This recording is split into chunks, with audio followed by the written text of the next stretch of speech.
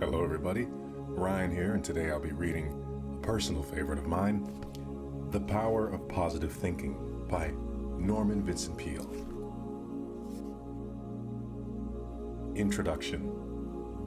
What this book can do for you.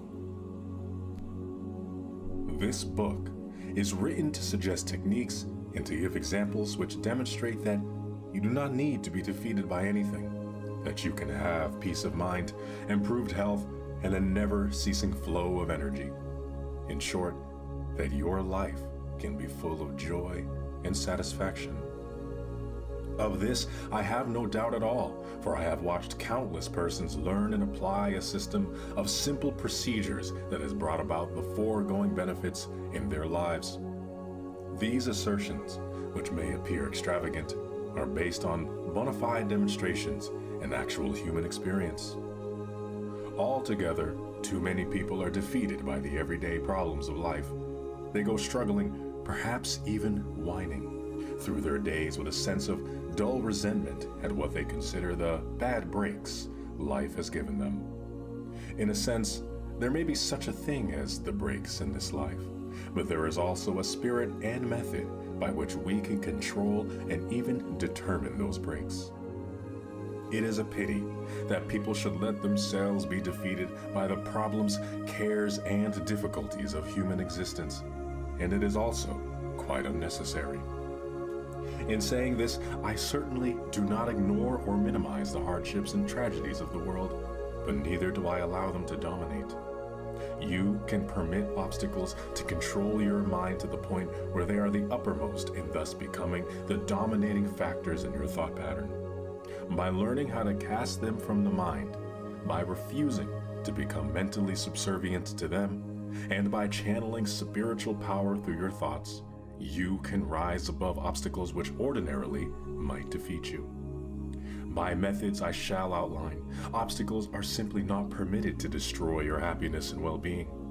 You need be defeated only if you are willing to be. This book teaches you how to will not to be.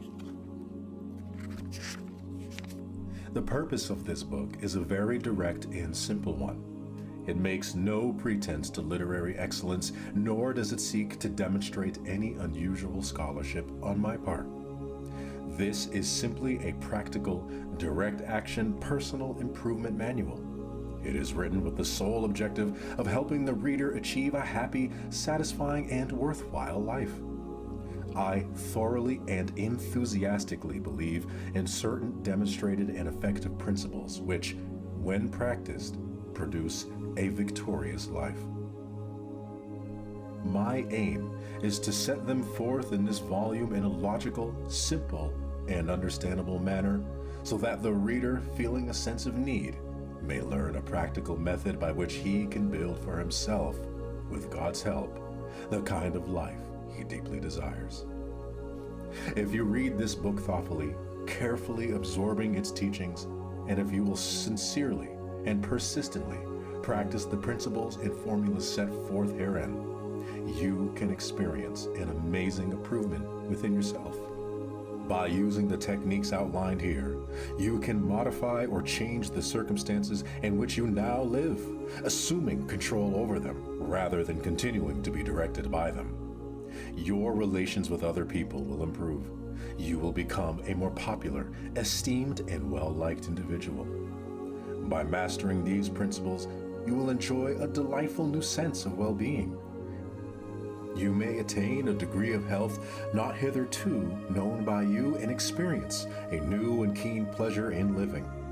You will become a person of greater usefulness, and you will wield an expanded influence. How can I be so certain that the practice of these principles will produce such results?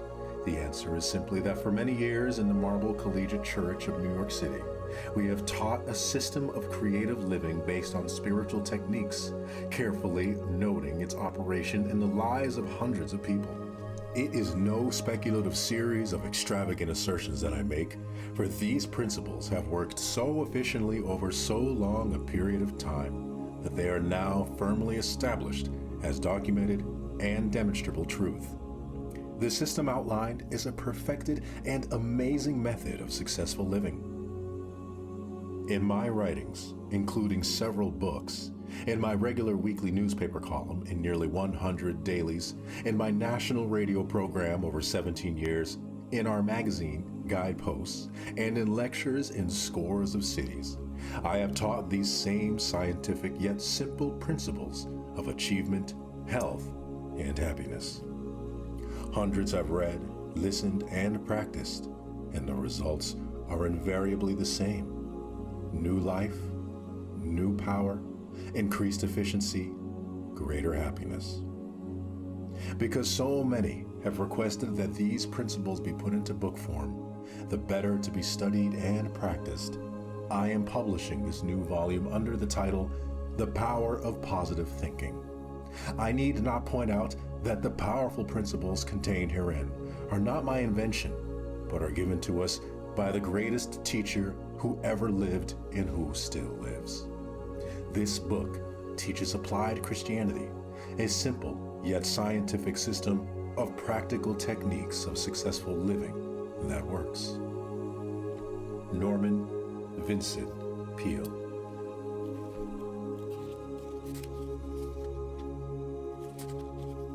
Chapter 1. Believe in yourself.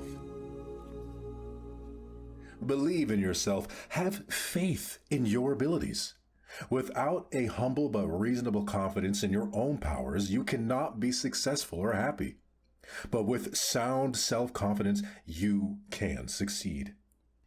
A sense of inferiority and inadequacy interferes with the attainment of your hopes, but self-confidence leads to self-realization and successful achievement. Because of the importance of this mental attitude, this book will help you believe in yourself and release your inner powers. It is appalling to realize the number of pathetic people who are hampered and made miserable by the malady popularly called the inferiority complex. But you not need suffer from this trouble. When proper steps are taken, it can be overcome. You can develop creative faith in yourself, faith that is justified. After speaking to a convention of businessmen in a city auditorium, I was on the stage of greeting people when a man approached me and with a peculiar intensity of manner asked, "May I talk with you about a matter of desperate importance to me?" I asked him to remain until the others had gone.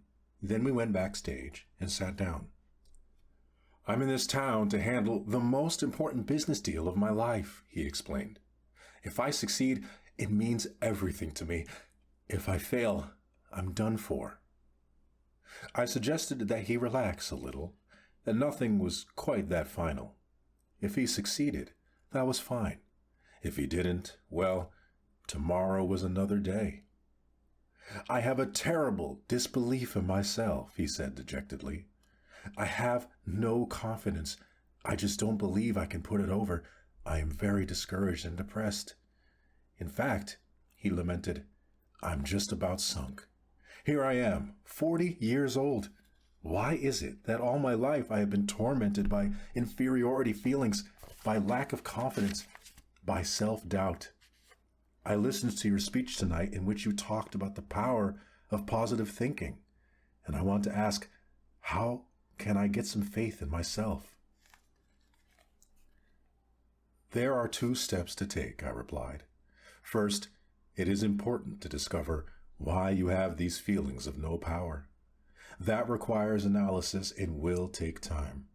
We must approach the maladies of our emotional life as a physician probes to find something wrong physically.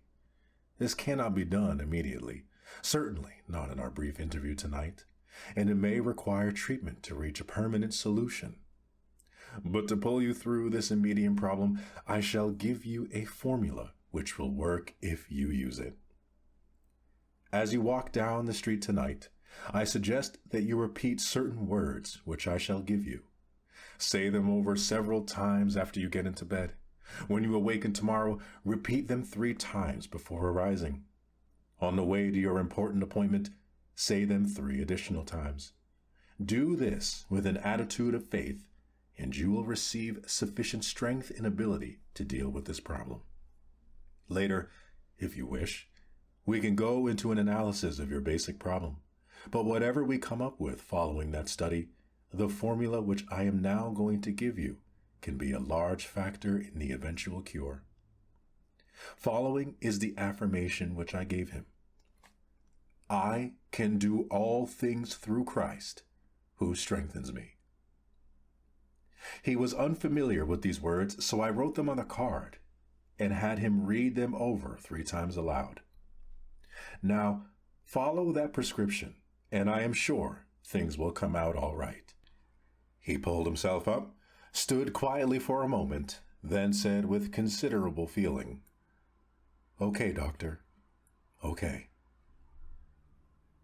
I watched him square his shoulders and walk out into the night. He seemed a pathetic figure, and yet the way he carried himself as he disappeared showed that faith was already at work in his mind. Subsequently, he reported that this simple formula did wonders for him, and added, "It seems incredible that a few words from the Bible could do so much for a person." This man later had a study made of the reasons for his inferiority attitudes. They were cleared away by scientific counseling and by the application of religious faith. He was taught how to have faith, was given certain specific instructions to follow. These are given later in this chapter. Gradually, he attained a strong, steady, reasonable confidence. He never ceases to express amazement at the way in which things now flow toward, rather than away from him. His personality has taken on a positive, not negative, character, so that he no longer repels success, but, on the contrary, draws it to him. He now has an authentic confidence in his own powers. There are various causes of inferiority feelings, and not a few stem from childhood. An executive consulted me about a young man whom he wished to advance in his company. But, he explained, he cannot be trusted with important secret information, and I'm sorry, for otherwise I would make him my administrative assistant. He has all the other necessary qualifications, but he talks too much, and without meaning to do so, divulges matters of a private and important nature. Upon analysis, I found that he talked too much simply because of an inferiority feeling. To compensate for it, he succumbed to the temptation of parading his knowledge. He associated with men who were rather well-to-do, all of whom had attended college and belonged to a fraternity. But this boy was reared in poverty, had not been a college man or fraternity member. Thus, he felt himself inferior to his associates in education and social background. To build himself up with his associates and to enhance his self-esteem, his subconscious mind, which always seeks to provide a compensatory mechanism, supplied him with a means for raising his ego. He was on the inside in the industry and accompanied his superior to conferences where he met outstanding men and listened to important private conversations. He reported just enough of his inside information to cause his associates to regard him with admiration and envy. This served to elevate his self-esteem and satisfy his desire for recognition. When the employer became aware of the cause of this personality trait, being a kindly and understanding man, he pointed out to the young man the opportunities in business to which his abilities could lead him.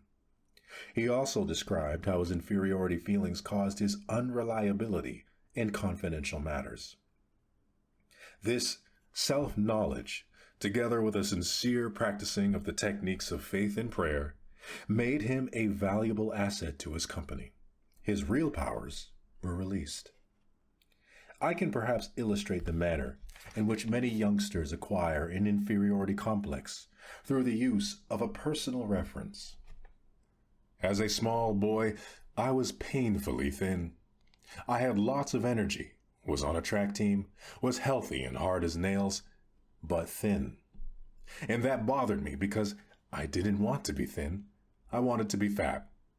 I was called skinny, but I didn't want to be called skinny. I wanted to be called fat.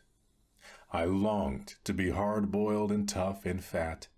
I did everything to get fat. I drank cod liver oil, consumed vast numbers of milkshakes, ate thousands of chocolate sundaes with whipped cream and nuts, cakes and pies innumerable.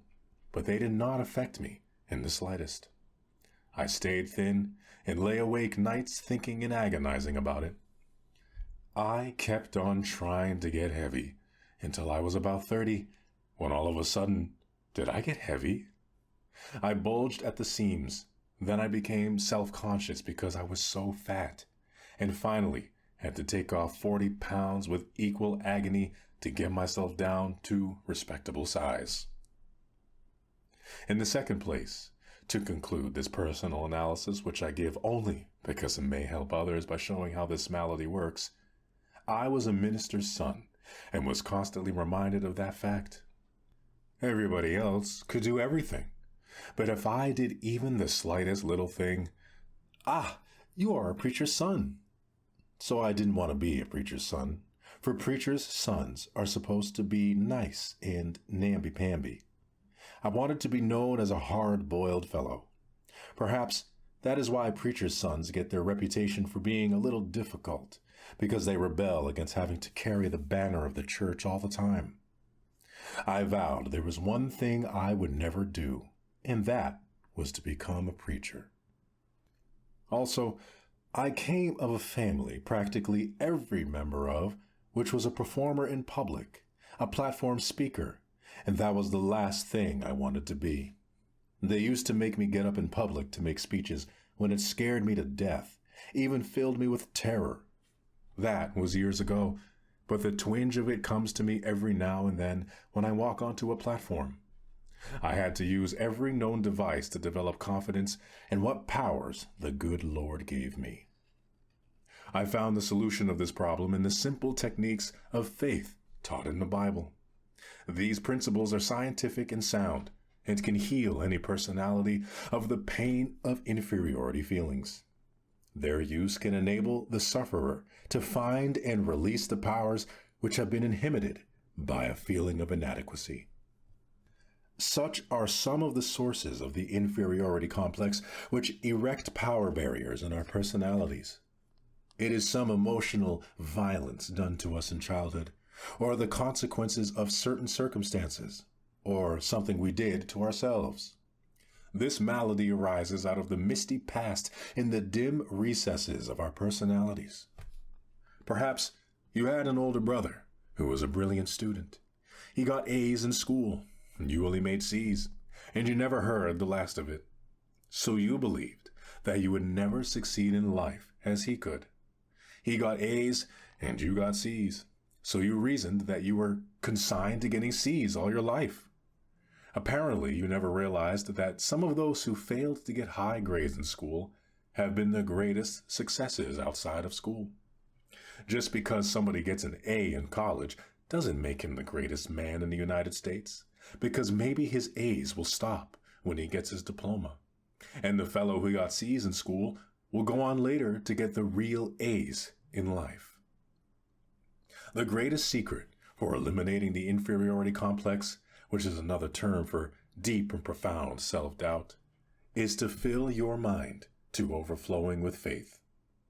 Develop a tremendous faith in God, and that will give you a humble yet soundly realistic faith in yourself. The acquiring of dynamic faith is accomplished by prayer, lots of prayer, by reading and mentally absorbing the Bible, and by practicing its faith techniques. In another chapter, I deal with specific formulas of prayer, but I want to point out here that the type of prayer that produces the quality of faith required to eliminate inferiority is of a particular nature. Surface skimming, formalistic, and perfunctory prayer is not sufficiently powerful. A wonderful colored woman, a cook in the home of friends of mine in Texas, was asked how she so completely mastered her troubles. She answered that ordinary problems could be met by ordinary prayers, but that when a big trouble comes along, you have to pray deep prayers. One of my most inspiring friends was Harlow B. Andrews of Syracuse, New York, one of the best businessmen and competent spiritual experts I ever knew. He said, the trouble with most prayers is that they aren't big enough. To get anywhere with faith, said he, learn to pray big prayers. God will rate you according to the size of your prayers. Doubtless he was right, for the scriptures say, according to your faith, be it unto you. So the bigger your problem, the bigger your prayer should be. Roland Hayes, the singer, quoted his grandfather to me, a man whose education was not equal to that of his grandson, but whose native wisdom was obviously sound. He said, the trouble with lots of prayers is that they ain't got no suction. Drive your prayers deep into your doubts, fears, inferiorities. Pray deep, big prayers that have plenty of suction, and you will come up with powerful and vital faith. Go to a competent spiritual advisor and let him teach you how to have faith. The ability to possess and utilize faith and gain the release of powers it provides are skills and, like any skills, must be studied and practiced to gain perfection. At the conclusion of this chapter are listed 10 suggestions for overcoming your inferiority patterns and for developing faith. Practice these rules diligently, and they will aid you in developing confidence in yourself by dissipating your feelings of inferiority, however deeply embedded. At this point, however, I wish to indicate that to build up feelings of self-confidence, the practice of suggesting confidence concepts to your mind is very effective. If your mind is obsessed by thoughts of insecurity and inadequacy, it is, of course, due to the fact that such ideas have dominated your thinking over a long period of time. Another and more positive pattern of ideas must be given the mind, and that is accomplished by repetitive suggestion or confidence ideas.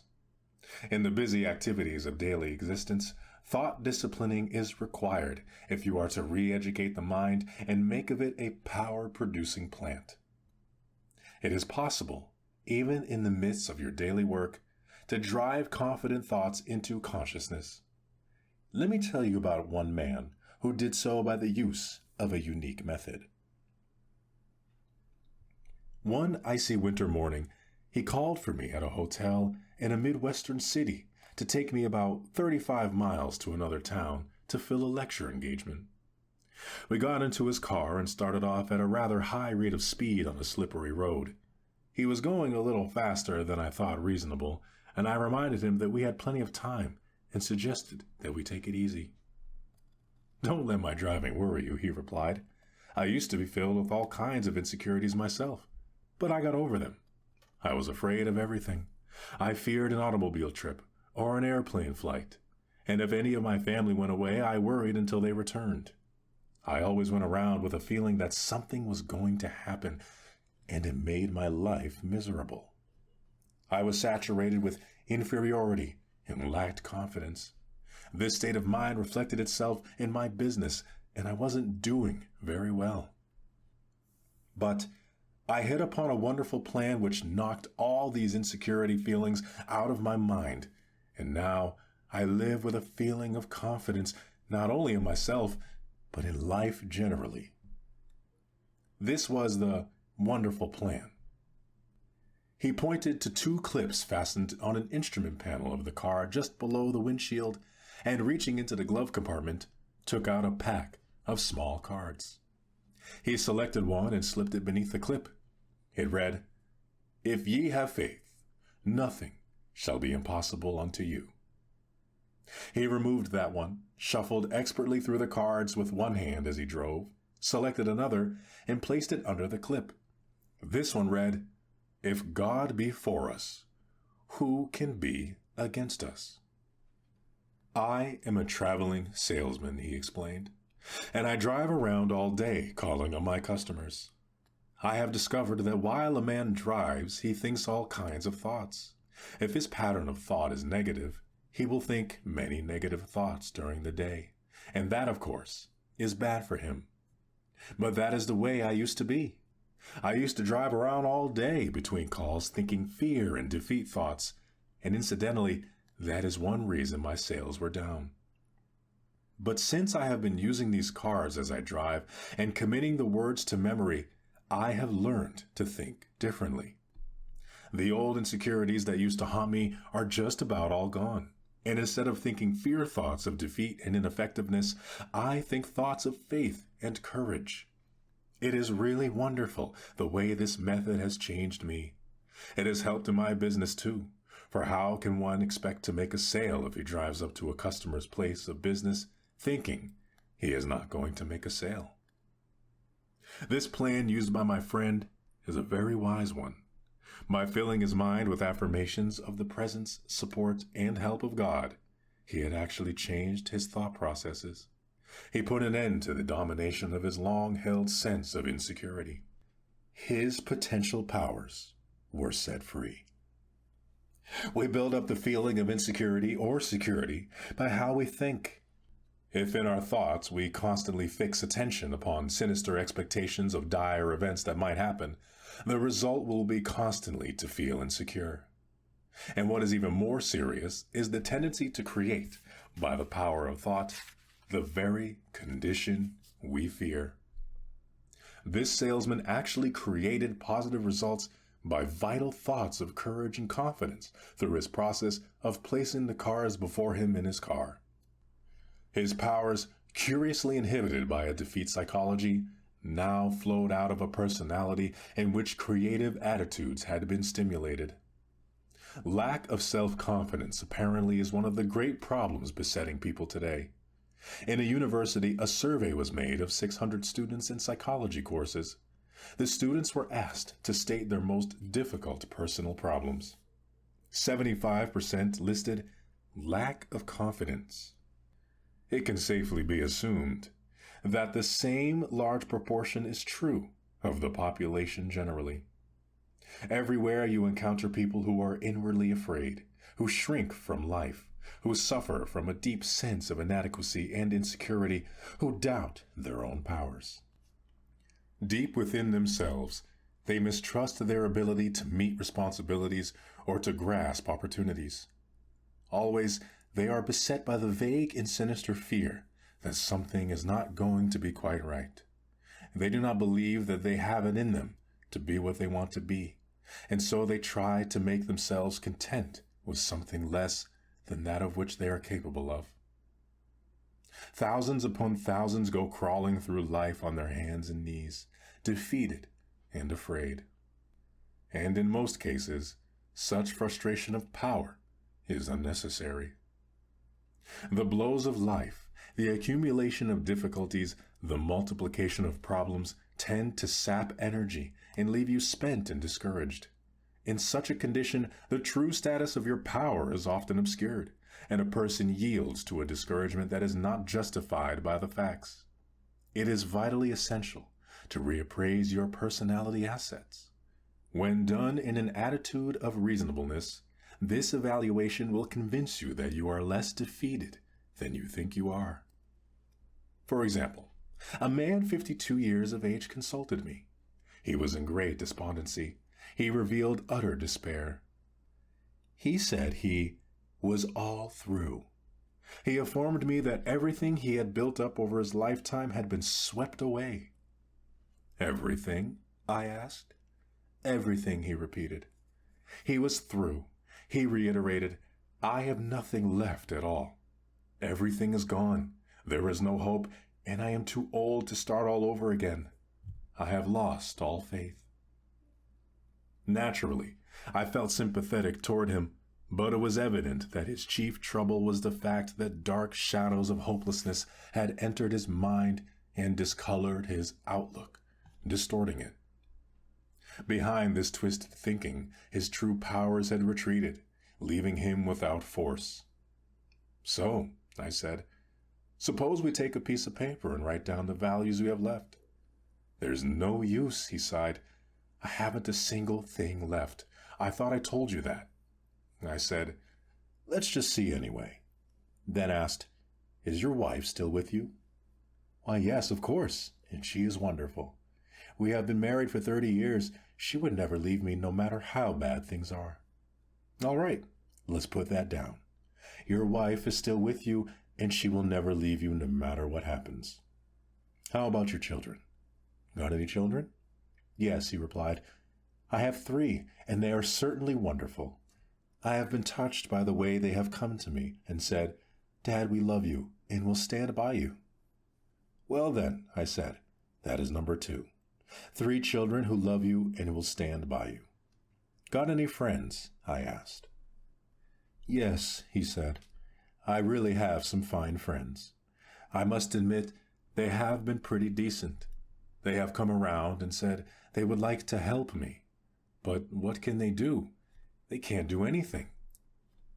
That is number 3. You have some friends who would like to help you and who hold you in esteem. How about your integrity? Have you done anything wrong? My integrity is all right, he replied. I have always tried to do the right thing, and my conscience is clear. All right, I said. We will put that down as number 4, integrity. How about your health? Well, my health is all right, he answered. I have had very few sick days, and I guess I am in pretty good shape physically. So let's put down as number 5, good physical health. How about the United States? Do you think it's still doing business and is the land of opportunity? Yes, he said. It is the only country in the world I would want to live in. That is number 6. You live in the United States, land of opportunity, and you are glad to be here. Then I asked, how about your religious faith? Do you believe in God and that God will help you? Yes, he said. I do not think I could have gotten through this at all if I hadn't had some help from God. Now, I said, let's list the assets we have figured out. 1, a wonderful wife, married for 30 years. 2, 3 devoted children who will stand by you. 3, friends who will help you and who hold you in esteem. 4, integrity, nothing to be ashamed of. 5, good physical health. 6, living in the United States, the greatest country in the world. 7, have religious faith. I shoved it across the table at him. Take a look at that. I guess you have quite a total of assets. I thought you told me everything had been swept away. He grinned ashamedly. I guess I didn't think of those things. I never thought of it that way. Perhaps things aren't so bad at that, he said pensively. Maybe I can start all over again if I can just get some confidence, if I can get the feel of some power within me. Well, he got it, and he did start all over again, but he did so only when he changed his viewpoint, his mental attitude. Faith swept away his doubts, and more than enough power to overcome all his difficulties emerged from within him. This incident illustrates a profound truth which is expressed in a very important statement made by the famous psychiatrist, Dr. Karl Menninger. He said, "Attitudes are more important than facts." That is worth repeating until its truth grips you. Any fact facing us, however difficult, even seemingly hopeless, is not so important as our attitude toward that fact. How you think about a fact may defeat you before you ever do anything about it. You may permit a fact to overwhelm you mentally before you start to deal with it actually.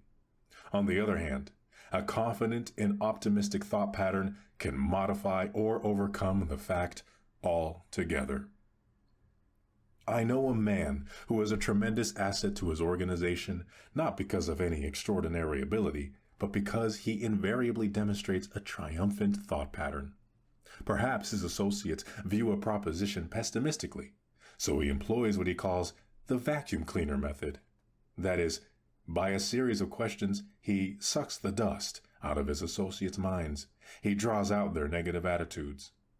Then, quietly, he suggests positive ideas concerning the proposition until a new set of attitudes gives them a new concept of the facts. They often comment upon how different facts appear when this man goes to work on them. It's the confidence attitude that makes the difference, nor does this rule out objectivity in any appraisal of facts. The inferiority complex victim sees all facts through discolored attitudes. The secret of correction is simply to gain a normal view, and that is always slanted on the positive side. So if you feel that you are defeated and have lost confidence in your ability to win, sit down, take a piece of paper, and make a list, not of the factors that are against you, but of those that are for you. If you or I or anybody think constantly of the forces that seem to be against us, we will build them up into a power far beyond that which is justified. They will assume a formidable strength which they do not actually possess. But if, on the contrary, you mentally visualize and affirm and reaffirm your assets and keep your thoughts on them, emphasizing them to the fullest extent, you will rise out of any difficulty regardless of what it may be. Your inner powers will reassert themselves and, with the help of God, lift you from defeat to victory.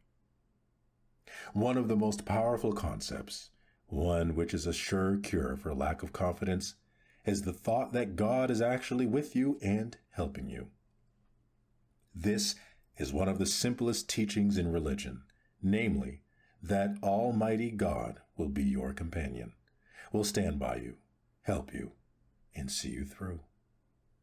No other idea is so powerful in developing self-confidence as this simple belief when practiced. To practice it, simply affirm, God is with me. God is helping me. God is guiding me. Spend several minutes each day visualizing His presence. Then practice believing that affirmation. Go about your business on the assumption that what you have affirmed and visualized is true. Affirm it, visualize it, believe it, and it will actualize itself. The release of power which this procedure stimulates will astonish you. Feelings of confidence depend upon the type of thoughts that habitually occupy your mind. Think defeat, and you are bound to feel defeated. But practice thinking confident thoughts. Make it a dominating habit, and you will develop such a strong sense of capacity that regardless of what difficulties arise, you will be able to overcome them. Feelings of confidence actually induce increased strength. Clergyman and writer Basil King once said, "Be bold, and mighty forces will come to your aid." Experience proves the truth of this. You will feel these mighty forces aiding you as your increased faith reconditions your attitudes. Ralph Waldo Emerson declared a tremendous truth. They conquer who believe they can. And he added, do the thing you fear, and the death of fear is certain. Practice confidence and faith, and your fears and insecurities will soon have no power over you. Once when Stonewall Jackson planned a daring attack, one of his generals fearfully objected, saying, "I am afraid of this," or "I fear that."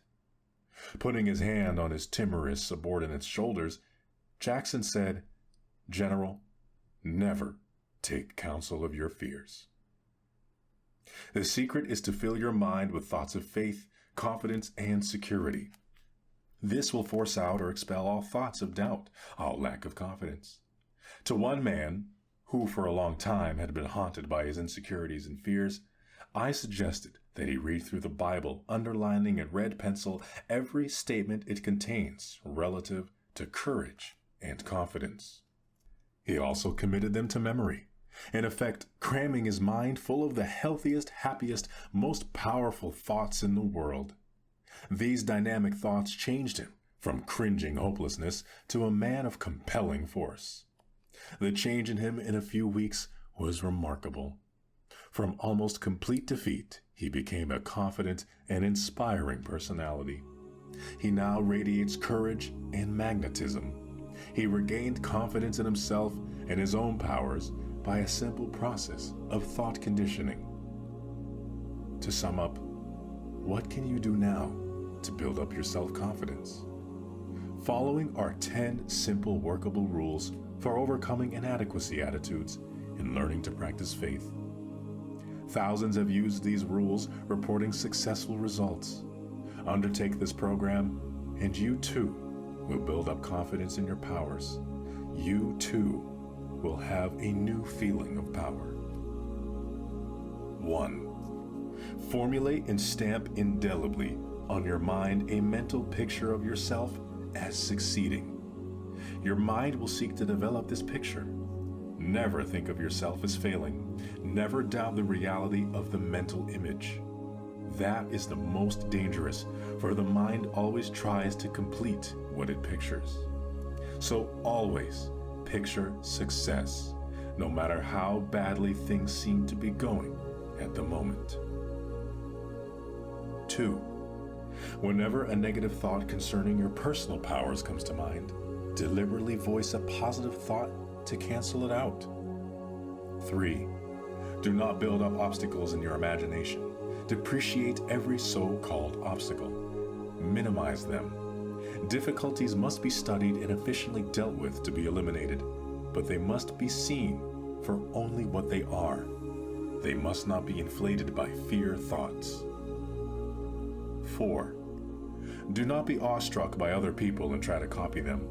Nobody can be you as efficiently as you can. Remember also that most people, despite their confident appearance and demeanor, are often as scared as you are and as doubtful of themselves. 5. 10 times a day, repeat these dynamic words. If God is for us, who can be against us? I'll read that one more time. If God be for us, who can be against us? 6. Get a competent counselor to help you understand why you do what you do. Learn the origin of your inferiority and self-doubt feelings, which often begin in childhood. Self-knowledge leads to a cure. 7. 10 times each day, practice the following affirmation, repeating it out loud if possible. I can do all things through Christ, who strengthens me. Repeat those words now. That magic statement is the most powerful antidote on earth to inferiority thoughts. I can do all things through Christ, who strengthens me.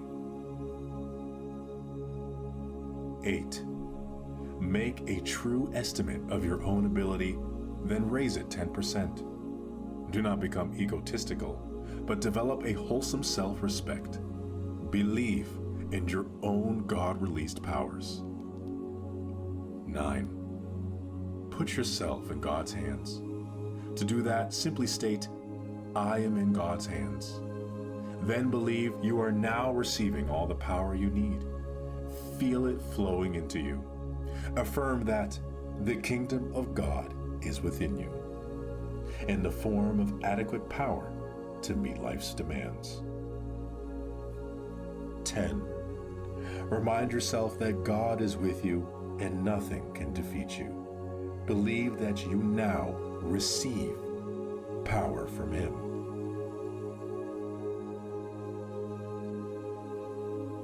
Chapter 2. A peaceful mind generates power.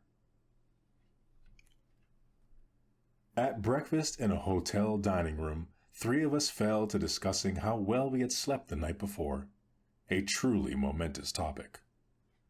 One man complained of a sleepless night. He had tossed and turned and was about as exhausted as when he retired. Guess I'd better stop listening to the news before going to bed, he observed.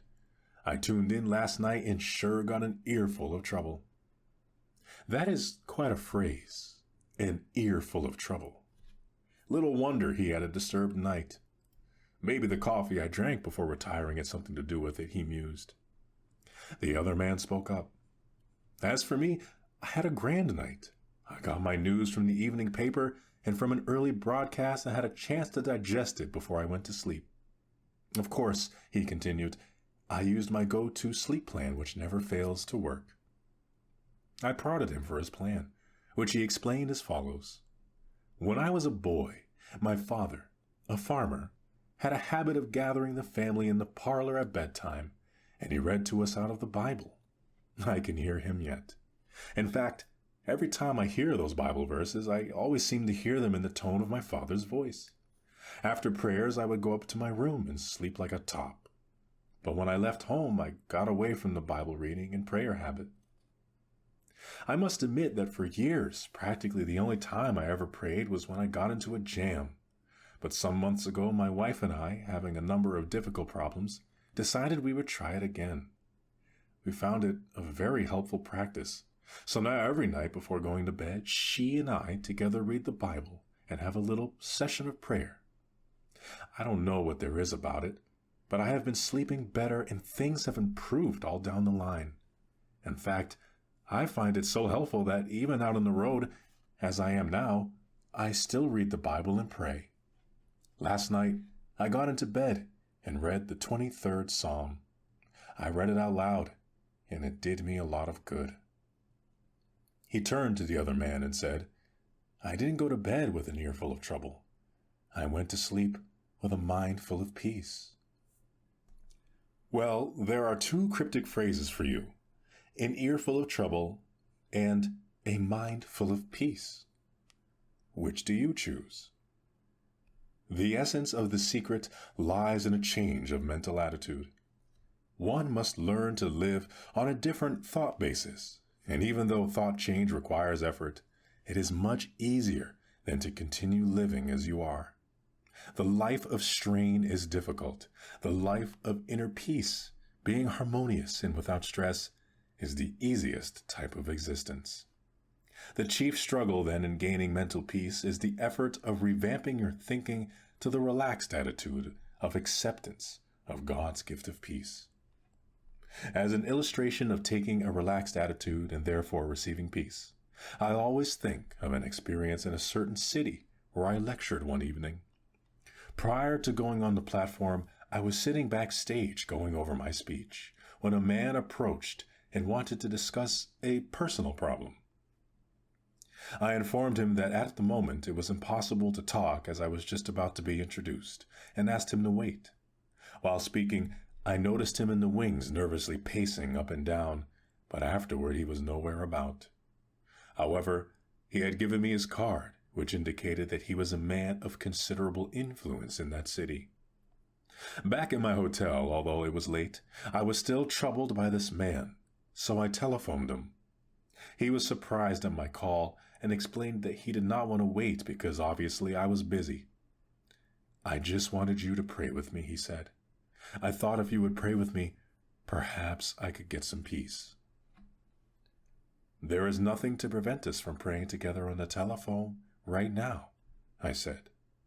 Somewhat in surprise, he replied, I have never heard of praying on the telephone. Why not? I asked. A telephone is simply a gadget of communication. You are some blocks from me, but by means of the telephone, we are together. Besides, I continued, the Lord is with each of us.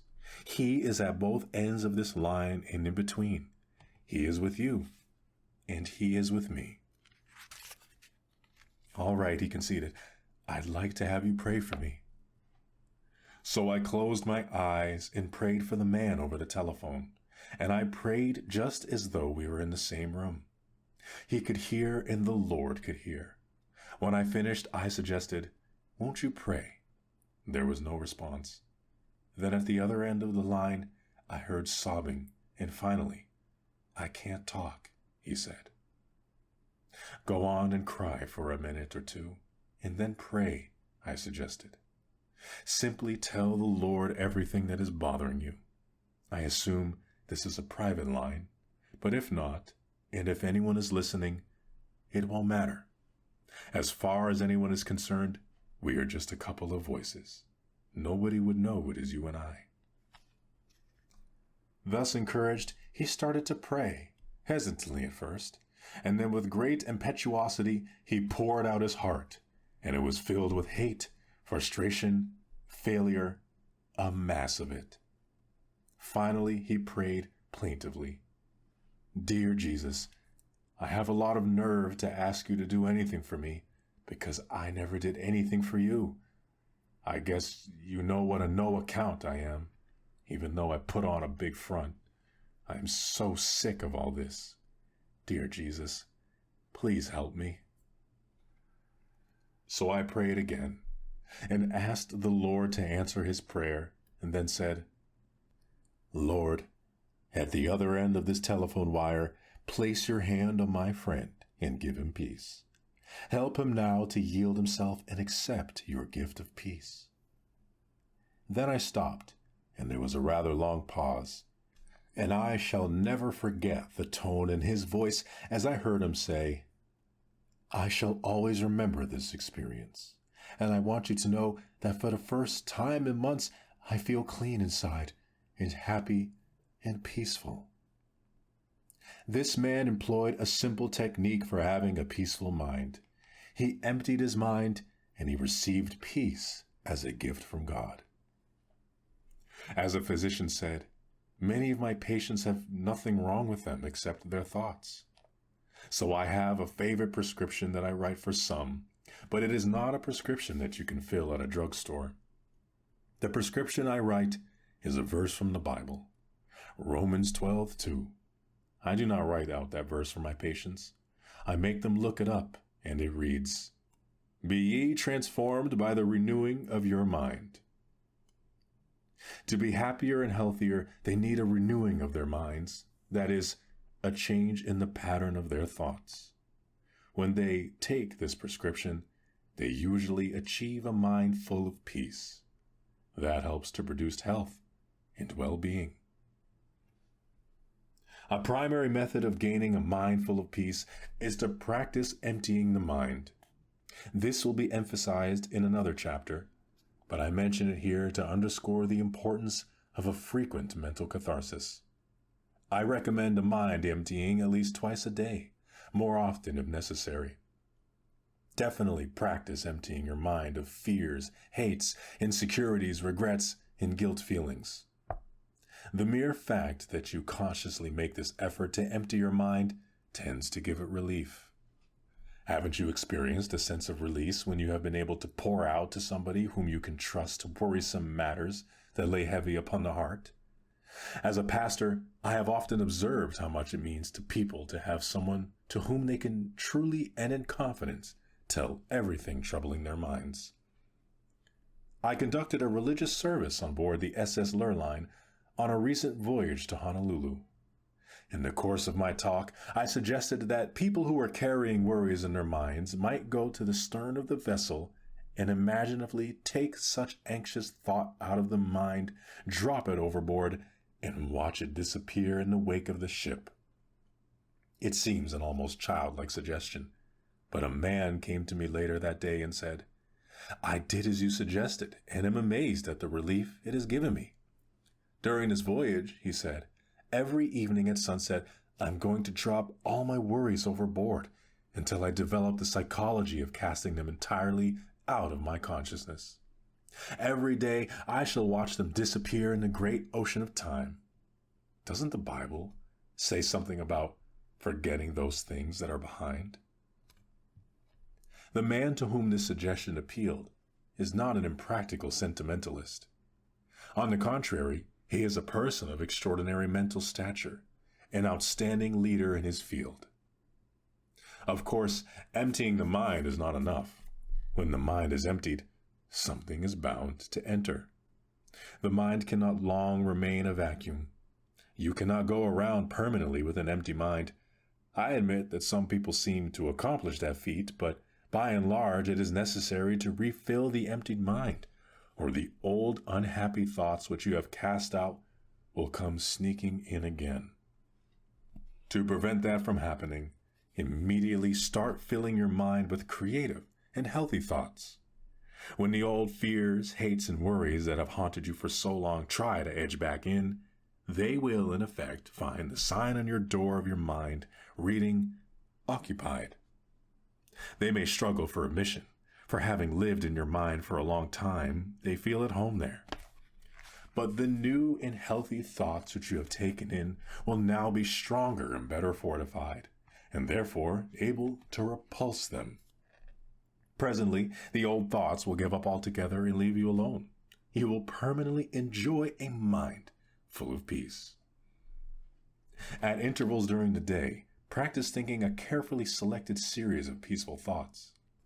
Let mental pictures of the most peaceful scenes you have ever witnessed pass across your mind, as, for example, some beautiful valley filled with the hush of evening time, as the shadows lengthen and the sun sinks to rest. Or recall the silvery light of the moon falling upon rippling waters, or remember the sea washing gently upon soft shores of sand. Such peaceful thought images will work upon your mind as a healing medicine. So now and then during every day, allow motion pictures of peace slowly cross your mind. Practice the technique of suggestive articulation, that is, repeat audibly some peaceful words. Words have profound suggestive power, and there is a healing in the very saying of them.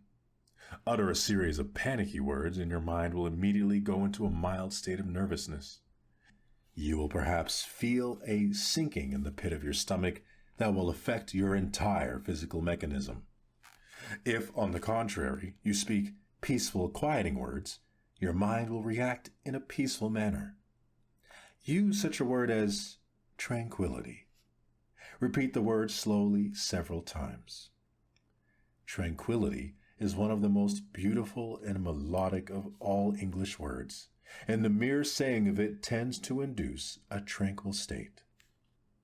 Another healing word is serenity.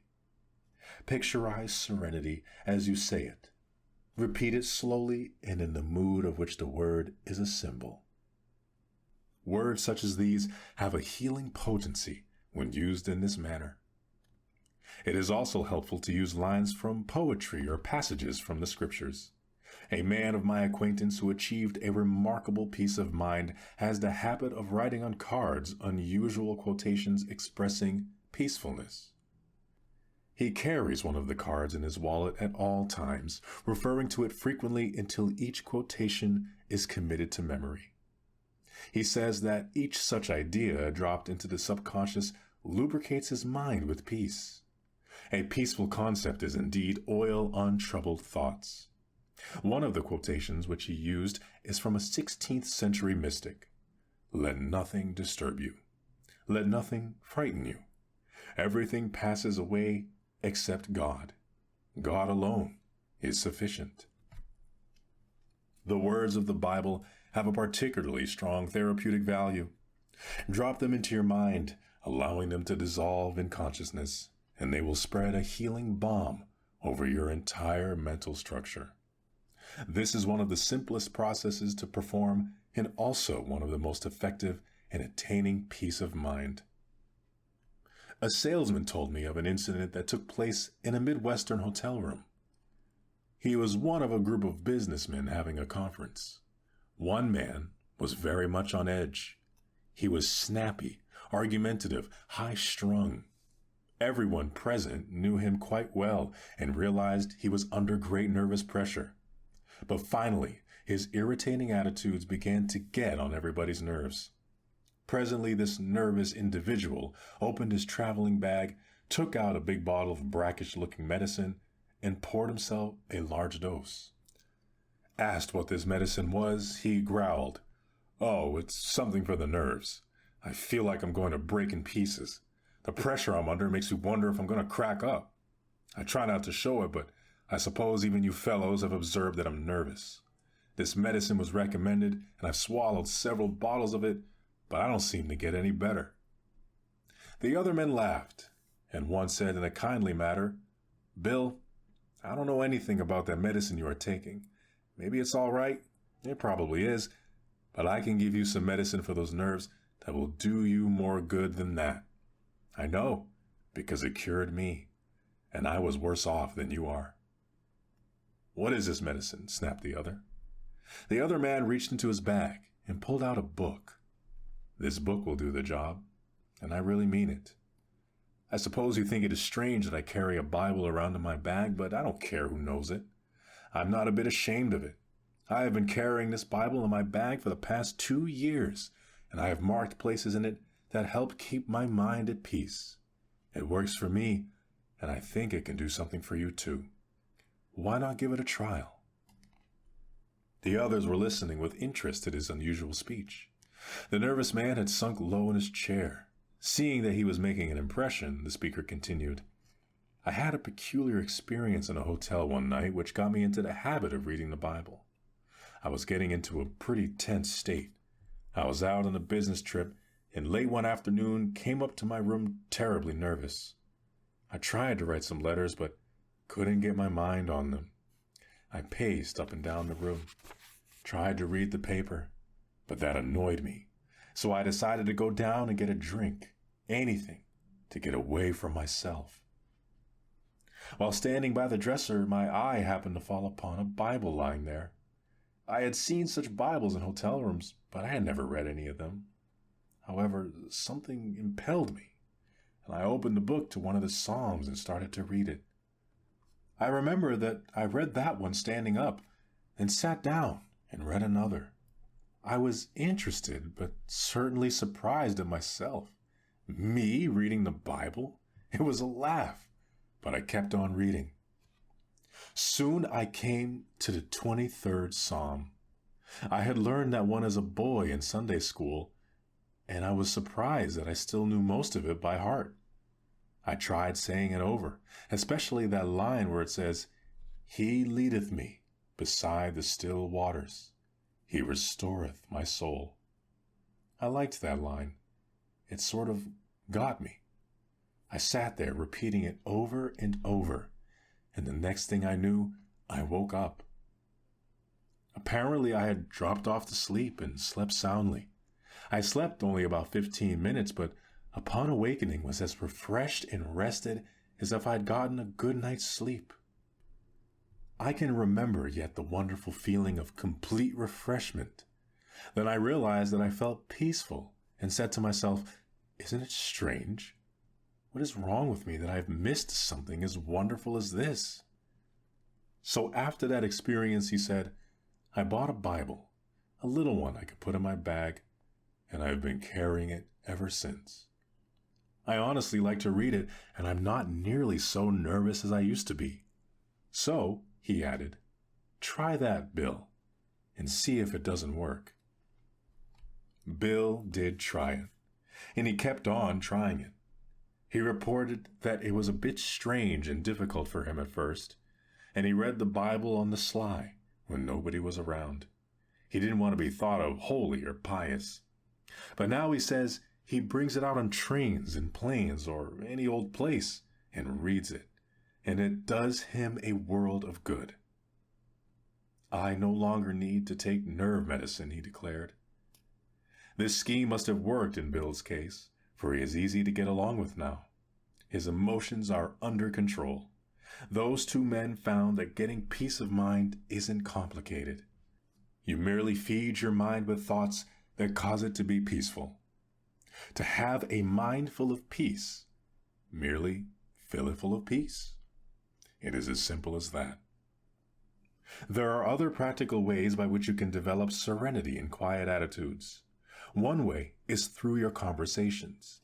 Depending upon the words we use and the tone in which we use them, we can talk ourselves into being nervous, high-strung, and upset. We can talk ourselves into either negative or positive results. By our speech, we can also achieve quiet reactions. Talk peaceful to be peaceful. In a group, when a conversation takes a trend that is upsetting, try injecting peaceful ideas into the talk. Note how it counteracts the nervous tension. Conversation filled with expressions of unhappy expectation, at breakfast, for example, often sets the tone of the day. Little wonder things turn out according to the unhappy specifications. Negative conversation adversely affects circumstances. Certainly, talk of a tense and nervous nature enhances inner agitation. On the contrary, start each day by affirming peaceful, contented, and happy attitudes, and your day will tend to be pleasant and successful. Such attitudes are active, indefinite factors in creating satisfactory conditions. Watch your manner of speech, then, if you wish to develop a peaceful state of mind.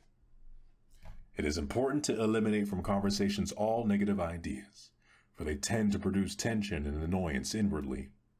For example, when you are with a group of people at lunch, do not comment that the terrorists will soon destroy the country. In the first place, terrorists are not going to destroy the country, and by so asserting, you create a depressing reaction in the minds of others. It undoubtedly affects digestion adversely. The depressing remark colors the attitude of all present, and everyone goes away with perhaps slight but definite feel of annoyance. They also carry away with them a mild but definite feeling that something is wrong with everything.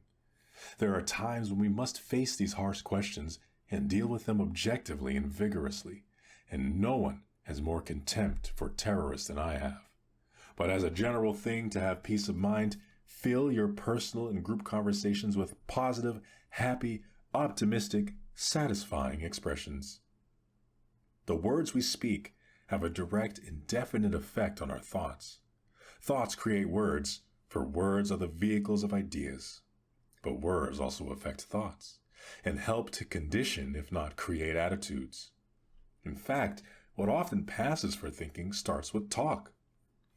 Therefore, if the average conversation is scrutinized and disciplined to be sure that it contains peaceful expression, the result will be peaceful ideas, and ultimately, therefore, a peaceful mind. Another effective technique in developing a peaceful mind is the daily practice of silence. Everyone should insist upon not less than a quarter of an hour of absolute quiet every 24 hours. Go alone into the quietest place available to you and sit or lie down for 15 minutes and practice the art of silence. Do not talk to anyone. Do not write. Do not read. Think as little as possible. Throw your mind into neutral. Conceive of your mind as quiescent, inactive. This will not be easy at first because thoughts are stirring up in your mind, but practice will increase your efficiency. Conceive of your mind as the surface of a body of water and see how nearly quiet you can make it, so that there is not a ripple. When you have attained a quiescent state, then begin to listen for the deeper sounds of harmony and beauty and of God that are to be found in the essence of silence. Americans, unfortunately, are not skilled in this practice, which is a pity. For as Thomas Carlyle said, silence is the element in which great things fashion themselves. This generation of Americans has missed something that our forefathers knew and which helped to condition their character, and that is the silence of the great forest or of the far-reaching plains. Perhaps our lack of inner peace is due to some extent of the effect of noise upon the nervous system of modern people. Scientific experiments show that the noise in the place where we work, live, or sleep reduces efficiency to a noticeable degree. Contrary to popular belief, it is doubtful if we ever completely adjust our physical, mental, or nervous mechanisms to noise. No matter how familiar a repeated sound becomes, it never passes unheard by the subconscious. Automobile horns, the roar of airplanes, and other strident noises actually result in physical activity during sleep. Impulses transmitted to and through the nerves by these sounds cause muscular movements, which detract from real rest. If the reaction is sufficiently severe, it partakes of the nature of shock. On the contrary, silence is a healing, soothing, healthy practice.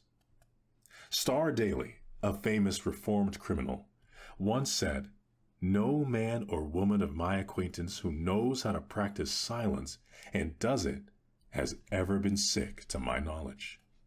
I have noticed that my own afflictions come upon me when I do not balance expression with relaxation."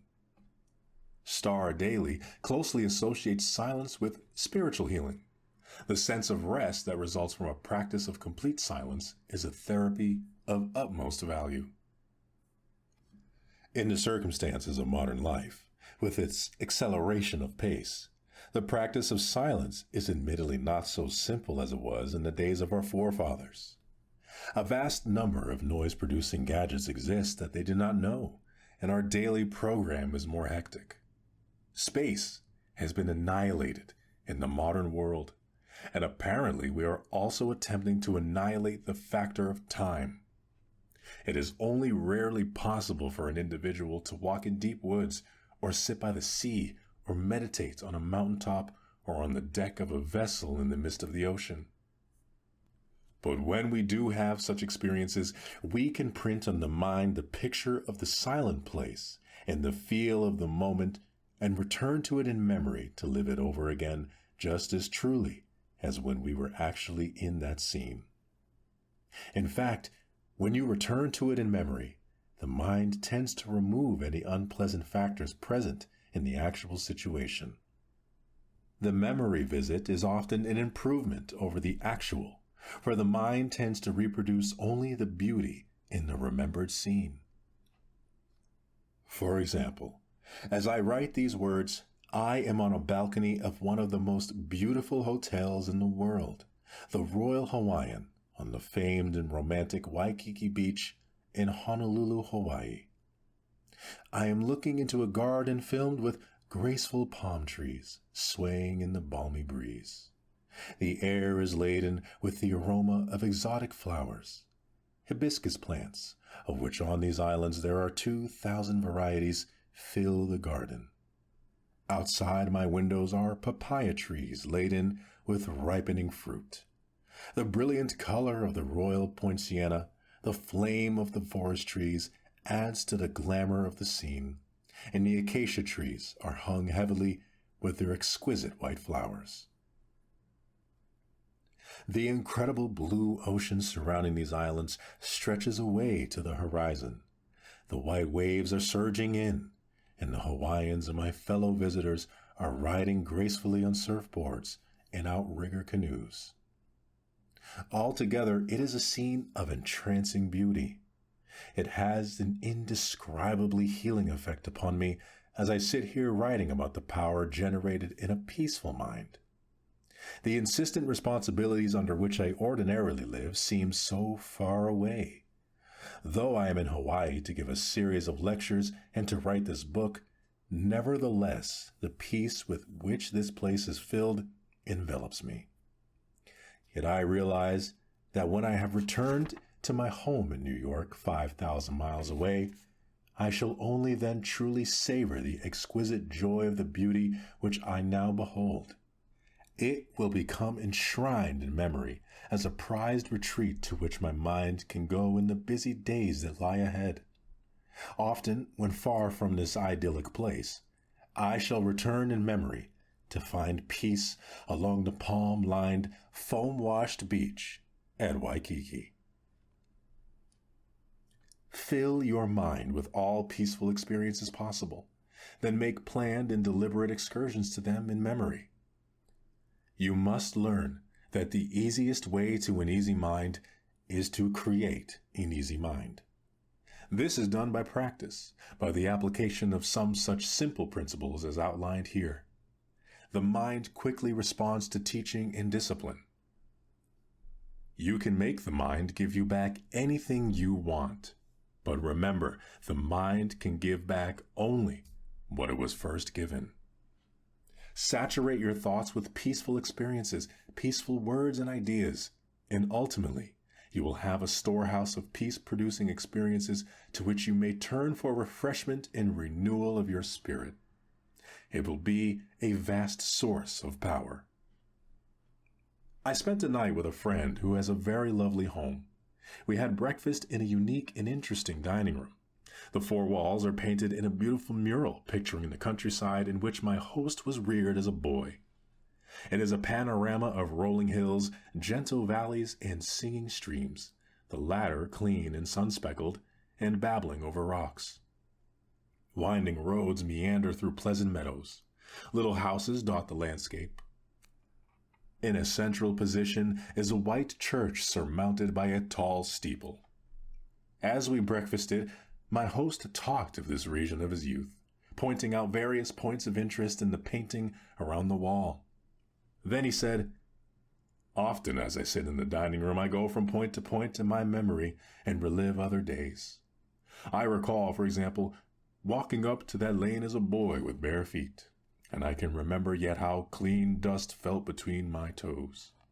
I remember fishing in that trout stream on many a summer afternoon, and coasting down those hills in the wintertime. There is the church I attended as a boy," he grinned and said. "I sat through many a long sermon in that church, but gratefully recall to mind the kindliness of the people and the sincerity of their lives. I could sit here and look at that church and think of the hymns I heard there with my mother and father as we sat together in the pew. They are long buried in that cemetery alongside the church, but in memory I go and stand by their graves and hear them speak to me as in the days gone by.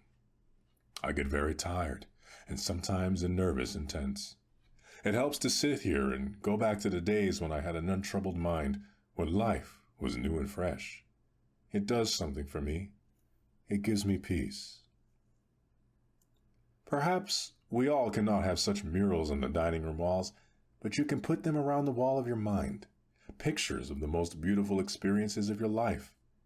Spend time among the thoughts which these pictures suggest.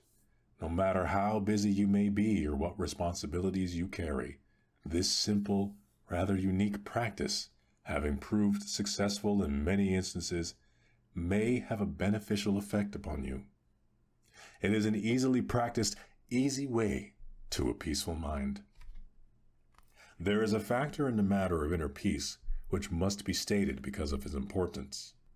Frequently, I find that people who are lacking in inner peace are victims of a self-punishment mechanism.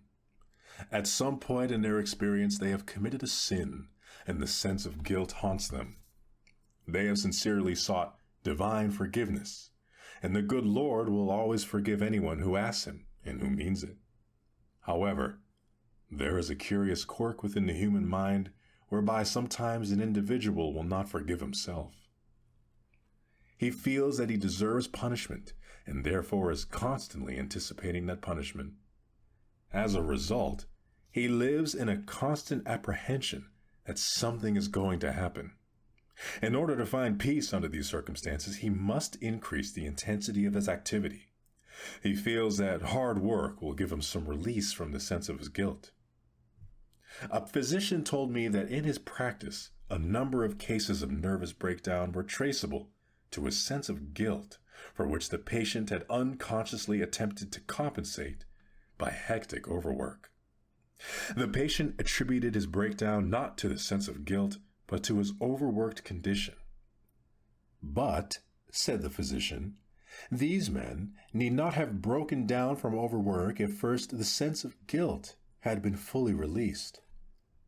Peace of mind under such circumstances is available by yielding the guilt as well as the tension it produces to the healing therapy of Christ." At a resort hotel where I had gone for a few days of quiet writing, I encountered a man from New York whom I knew slightly. He was a high-pressured, hard-driving, and exceedingly nervous business executive. He was sitting in the sun in a deck chair. At his invitation, I sat down and chatted with him.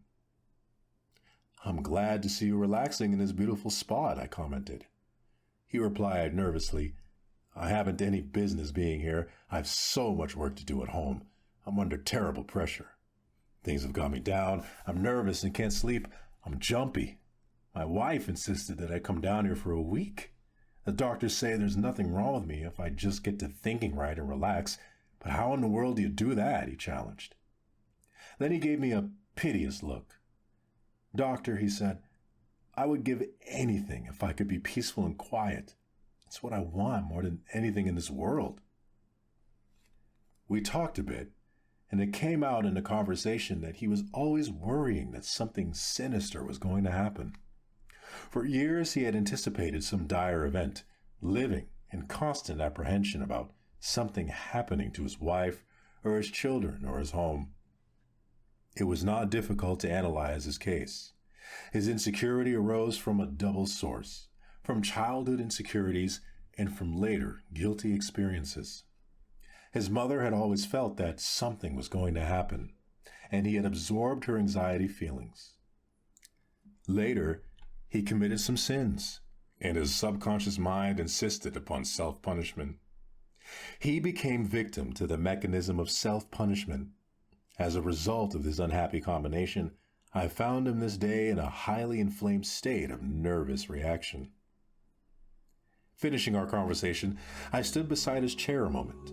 There was no one near, so I rather hesitantly suggested, "Would you by any chance like me to pray with you?" He nodded, and I put my hand on his shoulder and prayed, "Dear Jesus, as you healed people in the long ago and gave them peace, heal this man now. Give him fully of thy forgiveness. Help him to forgive himself. Separate him from all his sins and let him know that you do not hold them against him. Set him free from them. Then let thy peace flow into his mind and into his soul and into his body." He looked up at me with a strange look on his face and then turned away, for there were tears in his eyes and he didn't want me to see them. We were both a bit embarrassed, and I left him. Months later I met him, and he said, "Something happened to me down there that day when you prayed for me. I felt a strange sense of quietness and peace, and," he added, "healing." He goes to church regularly now, and he reads the Bible every day of his life. He follows the laws of God, and he has lots of driving force. He is a healthy, happy man, for he has peace in his heart and mind.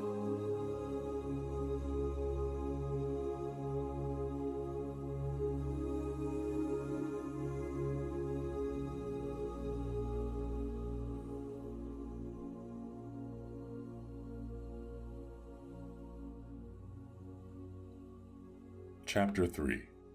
How to Have Constant Energy. A Major League Baseball pitcher once pitched a game when the temperature was over 100 degrees. He lost several pounds as a result of the afternoon's exertion. At one stage of the game, his energy sagged. His method for restoring his ebbing strength was unique. He simply repeated a passage from the Old Testament. "But they that wait upon the Lord shall renew their strength. They shall mount up with wings as eagles. They shall run and not be weary, and they shall walk and not faint." Frank Hiller, the pitcher who had this experience, told me that reciting this verse on the pitcher's mound actually gave him a renewal of strength so that he was able to complete the game with energy to spare. He explained the technique by saying, "I passed a powerful energy-producing thought through my mind." How we think we feel has a definite effect on how we actually feel physically. If your mind tells you that you are tired, the body mechanism, the nerves, and the muscles accept the fact. If your mind is intensely interested, you can keep on at an activity indefinitely. Religion functions through our thoughts. In fact, it is a system of thought discipline. By supplying attitudes of faith to the mind, it can increase energy. It helps you to accomplish prodigious activity by suggesting that you have an ample support and resources of power.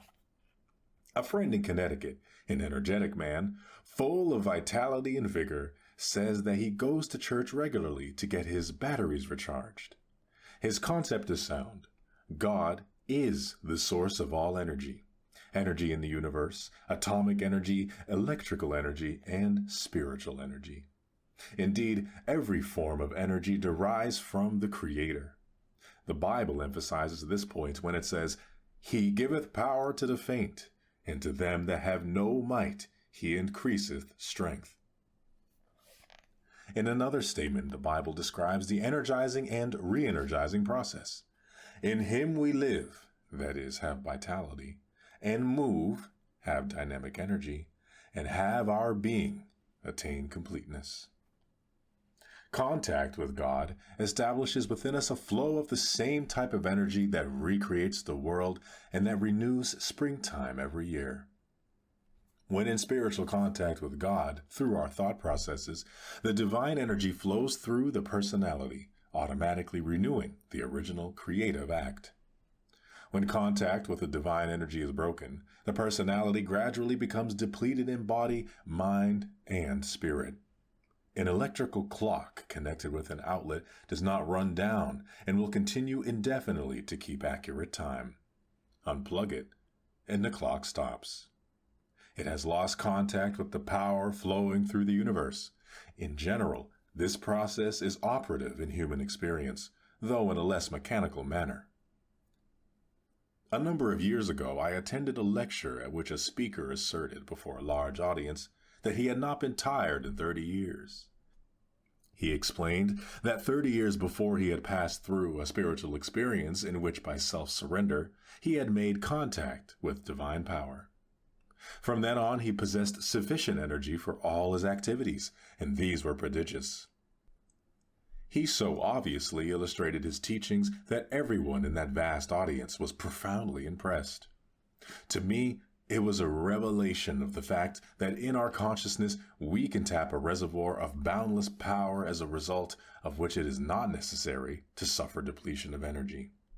For years, I have studied and experimented with the ideas which this speaker outlined and which others have expounded and demonstrated, and it is my conviction that the principles of Christianity scientifically utilized can develop an uninterrupted and continuous flow of energy into the human mind and body.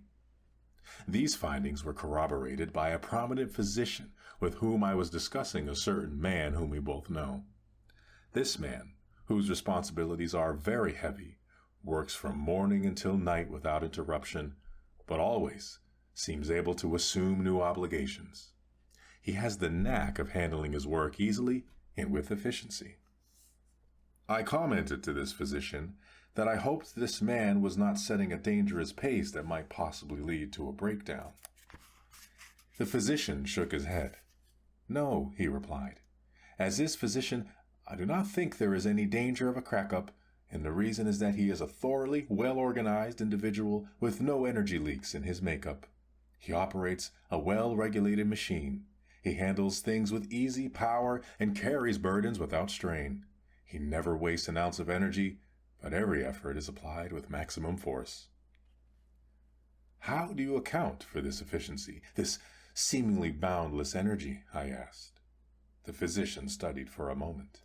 "The answer is that he is a normal individual, emotionally well integrated, and, what is more important, he is a soundly religious person. From his religion, he has learned how to avoid drainage of power. His religion is a workable and useful mechanism for preventing energy leaks. It is not hard work that drains off energy, but emotional upheaval, and this man is entirely free from that." Increasingly, people are realizing that the maintenance of a sound spiritual life is important in enjoying energy and personality force. The body is designed to produce all needed energy over an amazingly long period of time. If the individual takes reasonable care of his body from the standpoint of proper diet, exercise, sleep, no physical abuse, the body will provide and maintain astonishing energy and sustain itself in good health. If he gives similar attention to a well-balanced emotional life, energy will be conserved. But if he allows energy leaks caused by hereditary or self-imposed emotional reactions of a debilitating nature, he will be lacking in vital force. The natural state of the individual when body, mind, and spirit work harmoniously is that of a continuous replacement of necessary energy. Mrs. Thomas A. Edison, with whom I often discussed the habits and characteristics of her famous husband, the world's greatest inventive wizard, told me that it was Mr. Edison's custom to come into the house from his laboratory after many hours of labor and lie down on his old couch. She said he would fall asleep as naturally as a child, in perfect relaxation, sinking into a deep and untroubled slumber. After 3 or 4, or sometimes 5 hours, he would become instantly wide awake, completely refreshed, and eager to return to his work. Mrs. Edison, in answer to my request that she analyze her husband's ability to rest in a manner so natural and complete, said, "He was a nature's man," by which she meant that he was completely in harmony with nature and with God. In him there were no obsessions, no disorganizations, no conflicts, no mental quirks, no emotional instability. He worked until he needed to sleep. Then he slept soundly and arose and returned to his work. He lived for many years and was in many respects the most creative mind ever to appear on the American continent. He drew his energy from emotional self-mastery, the ability to relax completely. His amazingly harmonious relationship with the universe caused nature to reveal to him its inscrutable secrets. Every great personality I have ever known, and I have known many, who has demonstrated the capacity for prodigious work has been a person in tune with the infinite. Every such person seems in harmony with nature and in contact with the divine energy. They have not necessarily been pious people, but invariably they have been extraordinarily well organized from an emotional and psychological point of view. It is fear, resentment, the projection of parental faults upon people when they are children, inner conflicts, and obsessions that throw off balance the finely equated nature, thus causing undue expenditure of natural force. The longer I live, the more I am convinced that neither age nor circumstance needs to deprive us of energy and vitality. We are at last awakening to the close relationship between religion and health.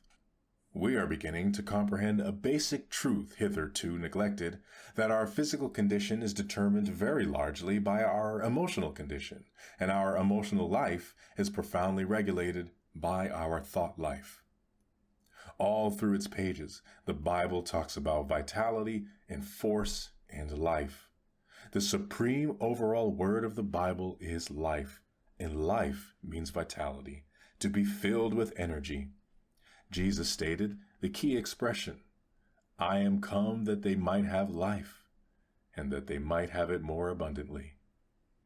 This does not rule out pain or suffering or difficulty, but the clear implication is that if a person practices the creative and recreative principles of Christianity, he can live with power and energy. The practice of the above-mentioned principles will serve to bring a person into the proper tempo of living. Our energies are destroyed because of the high tempo, the abnormal pace at which we go. The conservation of energy depends upon getting your personality speed synchronized with the rate of God's movement. God is in you. If you are going at one rate and God at another, you are tearing yourself apart. Though the mills of God grind slowly, yet they grind exceeding small. The mills of the most of us grind very rapidly, and so they grind poorly. When we become attuned to God's rhythm, we develop a normal tempo within ourselves, and energy flows freely. The hectic habits of this age have many disastrous effects. A friend of mine commented upon an observation made by her aged father. He said that in the early days, when a young man came courting in the evening, he sat with his intended in the parlor. Time in those days was measured by the deliberate, ponderous strokes of the grandfather clock, which has a very long pendulum. It seemed to say, "There is plenty of time. There is plenty of time. There is plenty of time." But modern clocks, having a shorter pendulum with swifter strokes, seem to say, "Time to get busy, time to get busy, time to get busy, time to get busy." Everything is speeded up, and for that reason, many people are tired. The solution is to get into the time synchronization of Almighty God. One way to do this is by going out some warm day and lying down on the earth. Get your ear close down to the ground and listen. You will hear all manner of sounds. You will hear the sound of the wind in the trees and the murmur of insects, and you will discover presently that there is in all these sounds a well-regulated tempo. You cannot get that tempo by listening to traffic in the city streets, for it is lost in the confusion of sound. You can get it in church, where you hear the word of God and the great hymns.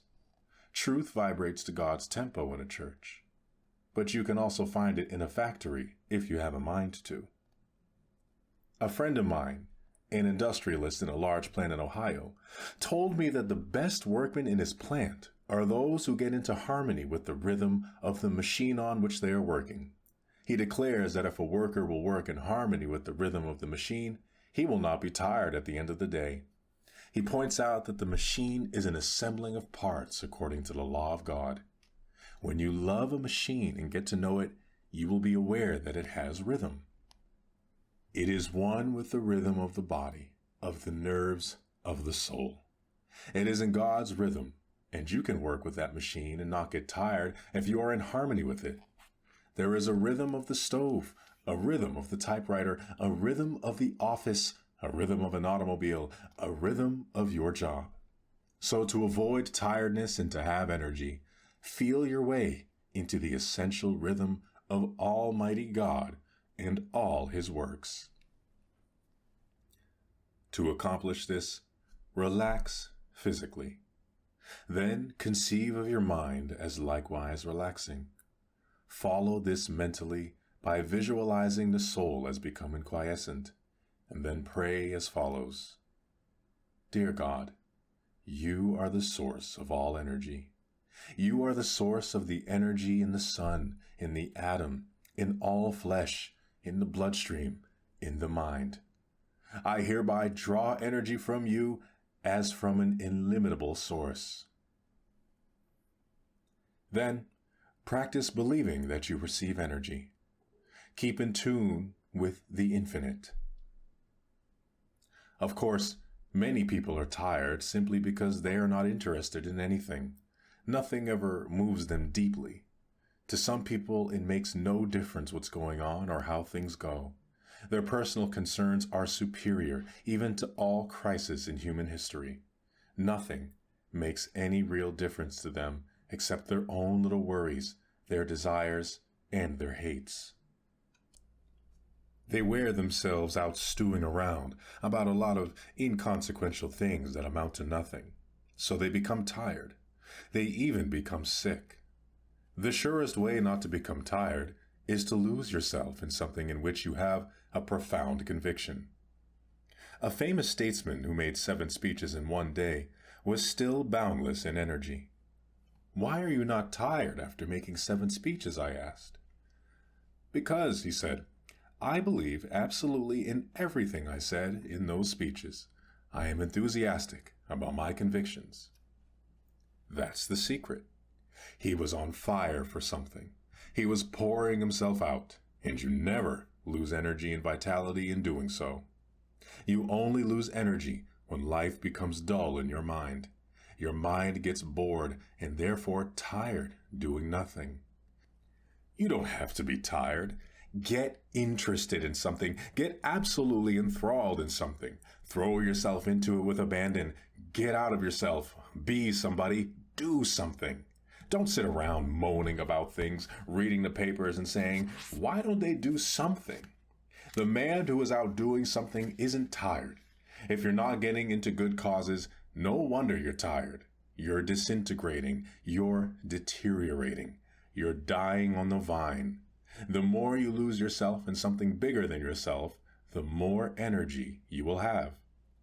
You don't have time to think about yourself and get bogged down in your emotional difficulties. To live with constant energy, it is important to get your emotional faults corrected. You will never have full energy until you do. Knute Rockne, one of the greatest football coaches this country ever produced, said that a football player cannot have sufficient energy unless his emotions are under spiritual control. In fact, he went so far as to say that he would not have a man on his team who did not have a genuinely friendly feeling for every player. "I have to get the most energy out of a man," he said, "and have discovered that it cannot be done if he hates another man. Hate blocks his energy, and he isn't up to par until he eliminates it and develops a friendly feeling. People who lack energy are disorganized to one degree or another by their deep, fundamental emotional and psychological conflicts. Sometimes the results of this disorganization are extreme, but healing is ever possible. In a Midwestern city, I was asked to talk to a man, formerly a very active citizen of that community, who had suffered an acute decline in vitality. It was thought by his associates that he had a stroke. This impression was given by the shuffling manner in which he moved, by an extraordinary lethargic attitude, and by his complete detachment of himself from the activities to which he had formerly given a large portion of his time. He sat despondently in his chair hour after hour, and often he would weep. He exhibited many of the symptoms of a nervous breakdown. I arranged to see him in my hotel room at a certain hour. My door was open, and through it I could see the elevator. I chanced to be looking in that direction when the elevator door opened, and this man came shuffling down the hall. It seemed that at any moment he would topple over, and he gave every evidence of scarcely being able to negotiate the distance. I asked him to be seated, and engaged him in conversation, which proved to be rather fruitless, for it revealed little enlightenment because of his tendency to complain about his condition and his inability to give thoughtful consideration to my questions. This was apparently due to his enormous self-pity. When I asked him if he would like to be well, he looked up at me in the most intense and pathetic manner. His desperation was revealed by his answer, which was that he would give anything in the world if he could regain the energy and the interest in life which he formerly enjoyed. I began to draw out of him certain facts regarding his life and experience. These were all of a very intimate nature, and many of them so deeply embedded in his consciousness that it was with the utmost difficulty that his personality yielded them up. They had to do with old infantile attitudes, fears that stemmed from earliest days, most of them deriving from the mother-child relationship. Not a few guilt situations appeared. It seemed that over the course of the years these factors had accumulated like drifting sand across the channel of a river. The flow of power was gradually decreased, so that an insufficient amount of energy was passing through. The man's mind was in such a complete state of retreating that a process of reasoning and enlightenment seemed quite impossible. I sought guidance and found myself, quite to my surprise, standing beside him and placing my hand upon his head. I prayed, asking God to heal the man. I suddenly became aware of what seemed to be the passing of power through my hand, which rested upon his head. I hasten to add that there is no healing power in my hand, but now and then a human being is used as a channel, and it was evidently so in this instance, for presently the man looked up with an expression of the utmost happiness and peace, and he said simply, "He was here. He touched me. I feel entirely different." From this time on, his improvement was pronounced, and at the present time he is practically his old self again, except for the fact that now he possesses a quiet and serene confidence which was not present previously. Apparently, the clogged channel in his personality through which the passage of power had been impeded was opened by an active faith, and a free flow of energy was renewed. The facts suggested by this incident are that such healings do take place, and that a gradual accumulation of psychological factors can cut off the flow of energy.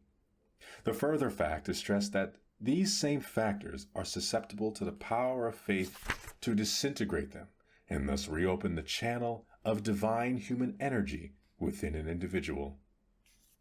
The effect of guilt and fear feelings on energy is widely recognized by all authorities having to do with the problems of human nature. The quantity of vital force required to give the personality relief from either guilt or fear or a combination of each is so great that often only a fraction of energy remains for the discharge of the functions of living. Energy drainage occasioned by fear and guilt is of such an amount as to leave little power to be applied to a person's job. The result is that he tires quickly. Not being able to meet the full requirements of his responsibility, he retreats into an apathetic, dull, listless condition, and is indeed even ready to give up and fall back sleepily in a state of enervation. A businessman was referred to me by a psychiatrist whom the patient had been consulting. It appeared that the patient, generally regarded as quite morally strict and uptight, had become involved with a married woman. He had attempted to break off this relationship, but was encountering resistance from his partner in infidelity, although he had earnestly begged her to abandon their practice and allow him to return to his former state of respectability. She had threatened him with the possibility that she might enlighten her husband concerning these escapades if he insisted in his desire to cease the relationship. The patient recognized the fact that if the husband became apprised of the situation, it would result in disgrace for him in his community. He happened to be a prominent citizen and prized his high standing. As a result of his fear of exposure and a sense of guilt, he had been unable to sleep or rest. And since this had gone on for 2 or 3 months, he was in a very serious slump in energy and did not possess the vitality to perform his job efficiently. Inasmuch as some important matters were pending, the situation was serious. When the psychiatrist suggested that he see me, a clergyman, because of his inability to sleep, he protested by saying there was no way in which a clergyman could correct the condition which caused his sleeplessness, but, on the contrary, he felt that a medical doctor might supply effective medication. When he stated his attitude to me, I simply asked him how he expected to sleep when he had 2 very annoying and unpleasant bedfellows with whom he was attempting to sleep. "Bedfellows?" he asked in surprise. "I have no bedfellows." "Oh, yes, you have," I said, "and there is nobody in this world who can sleep with those 2, one on either side." "What do you mean?" he asked. I said, "You are trying to sleep every night between fear on one side and guilt on the other, and you are attempting an impossible feat. It makes no difference how many sleeping pills you take, and you admit you have taken many such pills, but they have had no effect upon you. The reason they do not affect you is that they cannot reach the deeper levels of your mind where this sleeplessness originates and which is siphoning off your energy. You must eradicate fear and guilt before you will ever be able to sleep and regain your strength." We dealt with the fear, which was of exposure, by the simple expedient of getting him ready in mind to face whatever might ensue as a result of doing the right thing, which was, of course, to break off the relationship regardless of consequences. I assured him that whatever he did that was right would turn out right. One never does wrong by doing right. I urged him to put the matter in God's hands and simply do the right thing, leaving the outcome to God. He did that, not without trepidation, but with considerable sincerity, just the same. The woman, either through shrewdness or some expression of her own better nature, or through the more doubtful expedient of transferring her affection elsewhere, released him. The guilt was handled by seeking God's forgiveness. When this is sincerely sought, it is never denied, and our patient found surcease and relief. It was astonishing how when this double weight was lifted from his mind, his personality once again began to function normally. He was able to sleep. He found peace and renewal of strength. Energy quickly returned. A wiser and thankful man, he became able to carry on his normal activities. A not infrequent case of diminishing energy is staleness. The pressure, monotony, and unceasing continuity of responsibilities dull the freshness of mind that a person must have to approach his work successfully. As an athlete goes stale, so does the individual. Whatever his occupation, tend to come upon dry and arid periods. During such a condition of mind, the expenditure of greater energy is required to do with difficulty what one formerly did with comparative ease. As a result, the vital powers are hard put to it to supply the force required, and the individual often loses his grip and power. A solution for this state of mind was employed by a prominent business leader, president of the board of trustees of a certain university. A professor who had formerly been outstanding and extraordinarily popular had begun to slip in teaching ability and in the power to interest students. It was the verdict of the students as well as the private opinion of the trustees that this teacher must either recover his former capacity to teach with interest and enthusiasm, or it would be necessary to replace him. This latter expedient was entertained with hesitancy, for the reason that there still remained a normal expectancy of several active years before he reached the age of retirement. The above-mentioned businessman asked the professor to come to his office and announced to him that the board of trustees was giving him a 6 months leave of absence with all expenses paid and with a full salary. There was only one stipulation, and that was that he go away to a place of rest and give himself over to gaining a complete renewal of strength and energy. The businessman invited him to use a cabin, which he himself owned in a wilderness setting, and made the curious suggestion that he take no books except one book, the Bible. He suggested that the professor's daily program be walking, fishing, and some manual work in the garden, that he read the Bible every day for such a period as would enable him to read the entire book 3 times in the 6 months. He further suggested that he memorize as many passages as possible for the purpose of saturating his mind with the great words and ideas that the book contains. The businessman said, "I believe that if you spend 6 months outdoors chopping wood, digging in the soil, reading the Bible, and fishing in the deep lakes, you will become a new man." The professor agreed to this unique proposal. His adjustment to this radically different mode of life was an easier one than he or anyone who knew him expected. In fact, he was surprised to find out that he actually liked it. After he became conditioned to active outdoor living, he discovered that it had an immense appeal for him. He missed his intellectual associates in his reading for a while, but forced back upon the Bible, his only book, he became immersed in it, and to his amazement found, as he put it, a library within itself. In its pages, he found faith in peace and power. In 6 months, he was a new man. The businessman now tells me that this professor has become, as he puts it, a person of compelling power. Staleness passed away, the old-time energy returned, power surged back, zest for living was renewed.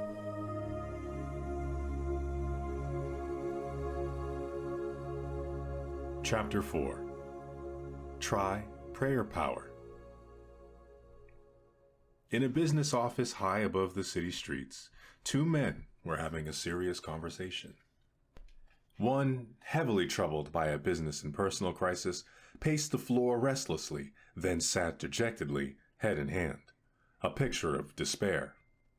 He had come to the other for advice, since he was considered a man of great understanding. Together, they had explored the problem from every angle, but seemingly without result, which only served to deepen the troubled man's discouragement. "I guess no power on earth can save me," he sighed. The other reflected for a moment, then spoke rather diffidently. "I wouldn't look at it that way. I believe you are wrong in saying there is no power that can save you. Personally, I have found that there is an answer to every problem. There is a power that can help you." Then, slowly, he asked, "Why not try prayer power?" Somewhat surprised, the discouraged man said, "Of course I believe in prayer, but perhaps I don't know how to pray. You speak of it as something practical that fits a business problem. I never thought of it that way, but I'm willing to try prayer if you will show me how." He did apply practical prayer techniques, and in due course got his answer. Matters ultimately turned out satisfactorily. That is not to say he did not have difficulties.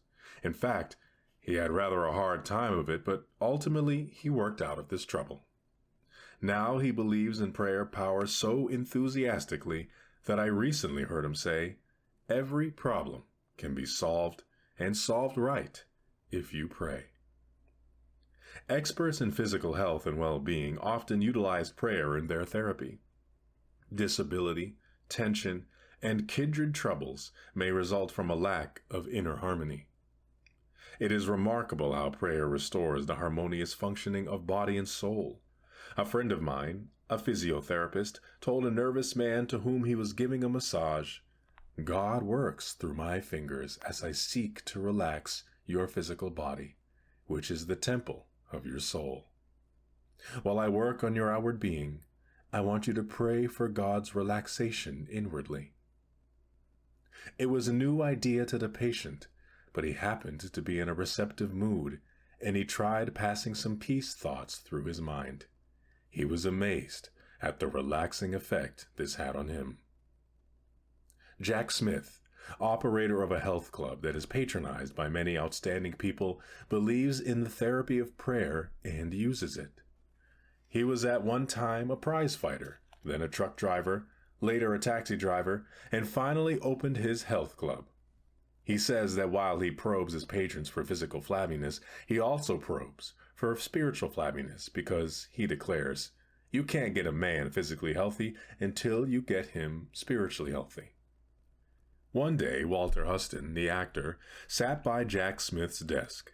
He noted a big sign on the wall in which he penciled the following letters: APR, PBW, PRAA. In surprise, Huston asked, "What do those letters mean?" Smith laughed and said, "They stand for Affirmative Prayers Release Powers by which positive results are accomplished." Huston's jaw dropped in astonishment. "Well, I never expected to hear anything like that in a health club." "I use methods like that," said Smith, "to make people curious, so they will ask what those letters mean. That gives me an opportunity to tell them that I believe affirmative prayers always get results." Jack Smith, who helps men to keep physically fit, believes that prayer is as important, if not more important, than exercise, steam baths, and a rub-down. It is a vital part of the power-releasing process. People are doing more praying today than ever before because they find that it adds to personal efficiency. Prayer helps them to tap forces and to utilize strength not otherwise available. A famous psychologist says, "Prayer is the greatest power available to the individual in solving his personal problems. Its power astonishes me." Prayer power is a manifestation of energy, just as there exist scientific techniques for the release of atomic energy. So are the scientific procedures for the release of spiritual energy through the mechanism of prayer. Exciting demonstrations of this energizing force are evident. Prayer power seems able to normalize the aging process, obviating or limiting infirmity and deterioration. You need not lose your basic energy or vital power, or become weak and listless merely as a result of accumulating years. It is not necessary to allow your spirit to sag or grow stale or dull. Prayer can freshen you up every evening and send you out renewed each morning.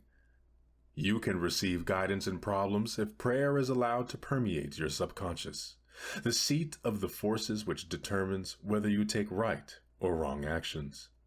Prayer has the power to keep your reactions correct and sound. Prayer driven deeply into your subconscious can remake you. It releases and keeps power flowing freely. If you have not experienced this power, perhaps you need to learn new techniques of prayer. It is well to study prayer from an efficiency point of view. Usually, the emphasis is entirely religious, though no cleavage exists between the two concepts.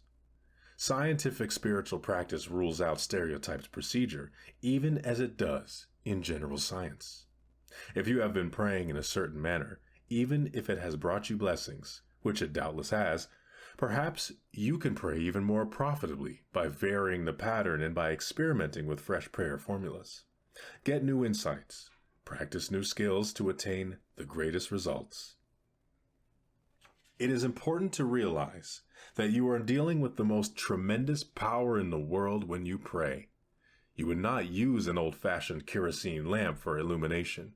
You want the most up-to-date lighting devices. New and fresh spiritual techniques are being constantly discovered by men and women of spiritual genius. It is advisable to experiment with prayer power according to such methods as prove sound and effective. If this sounds new and strangely scientific, bear in mind that the secret of prayer is to find the process that will most effectively open your mind humbly to God. Any method through which you can stimulate the power of God to flow into your mind is legitimate and usable. An illustration of a scientific use of prayer is the experience of two famous industrialists whose names would be known to many readers were I permitted to mention them, who had a conference about a business and technical matter. One might think that these men would approach such a problem on a purely technical basis, and they did that and more. They also prayed about it. But they did not get a successful result. Therefore, they called in a country preacher, an old friend of one of them, because, as they explained, the Bible prayer formula is, "Where 2 or 3 are gathered together in my name, there am I in the midst of them." They also pointed to a further formula, namely, "If 2 of you shall agree on earth as touching anything that they shall ask, it shall be done for them of my Father which is in heaven." Being schooled in scientific practice, they believe that in dealing with prayer as a phenomenon, they should scrupulously follow the formulas outlined in the Bible, which they described as the textbook of spiritual science. The proper method for employing a science is to use the accepted formulas outlined in the textbook of that science. They reasoned that if the Bible provides that 2 or 3 should be gathered together, perhaps the reason they were not succeeding was that they needed a third party. Therefore, the 3 men prayed, and to guard against error in the process, they also brought to bear on the problem various other biblical techniques, such as those suggested in the statements, "According to your faith, be it unto you. What things soever ye desire, when ye pray, believe that ye receive them, and ye shall have them." After several thoroughgoing sessions of prayer, the 3 men together affirmed that they had received the answer. The outcome was entirely satisfactory. Subsequent results indicated that divine guidance was actually obtained. These men are great enough scientists not to require precise explanation of the operation of these spiritual laws any more than in the case of naturalistic laws, but are content with the fact that the law does operate when proper techniques are employed. While we cannot explain it, they said, the fact remains that we were baffled by our problem, and we tried prayer according to the formulas in the New Testament. That method worked, and we got a beautiful result. They did add that it seemed to them that faith and harmony are important factors in the prayer process. A man opened a small business in New York City a number of years ago, his first establishment being, as he characterized it, a little hole in the wall. He had 1 employee. In a few years, they moved into a larger room and then into extensive quarters. It became a very successful operation. The man's method of business, as he described it, was to fill the little hole in the wall with optimistic prayers and thoughts. He declared that hard work, positive thinking, fair dealing, right treatment of people, and the proper kind of praying always get results. This man, who has a creative and unique mind, worked out his own simple formula for solving his problems and overcoming his difficulties through prayer power. It is a curious formula, but I have practiced it and personally know that it works. I have suggested it to many people who also found real value in its use. It is recommended to you. The formula is 1. Prayerize. 2. Picturize. 3. Actualize. By prayerize, my friend meant a daily system of creative prayer. When a problem arose, he talked it over with God very simply and directly in prayer. Moreover, he did not talk with God as to some vast and far-off shadowy being, but conceived of God as being with him in his office, in his home, on the street, in his automobile, always nearby as a partner, as a close associate. He took seriously the biblical injunction to pray without ceasing. He interpreted it as meaning as he should go about every day discussing with God in a natural, normal manner the questions that he had to be decided and dealt with. The presence came finally to dominate his conscious and ultimately his unconscious thinking. He prayerized in his daily life. He prayed as he walked or drove his car or performed other everyday activities. He filled his daily life full of prayer. That is, he lived by prayer.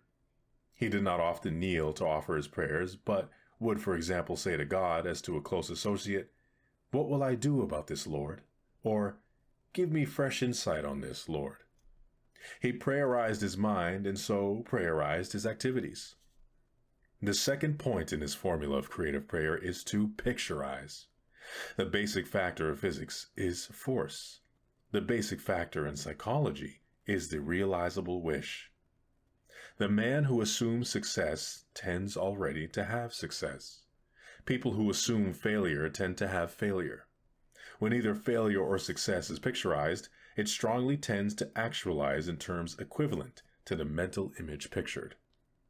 To assure something worthwhile happening, first pray about it and test it according to God's will. Then print a picture of it on your mind as happening, holding the picture firmly in consciousness. Continue to surrender the picture to God's will. That is to say, put the matter in God's hands and follow God's guidance. Work hard and intelligently, thus doing your part to achieve success in the matter. Practice believing and continue to hold the picturization firmly in your thoughts. Do this, and you will be astonished at the strange ways in which the picturization comes to pass. In this manner, the picture actualizes. That which you have prayerized and picturized actualizes according to the pattern of your basic realizable wish when conditioned by invoking God's power upon it, and if, moreover, you give fully of yourself to its realization. I have personally practiced this 3-point prayer method and find great power in it. It has been suggested to others who have likewise reported that it released creative power into their experience. For example, a woman discovered that her husband was drifting from her. Theirs was a happy marriage, but the wife had become preoccupied in social affairs, and the husband had gotten busy in his work. Before they knew it, the close old-time companionship was lost. One day, she discovered his interest in another woman. She lost her head and became hysterical. She consulted her minister, who adroitly turned the conversation to herself.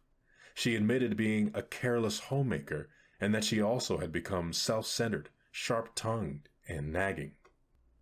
She then confessed that she never felt herself the equal of her husband. She had a profound sense of inferiority regarding him, feeling unable to maintain equality with him socially and intellectually. So she retreated into an antagonistic attitude that manifested itself in petulance and criticism. The minister saw that the woman had more talent, ability, and charm than she was revealing. He suggested that she create an image or picture of herself as capable and attractive. He whimsically told her that God runs a beauty parlor, and that faith techniques could put beauty on a person's face and charm and ease in her manner. He gave her instructions on how to pray and how spiritually to picturize.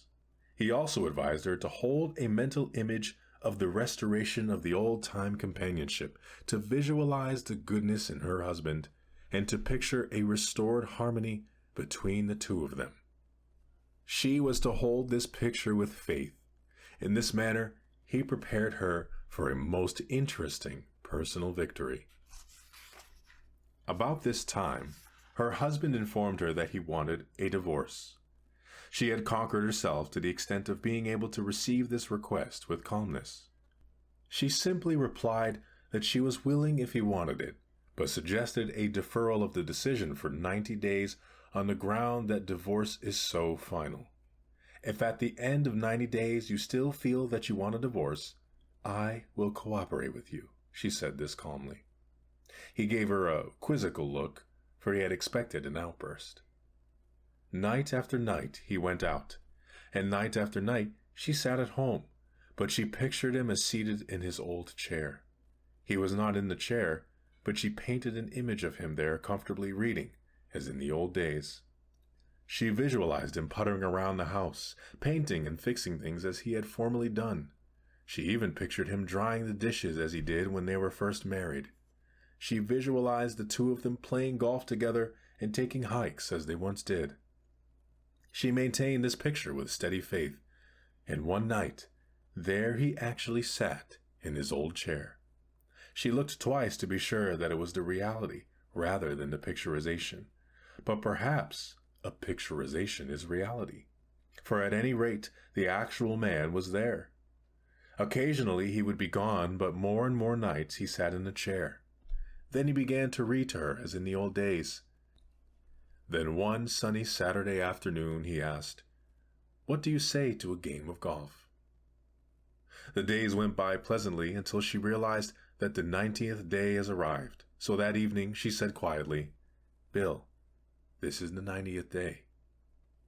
"What do you mean?" he asked, puzzled. "The 90th day?" "Why, don't you remember? We agreed to wait 90 days to settle that divorce matter, and this is the day." He looked at her for a moment, then hidden behind his paper turned a page, saying, "Don't be silly. I couldn't possibly get along without you. Where did you ever get the idea I was going to leave you?" The formula proved a powerful mechanism. She prayerized, she picturized, and the sought-for result was actualized. Prayer power solved her problem, and his as well. I have known many people who have successfully applied this technique not only to personal affairs, but to business matters as well. When sincerely and intelligently brought into situations, the results have been so excellent that this must be regarded as an extraordinary efficient method of prayer. People who take this method seriously and actually use it get astonishing results. At an industrial convention banquet, I was seated at the speaker's table next to a man who, through a bit on the rough side, was very likable. He may have felt a bit cramped by his proximity to a preacher, which obviously wasn't his usual company. During the dinner, he used a number of theological words, but they were not put together in a theological manner. After each outburst, he apologized, but I advised him that I had heard all those words before. He told me he had been a church attendant as a boy that had gotten away from it. He gave me that old story which I have heard all my life, and which even now people would get off as something entirely new, namely, "When I was a boy, my father made me go to Sunday school and church and crammed religion down my throat. So when I got away from home, I couldn't take it anymore, and have seldom been to church since." This man then observed that perhaps he should start going to church since he was getting old. I commented that he would be lucky to find a seat.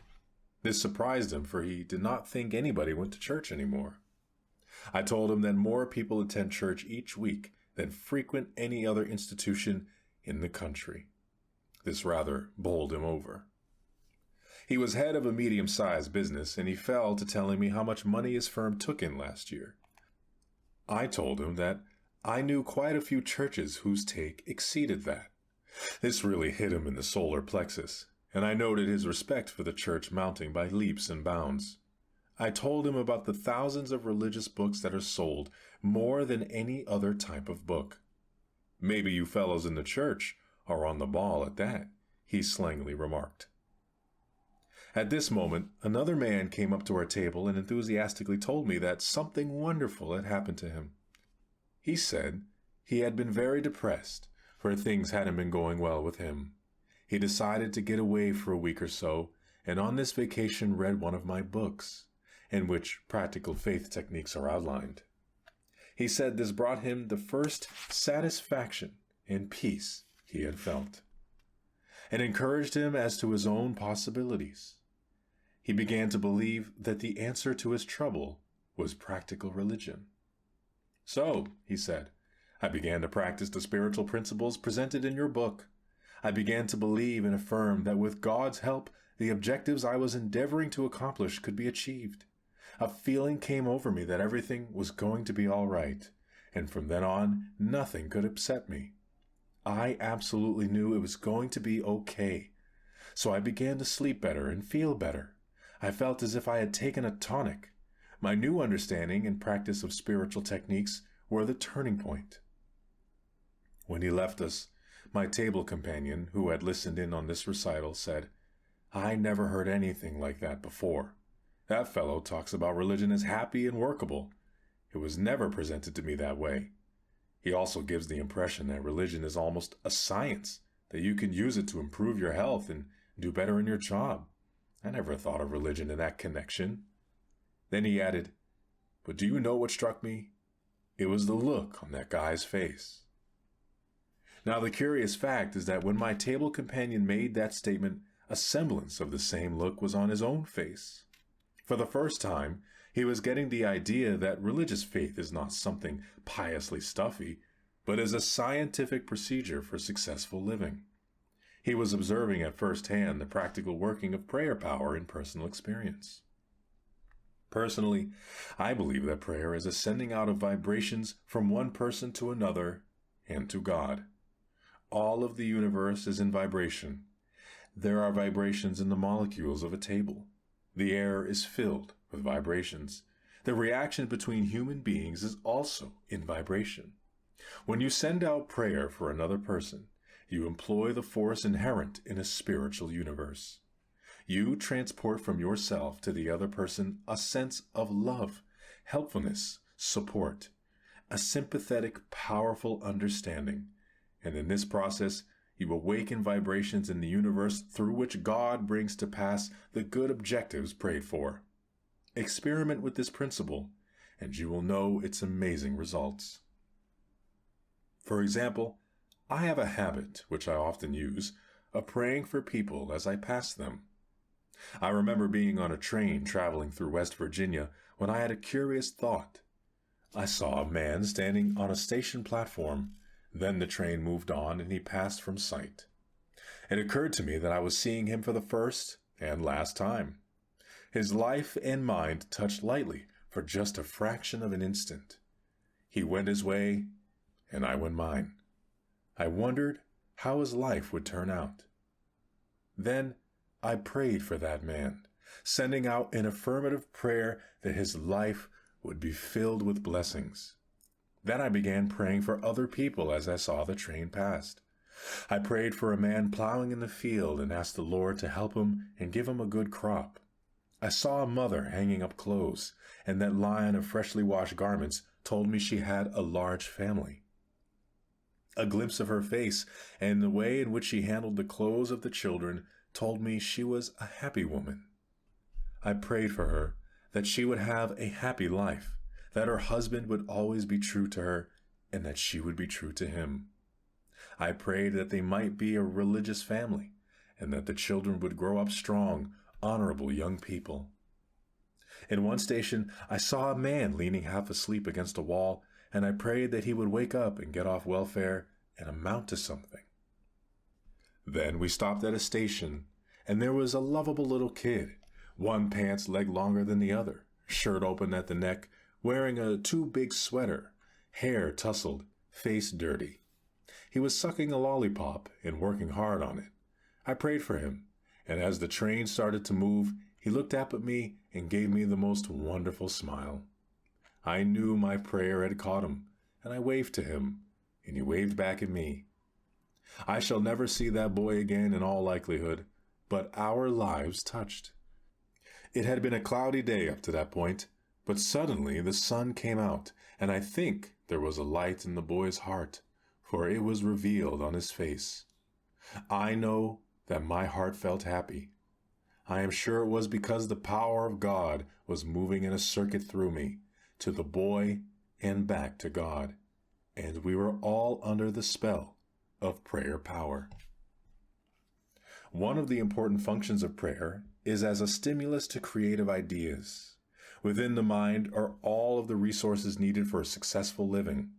Ideas are present in consciousness, which, when released and given scope together with proper implementation, can lead to a successful operation of any project or undertaking.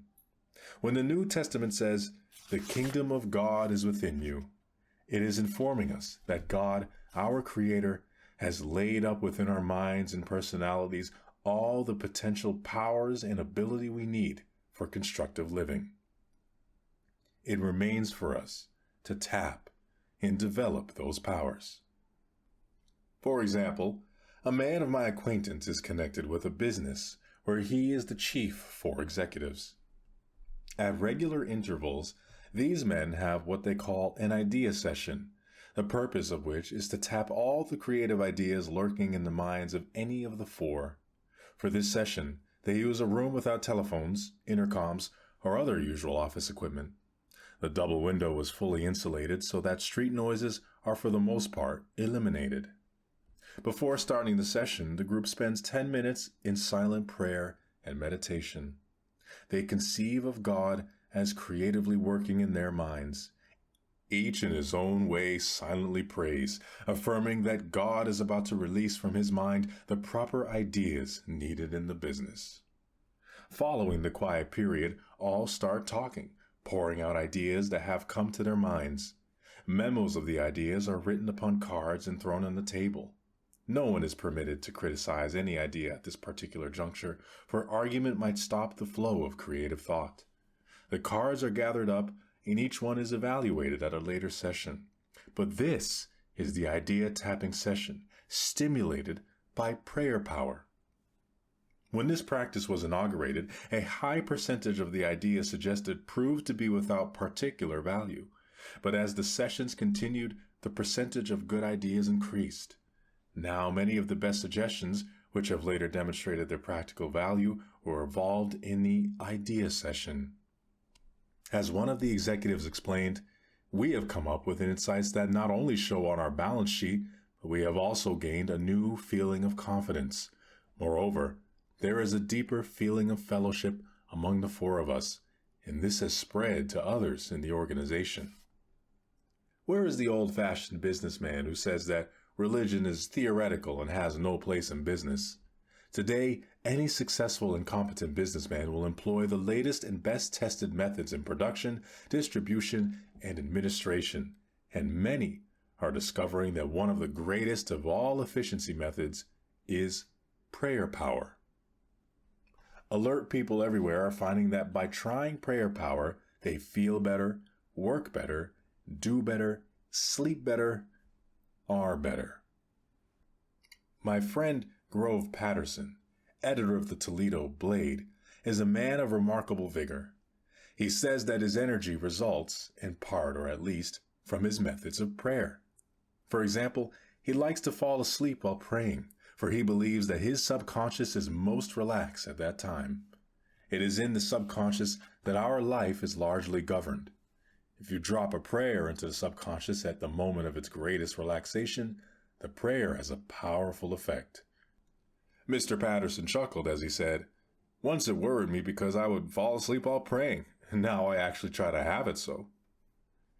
Many unique methods of prayer have come to my attention, but one of the most effective is that advocated by Frank Laubach in his excellent book, Prayer, the Mightiest Power in the World. I regard this as one of the most practical books on prayer, for it outlines fresh prayer techniques that work. Dr. Laubach believes that actual power is generated by prayer. One of his methods is to walk down the street and shoot prayers at people. He calls this type of praying flash prayers. He bombards passers-by with prayers, sending out thoughts of goodwill and love. He says that people passing him on the street as he shoots prayers at them often turn around and look at him and smile. They feel the emanation of a power like electrical energy.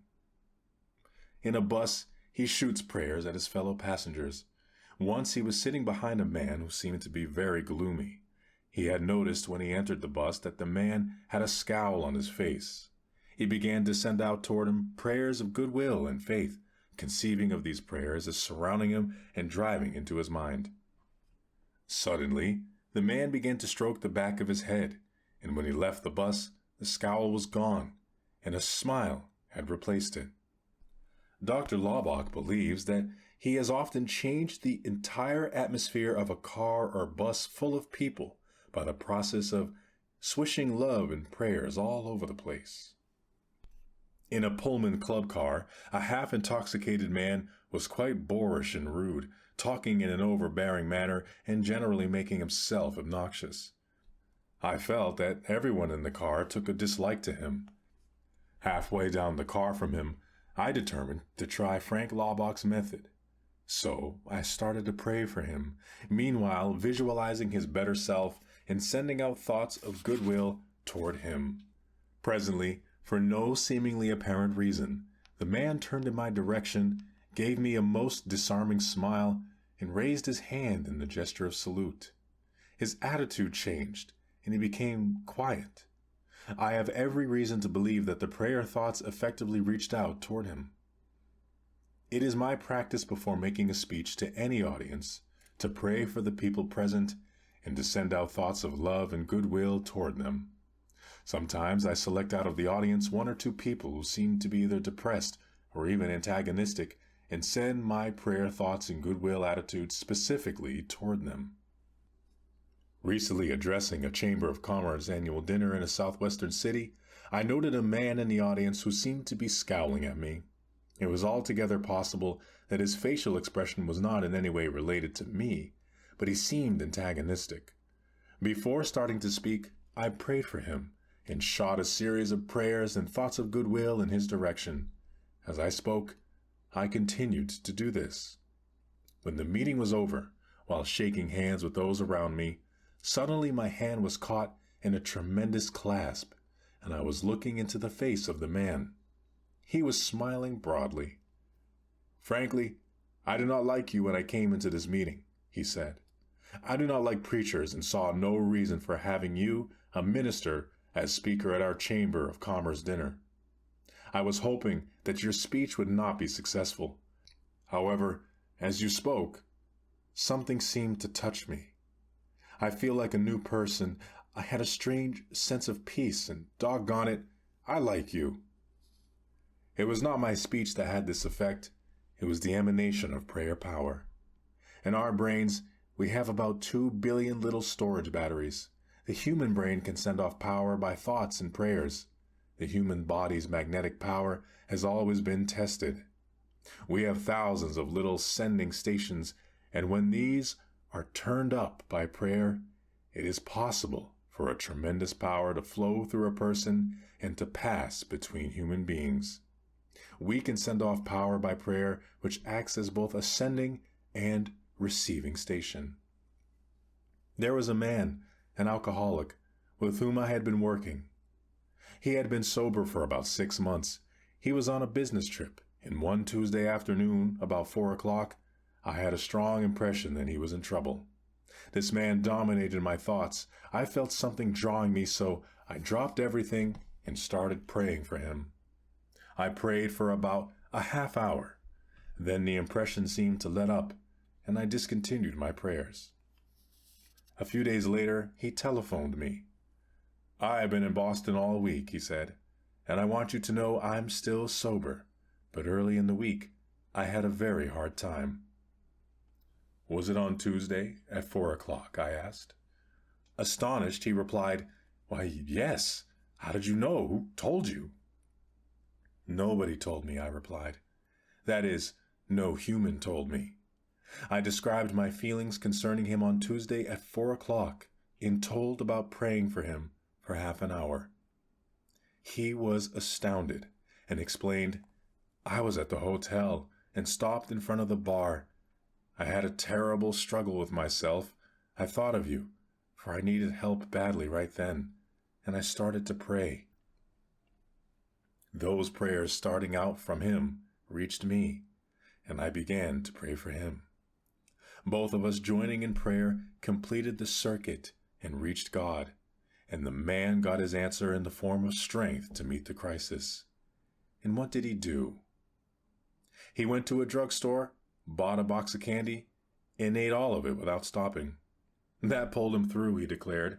Prayer and candy.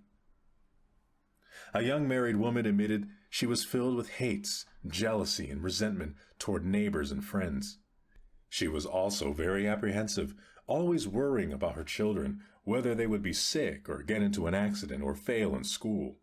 Her life was a pathetic mixture of dissatisfaction, fear, hate, and unhappiness.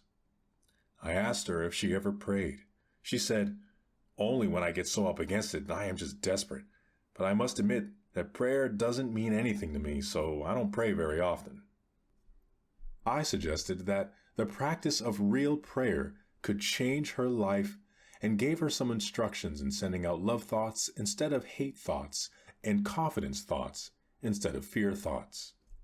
I suggested that every day at the time for the children to come home from school, she pray and make her prayers an affirmation of God's protective goodness. Doubtful at first, she became one of the most enthusiastic advocates and practicers of prayer I have ever known. She avidly reads books and pamphlets and practices every effective prayer power technique.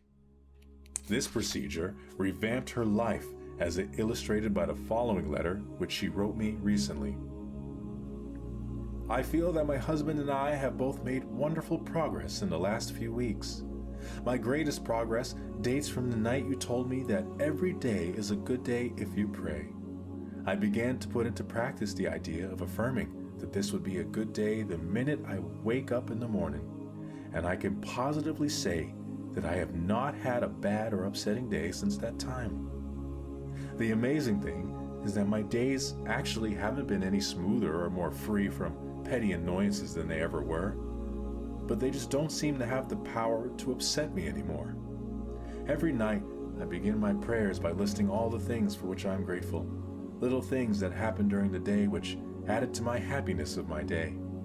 I know that this habit has geared my mind to pick out the nice things and forget the unpleasant ones. The fact that for 6 weeks I have not had a single bad day and I have refused to get downhearted with anyone is really marvelous to me.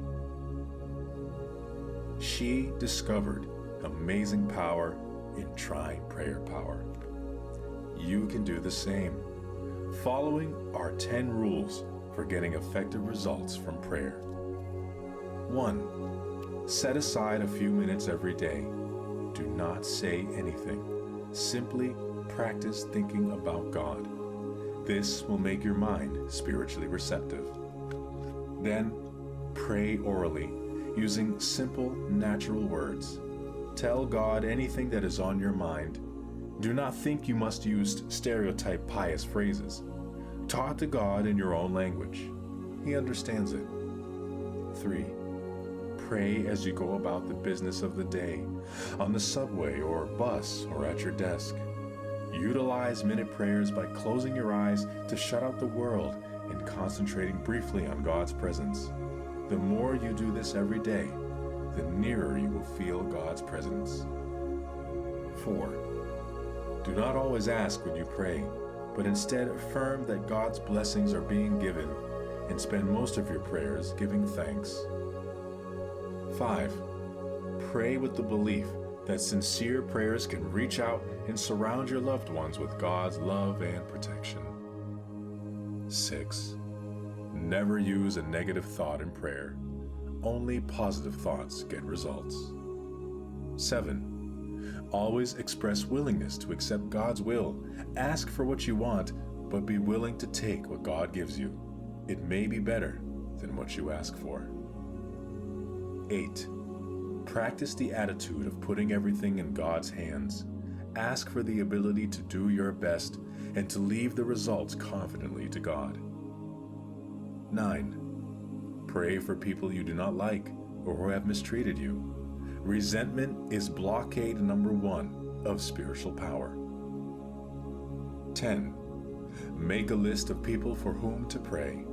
The more you pray for other people, especially those not connected with you, the more prayer results will come back to you.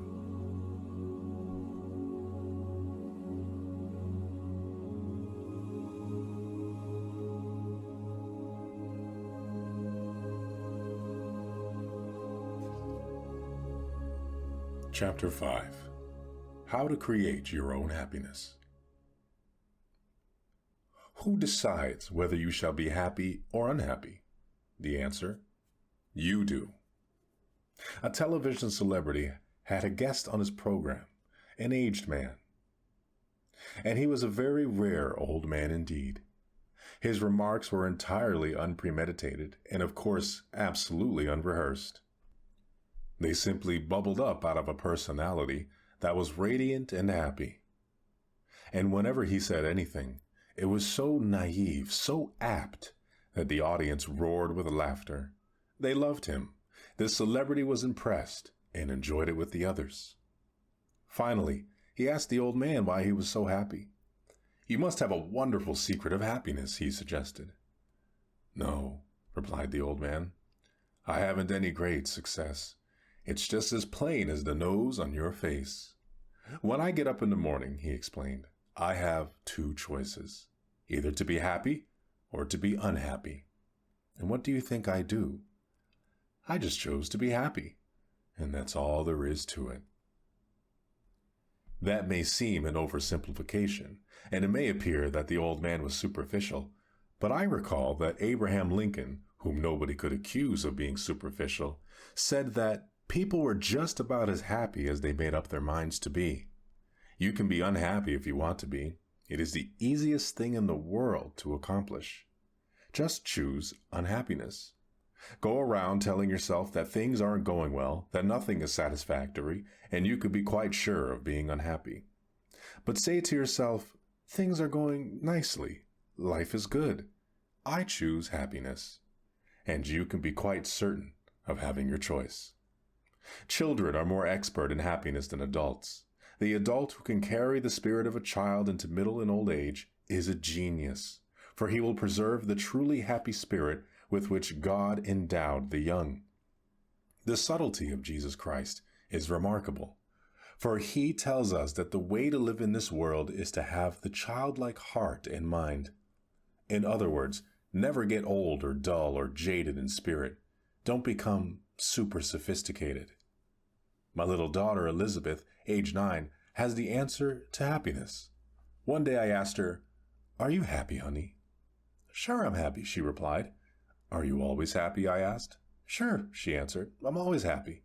"What makes you happy?" I asked her. "Why, I don't know," she said. "I'm just happy." "There must be something that makes you happy," I urged. "Well," she said, "I'll tell you what it is. My playmates, they make me happy. I like them. My school makes me happy. I like to go to school." I didn't say anything, but she never got that from me. "I like my teachers, and I like to go to church. I like Sunday school and my Sunday school teacher. I love my sister Margaret and my brother John. I love my mother and father. They take care of me when I'm sick, and they love me and are good to me." That is Elizabeth's formula for happiness, and it seems to me that it's all there. Her playmates, her school, her sister, brother, mother, and father. There you have happiness in a nutshell, and the happiest time of your life is in relation to those factors. A group of boys and girls were asked to list the things that made them happiest. Their answers were rather touching.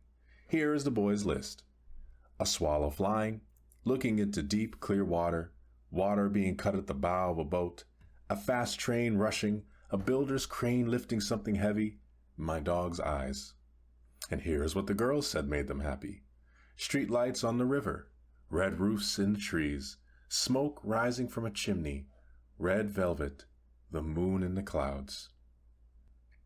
There is something in the beautiful essence of the universe that is expressed, though only half articulated, by these things. To become a happy person, have a clean soul, eyes that see romance in the commonplace, a child's heart, and spiritual simplicity. Many of us manufacture our own unhappiness. Of course, not all unhappiness is self-created, for social conditions are responsible for not a few of our woes. Yet, it is a fact that to a large extent by our thoughts and attitudes, we distill out of the ingredients of life either happiness or unhappiness for ourselves. 4 people out of 5 are not as happy as they can be, declares an eminent authority. And he adds, unhappiness is the most common state of mind. Whether human happiness strikes as low a level as this, I would hesitate to say. But I do find more people living unhappy lives than I would care to compute. Since a fundamental desire of every human being is for that state of existence called happiness, something should be done about it. Happiness is achievable, and the process of obtaining it is not complicated. Anyone who desires it, who wills it, and who learns and applies the right formula may become a happy person. In a railroad dining car, I sat across from a husband and wife, strangers to me. The lady was expensively dressed, as the furs, diamonds, and costume which she wore indicated, but she was having a most unpleasant time with herself. Rather loudly, she proclaimed that the car was dingy and drafty, the service abominable, and the food most unpalatable. She complained and fretted about everything. Her husband, on the contrary, was a genial, affable, easygoing man who obviously had the capacity to take things as they came. I thought he seemed a bit embarrassed by his wife's critical attitude and somewhat disappointed, too, as he was taking her on this trip for pleasure. To change the conversation, he asked what business I was in, and then said that he was a lawyer. Then he made a big mistake, for with a grin he added, "My wife is in the manufacturing business." This was surprising, for she did not seem to be the industrial or executive type, so I asked, "What does she manufacture?" "Unhappiness," he replied. "She manufactures her own unhappiness." Despite the icy coolness that settled upon the table following this ill-advised conversation, I was grateful for his remark, for it describes exactly what so many people do. They manufacture their own unhappiness. It is a pity, too, for there are so many problems created by life itself that dilute our happiness, that is indeed most foolish to distill further unhappiness within your own mind. How foolish to manufacture personal unhappiness to add to all the other difficulties over which you have little or no control. Rather than to emphasize the manner in which people manufacture their own unhappiness, let us proceed to the formula for putting an end to this misery-producing process. Suffice it to say that we manufacture our unhappiness by thinking unhappy thoughts, by the attitudes which we habitually take, such as the negative feeling that everything is going to turn out badly, or that other people are getting what they do not deserve, and we are failing to get what we do deserve. Our unhappiness is further distilled by saturating the consciousness with feeling of resentment, ill will, and hate. The unhappiness-producing process always makes important use of the ingredients of fear and worry. Each of these matters is dealt with elsewhere in this book. We merely want to make the point at the present time and stress it forcefully that a very large proportion of the unhappiness of the average individual is self-manufactured. How, then, may we proceed to produce not unhappiness, but happiness? An incident from one of my railroad journeys may suggest an answer. One morning in a Pullman sleeping car, approximately a half dozen of us were shaving in the men's lounge. As always, in such close and crowded quarters after a night on the train, this group of strangers was not disposed to be gay, and there was a little conversation, and that little was mostly mumbled. Then a man came in wearing on his face a broad smile. He greeted us all with a cheery good morning, but received rather unenthusiastic grunts in return. As he went about his shaving, he was humming, probably quite unconsciously, a gay little tune. It got a bit on the nerves of some of the men. Finally, one said rather sarcastically, "You certainly seem to be happy this morning. Why all the cheer?" "Yes," the man answered. "As a matter of fact, I am happy. I do feel cheerful." Then he added, "I make it a habit to be happy." That is all that was said, but I am sure that each man in that lounge left the train with those interesting words in mind. I make it a habit to be happy. The statement is really very profound, For our happiness or unhappiness depends to an important degree upon the habit of mind we cultivate. That collection of wise sayings, the book of Proverbs, tells us that he that is of a merry heart hath a continual feast. In other words, cultivate the merry heart, that is, develop the happiness habit, and life will become a continual feast, which is to say, you can enjoy life every day. Out of the happiness habit comes a happy life. And because we can cultivate a habit, we therefore have the power to create our own happiness. The happiness habit is developed by simply practicing happy thinking. Make a mental list of happy thoughts and pass them through your mind several times every day. If an unhappiness thought should enter your mind, immediately stop, consciously eject it, and substitute a happiness thought. Every morning before arising, lie relaxed in bed and deliberately drop happy thoughts into your conscious mind. Let a series of pictures pass across your mind of each happy experience you expect to have during the day. Savor their joy. Such thoughts will help cause events to turn out that way. Do not affirm that things will not go well that day. By merely saying that, you can actually help to make it so. You will draw to yourself every factor, large and small, that will contribute to unhappy conditions. As a result, you will find yourself asking, why does everything go badly for me? What is the matter with everything? The reason can be directly traced to the manner in which you begin the day in your thoughts. Tomorrow, try this plan instead. When you arise, say out loud 3 times this one sentence. This is the day which the Lord hath made. We will rejoice and be glad in it. Only personalize it and say, I will rejoice and be glad in it.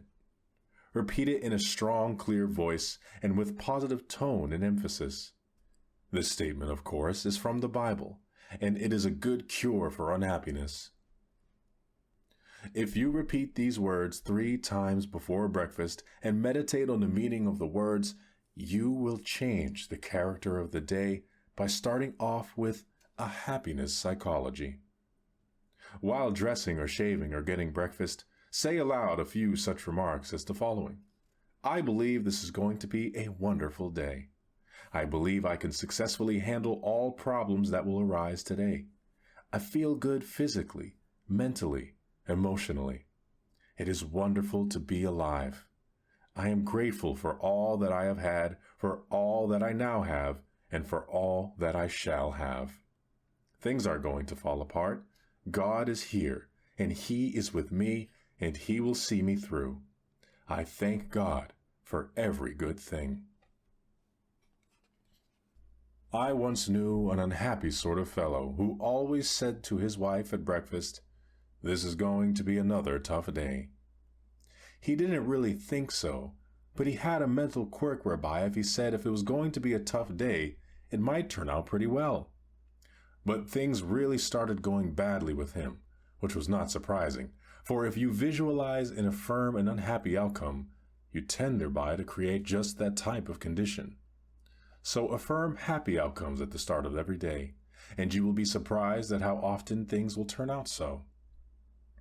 But it is not sufficient to apply to the mind even such an important affirmation therapy as I have just suggested, unless throughout the day you also base your actions and attitudes upon fundamental principles of happy living.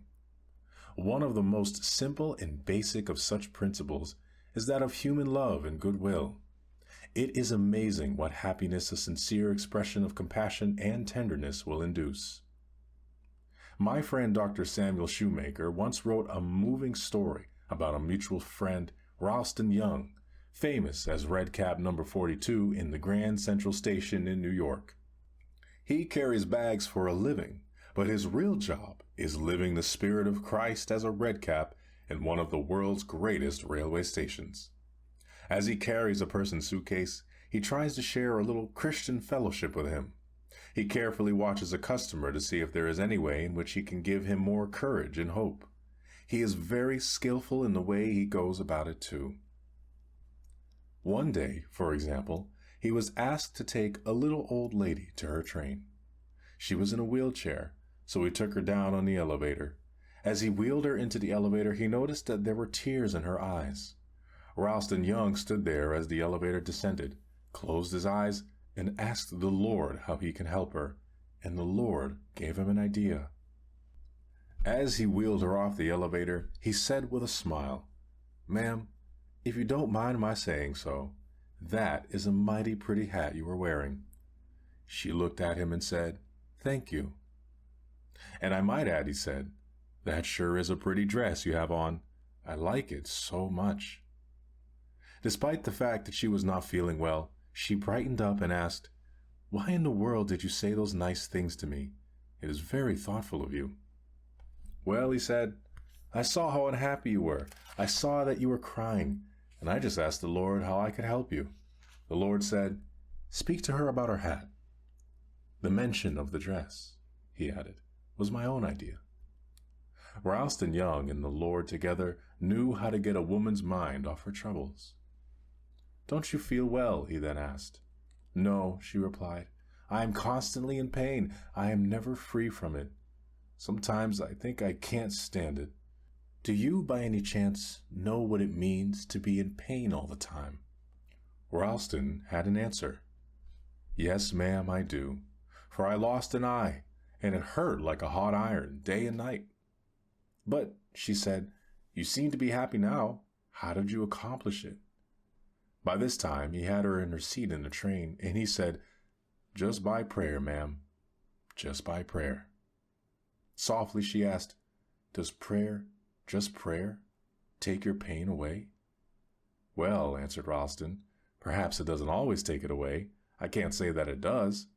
But it always helps to overcome it so it doesn't seem like it hurts so much. Just keep on praying, ma'am, and I'll pray for you too." Her tears were dried now, and she looked up at him with a lovely smile, took him by the hand, and said, "You've done me so much good." A year passed, and one night in Grand Central Station, Ralston Young was paged to come to the information booth. A young woman was there. She said, "I bring you a message from the dead. Before she died, my mother told me to find you and to tell you how much you helped her last year when you took her to the train in her wheelchair. She will always remember you, even in eternity. She will remember you, for you were so kind and loving and understanding." Then the woman burst into tears and sobbed in her grief.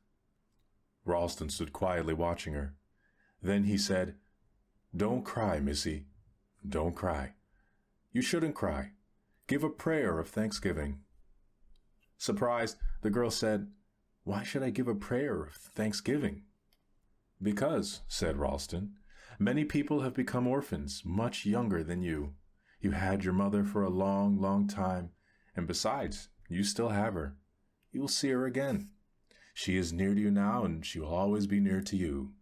Maybe," he said, "she is right with us now, the two of us, as we talk." The sobs ended, and the tears dried. Ralston's kindness had the same effect on the daughter as it had on the mother. In this huge station, with thousands of people passing by, the two of them felt the presence of one who inspired this wonderful redcap to go around this way spreading love. "Where love is," said Tolstoy, "God is. And, we might add, where God and love are, there is happiness." So a practical principle in creating happiness is to practice love. A genuinely happy man is a friend of mine, H.C. Mattern, who, with his equally happy wife, Mary, travels throughout the country in the course of his work. Mr. Mattern carries a unique business card on the reverse side of which is stated the philosophy that has brought happiness to him and his wife and to hundreds of others who have been so fortunate to feel the impact of their personalities. The card reads as follows: "The way to happiness. Keep your heart free from hate, your mind from worry. Live simply, expect little, give much. Fill your life with love. Scatter sunshine. Forget self, think of others. Do as you would be done by. Try this for a week, and you will be surprised." As you read these words, you may say, "There is nothing new in that." Indeed, there is nothing new in it if you have never tried it. When you start to practice it, you will find it the newest, freshest, most astonishing method of happy and successful living you have ever used. What is the value of having known these principles all your life if you have never made use of them? Such inefficiency in living is tragic. For a man to have lived in poverty when all the time right on his doorstep is gold indicates an unintelligent approach to life. This simple philosophy is the way to happiness. Practice these principles for just 1 week, as Mr. Mattern suggests, and if it has not brought you the beginnings of real happiness, then your unhappiness is very deep-seated indeed. Of course, in order to give power to these principles of happiness and make them work, it is necessary to support them with a dynamic quality of mind. You are not likely to secure effective results even with spiritual principles without spiritual power. When one experiences a dynamic spiritual change inwardly, success with happiness-producing ideas becomes extraordinarily easy. If you begin to use our spiritual principles, however awkwardly, you will gradually experience spiritual power inwardly. I can assure you that this will give you the greatest surge of happiness you have ever known. It will stay with you, too, as long as you live a God-centered life. In my travels about the country, I have been encountering an increasing number of genuinely happy individuals. These are persons who have been practicing the techniques described in this book, and which I have presented in other volumes and in other writings and talks, and which other writers and speakers have likewise been giving to receptive people. It is astonishing how people can become inoculated with happiness through an inner experience of spiritual change. People of all types everywhere are having this experience today. In fact, it has become one of the most popular phenomena of our times, and if it continues to develop and expand, the person who has not had a spiritual experience will soon be considered behind the times. Nowadays, it is smart to be spiritually alive. It is old fogeyism to be ignorant of that happiness-producing transformation which people everywhere are enjoying at this time. Recently, after finishing a lecture in a certain city, a big, strapping, fine-looking man came up to me. He slapped me on the shoulder with such force that it almost bowled me over.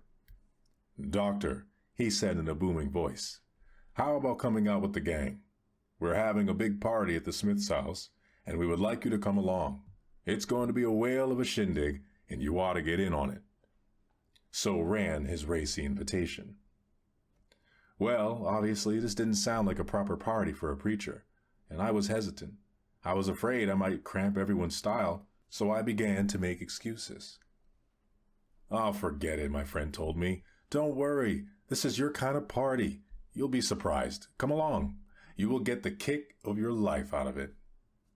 So I yielded and went along with my buoyant and racy friend, and he was certainly one of the most infectious personalities I had encountered in quite a while. Soon we came to a big house set back among trees with a wide, sweeping driveway up to the front door. From the noise issuing from the open windows, there was no question but that quite a party was in progress, and I wondered what I was getting myself into. My host, with a great shout, dragged me into the room, and we had quite a handshaking time, and he introduced me to a large group of exuberant people. They were a happy, joyous lot of folk. I looked around for a bar, but there wasn't any. All that was being served was coffee, fruit juice, ginger ale, sandwiches, and ice cream, but there was lots of those. "These people must have stopped somewhere else before coming here," I remarked to my friend. He was shocked and said, "Stop somewhere?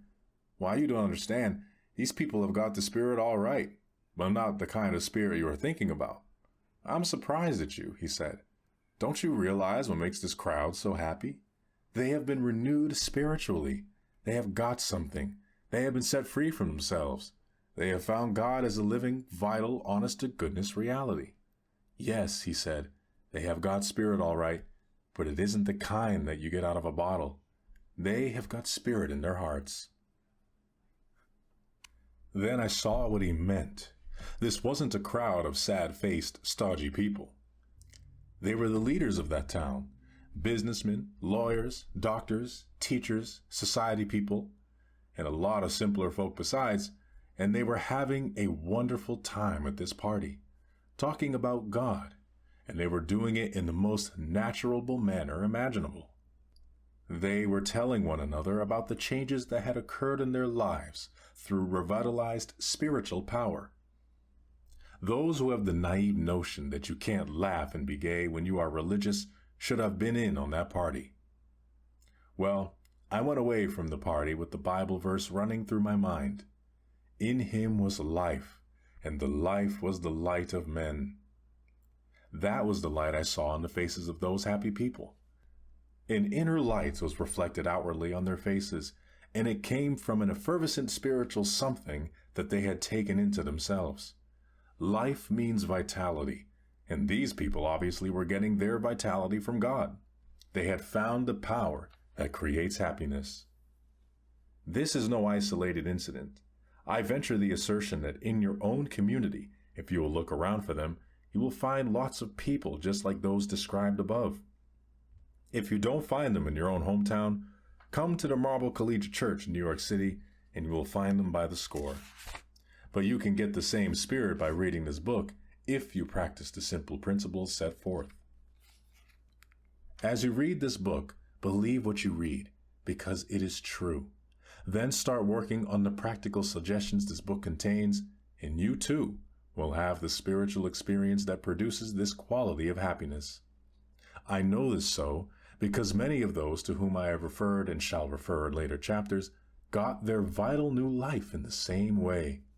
Then, having been charged inwardly, you will begin to create out of yourself not unhappiness, but a happiness of such quality and character that you will wonder if you are living in the same world. As a matter of fact, it won't be the same world because you are not the same, and what you are determines the world in which you live. So as you change, your world changes also. If happiness is determined by our thoughts, it is necessary to drive off the thoughts which make for depression and discouragement. This can be done first by simply determining to do it. Second, by utilizing an easily employed technique which I suggested to a businessman. I met him at a luncheon and have seldom heard such gloom as he got off. His conversation would have been ultra depressing had I permitted it to affect me. It reeked with pessimism. To hear him talk, you would think everything was headed for ruin. Of course, the man was tired. Accumulated problems had swamped his mind, which was seeking release and retreat from a world which was too much for his depleted energy. His principal trouble was in his depressed thought pattern. He needed an infusion of light and faith. So, rather boldly, I said, "If you want to feel better and stop being miserable, I can give you something that will fix you up." "What can you do?" he snorted. "Are you a miracle worker?" "No," I replied, "but I can put you in touch with a miracle worker who will drain off that happiness of yours and give you a new slant on life. I mean that," I concluded as we separated. Apparently he became curious, for he got in touch with me later, and I gave him a little book of mine called Thought Conditioners. It contains 40 health and happiness-producing thoughts. Inasmuch as it is a pocket-sized booklet, I suggested that he carry it for easy consultation and that he drop one of the suggested thoughts in his mind every day for 40 days. I further suggested that he commit each thought to memory, thus allowing it to dissolve in consciousness, and that he visualize this healthy thought sending a quieting and healing influence through his mind. I assured him that if he would follow this plan, these healthy thoughts would drive off the diseased thoughts that were sapping his joy, energy, and creative ability. The idea at first impressed him as being a bit queer, and he had his doubts, but he followed directions. After about 3 weeks, he called me on the telephone and shouted, "Boy, this sure works. It is wonderful. I've snapped out of it, and I wouldn't have believed it possible." He remains snapped out of it and is a genuinely happy person. This pleasant condition resulted because he became skilled in the power to create his own happiness. He later commented that his first mental hurdle was honestly to face the fact that while his unhappiness made him miserable, yet he was at home in self-pity and self-punishment thoughts. He knew that these sick thoughts were the cause of his trouble, but he shrank from the effort required to desire change sufficiently to actually go about changing. But when he began systematically to insert healthy spiritual thoughts into his mind as directed, he began first to want new life, then to realize the thrilling fact that he could have it, then the even more amazing fact that he was getting it. The result was that after some 3 weeks of a self-improvement process, new happiness burst upon him. Everywhere in this country today are groups of people who have found the happy way. If we can have even one such group in every city, town, and hamlet in America, we can change the life of this country within a very short time. And what kind of group do we mean? Let me explain. I was speaking in a western city and returned to my hotel room rather late. I wanted to get a little sleep, for I was to be up at 5:30 the next morning to catch a plane. As I was preparing for bed, the telephone rang, and a lady said, "There are about 50 of us at my house waiting for you." I explained that I could not come due to the early hour of my departure in the morning. "Oh," she said, "2 men are on their way to get you. We have been praying for you, and we want you to come and pray with us before you leave the city." I am glad I went, though I had very little sleep that night. The men who came for me were a couple of alcoholics who had been healed by the power of faith. They were 2 of the happiest, most lovable fellows you can imagine. The home to which they took me was packed. People were sitting on the stairways, on the tables, on the floor. One man was even perched on the grand piano. And what were they doing? They were having a prayer meeting. They told me that 60 such prayer groups were going in that city all the time. I was never in such a meeting.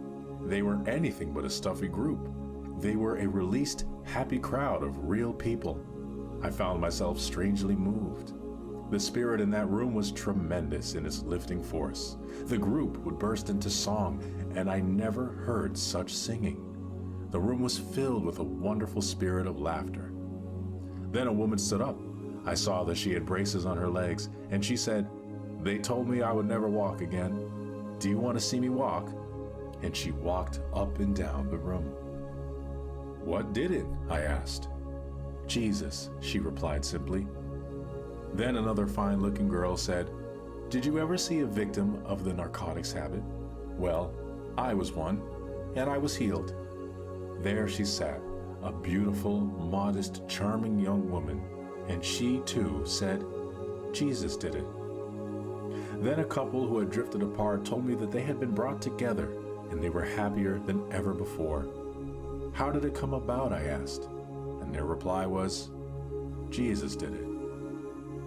A man said that he had been a victim of alcohol, and he had dragged his family down until they were living in abject poverty, and he was a complete failure. And now, as he stood before me, he was a strong, healthy personality. I started to ask how, but he nodded and said, "Jesus did it."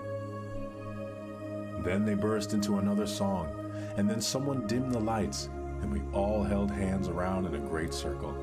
I had a feeling as though I had hold of an electric wire. Power was flowing around that room.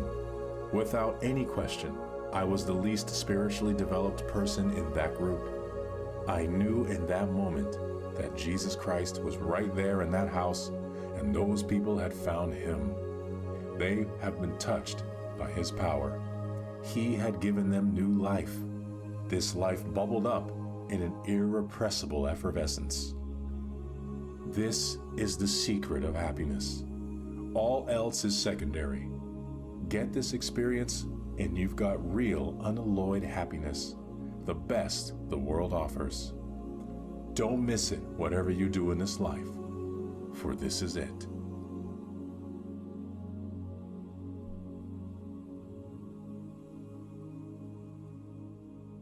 Chapter 6. Stop fuming and fretting. Many people make life unnecessarily difficult for themselves by dissipating power and energy through fuming and fretting. Do you ever fume and fret? Here is a picture of yourself if you do. The word fume means to boil up, to blow off, to emit vapor, to be agitated, to be distraught, to seethe. The word fret is equally descriptive. It is reminiscent of a sick child in the night, a petulant half cry, half whine. It ceases only to begin again. It has an irritating, annoying, penetrating quality. To fret is a childish term, but it describes the emotional reaction of many adults. The Bible advises us to fret not thyself. This is sound advice for the people of our time. We need to stop fuming and fretting and get peaceful if we are to have the power to live effectively. And how do we go about doing so? A first step is to reduce your pace, or at least the tempo of your pace. We do not realize how accelerated the rate of our lives has become, or the speed at which we are driving ourselves. Many people are destroying their physical bodies by this pace, but what is even more tragic, they are tearing their minds and souls to shreds as well. It is possible for a person to live in a quiet existence physically and yet maintain a high tempo emotionally. Even an invalid can live at too high a pace from that standpoint. The character of our thoughts determines pace. When the mind goes rushing on pell-mell from one feverish attitude to another, it becomes feverish, and the result is a state bordering on petulance. The pace of modern life must be reduced if we are not to suffer profoundly from its debilitating overstimulation and superexcitement. This overstimulation produces toxic poisons in the body and creates emotional illness. It produces fatigue and a sense of frustration, so that we fume and fret about everything from our personal troubles to the state of the nation and the world. If the effect of this emotional disquiet is so pronounced physically, what must its effect be on that deep inner essence of the personality known as the soul? It is impossible to have peace of soul if the pace is so feverishly accelerated. God won't go that fast. He will not endeavor to keep up with you. He says, in effect, "Go ahead if you must with this foolish pace, and when you are worn out, I will offer my healing. But I can make your life so rich if you will slow down now and live and move and have your being in me." God moves imperturbably, slowly, and with perfect organization. The only wise rate at which to live is God's rate.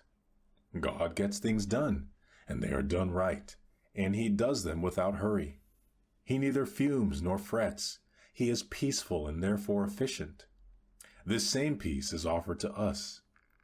"Peace I leave with you, my peace I give unto you."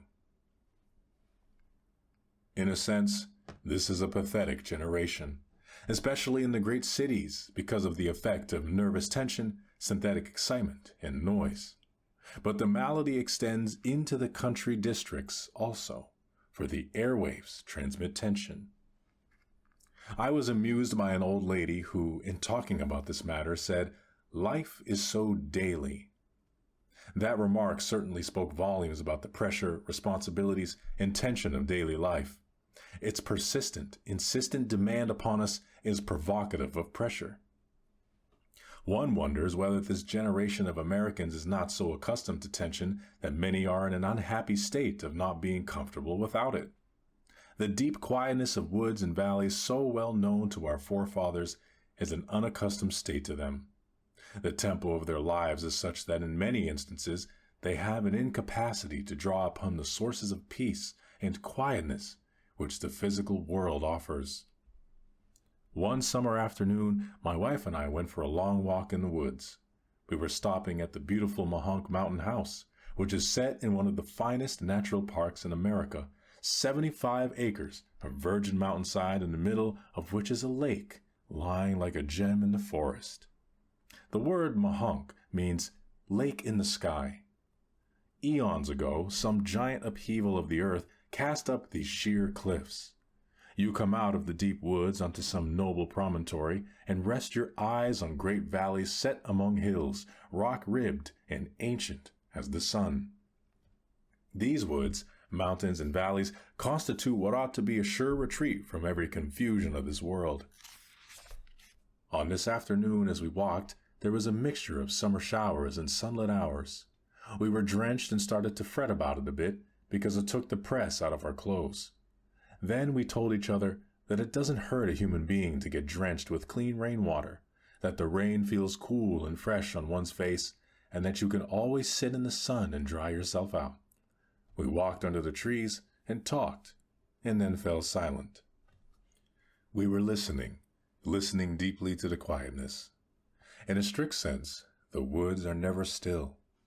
There is tremendous activity always in process, but nature makes no strident noises regardless of the vastness of its operation. Nature's sounds are quiet, harmonious.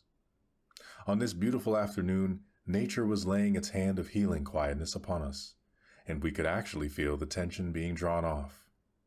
Just as we were falling under this spell, the faint sounds of what passes for music came to us. It was nervous, high-strung music of the jitterbug variety. Presently through the woods came 3 young people, 2 young women and a young man, and the latter was lugging a portable radio. They were 3 young city people out for a walk in the woods, and tragically enough, they were bringing their noise along with them. They were nice young folk, too, for they stopped, and we had a pleasant talk with them. It occurred to me to ask them to turn that thing off and listen to the music of the woods, but I didn't feel it was my business to instruct them, and finally they went on their way.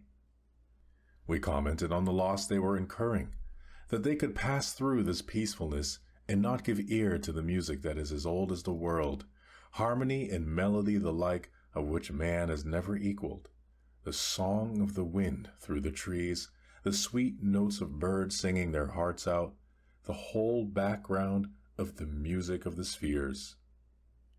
This is still to be found in America, in our woods and great plains, in our valleys, in our mountain majesties, and where the ocean foams on soft shores of sand. We should avail ourselves of its healing.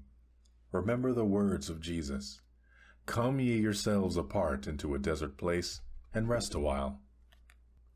Even as I write these words and give you this good advice, I recall instances where it had been necessary to remind myself to practice the same truth, which emphasizes that we must everlastingly discipline ourselves to quietness if we expect its benefits in our lives. One autumn day, Mrs. Peale and I took a trip into Massachusetts to see our son John at Deerfield Academy. We told him we would arrive at 11 a.m., and we pride ourselves on the good old American custom of promptness. Therefore, being a bit behind schedule, we were driving at breakneck speed through the autumnal landscape. My wife said, "Norman, did you see that radiant hillside?" "What hillside?" I asked. "It just went by on the other side," she explained. "Look at that beautiful tree." "What tree?" I was already a mile past it. "This is one of the most glorious days I have ever seen," my wife said. "How could you possibly imagine such amazing colors as these New England hillsides in October? In fact," she said, "it makes me happy inside." That remark of hers so impressed me that I stopped the car and went back a quarter of a mile to a lake backed by towering hills dressed in autumn colors. We sat and looked and meditated.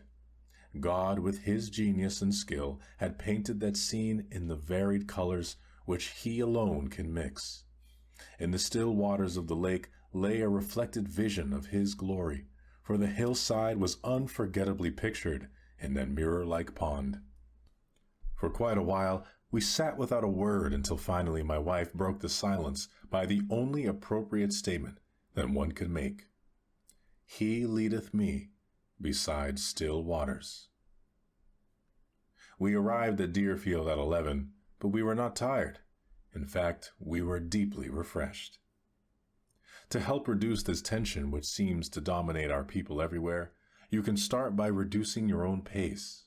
To do that, you will need to slow down, quiet down. Do not fume.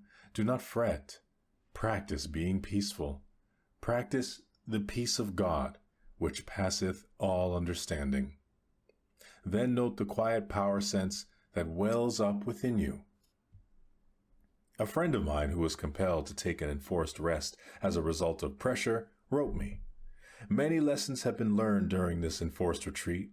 Now I know better than before that in the quiet we become aware of His presence. Life can get muddled, but muddied water, says Lao Tzu, let's stand, will become clear." A physician gave some rather whimsical advice to a patient, an aggressive go-getter type of businessman.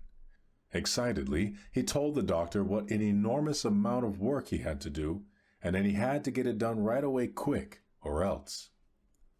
"I take my briefcase home every night and it's packed with work," he said with nervous inflection. "Why do you take work home with you at night?" the doctor asked quietly. "I have to get it done," he fumed. "Cannot someone else do it, or help you with it?" asked the doctor. "No," the man snapped. "I am the only one who can do it. It must be done just right, and I alone can do it as it must be done, and it has to be done quickly. Everything depends upon me." "If I write you a prescription, will you follow it?" asked the doctor. This, believe it or not, was the prescription.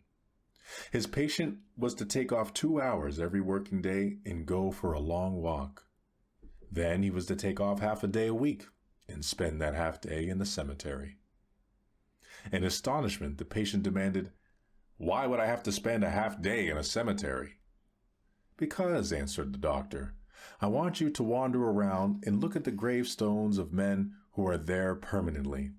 I want you to meditate on the fact that many of them are there because they thought even as you do, that the whole world rested on their shoulders. Meditate on the solemn fact that when you get there permanently, the world will go on just the same, and as important as you are, others will be able to do the work you are now doing. I suggest that you sit on one of those tombstones and repeat this statement. 1,000 years in thy sight are but as yesterday when it is past, and as a watch in the night." The patient got the idea. He slowed his pace. He learned to delegate authority. He achieved a proper sense of his own importance. He stopped fuming and fretting. He got peaceful, and, it might be added, he does better work. He is developing a more competent organization, and he admits that his business is in better condition. A prominent manufacturer was afflicted with tension. In fact, he was in a very high-strung frame of mind. As he himself described it, he leapt out of bed every morning and immediately got himself into high gear. He was in such a rush and dither that he made his breakfast on soft-boiled eggs because they slid down fast. This hectic pace left him tired and worn at about midday. He sank into bed every night exhausted. It so happens that his home is situated in a grove of trees. Very early one morning, unable to sleep, he arose and sat by the window. He became interested in watching a bird emerge from his night's sleep. He noticed that a bird sleeps with his head under his wing, his feathers pulled all around himself. When the bird awakened, he pulled his bill out from under his feathers, took a sleepy look around, stretched one leg to his full length, meanwhile stretching the wing over the leg until it spread out like a fan. He pulled the leg and wing back and then repeated the same process with the other leg and wing, whereupon he put his head down in his feathers again for a delicious little cat nap, only in this case a bird nap. Then the head came out again. This time the bird looked around eagerly, threw his head back, gave his wings and legs 2 more big stretches, then he sent up a song, a thrilling, melodic song of praise to the day, wherewith he hopped down off the limb, got himself a drink of cold water, and started looking for food.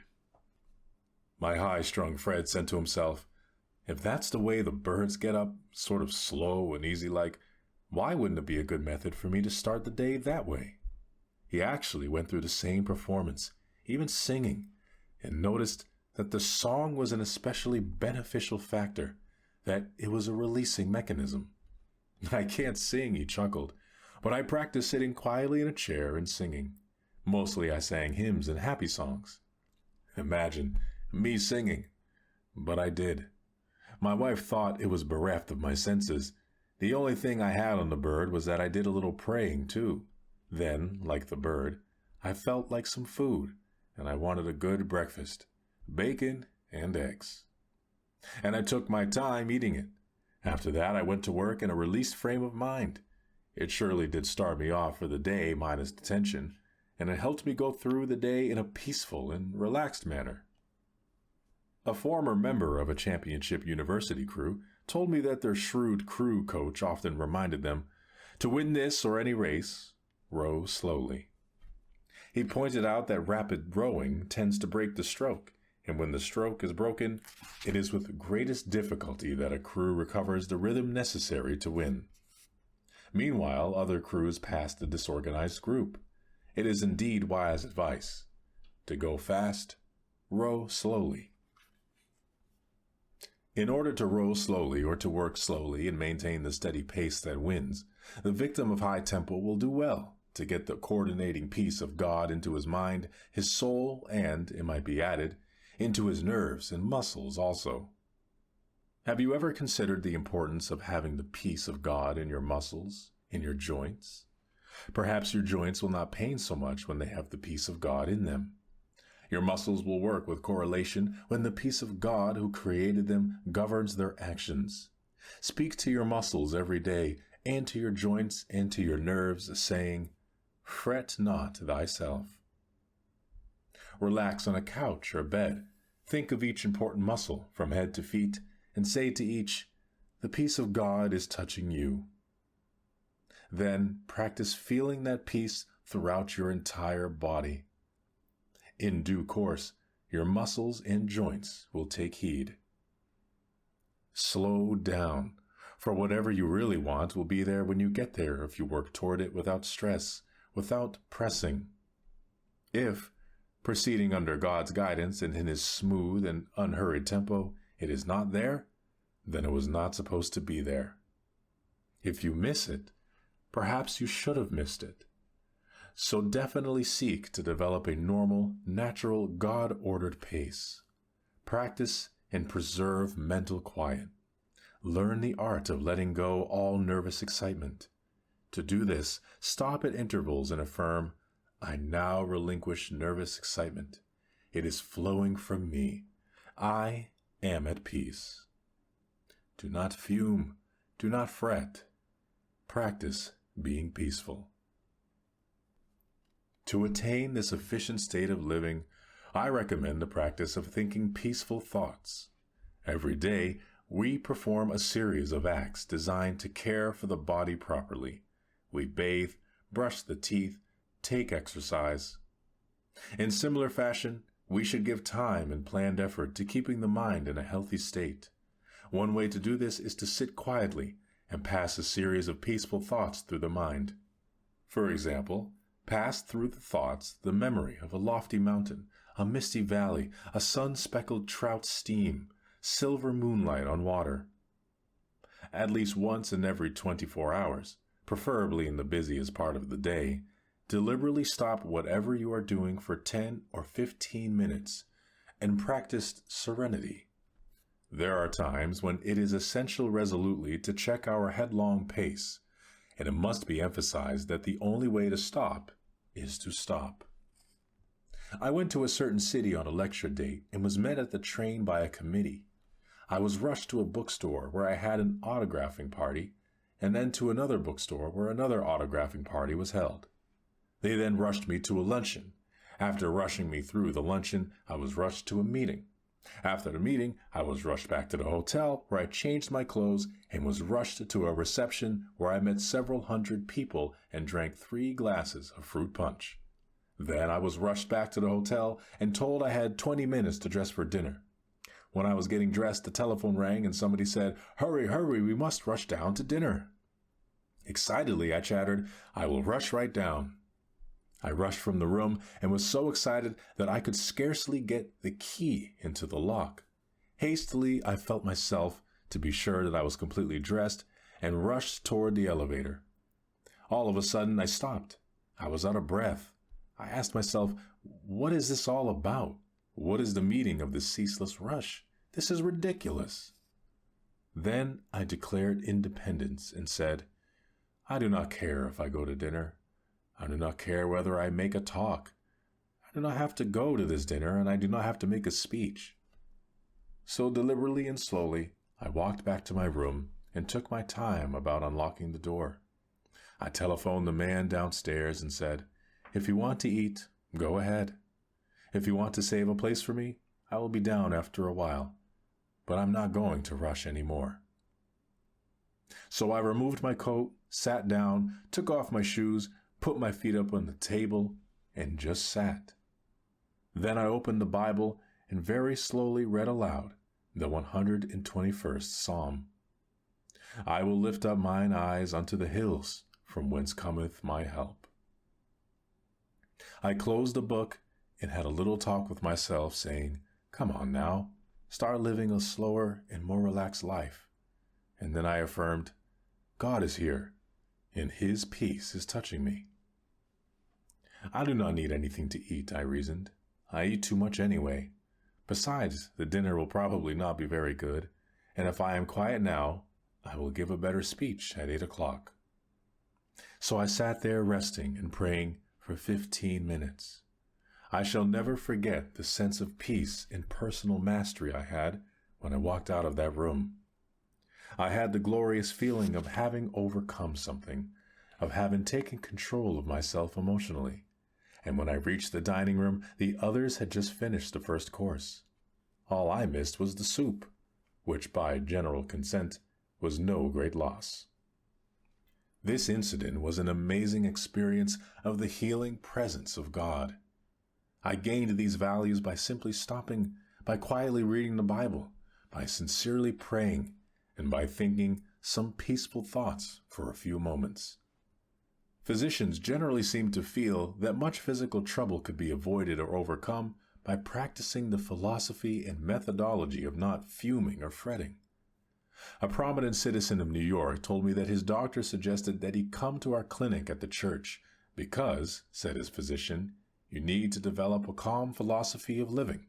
Your power resources are played out. My doctor says I am pushing myself to the limit. He tells me I'm too tense, too high-strung, that I fume and fret too much, and he concluded, my doctor declares the only sure cure for me is to develop what he calls a calm philosophy of living.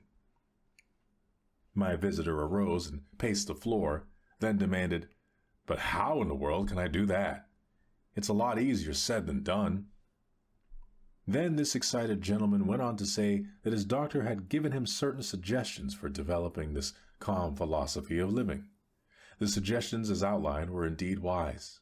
But then, he explained, the doctor suggested that I see you people here at the church, for he feels that if I learn to use religious faith in a practical manner, it will give me peace of mind and bring down my blood pressure. Then I will feel better physically.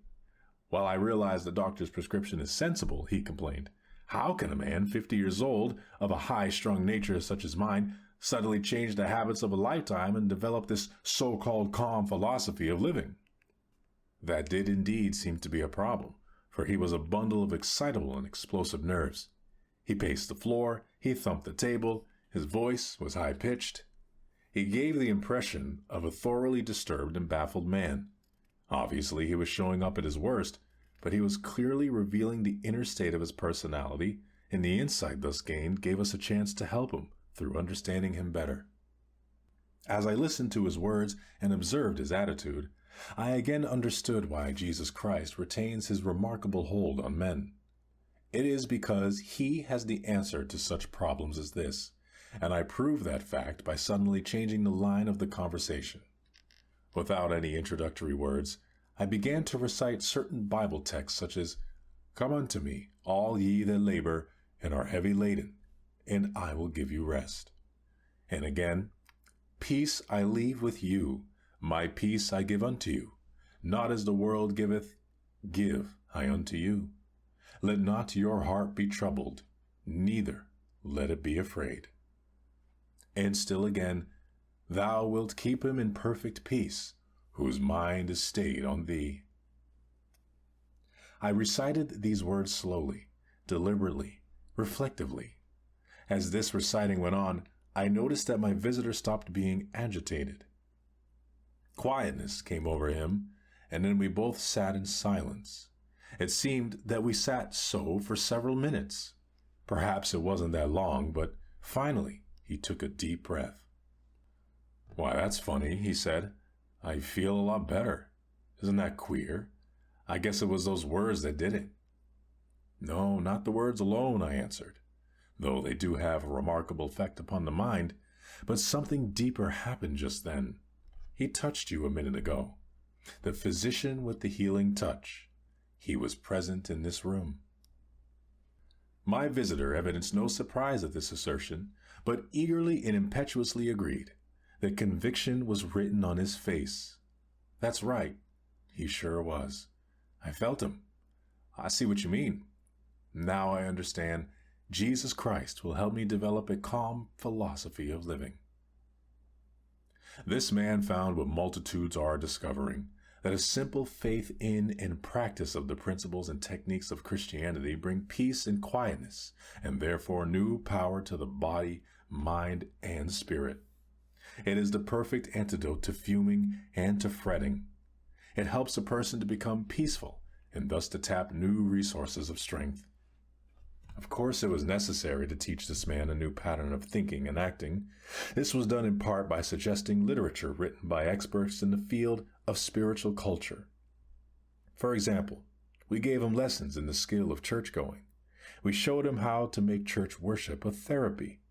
He instructed in the scientific use of prayer and relaxation. And as a result of this practice, eventually he became a healthy man. Anyone willing to follow this program and sincerely put these principles into day-to-day practice can, I believe, develop inner peace and power. Many of these techniques are outlined in this book.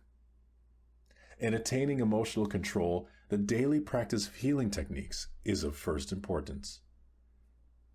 Emotional control cannot be gained in any magical or easy way. You cannot develop it by merely reading a book, although that is often helpful. The only sure method is by working at it regularly, persistently, scientifically, and by developing creative faith. I suggest that you begin with such a primary procedure as simply the practice of keeping physically still. Don't pace the floor, don't wring your hands, don't pound or shout or argue or walk up and down. Don't let yourself get worked up into a dither. In excitement, one's physical movements become accentuated. Therefore, begin at the simplest place, that is, by ceasing physical movement. Stand still, sit down, lie down. Certainly keep the voice down to a low pitch. In developing a calm control, it is necessary to think calmness, for the body responds sensitively to the type of thoughts that pass through the mind. It is also true that the mind can be quieted by first making the body quiet. That is to say, a physical attitude can induce desired mental attitudes. In a speech, I related the following incident which occurred in a committee meeting I attended. A gentleman who heard me tell this story was greatly impressed by it and took its truth to heart. He tried the technique suggested and reports that it has been very effective in controlling his fuming and fretting. I was in a meeting where a discussion was going on which finally became rather bitter. Tempers were becoming frayed and some of the participants were decidedly on edge. Sharp remarks were passed. Suddenly, one man arose, deliberately took off his coat, opened his collar, and lay down upon a couch. All were as astonished, and someone asked if he felt ill. "No," he said. "I feel fine, but I'm beginning to get mad, and I have learned that it is difficult to get mad lying down." We all laughed, and the tension was broken.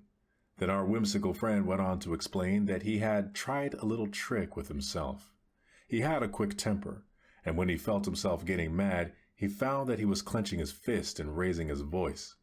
So he deliberately extended his fingers, not allowing them to form into a fist. In proportion to the rising of his tension or anger, he depressed his voice and talked in exaggerated low tones. "You cannot carry on an argument in a whisper," he said with a grin. This principle can be effective in controlling emotional excitements, fretting, and tension, as many have discovered by experimentation. A beginning step, therefore, in achieving calmness is to discipline your physical reactions. You will be surprised at how quickly this can reduce the heat of your emotions, and when emotional heat is driven off, fuming and fretting subside. You will be amazed at the energy and power you will save. You will be much less tired. It is, moreover, a good procedure to practice being phlegmatic or apathetic, even indifferent. To a certain extent, even practice being sluggish.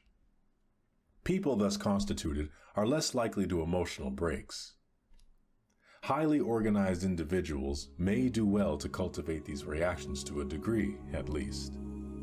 Naturally, one does not want to lose the keen, sensitive responsiveness characteristic of the highly organized individual, but the practice of being phlegmatic tends to bring such a keyed-up personality to a balanced emotional position. Following is a technique consisting of 6 points, which I have personally found of great helpfulness in reducing the tendency to fume and fret. I have suggested its use to countless people who practice it and find it of great value. 1. Sit relaxed in a chair. Completely yield yourself to the chair. Starting with your toes and proceeding to the top of your head, conceive of every portion of the body as relaxing. Affirm relaxation by saying, "My toes are relaxed, my fingers, my facial muscles." 2. Think of your mind as the surface of a lake in a storm, tossed by waves and in tumult. But now the waves subside, and the surface of the lake is placid and unruffled. 3.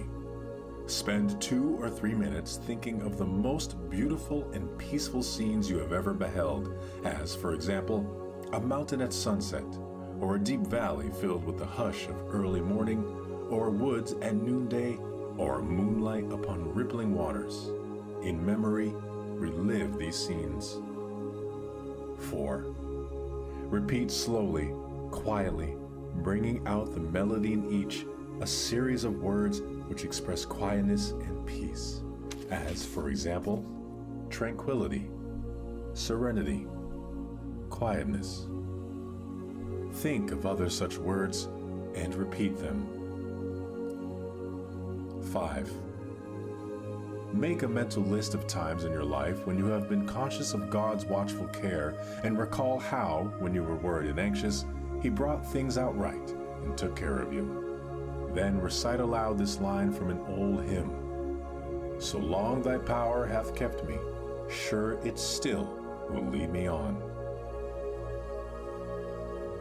6. Repeat the following, which has an amazing power to relax and quiet the mind. Thou wilt keep him in perfect peace, whose mind is stayed on thee. Repeat this several times during the day, whenever you have a fraction of a moment. Repeat it aloud if possible, so that by the end of the day you will have said it many times. Conceive of these words as active, vital substances permeating your mind, sending into every area of your thinking a healing balm. This is the best known medicine for taking tension from the mind. As you work with the techniques suggested in this chapter, the tendency to fume and fret will gradually be modified. In direct proportion to your progress, the power heretofore drawn off by this unhappy habit will be felt in your increased ability to meet life's responsibilities.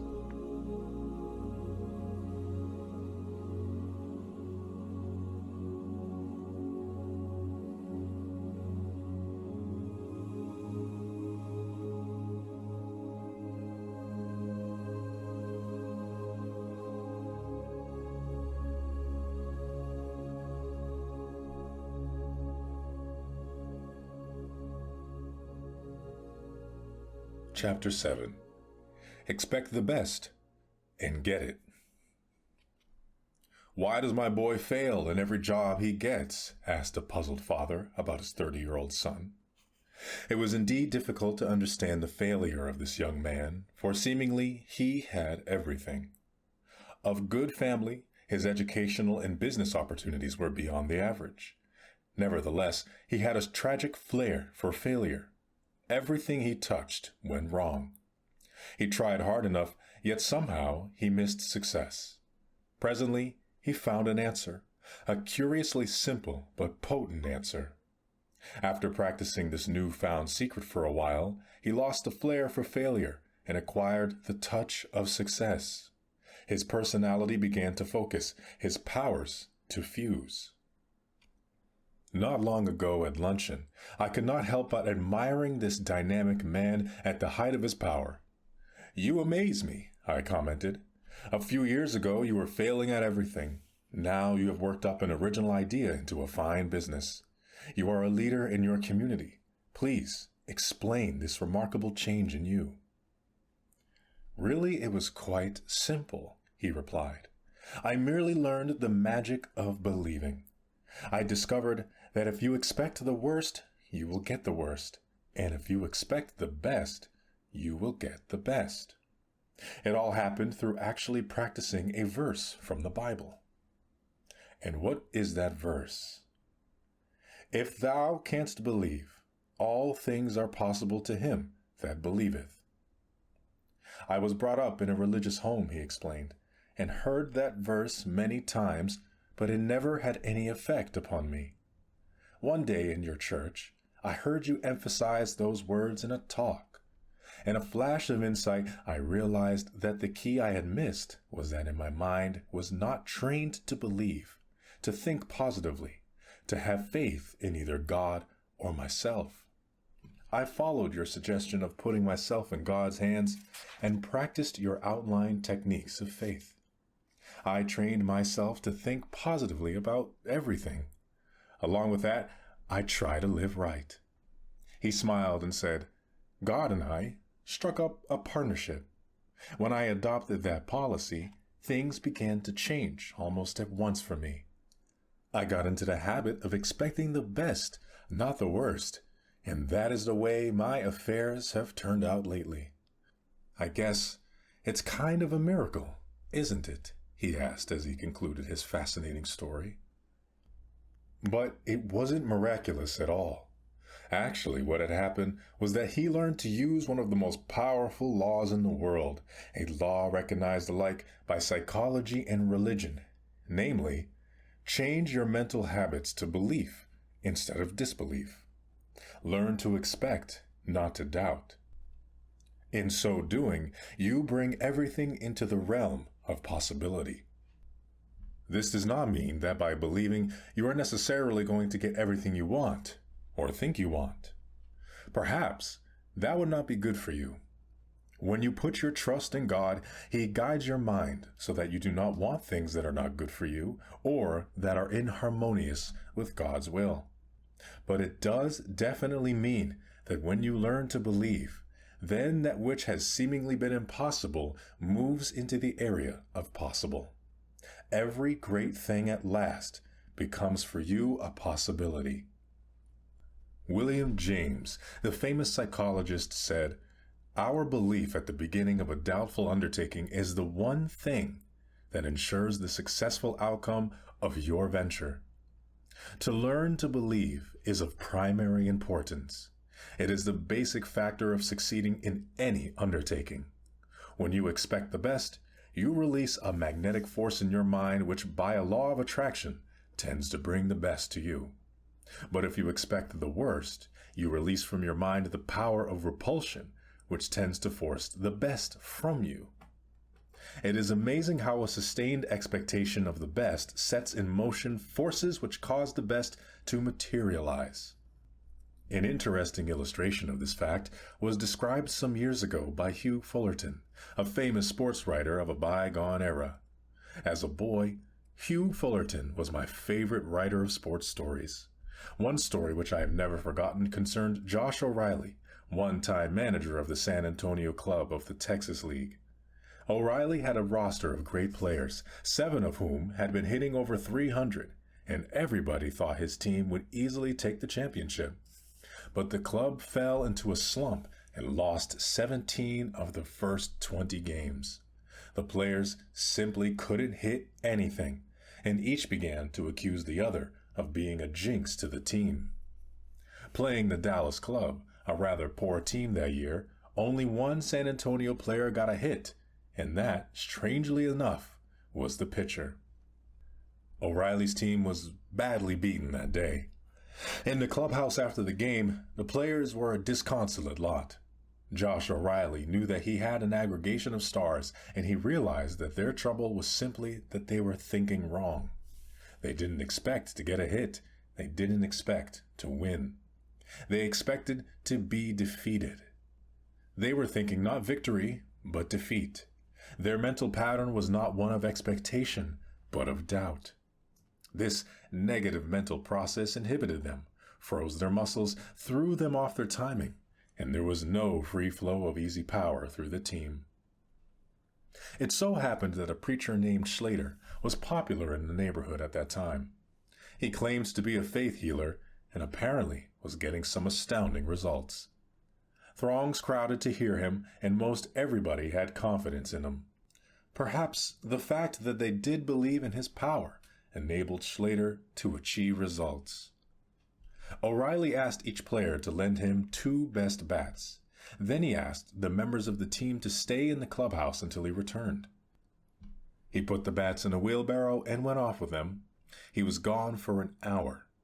He returned jubilantly to tell the players that Schlater, the preacher, had blessed the bats and that these bats now contained a power that could not be overcome.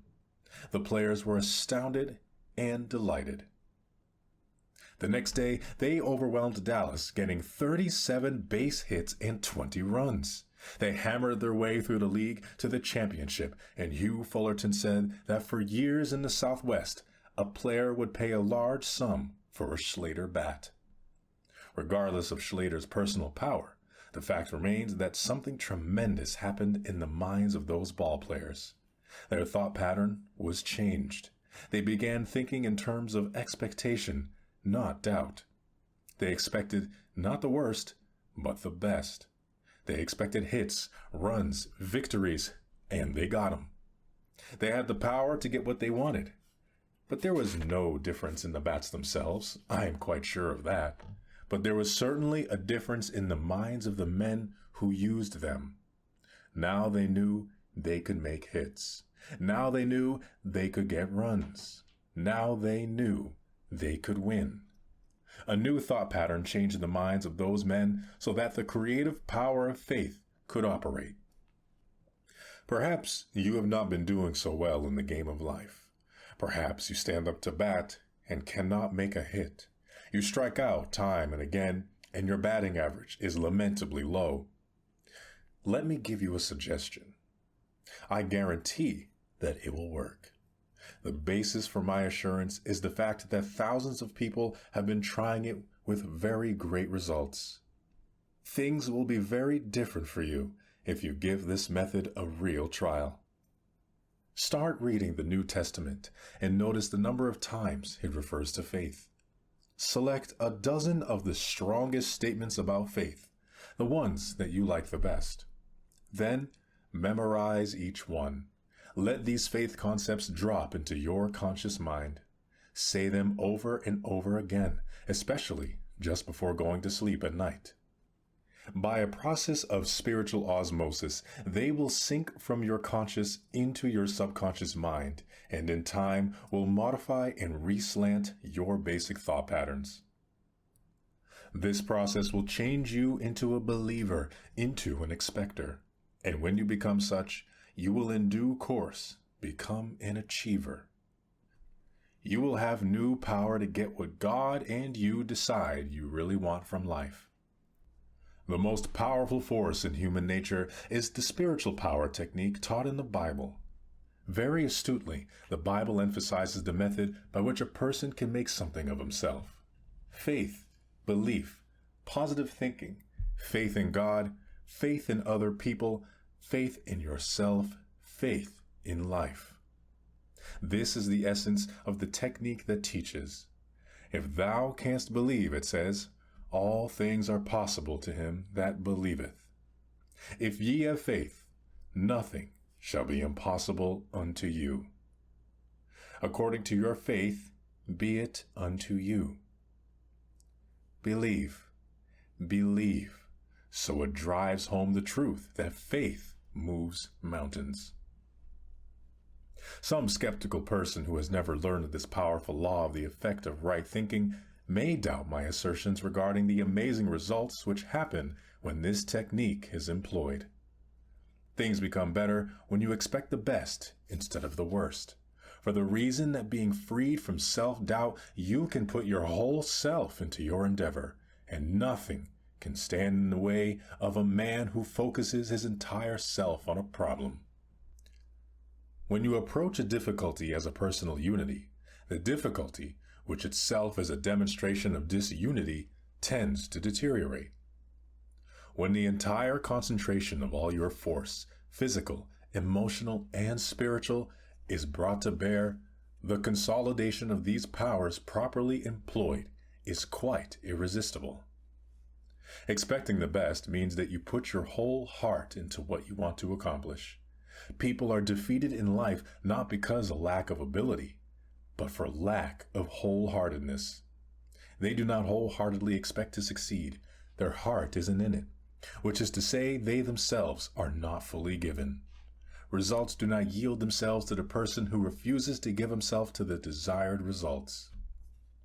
A major key to success in this life, to attaining that which you deeply desire, is to be completely released and throw all there is of yourself into a job or any project in which you are engaged. In other words, whatever you are doing, give it all you've got. Give every bit of yourself. Hold nothing back. Life cannot deny itself to the person who gives life his all. But most people, unfortunately, don't do that. In fact, very few people do. And this is a tragic cause of failure, or, if not failure, it is the reason we only half attain. A famous Canadian athletic coach, Ace Percival, said that most people, athletes as well as non-athletes, are holdouts. That is to say, they are always keeping something in reserve. They do not invest themselves 100% in competition. Because of that fact, they never achieve the highest of which they are capable. Red Barber, famous baseball announcer, told me that he had known few athletes who completely give themselves. Don't be a holdout. Go all out. Do this, and life will not hold out on you. A famous trapeze artist was instructing his students how to perform on the high trapeze bar. Finally, having given full explanations and instructions in this skill, he told them to demonstrate their ability. One student, looking up at the insecure perch upon which he must perform, was suddenly filled with fear. He froze completely. He had a terrifying vision of himself falling to the ground. He couldn't move a muscle. So deep was his fright. "I can't do it! I can't do it!" he gasped. The instructor put his arm around the boy's shoulder and said, "Son, you can do it, and I will tell you how." Then he made a statement which is of inestimable importance. It is one of the wisest remarks I have ever heard. He said, "Throw your heart over the bar, and your body will follow." Copy that one sentence. Write it on a card and put it in your pocket. Place it under the glass on your desktop. Tack it up on your wall. Stick it in your shaving mirror. Better still, write it on your mind. You who really want to do something with life. It's packed with power, that sentence. Throw your heart over the bar, and your body will follow. Heart is the symbol of creative activity. Fire the heart with where you want to go and what you want to be. Get it so deeply fixed in your unconscious that you will not take no for an answer. Then your entire personality will follow where your heart leads. Throw your heart over the bar means to throw your faith over your difficulty. Throw your affirmation over every barrier. Throw your visualization over your obstacles. In other words, throw the spiritual essence of you over the bar, and your material self will follow in the victory groove thus pioneered by your faith-inspired mind. Expect the best, not the worst, and you will attain your heart's desire. It is what is in the heart of you, either good or bad, strong or weak, that finally comes to you. Emerson said, "Beware of what you want, for you will get it." That this philosophy is of practical value is illustrated by the experience of a young woman whom I interviewed a number of years ago. She made an appointment to see me in my office at 2 o'clock on a certain afternoon. Being quite busy that day, I had gotten a little behind schedule, and it was about 5 minutes after 2 when I walked into the conference room where she was waiting. It was obvious that she was displeased, for her lips were pressed firmly together. "It's 5 minutes after 2, and we had an appointment at 2 p.m., she said. "I always admire promptness." "So do I. I always believe in being prompt, and I hope you will forgive me for my unavoidable delay," I said with a smile. But she was not in a smiling mood, for she said crisply, "I have a very important problem to present to you, and I want an answer, and I expect an answer." Then she shot out at me, "I might as well put it to you bluntly. I want to get married." "Well," I replied, "that is a perfectly normal desire, and I should like to help you." "I want to know why I can't get married," she continued. "Every time I form a friendship with a man, the next thing I know, he fades out of the picture and another chance is gone by. And," she added, speaking frankly, "I'm not getting any younger. You conduct a personal problem clinic to study people, and you have had some experience, and I am putting my problem right up to you. Tell me, why can't I get married?" I studied her to see if she was the kind of person to whom one can speak frankly, for certain things had to be said if she really meant business. Finally, I decided that she was of a big enough caliber to take the medicine that would be required if she was to correct her personality difficulties. So I said, "Well, now, let's analyze the situation. Obviously, you have a good mind and a fine personality, and if I may say so, you are a very handsome lady." All of these things were true. I congratulated her in every way that I honestly could. But then I said, "I think that I see your difficulty, and it is this. You took me to task because I was 5 minutes late for our appointment.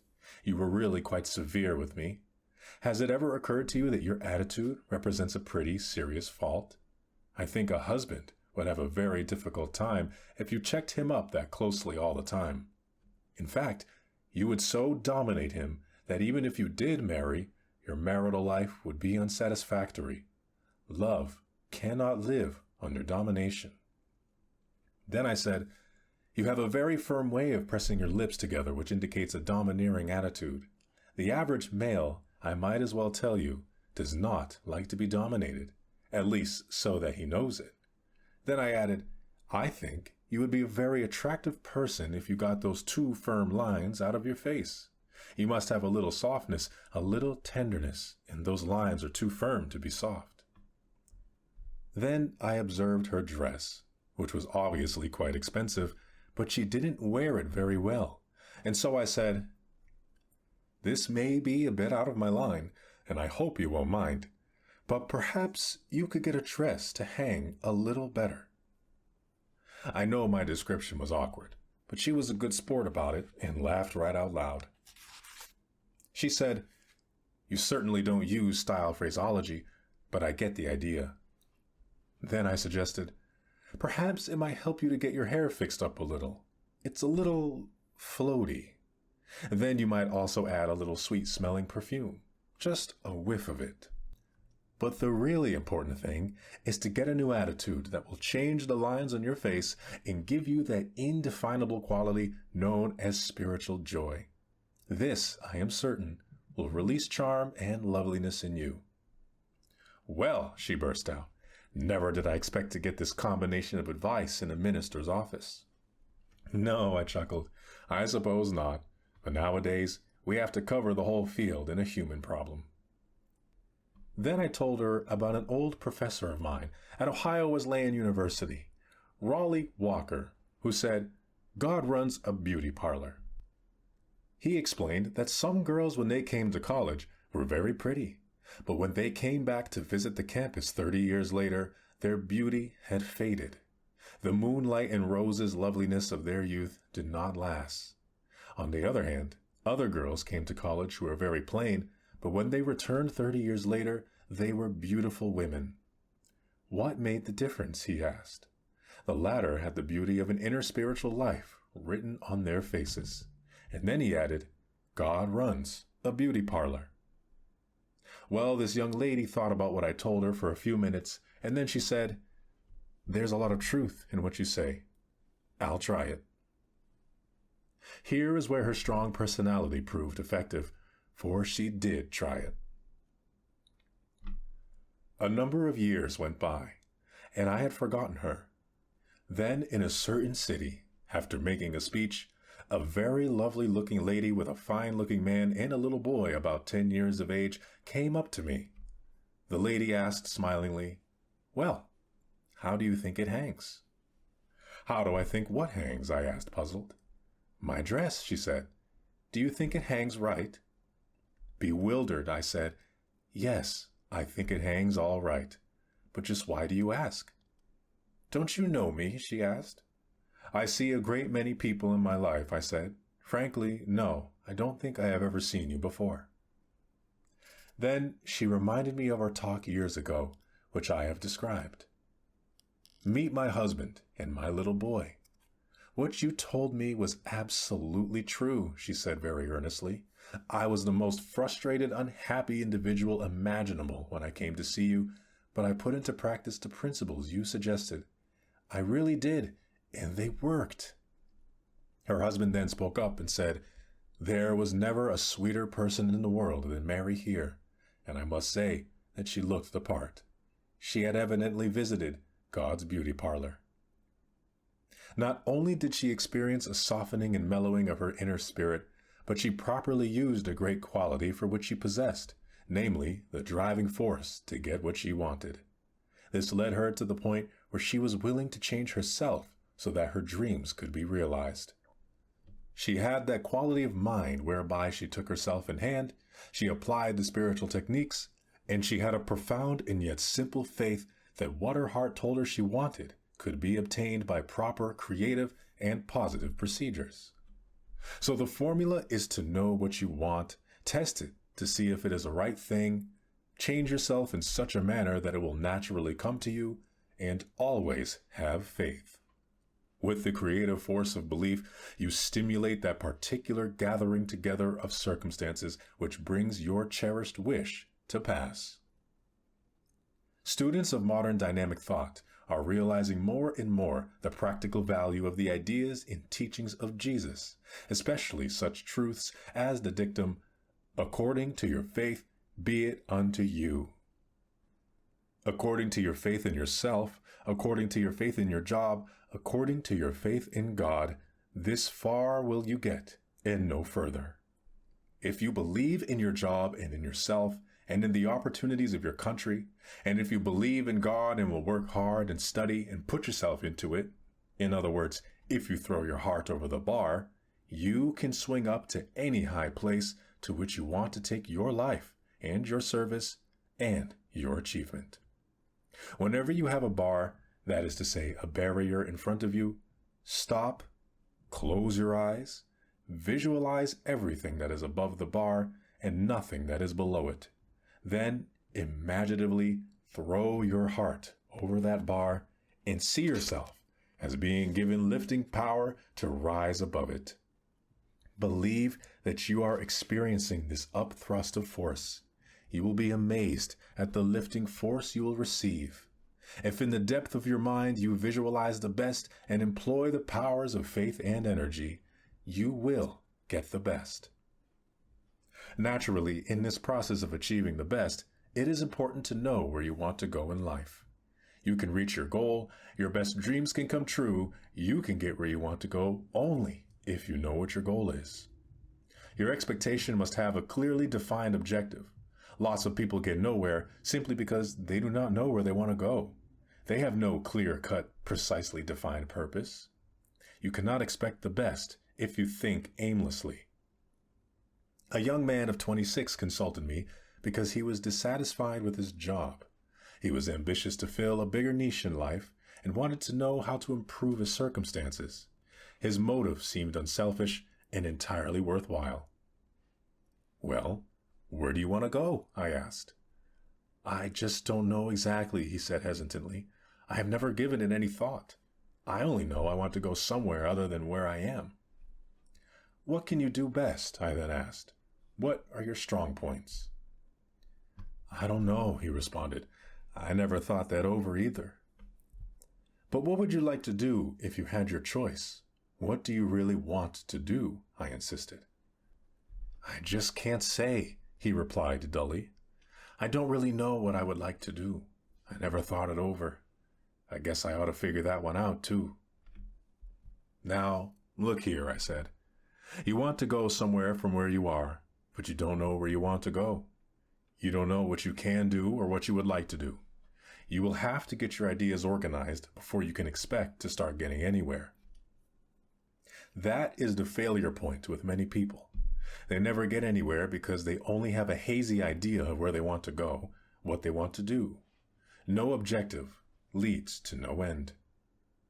We made a thorough analysis testing this young man's capabilities and found some assets of personality he did not know he possessed.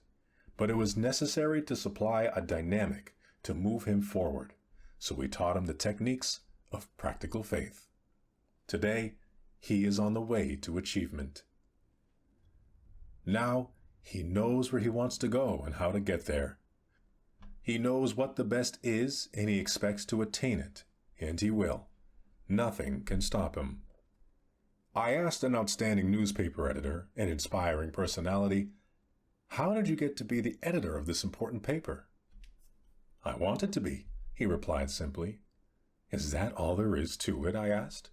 "You wanted to be, and so there you are?" "Well, that may not be all of it, but that was a large part of the process," he explained.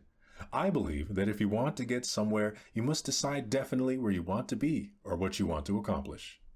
Be sure it is a right objective, then photograph this objective on your mind and hold it there. Work hard, believe in it, and the thought will become so powerful that it will tend to assure success." "There is a deep tendency," he declared, "to become what your mind pictures, provided you hold the mental picture strongly enough and if the objective is sound." So saying, the editor pulled a well-worn card from his wallet and said, "I repeat this quotation every day of my life. It has become my dominating thought." I copied it and am giving it to you. A person who is self-reliant, positive, optimistic, and undertakes his work with the assurance of success magnetizes his condition. He draws to himself the creative powers of the universe. It is indeed a fact that the person who thinks with positive self-reliance and optimism does magnetize his condition and releases power to attain his goal. So expect the best at all times. Never think of the worst. Drop it out of your thought. Relegate it. Let there be no thought in your mind that the worst will happen. Avoid entertaining the concept of the worst, for whatever you take into your mind can grow there. Therefore, take the best into your mind, and only that. Nurture it, concentrate on it, emphasize it, visualize it, prayerize it, surround it with faith. Make it your obsession. Expect the best, and spiritually creative mind power aided by God power will produce the best. It may be that as you read this book, you are down to what you think is the worst, and you may remark that no amount of thinking will affect your situation. The answer to that objection is that it simply isn't so. Even if you may be down to the worst, the best is potentially within you. You have only to find it, release it, and rise up with it. This requires courage and character, to be sure, but the main requirement is faith. Cultivate faith, and you will have the necessary courage and character. A woman was compelled by adversity to go into sales work, a type of activity for which she had no training. She undertook to demonstrate vacuum cleaners from house to house. She took a negative attitude toward herself and her work. She just didn't believe she could do this job. She knew she was going to fail. She feared to approach a house even though she came for a requested demonstration. She believed that she could not make the sale. As a result, as is not surprising, she failed in a high percentage of her interviews. One day, she chanced to call upon a woman who evidenced consideration beyond the average. To this customer, the saleswoman poured out her tale of defeat and powerlessness. The other woman listened patiently, then said quietly, "If you expect failure, you will get failure. But if you expect to succeed, I am sure you will succeed." And she added, "I will give you a formula which I believe will help you. It will restyle your thinking, give you new confidence, and help you accomplish your goals. Repeat this formula before every call. Believe in it and then marvel at what it will do for you. This is it. If God be for us, who can be against us?" But change it by personalizing it so you say, "If God be for me, who can be against me?" If God be for me, then I know that with God's help, I can sell vacuum cleaners. God realizes that you want security and support for your little children and yourself, and by practicing the method I suggest, you will be given power to get what you want. She learned to utilize this formula. She approached each house expecting to make a sale, affirming and picturizing positive, not negative results. As the saleswoman employed this principle, she presently acquired new courage, new faith, and deeper confidence in her own ability. Now she declares, "God helps me sell vacuum cleaners." And who can dispute it? It is a well-defined and authentic principle that what the mind profoundly expects, it tends to receive. Perhaps this is true because what you really expect is what you actually want. Unless you really want something sufficiently to create an atmosphere of positive factors by your dynamic desire, it is likely to elude you. If with all your heart, that is the secret. If with all your heart, that is to say, if the full complement of your personality, you reach out creatively toward your heart's desire, your reach will not be in vain. Let me give you 4 words as the formulation of a great law.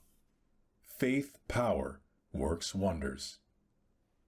Those 4 words are packed with dynamic and creative force. Hold them in your conscious mind. Let them sink into the unconscious, and they can help you to overcome any difficulty. Hold them in your thoughts. Say them over and over again. Say them until your mind accepts them, until you believe them. Faith power works wonders. I have no doubt about the effectiveness of this concept, for I have seen it work so often that my enthusiasm for faith power is absolutely boundless. You can overcome any obstacle. You can achieve the most tremendous things by faith power. And how do you develop faith power? The answer is to saturate your mind with the great words of the Bible. If you will spend 1 hour a day reading the Bible and committing its great passages to memory, thus allowing them to recondition your personality, the change in you and in your experience will be little short of miraculous. Just one section of the Bible will accomplish this for you. The 11th chapter of Mark is enough. You will find the secret in the following words, and this is one of the greatest formulas the book contains. Have faith in God. For verily I say unto you, that whatsoever shall say unto this mountain, Be thou removed, and be thou cast into the sea, and shall not doubt in his heart, but shall believe that those things which he saith shall come to pass, he shall have whatsoever he saith. This is not some theory that I have thought up. It is taught by the most reliable book known to man. Generation after generation, no matter what develops in the way of knowledge and science, the Bible is read by more people than any other book. Humanity rightly has more confidence in it than any other document ever written, and the Bible tells us that faith power works wonders. The reason, however, that great things do not happen to some people is that they are not specific in their application of faith power. We are told, "Ye shall say to this mountain."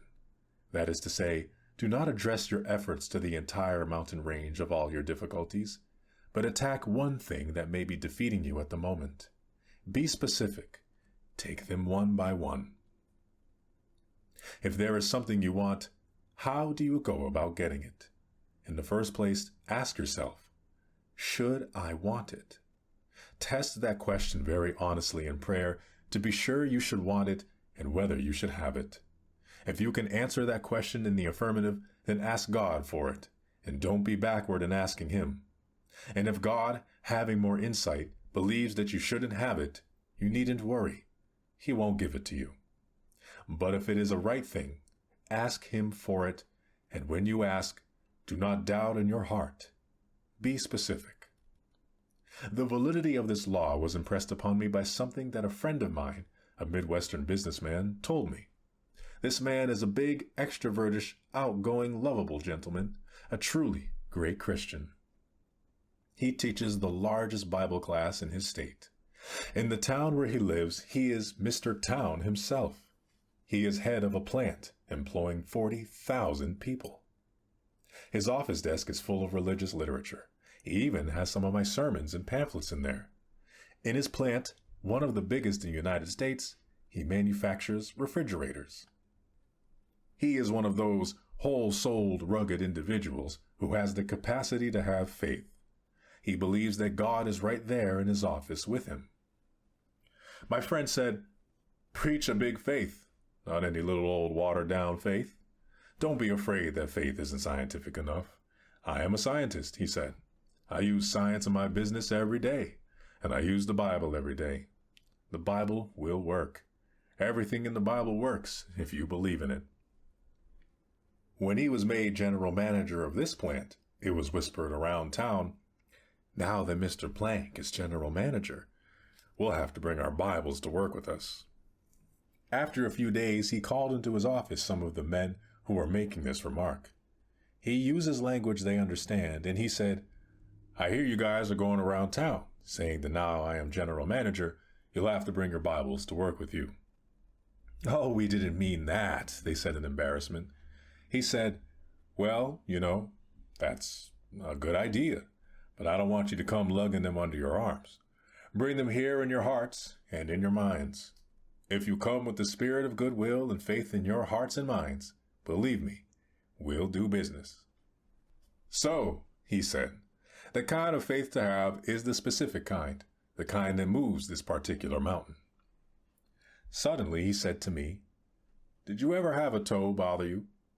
I was rather astonished by that, but before I could answer, he said, "I had a toe that bothered me, and I took it to the doctors here in town, and they are wonderful doctors, and they said there wasn't anything wrong with the toe that they could see, but they were wrong because it hurt. So I went out and got a book on anatomy and read up on toes. It is really a simple construction. There's nothing but a few muscles and ligaments and a bony structure. It seemed that anybody who knows anything about a toe could fix it, but I couldn't get anybody to fix that toe, and it hurt me all the time. So I sat down one day and took a look at that toe. Then I said, 'Lord, I'm sending this toe right back to the plant. You made that toe. I make refrigerators, and I know all there is to know about a refrigerator. When we sell a refrigerator, we guarantee the customer service. If his refrigerator doesn't work right, and if our service agents can't fix it, he brings it back to the plant and we fix it because we know how.' So I said, 'Lord, you made this toe, you manufactured it, and your service agents, the doctors, don't seem to know how to get it working right. And if you don't mind, Lord, I would like to have it fixed up as soon as possible because it's bothering me.'" "How is the toe now?" I asked. "Perfect," he replied. Perhaps this is a foolish kind of story, and I laughed when he told it, but I almost cried too. for I saw a wonderful look on that man's face as he related that incident of a specific prayer. Be specific. Ask God for any right thing, but as a little child, don't doubt. Doubt closes the power flow. Faith opens it. The power of faith is so tremendous that there is nothing that Almighty God cannot do for us, with us, or through us, if we let Him channel His power through our minds. So roll those words around on your tongue. Say them over and over again until they lodge deeply in your mind, until they get down into your heart, until they take possession of the essence of you. Whosoever shall say unto this mountain, Be thou removed, and be thou cast into the sea, and shall not doubt in his heart, but shall believe that those things which he saith shall come to pass, he shall have whatsoever he saith. I suggested these principles some months ago to an old friend of mine, a man who perpetually expects the worst. Up to the time of our discussion, never did I hear him say anything other than that things would not turn out right. He took this negative attitude towards every project or problem. He expressed vigorous disbelief in the principles outlined in this chapter and offered to make a test to prove that I am wrong in my conclusions. He is an honest man, and he faithfully tried these principles in connection with several matters and actually kept a scorecard. He did this for 6 months. He volunteered the information at the end of that period that 85% of the matters under investigation had turned out satisfactorily. I am now convinced, he said, although I wouldn't have believed it possible, but it is evidently a fact that if you expect the best, you are given some strange kind of power to create conditions that produce the desired results. From now on, I am changing my mental attitude and shall expect the best, not the worst. My test indicates that this is not theory, but a scientific way to meet life situations. I might add that even the high percentage he attained can be raised with practice, and of course, practice in the art of expectation is as essential as practice on a musical instrument or with a golf club. Nobody ever mastered any skill except through intensive, persistent, and intelligent practice. Also, it should be noted that my friend approached this experiment at first in a spirit of doubt, which would tend adversely to affect his earlier results. Every day, as you confront the problems of life, I suggest that you affirm as follows: I believe God gives me power to attain what I really want. Never mention the worst. Never think of it. Drop it out of your consciousness. At least 10 times every day affirm, I expect the best, and with God's help, I will attain the best. In so doing, your thoughts will turn toward the best and become conditioned to its realization. This practice will bring all of your powers to focus upon the attainment of the best. It will bring the best to you.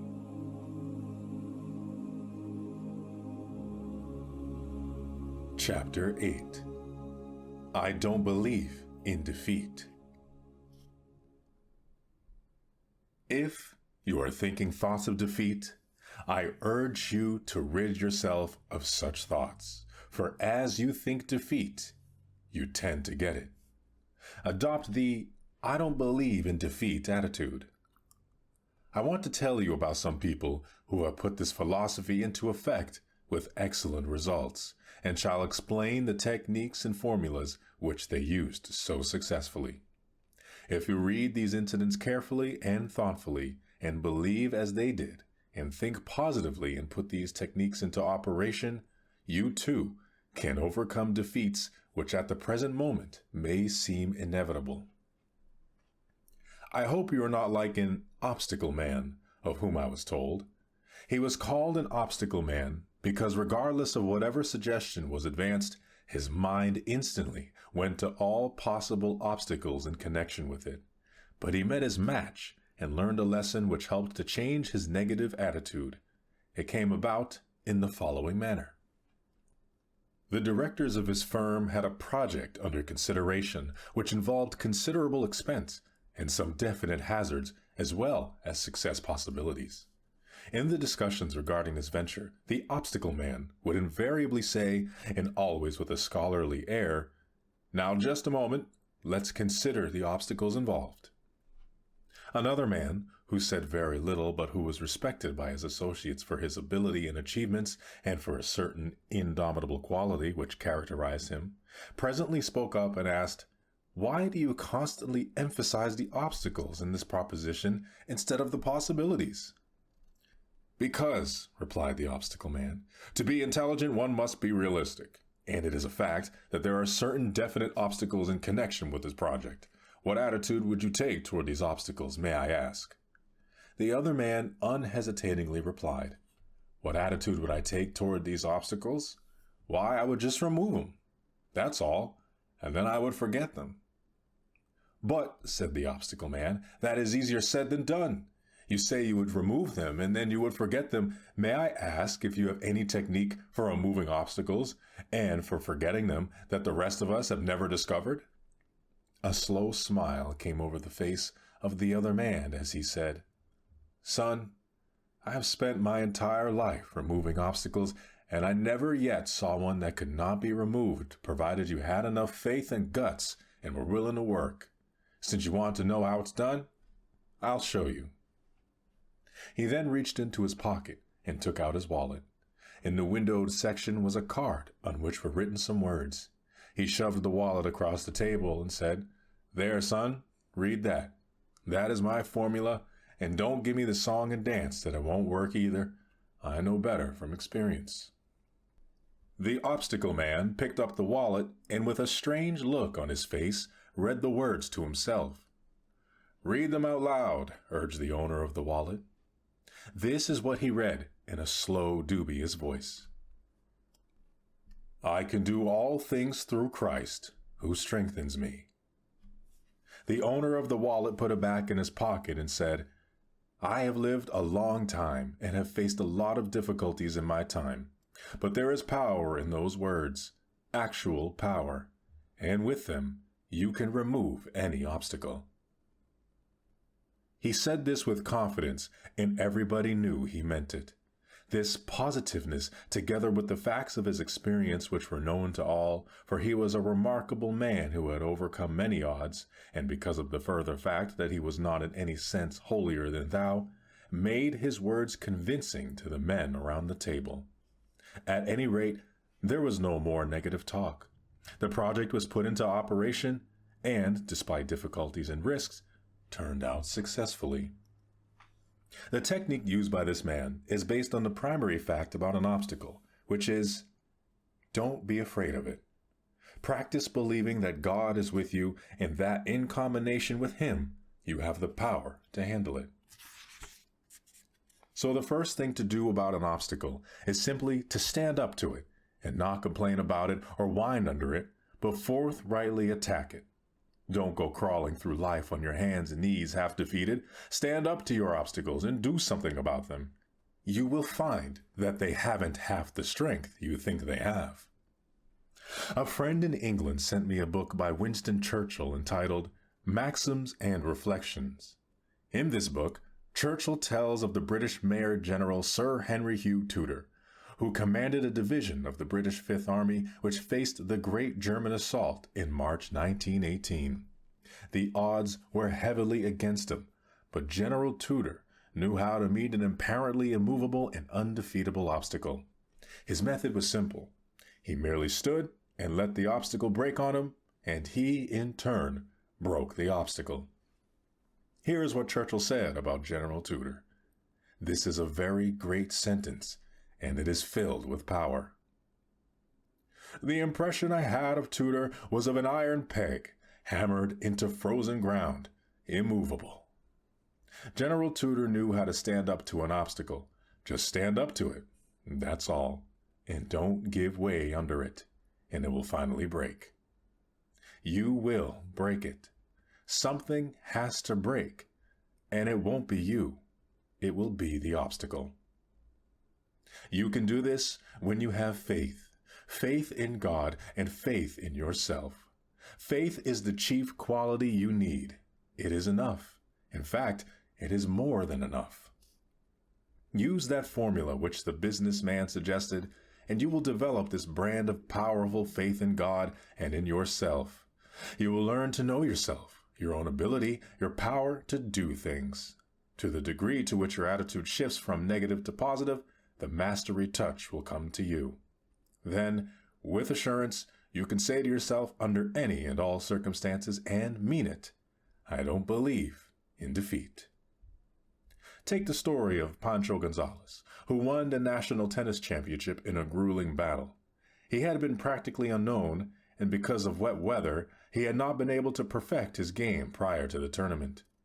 A sports writer of a metropolitan newspaper, in analyzing Gonzalez, said that there were certain defects in his techniques and gave it as his opinion that probably greater champions had played on the courts. However, he credited Gonzalez with a marvelous serve and a skillful volley. But the factor that won the championship, said the writer, was his staying power and the further fact that he was never defeated by the discouraging vicissitudes of the game. That is one of the most subtle lines I have ever read in any sports story. He was never defeated by the discouraging vicissitudes of the game. It means, does it not, that when the game seemed to go against him, he did not let discouragement creep in nor negative thoughts dominate and thus lose the power to win. This mental and spiritual quality made that man a champion.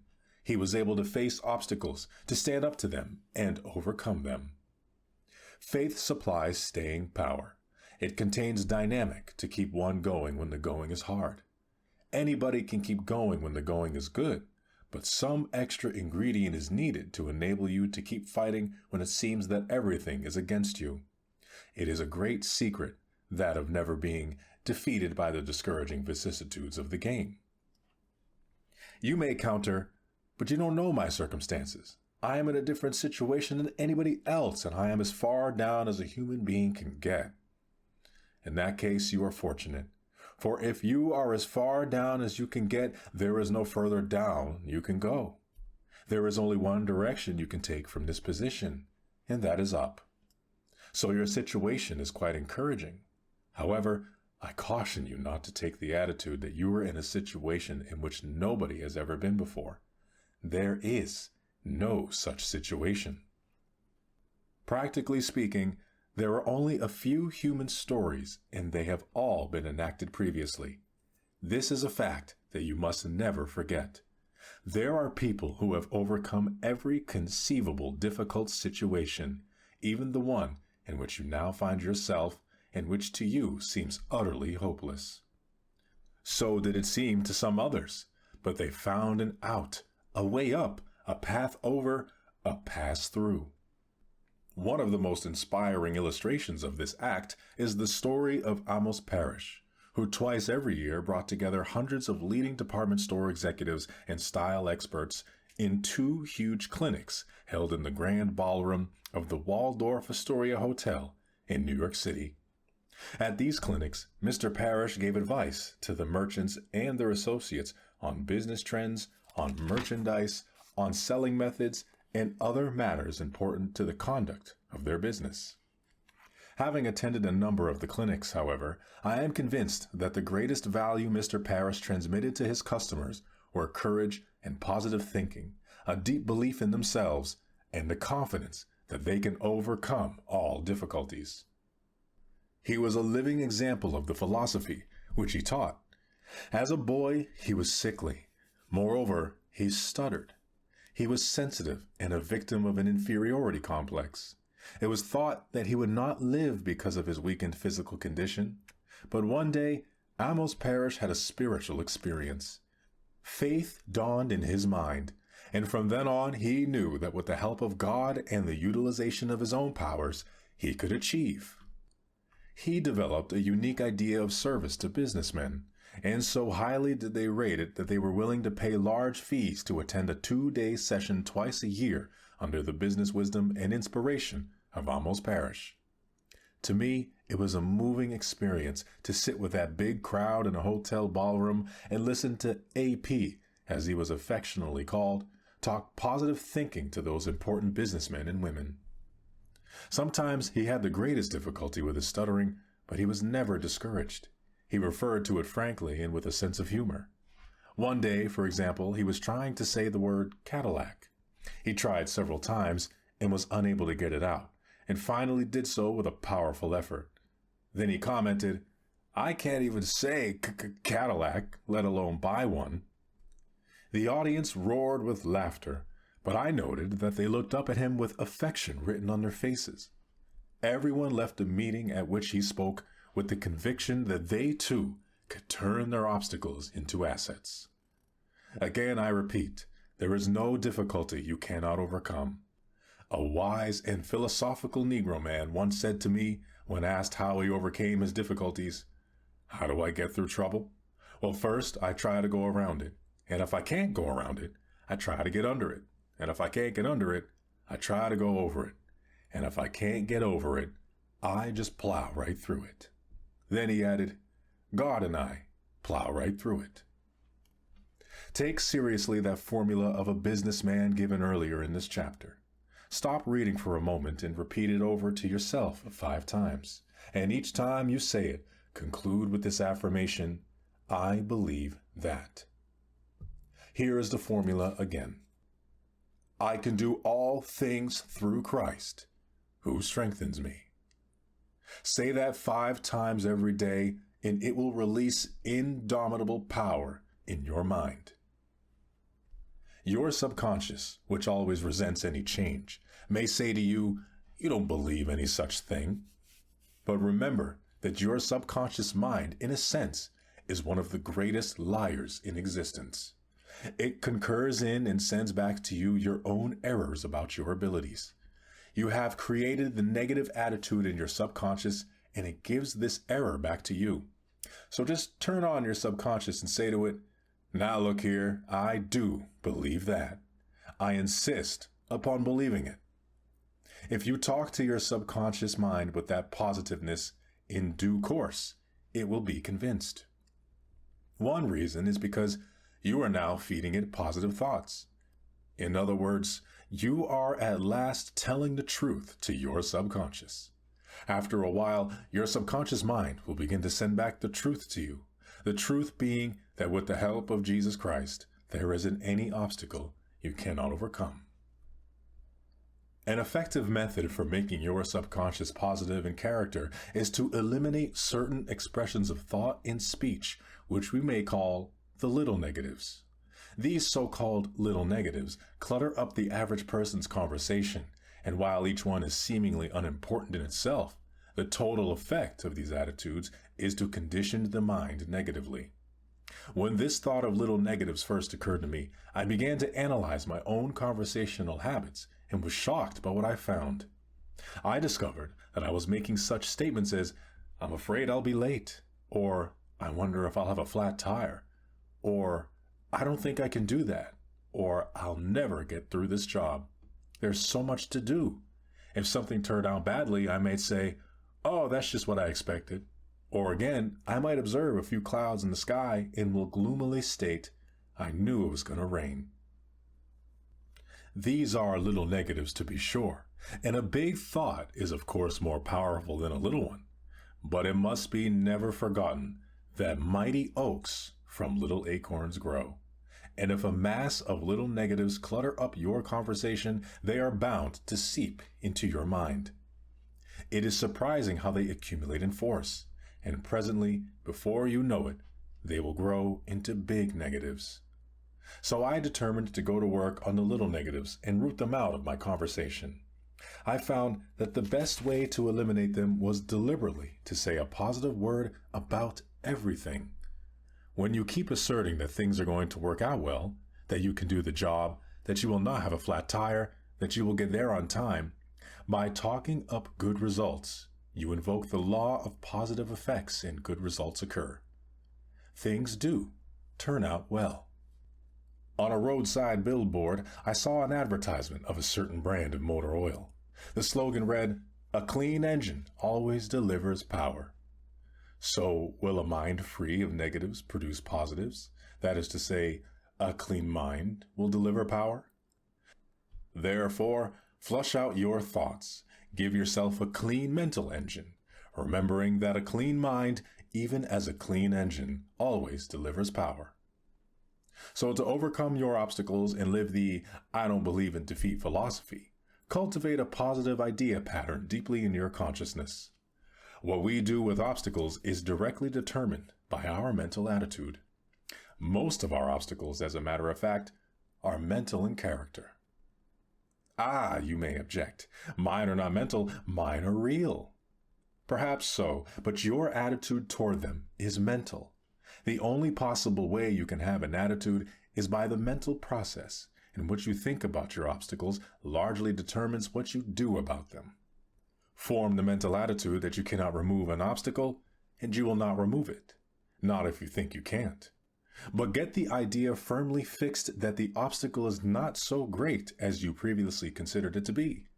Hold the idea that it is removable, and however faintly you entertain this positive thought, from the very moment you begin to think in this manner, the process is inaugurated which will lead to its ultimate removal.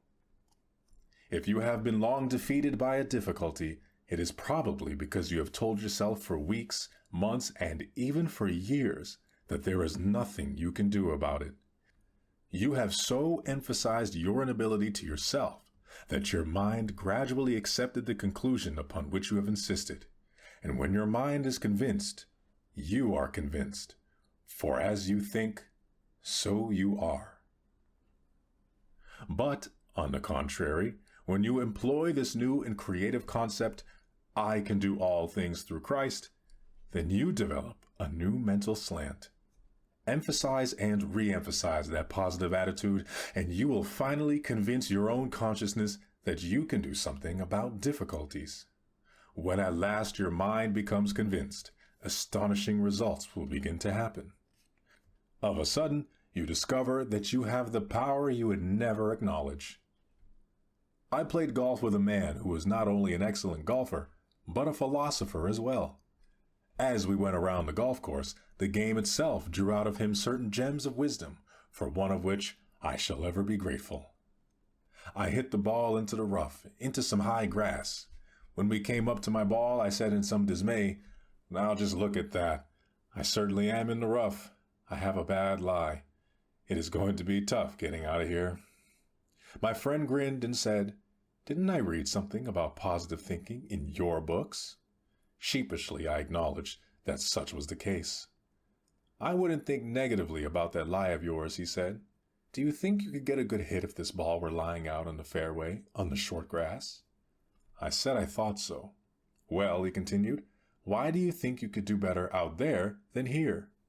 "Because," I replied, "the grass is cut short on the fairway and the ball can get away better." Then he did a curious thing. "Let's get down on our hands and knees," he suggested, "and examine the situation. Let's see just how this ball does lie." So we got down on our hands and knees, and he said, "Observe that the relative height of the ball here is about the same as it would be on the fairway, the only difference being that you have about 5 or 6 inches of grass above the ball." Then he did an even more whimsical thing. "Notice the quality and character of this grass," he said. He pulled off a blade and handed it to me. "Chew it," he said. I chewed, and he asked, "Isn't that tender?" "Why, yes," I replied. "It certainly does seem to be tender grass." "Well," he continued, "an easy swing of your number 5 iron will cut through that glass almost like a knife." And then he gave me this sentence, which I'm going to remember as long as I live, and I hope you will also. "The rough is only mental. In other words," he continued, "it is rough because you think it is. In your mind you have decided that here is an obstacle which will cause you difficulty. The power to overcome this obstacle is in your mind. If you visualize yourself lifting that ball out of the rough, believing you can do it, your mind will transfer flexibility, rhythm, and power to your muscles, and you will handle that club in such a manner that the ball will rise right out of there in a beautiful shot. All you need to do is to keep your eye on that ball and tell yourself that you are going to lift it out of the grass with a lovely stroke. Let the stiffness and tension go out of you. Hit it with exhilaration and power. Remember, the rough is only mental. To this day, I remember the thrill, the sense of power and delight I had in the clean shot that dropped the ball to the edge of the green. That is a very great fact to remember in connection with difficult problems.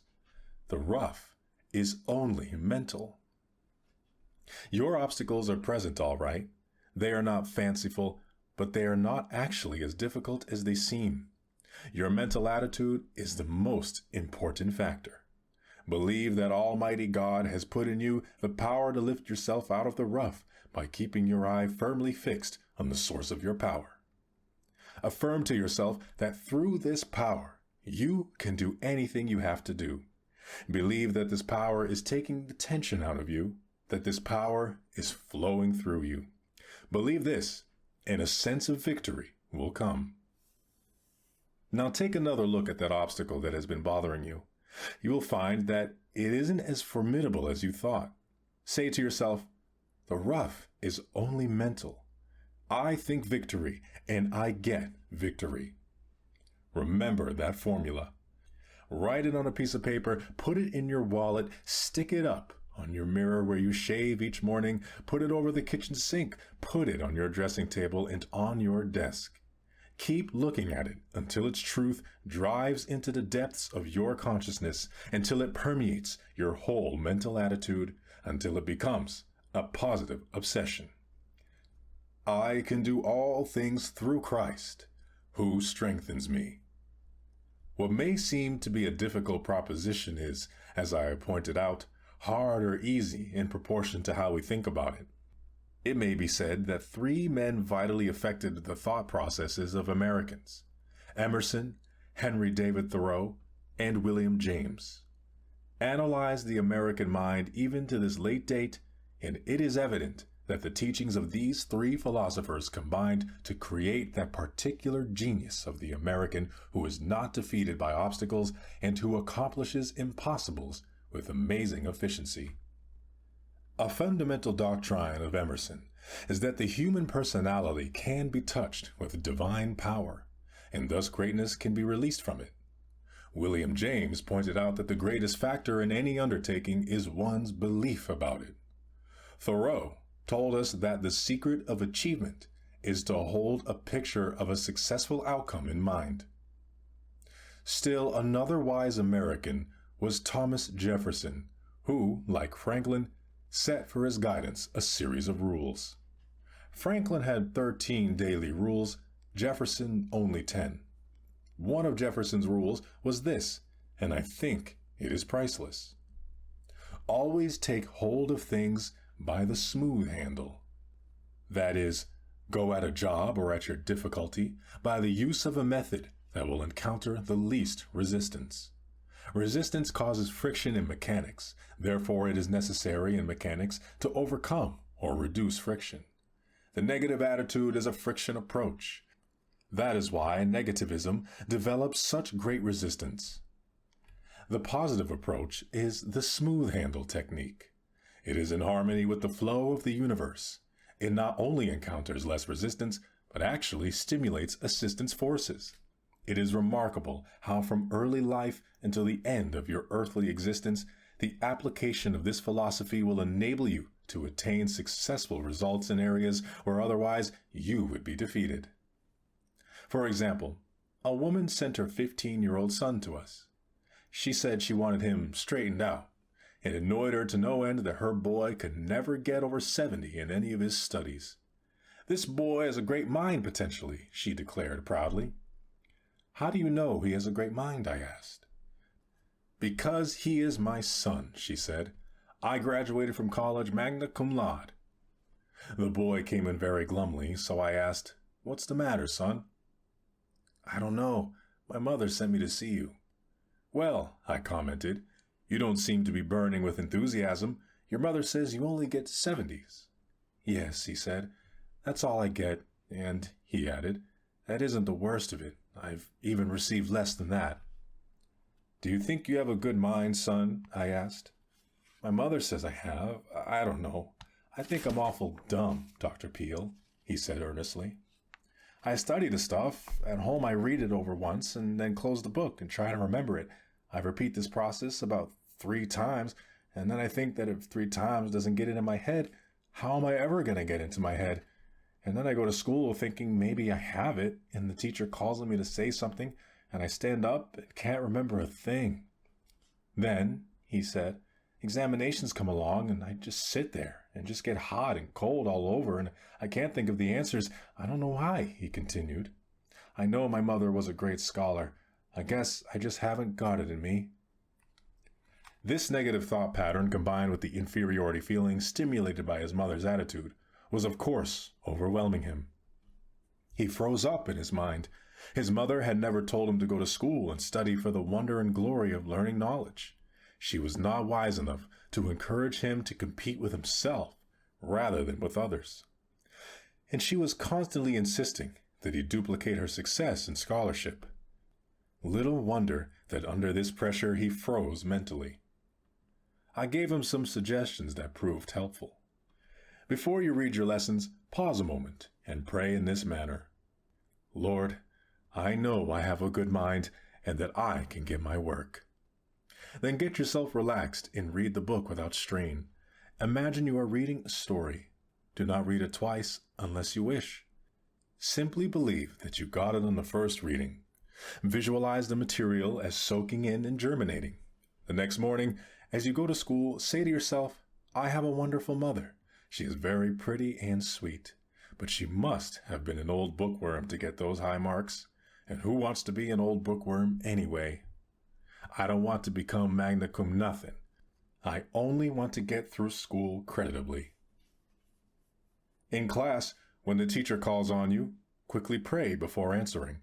Then believe the Lord will at that moment help your mind to deliver.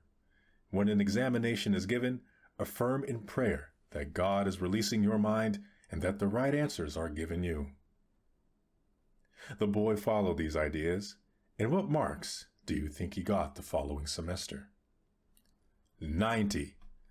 I am sure that this boy, having discovered the amazing workability of the I don't believe in defeat philosophy, will employ the amazing power of positive thinking in all the affairs of his life. I could use so many illustrations of the manner in which men's lives have been revamped by these procedures that this book would grow to unwieldy size. Moreover, these are incidents and experiences out of everyday life that are in no way theoretical, but are entirely practical. My mail is literally filled with testimonials sent by people who, having heard or read accounts I have told of victorious life experiences, have felt moved to relate similar occurrences in their own lives. Such a letter came from a gentleman who tells about his father as follows. My father was a traveling salesman. One time he sold furniture, another time hardware. Sometimes it was leather goods. He changed his line every year. I would hear him telling Mother that this was his last trip in stationery or in bed lamps or whatever it was he was selling at the moment. Next year, everything would be different. We would be on Easy Street. He had a chance to go at a firm that had a product that sold itself. It was always the same. My father never had a product that sold. He was always tense, always afraid of himself, always whistling in the dark. Then one day, a fellow salesman gave Father a copy of a little 3-sentence prayer. He was told to repeat it just before calling on a customer. Father tried it, and the results were almost miraculous. He sold 85% of all calls made during the first week, and every week thereafter, the results were wonderful. Some weeks the percentage ran as high as 95, and Father had 16 weeks in which he sold every customer called on. Father gave this prayer to several other salesmen, and in each case, it brought astounding results. The prayer my father used is as follows. I believe I am always divinely guided. I believe I will always take the right turn of the road. I believe God will always make a way where there is no way. The head of the small firm, who had a great many difficulties in establishing his business, told me that he was immeasurably helped by a technique which he invented. He had trouble, he said, with the tendency to blow up a small difficulty into a seemingly insurmountable obstacle. He knew he was approaching his problems in a defeatist attitude, and had common sense enough to realize that these obstacles were not so difficult as he made them appear to be. As he told the story, I wondered if he did not have that curious psychological difficulty known as the will to fail. He employed a device which reconditioned his mental attitude, and after a time had a noticeable effect on his business. He simply placed a large wire basket on his office desk. The following words were printed on a card and wired to this basket: "With God, all things are possible." Whenever a problem came up which the old mechanism of defeat began to develop into a big difficulty, he threw the paper pertaining to it into a basket marked, "With God, all things are possible," and let it rest there for a day or two. It is queer how each matter, when I took it out of that basket again, didn't seem difficult at all, he reported. In this act, he dramatized the mental attitude of putting the problem in God's hands. As a result, he received power to handle the problem normally, and therefore successfully. As you finish this chapter, please say the following line aloud: I don't believe in defeat. Continue to affirm that until the idea dominates your subconscious attitudes.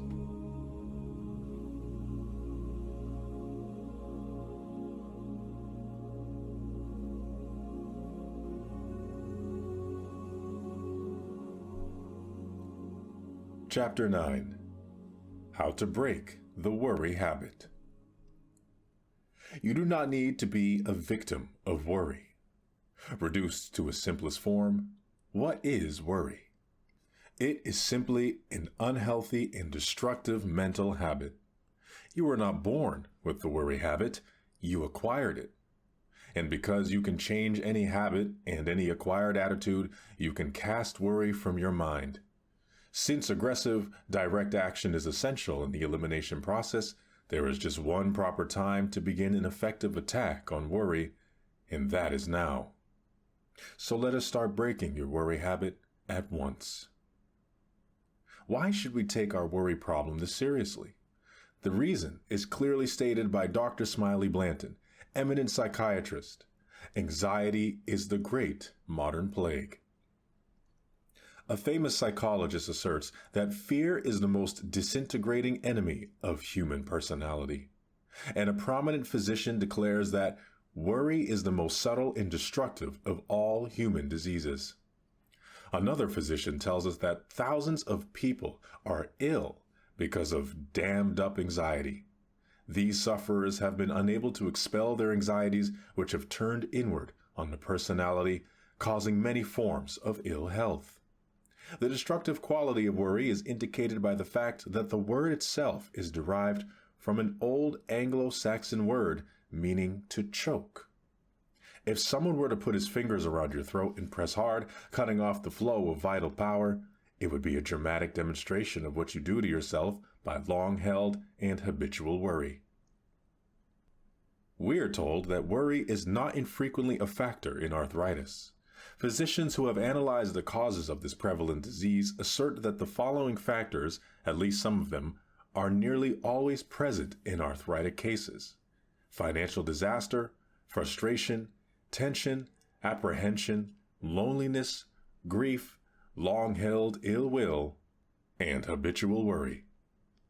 A clinic staff is said to have made a study of 176 American executives of the average age of 44 years and discovered that 1/2 had high blood pressure, heart disease, or ulcers.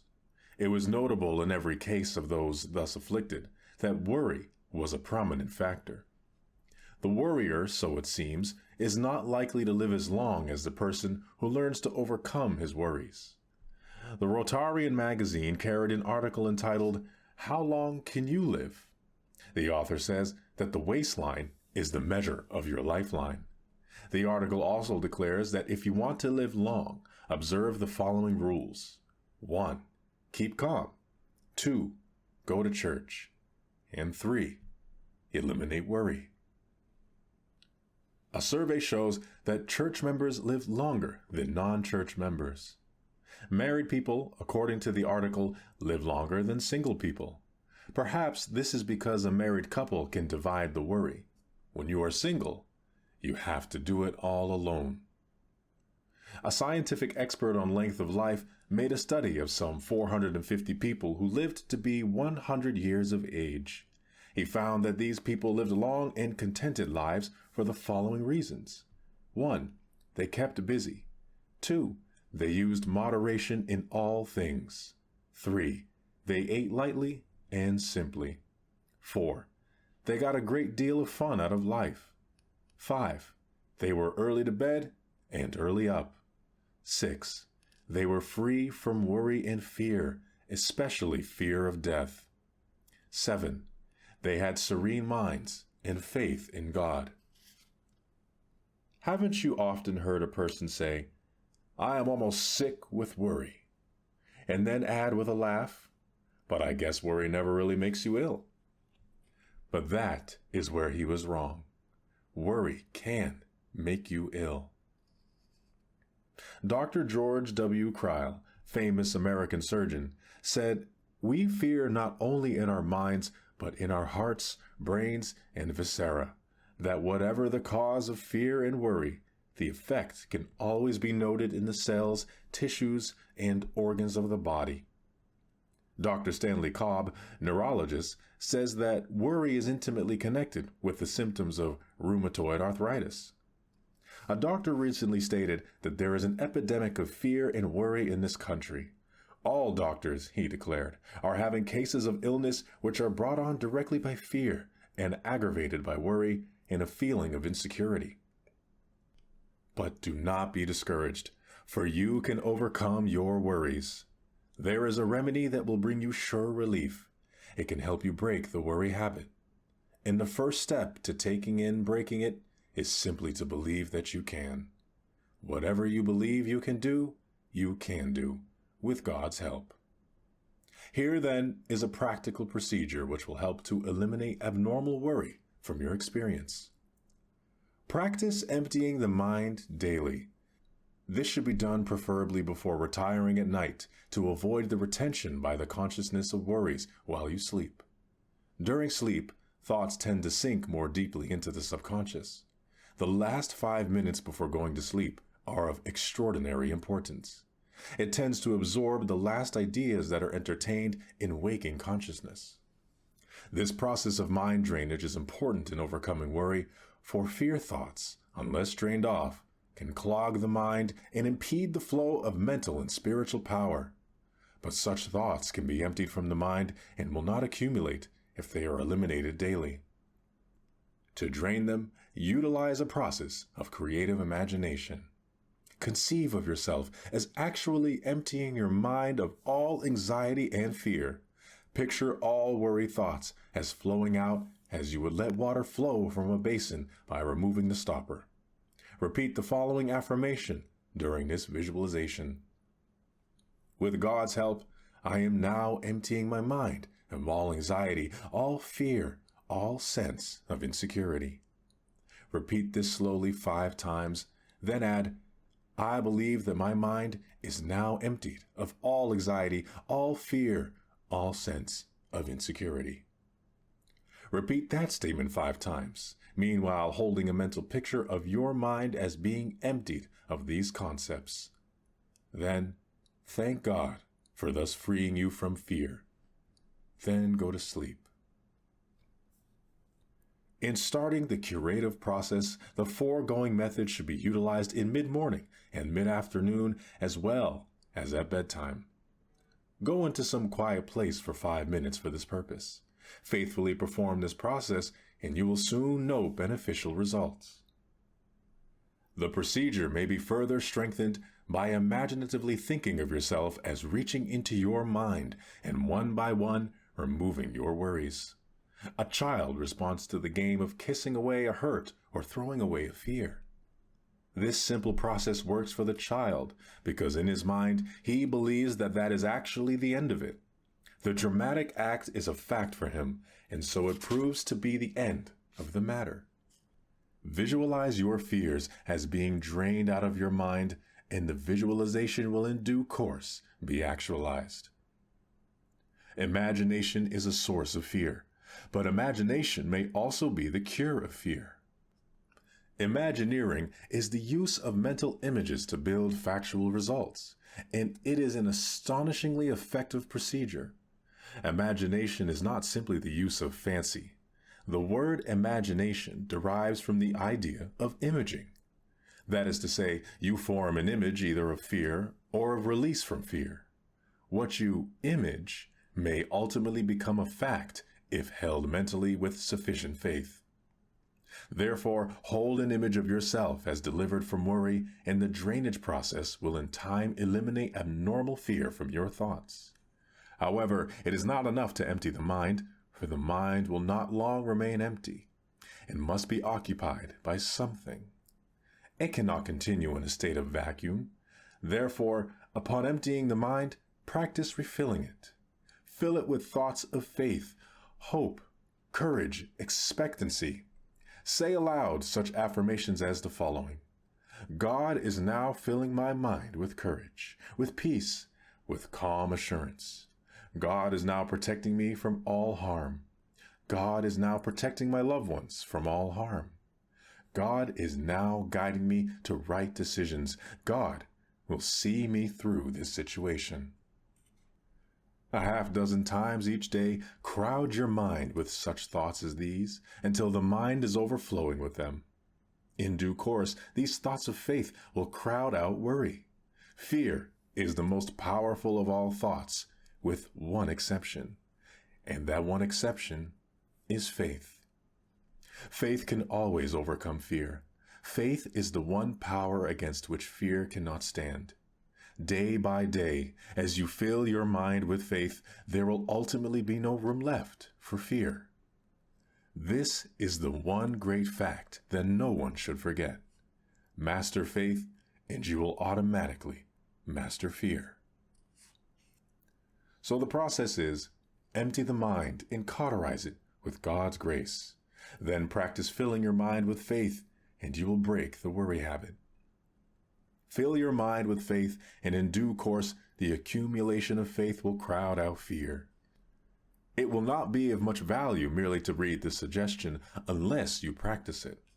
And the time to begin practicing it is now, while you think of it, and while you are convinced that the number one procedure in breaking the worry habit is to drain the mind daily of fear and fill the mind daily with faith.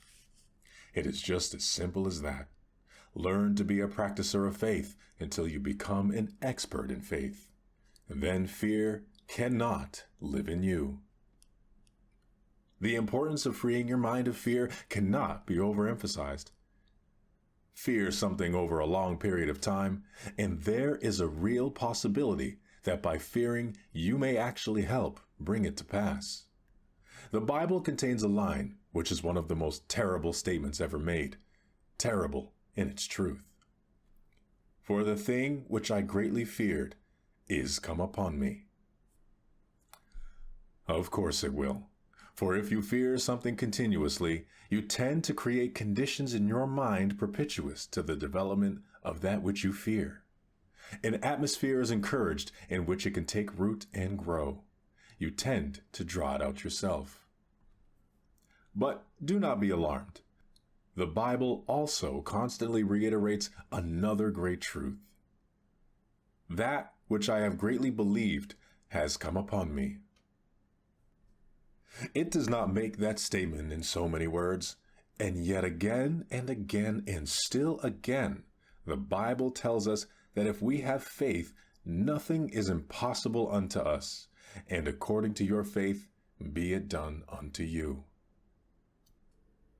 So if you shift your mind from fear to faith, you will stop creating the object of your fear and will, instead, actualize the object of your faith.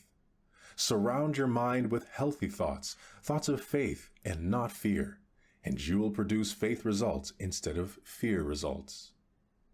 Strategy must be used in the campaign against the worry habit. A frontal attack on the main body of worry with the expectation of conquering it may prove difficult. Perhaps a more adroit plan is to conquer the outer fortifications one by one, gradually closing in on the main position. To change the figure, it might be well to snip off the little worries on the farthest branches of your fear, then work back and finally destroy the main trunk of worry. At my farm, it was necessary to take down a large tree, much to my regret. Cutting down a great old tree is fraught with sadness. Men came with the chainsaw, and I expected them to start by cutting through the main trunk near the ground. Instead, they put up ladders and began snipping off the small branches, then the larger ones, and finally the top of the tree. Then all that remained was the huge central trunk, and in a few moments, my tree lay neatly stacked as though it had not spent 50 years in growing. If we had cut the tree on the ground before trimming off all the branches, it would have broken nearby trees in falling. It is easier to handle a tree the smaller you can make it, so explained the tree man. The vast tree of worry, which over long years has grown up in your personality, can be best handled by making it as small as possible. Thus, it is advisable to snip off the little worries and expressions of worry. For example, reduce the number of worry words in your conversation. Words may be the result of worry, but they also create worry. When a worry thought comes to mind, immediately remove it with a faith thought and expression. I am worried that I will miss the train. Then start early enough to be sure you get there on time. The less worrying you do, the more likely you are to start promptly, for the uncluttered mind is systematic and is able to regulate time. As you snip off these small worries, you will gradually cut back to the main trunk of worry. Then, with your developed greater power, you will be able to eliminate basic worry, i.e., the worry habit, from your life. My friend Dr. Daniel A. Poling gives a valuable suggestion. He says that every morning before he arises, he repeats these two words, I believe, 3 times. Thus, at the day's beginning, he conditions his mind to faith, and it never leaves him. His mind accepts the conviction that by faith he is going to overcome his problems and difficulties during the day. He starts the day with creative positive thoughts in his mind. He believes, and it is very difficult to hold back the man who believes. I related Dr. Poling's I believe technique in a radio talk and had a letter from a woman who told me that she had not been very faithful to her religion, which happened to be the Jewish faith. She said their home was filled with contention, bickering, worry, and unhappiness. Her husband, she declared, drank far too much for his own good and sat around all day doing no work. He weakly complained that he couldn't find a job. This woman's mother-in-law lived with her, and the latter whined and complained of her aches and pains all the while. This woman said that Dr. Poling's method impressed her, and she decided to try it herself. So the next morning upon awakening, she affirmed, I believe, I believe, I believe. In her letter, she excitedly reported, It has been only 10 days since I started this plan, and my husband came home last night and told me he had a job paying $80 a week. And he also says that he's going to quit drinking. I believe he means it. What is even more wonderful, my mother-in-law has practically stopped complaining of her aches and pains. It is almost as if a miracle has happened in this house. My worries seem to have just about disappeared. That does indeed seem almost magical, and yet that miracle happens every day to people who shift over from the negative fear thoughts to positive faith thoughts and attitudes. My good friend, Howard Chandler Christie, the artist, had many a sound anti-worry technique. Scarcely ever have I known a man so filled with the joy and delight of life. He had an indomitable quality, and his happiness was infectious. My church has a policy of having the minister's portrait painted sometime during his pastorate. This portrait hangs in the minister's home until his death, when it reverts to the church and is placed in a gallery along with pictures of his predecessors. It is usually the policy of the board of elders and deacons to have a portrait painted when in their wise judgment the minister is at the height of his good looks. Mine was painted several years ago. While sitting for Mr. Christie, I asked, "Howard, don't you ever worry?" He laughed. "No, not in your life. I don't believe in it." "Well," I commented, "that is quite a simple reason for not worrying. In fact, it seems to me too simple. You just don't believe in it, therefore you don't do it." "Haven't you ever worried?" I asked. He replied, "Well, yes, I tried it once. I noticed that everybody else seemed to worry, and I figured I must be missing something. So one day, I made up my mind to try it. I set aside a day and said, 'This is to be my worry day.' I decided I would investigate this worry business and do some worrying just to see what it was like. The night before the day came, I went to bed early to get a good night's sleep to be rested up to do a good job of worrying the next day. In the morning, I got up, ate a good breakfast, for you can't worry successfully on an empty stomach, and then decided to get to my worrying. Well, I tried my best to worry until along about noon, but I just couldn't make heads nor tails of it. It didn't make sense to me, so I just gave it up." He laughed one of those infectious laughs of his. "But," I said, "you must have some other method of overcoming worry." He did indeed, and it is perhaps the best method of all. "Every morning, I spend 15 minutes filling my mind full of God," he said. "When your mind is full of God, there is no room for worry. I fill my mind full of God every day, and I have the time of my life all day long." Howard Christie was a great artist with a brush, but he was an equally great artist with life, because he was able to take a great truth and simplify it down to its basic fact, namely, that only that comes out of the mind which originally you put into the mind. Fill the mind with thoughts of God rather than with thoughts of fear, and you will get back thoughts of faith and courage. Worry is a destructive process of occupying the mind with thoughts contrary to God's love and care. Basically, that is all worry is. The cure is to fill the mind with thoughts of God's power, His protection, and His goodness. So spend 15 minutes daily filling your mind full of God. Cram your mind full of the "I believe" philosophy, and you will have no mental room left to accommodate thoughts of worry and lack of faith. Many people fail to overcome such troubles as worry because, unlike Howard Christie, they allow the problem to seem complicated and do not attack it with some simple technique.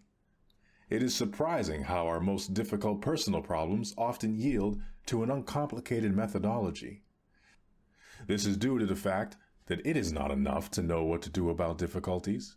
We must also know how to do that which should be done. The secret is to work out a method of attack and keep working at it. There is value in doing something that dramatizes to our own minds that an effective counterattack is in process. In so doing, we bring spiritual forces to bear upon the problem in a manner both understandable and usable. One of the best illustrations of this technique strategy against worry was a scheme developed by a businessman. He was a tremendous worrier. In fact, he was fast getting himself into a bad state of nerves and ill health. His particular form of worry was that he was always doubtful as to whether he had done or said the right thing. He was always rehashing his decisions and getting himself unnerved about them. He was a post-mortem expert. He is an exceptionally intelligent man, in fact, a graduate of 2 universities, in both instances with honors. I suggested that he ought to work out some simple method that would help him to drop the day when it was over and go ahead into the future and forget it. I explained the gripping effectiveness of simple, dramatized spiritual truth. It is always true that the greatest minds have the ability to be simple. That is, they have the capacity to work out some simple plans for putting profound truths into operation.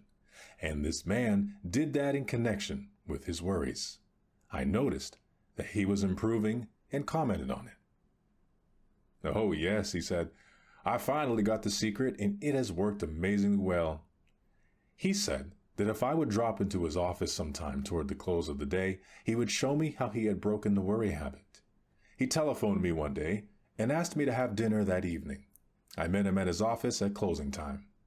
He explained that he had broken his worry habit by working out a little ritual that he performed every night before leaving his office. And it was unique. It made a lasting impression upon me. We picked up our hats and coats and started toward the door. By the door of his office stood a wastebasket, and above it on the wall was a calendar. It was not one of those calendars where you see a week or a month or 3 months. It was a one-day calendar. You could see only one date at a time, and that date was in large print. He said, "Now I will perform my evening ritual, the one that has helped me break the worry habit." He reached up and tore off the calendar page for that particular day.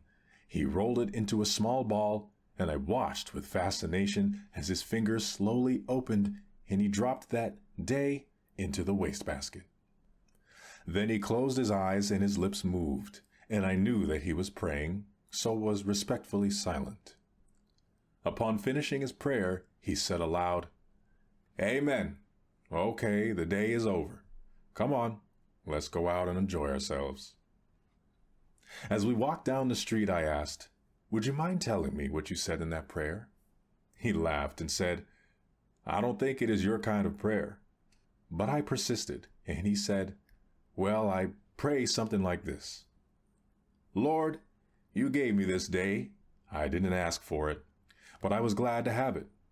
I did the best I could with it, and you helped me, and I thank you. I made some mistakes. That was when I didn't follow your advice, and I am sorry about that. Forgive me. But I had some victories and some successes too, and I'm grateful for your guidance. But now, Lord, mistakes or successes, victories or defeats, the day is over and I'm through with it, so I'm giving it back to you. Amen."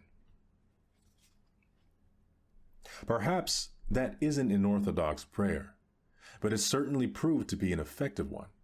He dramatized the finishing of the day, and he set his face to the future, expecting to do better the next day.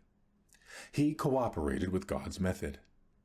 When the day is over, God blacks it out by bringing down the curtain of night. By this method, this man's past mistakes and failures, his sins of omission and commission, gradually lost their hold on him. He was released from the worries that accumulated from his yesterdays. In this technique, this man was practicing one of the most effective anti-worry formulas, which is described in these words. "But this one thing I do, forgetting those things which are behind, and reaching forth unto those things which are before, I press toward the mark for the prize of the high calling of God in Christ Jesus." Other practical anti-worry techniques may suggest themselves to you, and I should like to hear of those which, after careful use, prove effective. I believe that all of us who are interested in self-improvement are fellow students in God's great spiritual laboratory. Together we work out practical methods of successful living. People from everywhere are kind enough to write me about their methods and the results attained. I try to be helpful in making tested methods available to others through books, sermons, newspaper columns, radio, television, and other media. In this manner, there can be developed a great many people who have the know-how for overcoming not only worry, but other personal problems as well. To conclude this chapter in the manner designed to help you go to work now to break the worry habit, I list a 10-point worry-breaking formula. 1. Say to yourself, worry is just a very bad mental habit, and I can change any habit with God's help. 2. You became a worrier by practicing worry. You can become free of worry by practicing the opposite and stronger habit of faith. With all the strength and perseverance you can command, start practicing faith. 3. How do you practice faith? First thing every morning before you arise, say out loud, "I believe," 3 times. 4. Pray using this formula. I place this day, my life, my loved ones, my work in the Lord's hands. There is no harm in the Lord's hands, only good.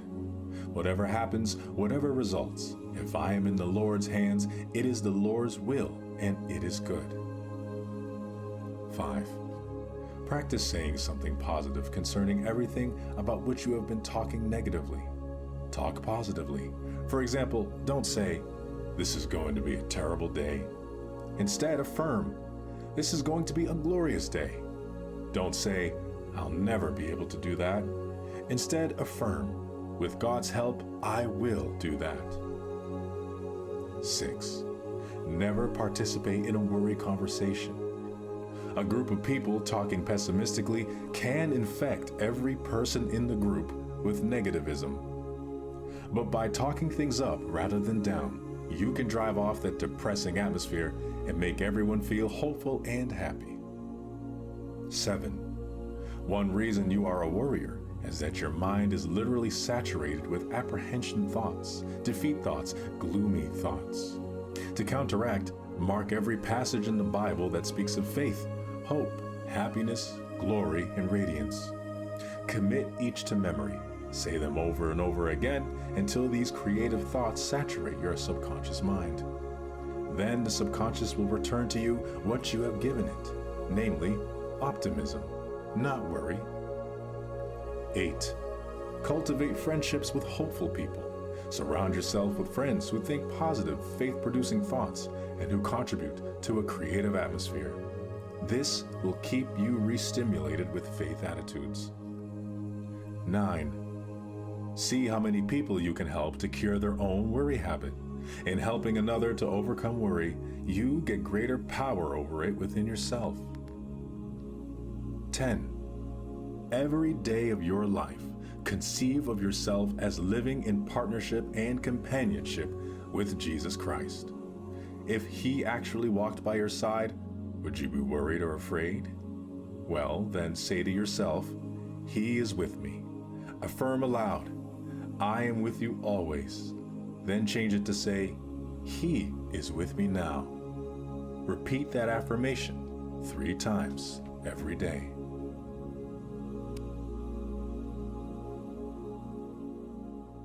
Chapter 10. Power to solve personal problems. I want to tell you about some fortunate people who found the right solution to their problems. They followed a simple but highly practical plan, and in each case the outcome was a happy and successful one. These people are in no sense different than you.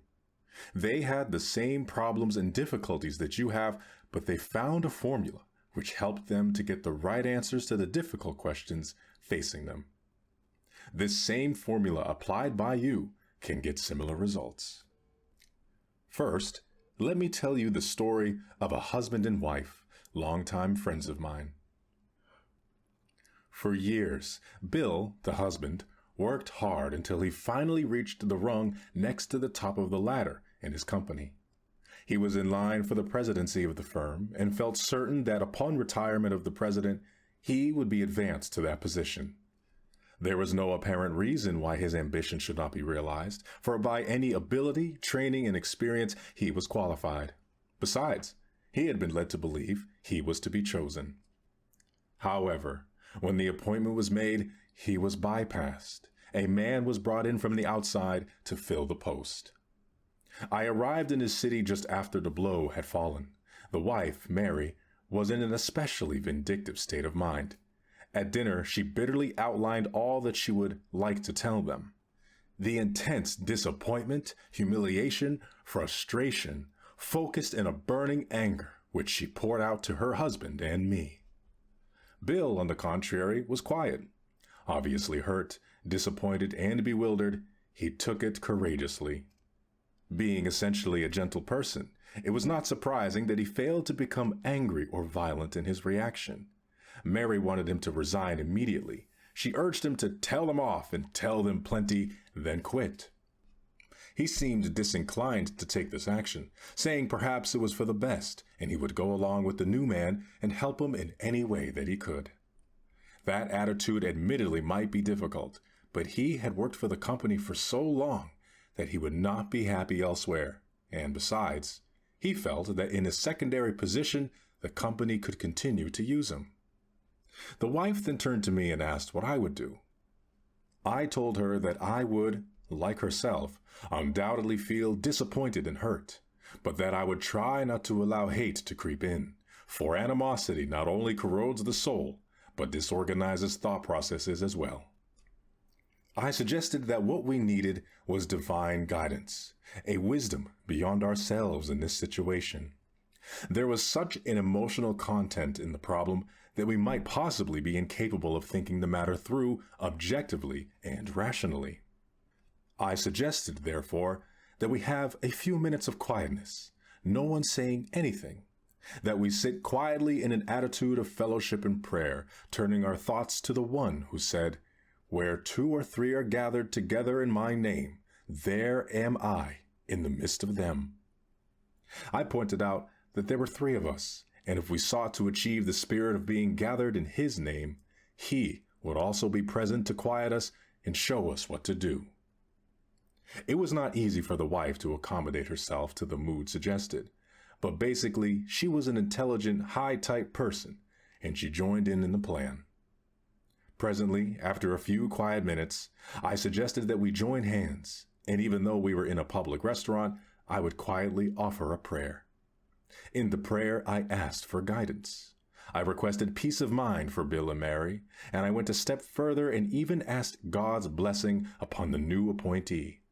I also prayed that Bill would be able to fit in with the new administration and give more effective service than before. After the prayer, we sat silent for a time. Then, with a sigh, the wife said, "Yes, I guess that is the way to do it. When I knew you were coming to dinner with us, I feared that you would tell us to take a Christian position on this. Frankly, I didn't feel like doing that. I was boiling inwardly. But of course, I realized that the right answer to this problem is to be found through that approach. I will try it faithfully, as difficult as it may be." She smiled wanly, but the animus was gone. From time to time, I checked with my friends and found that while everything was not entirely as they desired, they gradually became fairly contented under the new arrangement. They were able to overcome their disappointment and ill will. Bill even confided to me that he liked the new man and in a way enjoyed working with him. He told me that the new president often called him in for consultation and seemed to lean on him. Mary was nice to the president's wife, and in fact, they went to the fullest extent to be cooperative. 2 years passed. One day I arrived in their city and telephoned to them. "Oh, I'm so excited I can hardly speak," Mary said. I commented that anything that can put her in that state must be of unusual importance. Ignoring this remark, she cried, "Oh, the most wonderful thing has happened. Mr. So-and-so," naming the president, "has been selected by another company at a big promotion for a special job which will take him out of our organization into a much better position. And," she posed the question, "guess what? Bill has just been notified that he is now president of this company. Come over right away and let the 3 of us give thanks together." Later, as we sat together, Bill said, "Do you know, I am beginning to realize that Christianity isn't theoretical after all. We have solved the problem according to the well-defined spiritually scientific principles. I shudder to think," he said, "of the terrible mistake we would have made had we not gone at this problem according to the formula contained in the teachings of Jesus." "Who in the world," he asked, "is responsible for the silly idea that Christianity is impractical? Never again will I let a problem come up without attacking it in just the way the 3 of us solved this one." Well, several years have passed, and Mary and Bill have had other problems, and to each one of them they have applied the same technique invariably with good results. By the put it in God's hands method, they have learned to solve their problems right. Another effective technique in problem solving is the simple device of conceiving of God as a partner. One of the basic truths taught by the Bible is that God is with us. In fact, Christianity begins with that concept. For when Jesus Christ was born, he was called Emmanuel, meaning God with us. Christianity teaches that in all difficulties, problems, and circumstances of this life, God is close by. We can talk to him, lean upon him, get help from him, and have the inestimable benefit of his interest, support, and help. Practically everybody believes in a general way that this is true, and many have experienced the reality of this faith.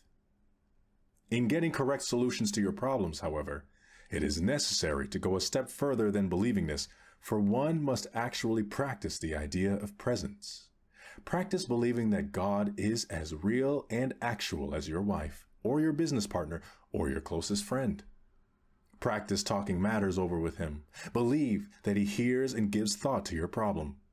Assume that he impresses upon your mind through consciousness the proper ideas and insights necessary to solve your problems.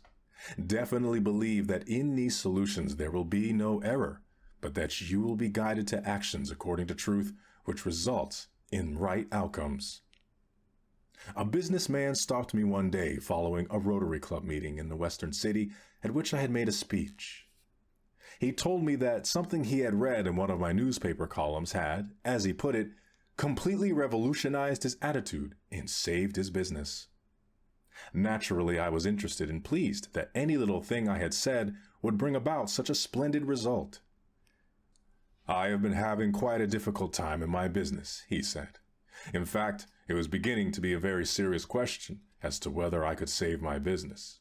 A series of unfortunate circumstances together with market conditions, regulatory procedures, and dislocations to the economy of the country generally affected my line profoundly. I read this article of yours in which you advance the idea of taking God in as a partner. I think you used the phrase, effect a merger with God. When I first read that, it seemed to me a rather cracked brain idea. How could a man on earth, a human being, take God as a partner? Besides, I had always thought of God as a vast being, so much bigger than man that I was like an insect in his sight. And yet you were saying that I should take him as a partner. The idea seemed preposterous. Then a friend gave me one of your books, and I found similar ideas scattered all through it. You told actual life stories about people who followed this advice. They all seemed to be sensible people, but still I was unconvinced. I always had the idea that ministers are idealistic theorists, that they know nothing about business and practical affairs. So I sort of wrote you off, he said with a smile. However, a funny thing happened one day. I went to my office so depressed that I actually thought perhaps the best thing for me to do would be to blow my brains out and get away from all these problems which seemed completely to floor me. Then into my mind came this idea of taking God as a partner. I shut the door, sat on my chair, and put my head on my arms on the desk. I might as well confess to you that I hadn't prayed more than a dozen times in as many years. However, I certainly did pray on this occasion. I told the Lord that I had heard this idea about taking him in as a partner, that I wasn't actually sure what it meant or how one did it. I told him I was sunk, that I couldn't get any ideas except panicky ones, that I was baffled, bewildered, and very discouraged. I said, Lord, I can't offer you much in the way of a partnership, but please join with me and help me. I don't know how you can help me, but I want to be helped. So I now put my business, myself, my family, and my future in your hands. Whatever you say goes. I don't even know how you're going to tell me what to do, but I'm ready to hear and will follow your advice, if you will make it clear. Well, he continued, that was the prayer. After I finished praying, I sat on my desk. I guess I expected something miraculous to happen, but nothing did. However, I did suddenly feel quiet and rested. I actually had a feeling of peacefulness. Nothing out of the ordinary occurred that day nor that night, but next day, when I went to my office, I had a brighter and happier feeling than usual. I began to feel confident that things would turn out right. It was hard to explain why I felt that way. Nothing was any different. In fact, you might even say things were a shade worse. But I was different, at least a little different. This feeling of peacefulness stayed with me, and I began to feel better. I kept praying each day and talked to God as I would to a partner. They were not church prayers, just plain man-to-man talk. And one day in my office, all of a sudden an idea popped up in my mind. It was like toast popping up in a toaster. I said to myself, well, what do you know about that? For it was something that had never occurred to me, but I knew instantly that it was just the method to follow. Why I had never thought of it before, I haven't the slightest idea. My mind was too tied up, I guess. I hadn't been functioning mentally. I immediately followed the hunch. Then he stopped. No, it was no hunch. It was my partner talking to me. I immediately put this idea into operation, and things began to roll. New ideas began to flow out of my mind, and despite conditions, I began to get the business back on an even keel. Now the general situation has improved considerably, and I'm out of the woods. Then he said, I don't know anything about preaching or about writing the kind of books you write, or any books for that matter. But let me tell you this. Whenever you get a chance to talk to businessmen, tell them that if they will take God as a partner in their business, they will get more good ideas than they could ever use. And they can turn those ideas into assets. I don't merely mean money, he said. Although a way to get a good return on your investment, I believe, is to get God-guided ideas. But tell them that the God partnership method is the way to get their problems solved right. This incident is just one of many similar demonstrations of the law of divine-human relationship working itself out in practical affairs. I cannot emphasize too strongly the effectiveness of this technique of problem solving. It has produced amazing results in the many cases coming under my observation. In the very necessary business of solving personal problems, it is important, first of all, to realize that the power to solve them correctly is inherent within you. Second, it is necessary to work out and actualize a plan. Spiritual and emotional planlessness is a definite reason for the failure of many people to meet their personal problems successfully. A business executive told me that he puts his dependence upon the emergency powers of the human brain. It is his theory, and a sound one, that a human being possesses extra powers that may be tapped and utilized under emergency situations. In the ordinary conduct of day-to-day living, these emergency powers lie dormant, but under extraordinary circumstances, the personality is able, when called upon, to deliver extra power if needed. A person who develops a working faith does not allow these powers to lie dormant, but in proportion to his faith brings many of them into play in connection with normal activity. This explains why some people demonstrate greater force than others in daily requirements and in a crisis. They have made it a habit normally to draw upon powers that would otherwise be ignored except in some dramatic necessity. When a difficult situation arises, do you know how to meet it? Have you any clearly defined plan for solving unusually difficult problems as they develop? Many people proceed on a hit or miss method, and sadly enough, most frequently they miss. I cannot urge too strongly the importance of a planned use of your greater powers in meeting problems.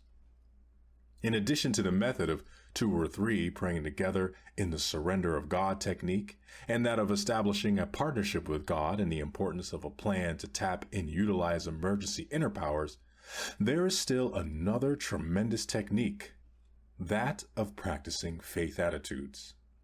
I read the Bible for years before it ever dawned on me that it was trying to tell me that if I would have faith and really have it, that I could overcome all my difficulties, meet every situation, rise above every defeat, and solve all the perplexing problems of my life. The day that realization dawned on me was one of the greatest, if not the greatest, of my life. Undoubtedly, many people will read this book who have never gotten the faith idea of living. But I hope you will get it now, For the faith technique is without question one of the most powerful truths in the world, having to do with the successful conduct of human life. Throughout the Bible, the truth is emphasized again and again that, if ye faith as a grain of mustard seed, nothing shall be impossible unto you. The Bible means this absolutely, factually, completely, and literally. It isn't an illusion. It isn't a fantasy. It is not an illustration, nor a symbol, nor a metaphor, but the absolute fact. Faith, even as a grain of mustard seed, will solve your problems. Any of your problems, all of your problems, if you believe it and practice it. According to your faith, be it unto you. The requirement is faith, and directly in proportion to the faith that you have and use, you will get results. Little faith gives you little results. Medium faith gives you medium results. Great faith gives you great results. But in the generosity of Almighty God, if you have only the faith symbolized by a grain of mustard seed, it will do amazing things in solving your problems. For example, let me tell you the thrilling story of my friends Maurice and Mary Alice Flint. I became acquainted with them when a previous book of mine, A Guide to Confident Living, was condensed in Liberty magazine. Maurice Flint at that time was failing, and failing badly. Not only was he failing at his job, but as a person as well. He was filled with fear and resentment and was one of the most negative persons I had ever encountered. He was endowed with a nice personality and at heart was a wonderful fellow, but he had simply messed life up, as he himself admitted. He read the condensation of the book, in which is emphasized the idea of mustard seed faith. At this time, he was living in Philadelphia with his family, a wife, and 2 sons. He telephoned to my church in New York, but for some reason did not make contact with my secretary. I mention this to show his already changing mental attitude, for normally he would have never called the second time, because it was his pathetic habit to give up everything after a feeble effort. But in this instance, he persevered until he got through and secured the information relative to the time of church services. The next Sunday, he drove from Philadelphia to New York with his family to attend church, which he continued to do even in the most inclement weather. In an interview later, he told me his life story in full detail and asked if I thought he could ever make anything of himself. The problems of money, of situations, of debts, of the future, and primarily of himself were so complicated, and he was so overwhelmed with difficulty that he regarded the situation as completely hopeless. I assured him that if he would get himself personally straightened out and get his mental attitudes attuned to God's pattern of thought, and if he would learn and utilize the technique of faith, all his problems could be solved. One attitude that both he and his wife had to clear out of their minds was that of resentment. They were duly mad at everybody, and acutely so at some. They were in their present unhappy condition, so they reasoned in their diseased thoughts, not because of any failure on their part, but because of dirty deals other people had given them. They actually used to lie in bed at night telling each other what they would like to say to other people by way of insult. In this unhealthy atmosphere, they tried to find sleep and rest, but with no successful result. Maurice Flint really took to the faith idea. It gripped him as nothing ever had. His reactions were weak, of course, for his willpower was disorganized. At first, he was unable to think with any power or force due to his long habit of negativism. But he held on tenaciously, even desperately, to the idea that if you have faith as a grain of mustard seed, nothing is impossible. With what force he did have, he absorbed faith. Of course, his capacity to have faith gradually increased as he practiced it. One night, he went into the kitchen where his wife was washing dishes. He said, "The faith idea is comparatively easy on Sunday at church, but I can't hold it. It fades. I was thinking that if I could carry a mustard seed in my pocket, I could feel it when I began to weaken, and that would help me to have faith." He then asked his wife, Do we have any of those mustard seeds, or are they just something mentioned in the Bible? Are there mustard seeds today?" She laughed and said, "I have some right here in a pickle jar." She fished one out and gave it to him. "Don't you know, Maurice," Mary Alice said, "that you don't need an actual mustard seed? That is only the symbol of an idea." "I don't know about that," he replied. "It says mustard seed in the Bible, and that's what I want. Maybe I need the symbol to get faith." He looked at it in the palm of his hand and said wonderingly, "Is that all the faith I need? Just a small amount like this tiny grain of mustard seed?" He held it for a while and then put it in his pocket, saying, "If I can just get my fingers on that during the day, it will keep me working on this faith idea." But the seed was so small, he lost it, and he would go back to the pickle jar for another one, only to lose it also. One day, when another seed became lost in his pocket, the idea came to him, why couldn't he put the grain of mustard seed in a plastic ball? He could carry this ball in his pocket or put it on his watch chain, always to remind him that if he had faith as a grain of mustard seed, nothing would be impossible unto him. He consulted a supposed expert in plastics and asked how to insert a mustard seed in a plastic ball so that there would be no bubble. The expert said it could not be done for the reason that it had never been done, which of course was no reason at all. Flint had enough faith by this time to believe that if he had faith even as a grain of mustard seed, he can put a mustard seed in a plastic sphere. He went to work and kept at it for weeks and finally succeeded. He made up several pieces of costume jewelry, necklace, bow pin, keychain, bracelet, and sent them to me. They were beautiful, and on each gleamed the translucent sphere with the mustard seed within. With each one was a card which bore the title Mustard Seed Remembrancer. The card also told how this piece of jewelry could be used, how the mustard seed would remind the wearer that if he had faith, nothing was impossible. He asked me if I thought these articles could be merchandised. I was no expert in such matters, so I showed them to Grace Arsler, consulting editor of Guidepost magazine. She took the jewelry to our mutual friend, Walter Hoving, president of Bonwit Teller Department Store, one of the greatest executives in the country.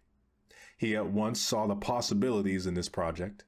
Imagine my astonishment and delight when in the New York papers a few days later was a 2-column advertisement reading, "Symbol of Faith, a genuine mustard seed enclosed in sparkling plastic makes a bracelet with real meaning." And in the advertisement was the scripture passage, "If ye have faith as a grain of mustard seed, nothing shall be impossible unto you." These articles sold like hotcakes. Mr. and Mrs. Flint have a factory in a Midwestern city producing mustard seed remembrancers. Curious, isn't it? A failure goes to church and hears a text out of a Bible and creates a great business. Perhaps you had better listen more intently to the reading of the Bible and the sermon the next time you go to church.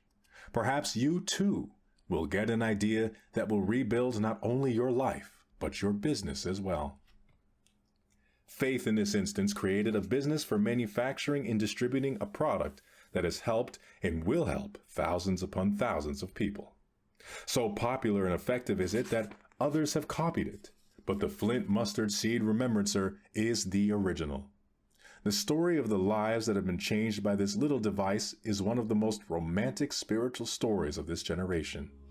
But the effect on Maurice and Mary Alice Flint, the transformation of their lives, the remaking of their characters, the releasing of their personalities, this is a thrilling demonstration of faith power. No longer are they negative, they are positive. No more are they defeated, they are victorious. They no longer hate, they have overcome resentment, and their hearts are filled with love. They are new people with a new outlook and a new sense of power. They are two of the most inspiring people I ever knew. Ask Maurice and Mary Alice Flint how to get a problem solved right. They will tell you, have faith, really have faith, and believe me, they know.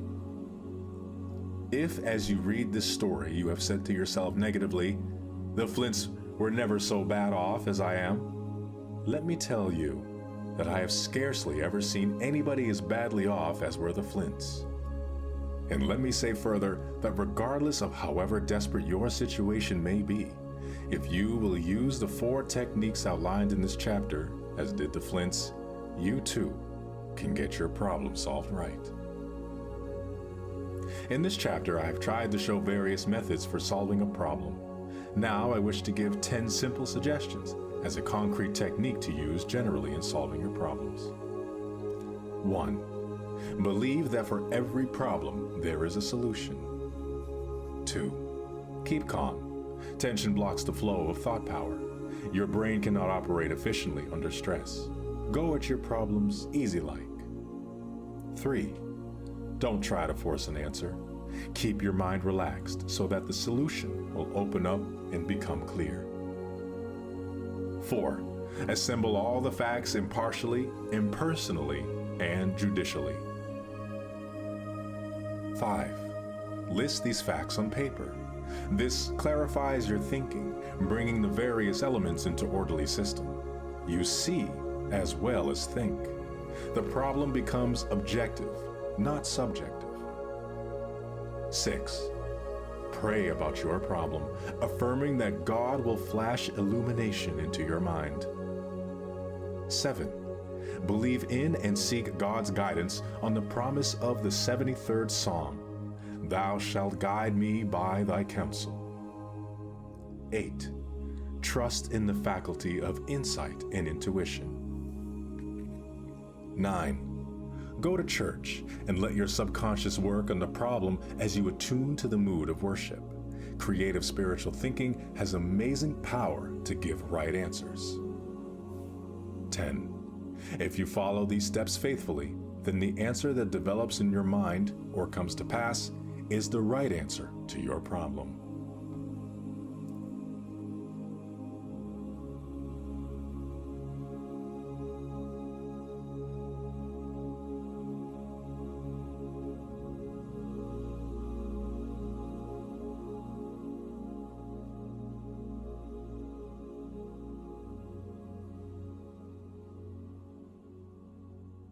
Chapter 11.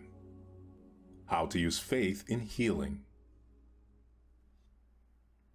Is religious faith a factor in healing? Important evidence indicates that it is. There was a time in my own experience when I was not convinced of this, but now I am, and that very definitely. I have seen too many evidences to believe otherwise. We are learning that faith properly understood and applied is a powerful factor in overcoming disease and establishing health. My conviction regarding this important question is shared by many medical men. Newspapers carried an account of the visit to this country of the famous Viennese surgeon, Dr. Hans Finsterer. I quote the newspaper story, which was headed, "Honor Surgeon Guided by God."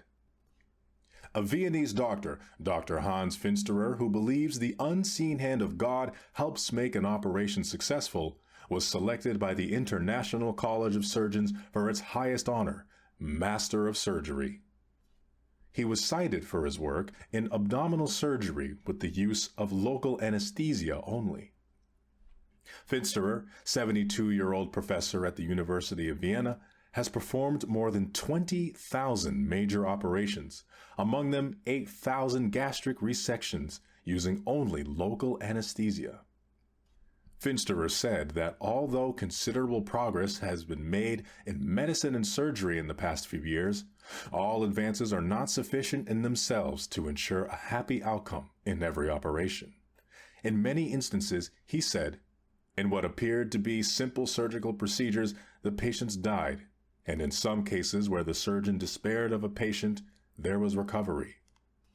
Some of our colleagues attribute these things to unpredictable chance, while others are convinced that in those difficult cases, their work has been aided by the unseen hand of God. Of late years, unfortunately, many patients and doctors have lost their conviction that all things depend on the providence of God.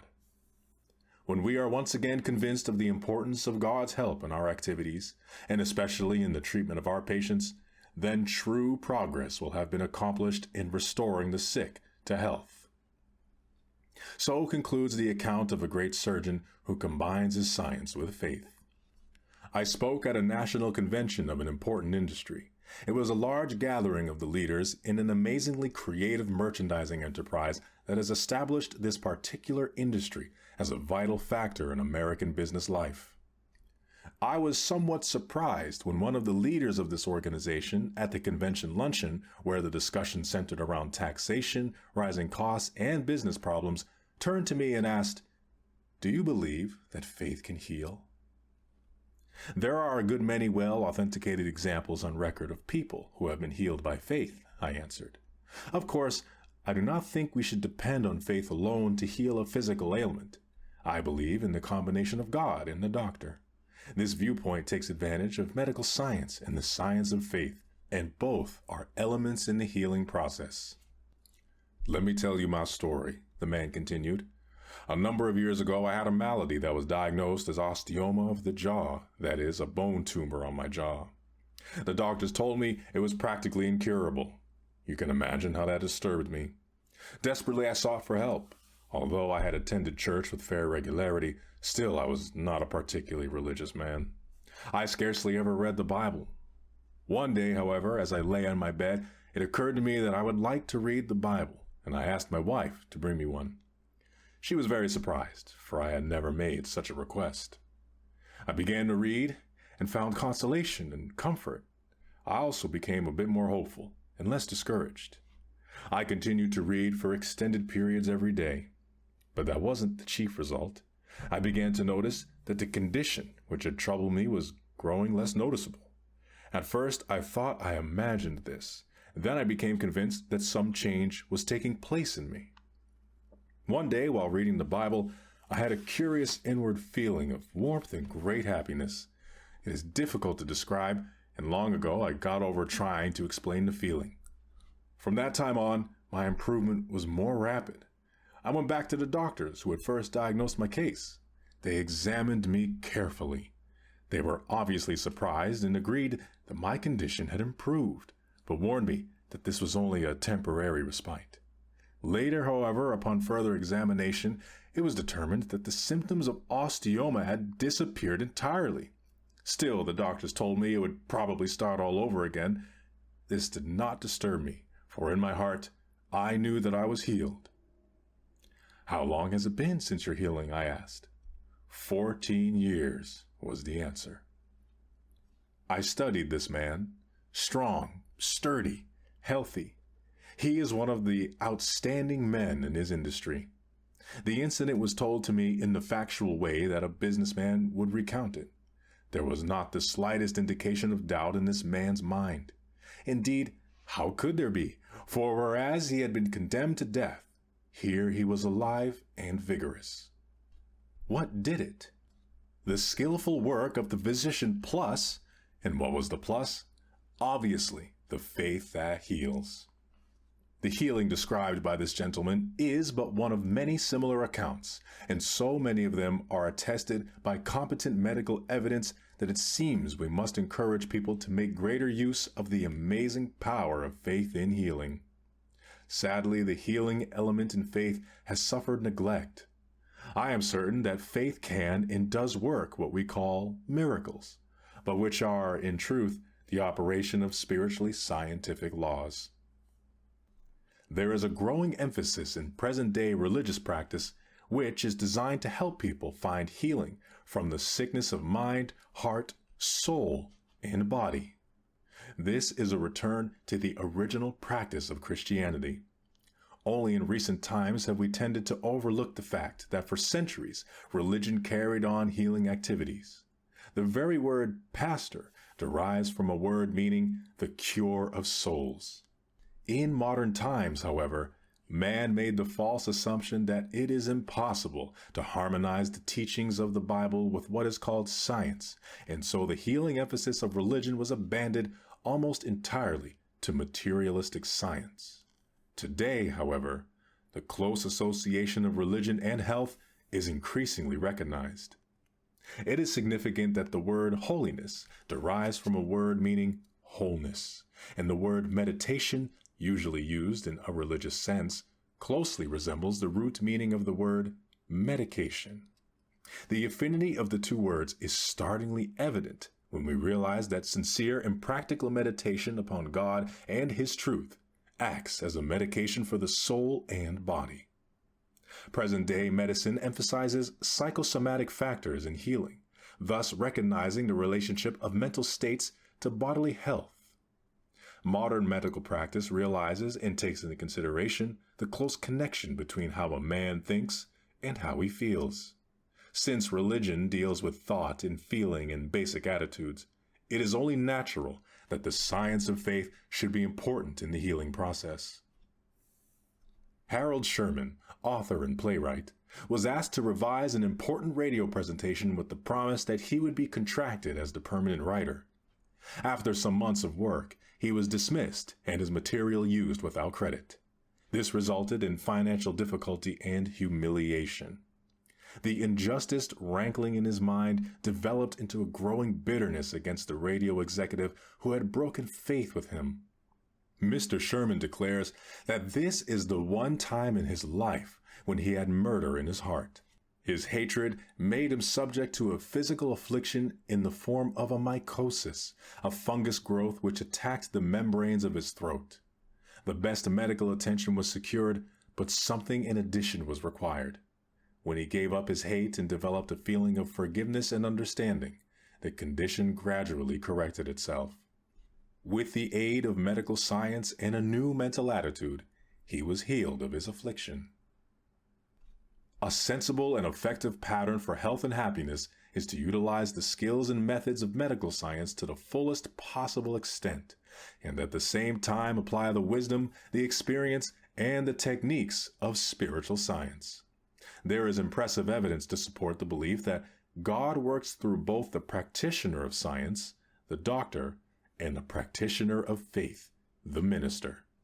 Many physicians join in this point of view. At a Rotary Club luncheon, I sat at a table with 9 other men, one of them a physician who had recently been discharged from military service and had resumed his civilian practice.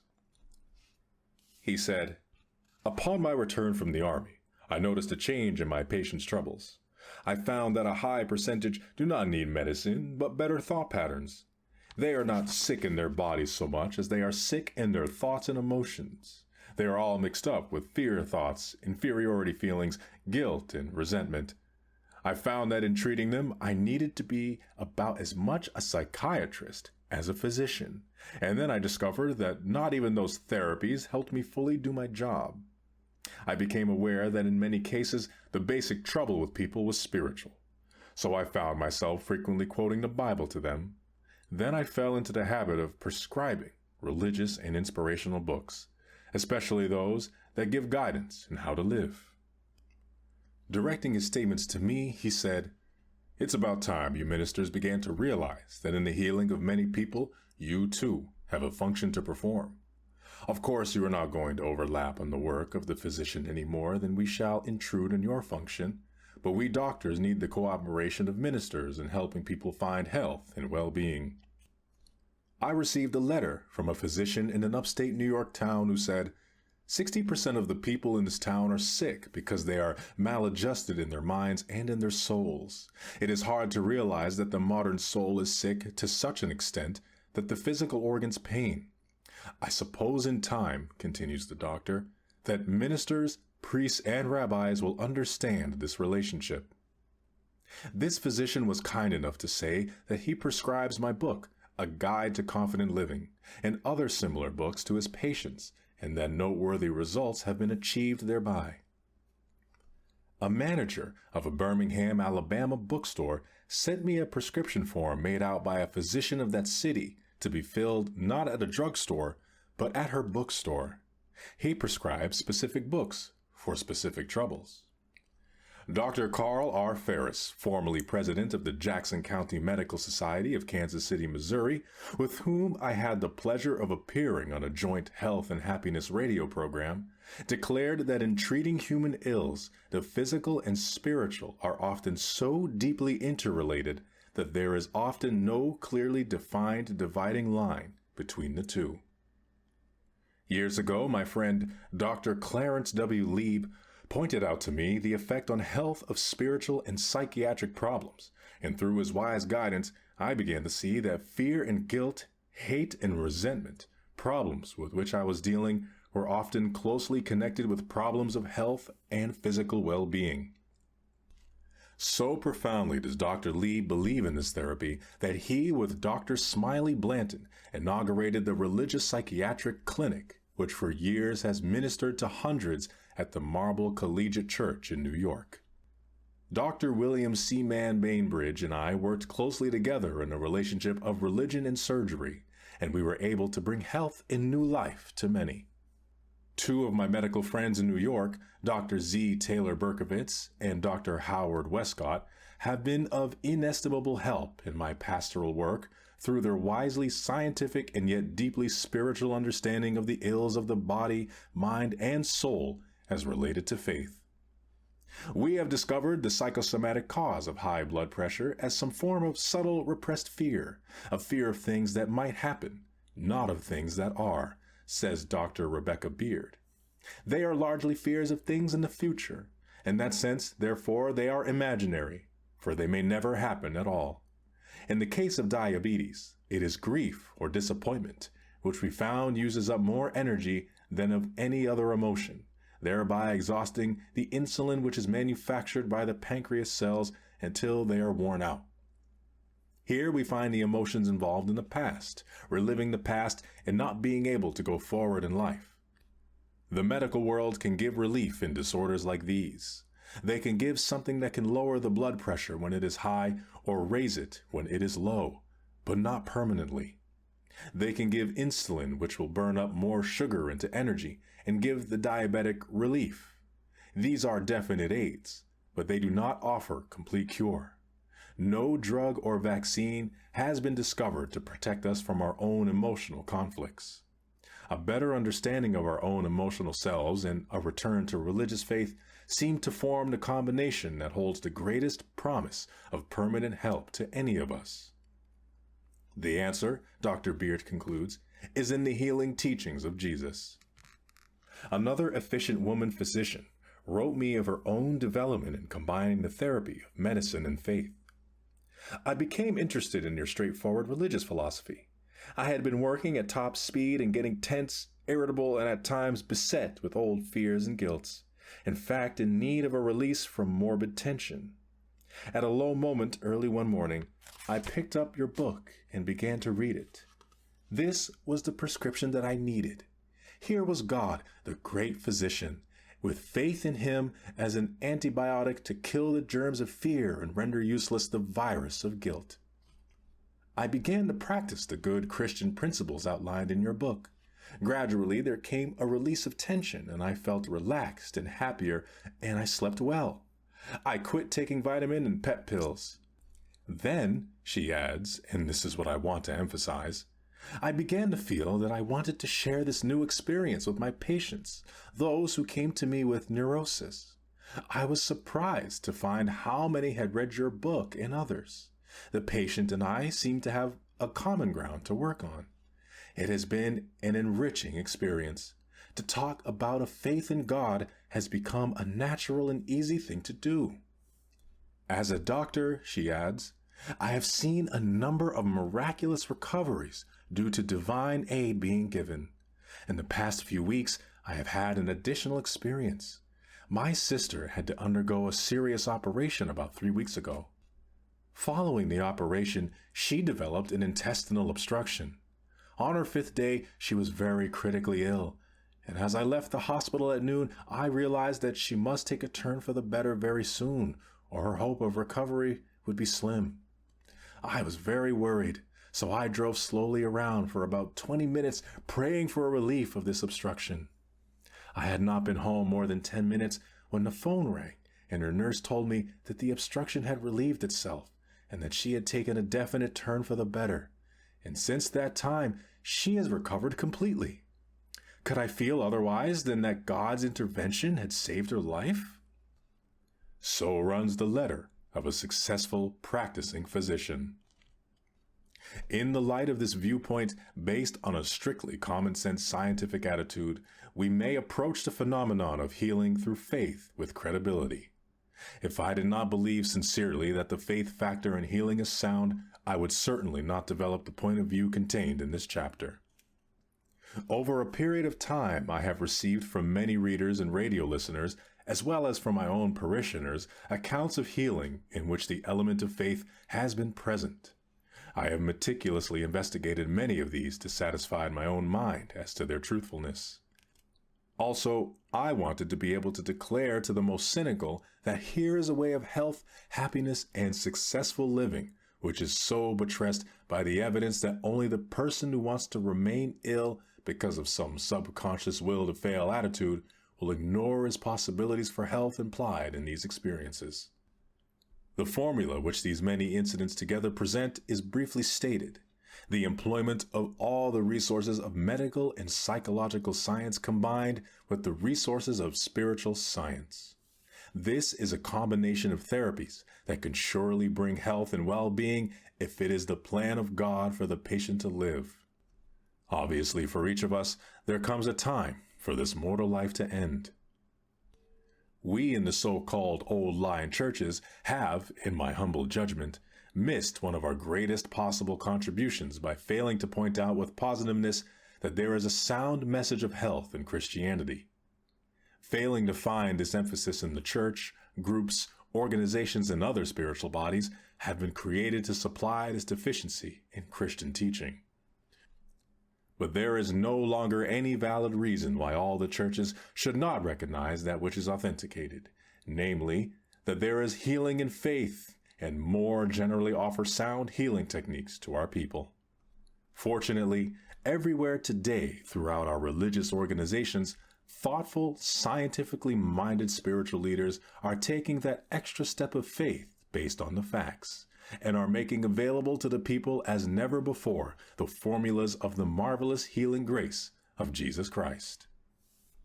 In all the investigations I have made into successful cases of healing, there seem to be certain factors present.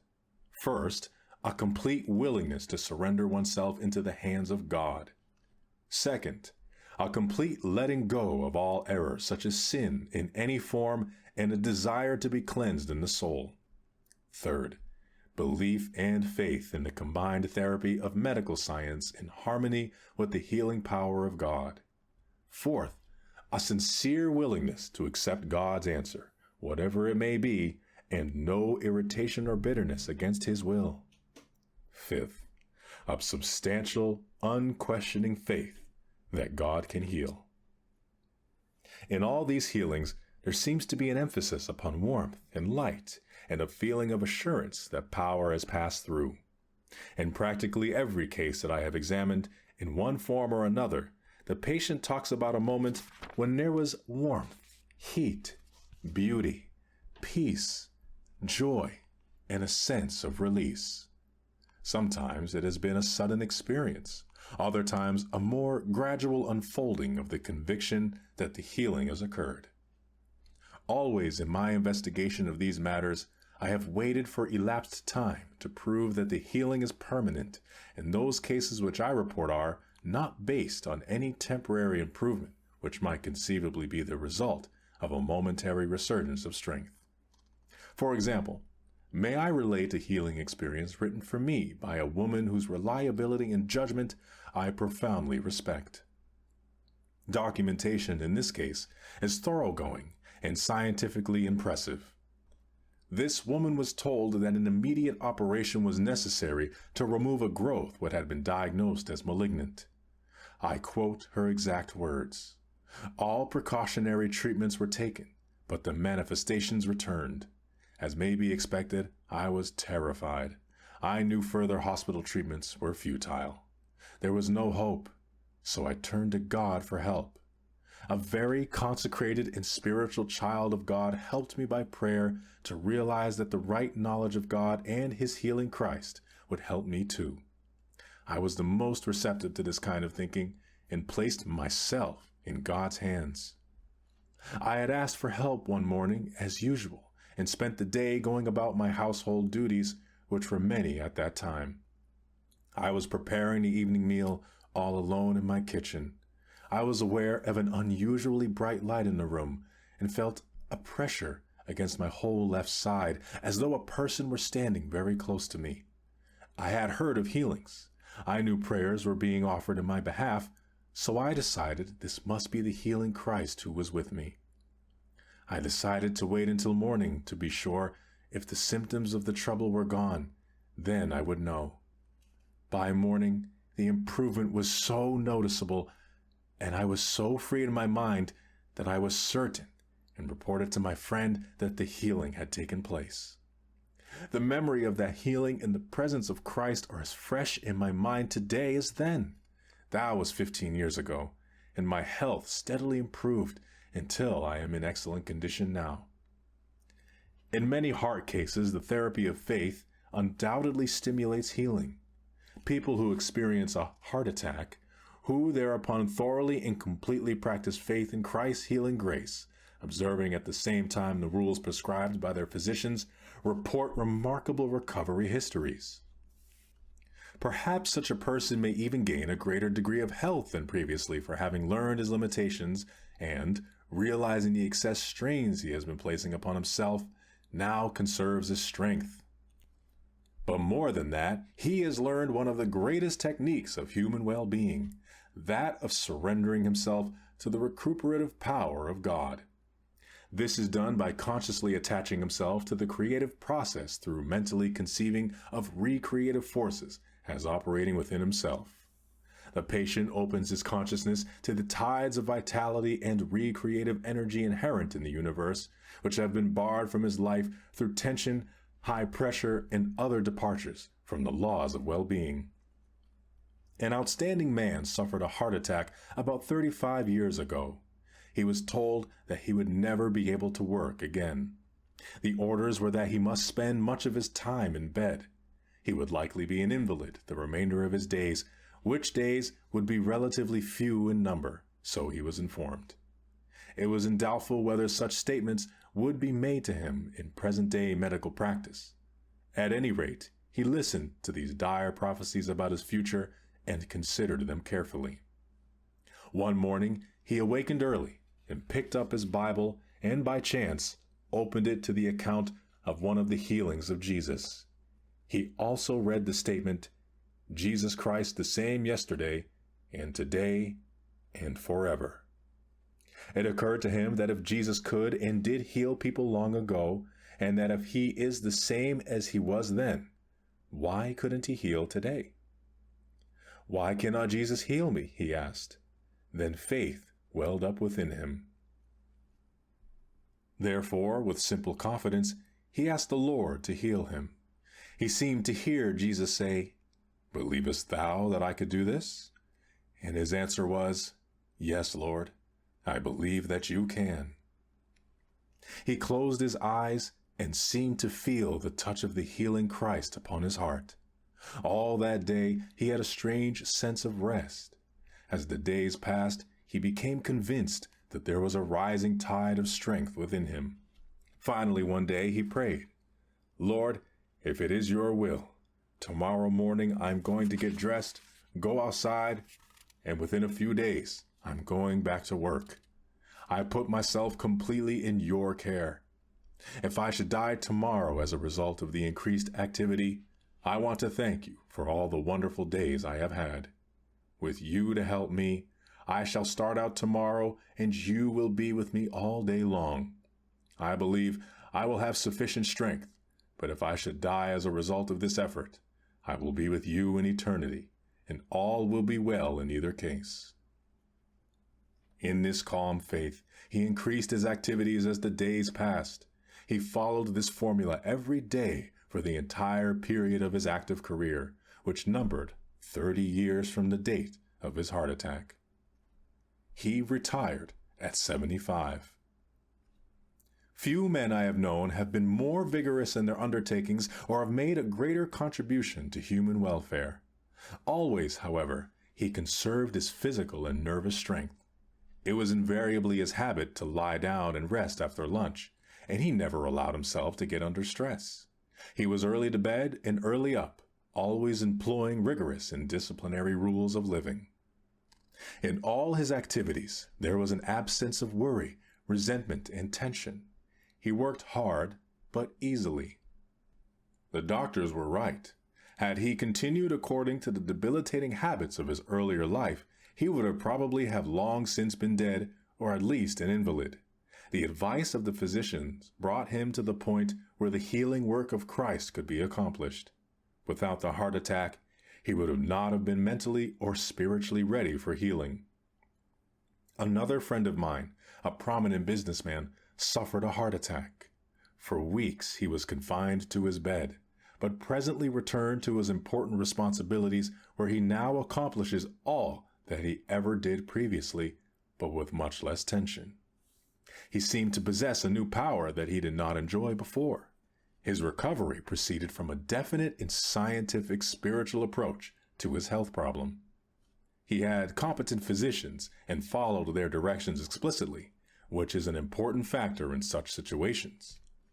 In addition to the program of medication and treatment, however, he worked out a spiritual healing formula. He outlined it as follows, writing from the hospital. An intimate friend of mine, only 25 years old, was brought into the hospital with an attack similar to mine and died within 4 hours. 2 acquaintances of mine have suffered a similar fate in rooms nearby. It must be that I have work yet to do. So I shall return and apply myself to the task before me with the expectation of living longer and more abundantly than I might have done without this experience. The doctors were wonderful, the nurses grand, the hospital ideal. He then proceeds to outline the technique of spiritual convalescence which he employed. The formula consists of 3 parts. 1.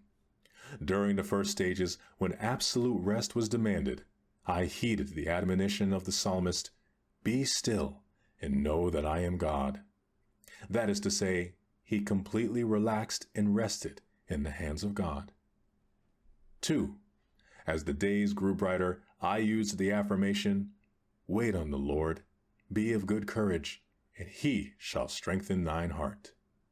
The patient put his heart under the care of God, and God placed his hand of healing upon his heart and renewed it. 3. Finally, with the return of strength came a new assurance and confidence, to which I gave expression in the affirmation, "I can do all things through Christ, who strengthens me." In this, he affirmed positively that strength was being conferred upon him, and in so doing, he received new power. In this 3-point formula, this man found healing. The able ministrations of his physicians conserved and stimulated the healing forces of his physical being. The equally wise application of faith completed his recovery by stimulating the spiritual powers within his nature. The 2 therapies together draw upon the 2 great renewal forces within our life, one of the recuperative power of the human body, and the other the restorative forces resident within the mind. One responds to medical treatment, the other to faith treatment, and God presides in both areas. He made both body and mind, and he established the processes of health and well-being governing both. In him we live and move and have our being.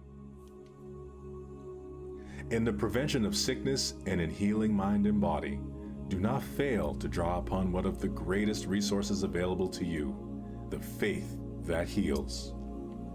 In light of the principles outlined in this chapter, what can you do of a constructive nature when a loved one or you are ill? Following are 8 practical suggestions. 1. Follow the advice of a prominent medical school head who said, "In sickness, send for your minister even as you send for your doctor." In other words, believe that spiritual forces as well as medical technique are important in healing. 2. Pray for the doctor. Realize that God uses trained human instrumentality to aid his healing powers. As one doctor has put it, we treat the patient and God heals him. Pray, therefore, that the doctor may be an open channel of God's healing grace. 3. Whatever you do, do not become panicky or filled with fear, for if you do, you will send out negative thoughts and therefore destructive thoughts in the direction of your loved one when he requires positive and healing thoughts to assist him. 4. Remember that God does nothing except by law. Also remember that our little materialistic laws are only fragmentary revelations of the great power flowing through the universe. Spiritual law also governs illness. God has arranged 2 remedies for all illness. One is healing through natural laws applicable by science, and the other brings healing by spiritual law applicable through faith. 5. Completely surrender your loved one into the hands of God. By your faith, you can place him in the flow of divine power. There is healing there, but in order for it to be effective, the patient must be completely released to the operation of God's will. This is difficult to understand and equally difficult to perform, but it is a fact that if the great desire for a loved one to live is matched with an equally great willingness to relinquish him to God, healing powers are amazingly set in motion. 6. It is also important that harmony prevail in the family, that is, a spiritual harmony. Remember the emphasis in the scripture. If 2 of you shall agree on earth as touching anything that they shall ask, it shall be done for them of my Father which is in heaven. Apparently disharmony and disease are akin. 7. Form a picture in your mind of the loved one as being well. Visualize him in perfect health. Picture him as radiant with the love and goodness of God. The conscious mind may suggest sickness, even death, but 9/10 of your mind is in the subconscious. Let the picture of health sink into the subconscious, and this powerful part of your mind will send forth radiant health energy. What we believe in the self-conscious, we usually get. Unless your faith controls the subconscious, you will never get any good thing, for the subconscious gives back only what your real thought is. If the real thought is negative, the results will also be negative. If the real thought is positive, you will get positive and healing results. 8. Be perfectly natural. Ask God to heal your loved one. That is what you want with all your heart, so ask him please to do it. But we suggest that you say please just once. Thereafter, in your prayer, thank him for his goodness. This affirmative faith will help to release deep spiritual power and also joy through reassurance of God's loving care. This joy will sustain you, and remember that joy itself possesses healing power. Chapter 12. When vitality sags, try this health formula. A woman, so I have heard, went into a drugstore and asked for a bottle of psychosomatic medicine. Such medicine, of course, is not found on drugstore shelves, for it does not come in pills or bottles. But there is a psychosomatic medicine just the same, and many of us need it. It is a prescription compounded of prayer, faith, and dynamic spiritual thinking. It has been variously computed that from 50 to 75% of present-day people are ill because of the influence of improper mental states on their emotional and physical makeup. Therefore, such a medicine is of great importance. Many people who are below par will find that there is a health formula which, in addition to the services of their physicians, can be of great value to them. The manner in which spiritual and emotional treatment can restore declining vitality is illustrated by the sales manager referred to us by the head of a large company. This sales executive, formerly a man of outstanding efficiency and energetic driving power, experienced a serious decline both in ability and energy. He lost his creative skill. Previously, his sales ideas had been unique and outstanding. It soon became noticeable to his associates that this sales manager was slipping badly. He was urged to consult a doctor, and the company sent him to Atlantic City for a rest and later to Florida for a second attempt at recovery. Neither of these vacations seemed to be productive at any definite improvement. His physician, who knew about our religious psychiatric clinic, recommended to the company president that this sales manager come to us for an interview. The president asked him to come, which he did, but he was rather indignant at being sent to church. "This is a pretty pass," he fumed. "When they send a businessman to a preacher, I suppose you're going to pray with me and read the Bible," he said irritably. "I wouldn't be surprised," I answered, "for sometimes our trouble lies in an area where prayer and the therapy of the Bible can have an important effect." He proved most sullen and uncooperative until finally I was forced to say to him, "I want to tell you bluntly that you had better cooperate with us or you're going to be fired." "Who told you that?" he demanded. "Your boss," I replied. "In fact, he says that unless we can straighten you out, as much as he regrets it, you're going to be through." You never saw such a stunned expression on anybody's face. "What do you think I ought to do?" he stammered.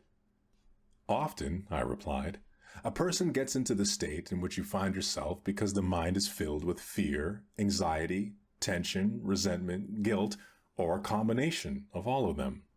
When these emotional impediments accumulate to a certain weight, the personality cannot support them any longer and gives way. Normal sources of emotional, spiritual, and intellectual power become clogged up. So a person becomes bogged down by resentment, by fear, or by guilt. I do not know your trouble, but I would suggest that you think of me as a sympathetic friend with whom you can be absolutely confident, and that you tell me about yourself." I emphasized that it was important he conceal nothing, and that he completely empty himself of whatever fears, resentments, or guilt feelings might be in his mind. I assure you that our interview will be held in strictest confidence. All your company wants is to have you back, the same highly efficient person you were. In due course, the trouble came out. He had committed a series of sins, and these had involved him in a complicated maze of lies. He was living in fear of exposure, and all in all, it was the most pathetic mass of inner confusion. It came little short of mental filth.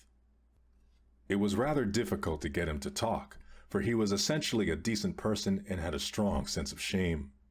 I told him that I understood his reticence, but that this operation had to be performed and that it could not be accomplished without a thorough mind emptying. When it was all over, I shall never forget the manner in which he reacted. Standing on his feet, he began to stretch. He stood on tiptoes, reaching his fingers toward the ceiling, and then took a deep breath. "My," he said, "I feel good." It was a dramatic expression of release and relief. Then I suggested that he pray and ask God to forgive him and to fill him with peace and cleanness. "Do you mean for me to pray out loud?" he asked dubiously. "I never did that in my life." "Yes," I said, "it is a good practice and will strengthen you." It was a simple prayer, and as best as I can recall it, this is what he said. "Dear Lord, I have been an unclean man, and I am sorry for the wrong I have done. I have poured it all to my friend here. I now ask you to forgive me and to fill me with peace. Also, make me strong, so that I will never repeat these actions. Help me to be clean again and better, lots better." He went back to his office that very day. Nothing was ever sent to him, and it did not need to be, for soon he got back into stride and is one of the best sales managers in his city today. Later, I met his president, who said, "I don't know what you did to Bill, but he is certainly a ball of fire." "I did nothing. God did it," I replied. "Yes," he said, "I understand. Anyway, he is the old-time Bill." When this man's vitality sagged, he tried a health formula that restored him to normal efficiency. He took some psychosomatic medicine which cured him of an unhealthy spiritual and mental condition. Dr. Franklin Ebaugh of the University of Colorado Medical School maintains that 1/3 of all cases of illness in general hospitals are clearly organic in nature and onset. 1/3 are a combination of emotional and organic, and 1/3 are clearly emotional. Dr. Flanders Dunbar, author of Mind and Body, says, It is not a question of whether an illness is physical or emotional, but how much of each. Every thoughtful person who has ever considered the matter realizes that the doctors are right when they tell us that resentment, hate, grudge, ill will, jealousy, vindictiveness are attitudes which produce ill health.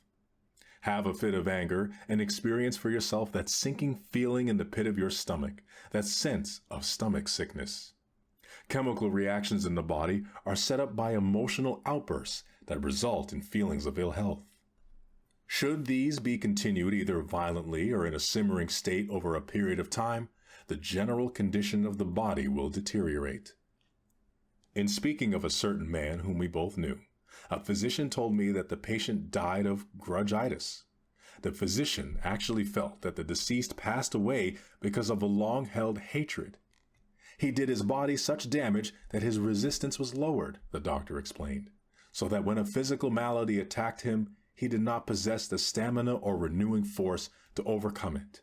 He had undermined himself physically by the malignancy of his ill will. Dr. Charles Minor Cooper, San Francisco physician, in an article entitled Heart-to-Heart Advice About Heart Trouble, says, "You must curb your emotional reactions. When I tell you that I have known a patient's blood pressure to jump 60 points almost instantaneously in response to an outburst of anger, you can understand what strain such reactions can throw upon the heart. One who is quick on the trigger," he wrote, "is likely to blame someone else impulsively for a fault or mistake, when it would be wiser simply to avoid being so much disturbed by what is done and is therefore unavoidable." He quoted the great Scottish surgeon John Hunter. Dr. Hunter had a heart condition himself, and a thorough understanding of the effect of strong emotion on his heart. He said that his life was at the mercy of anyone who could annoy him, and in fact, his death resulted from a heart attack caused by a fit of anger when he forgot to discipline himself.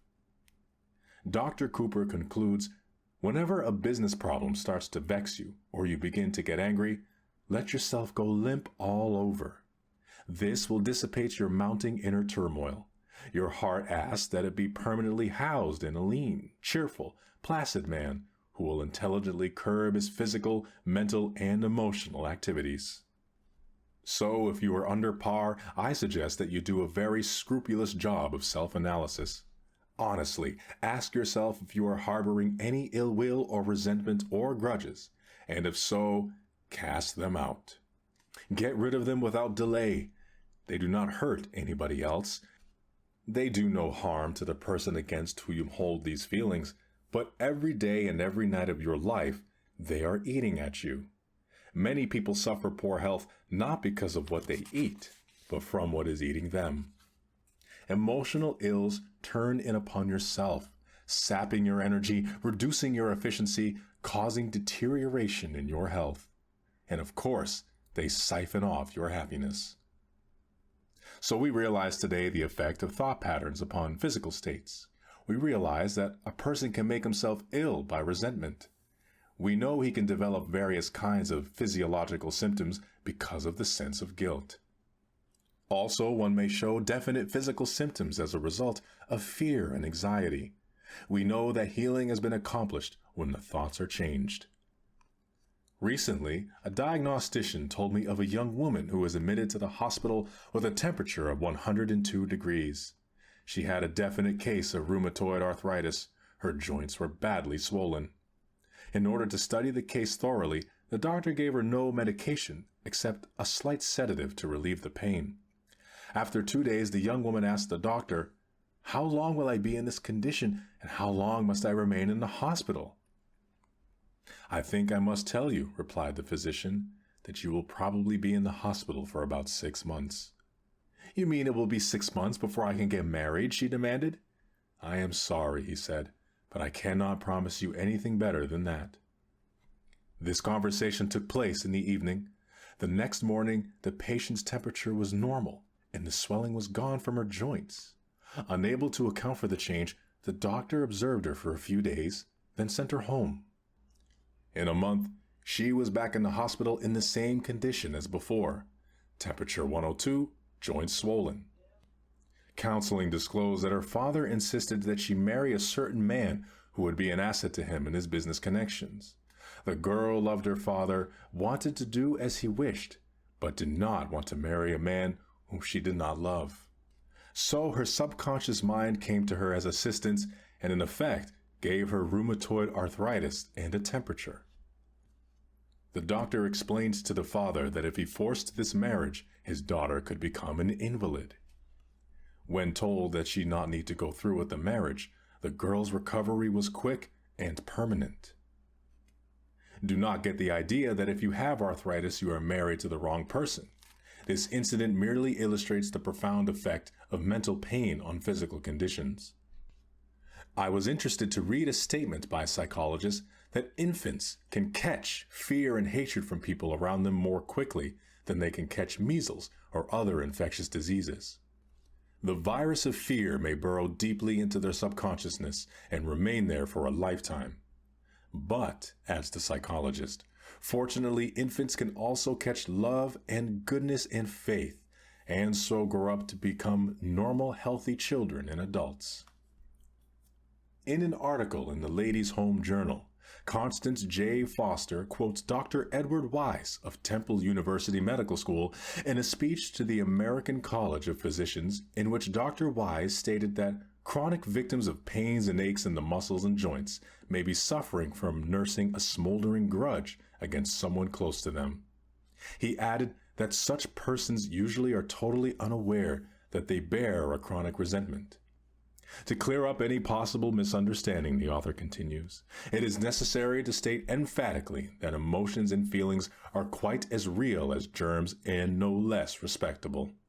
The resultant pain and suffering of diseases caused primarily by the emotions are no more imaginary than those caused by bacteria.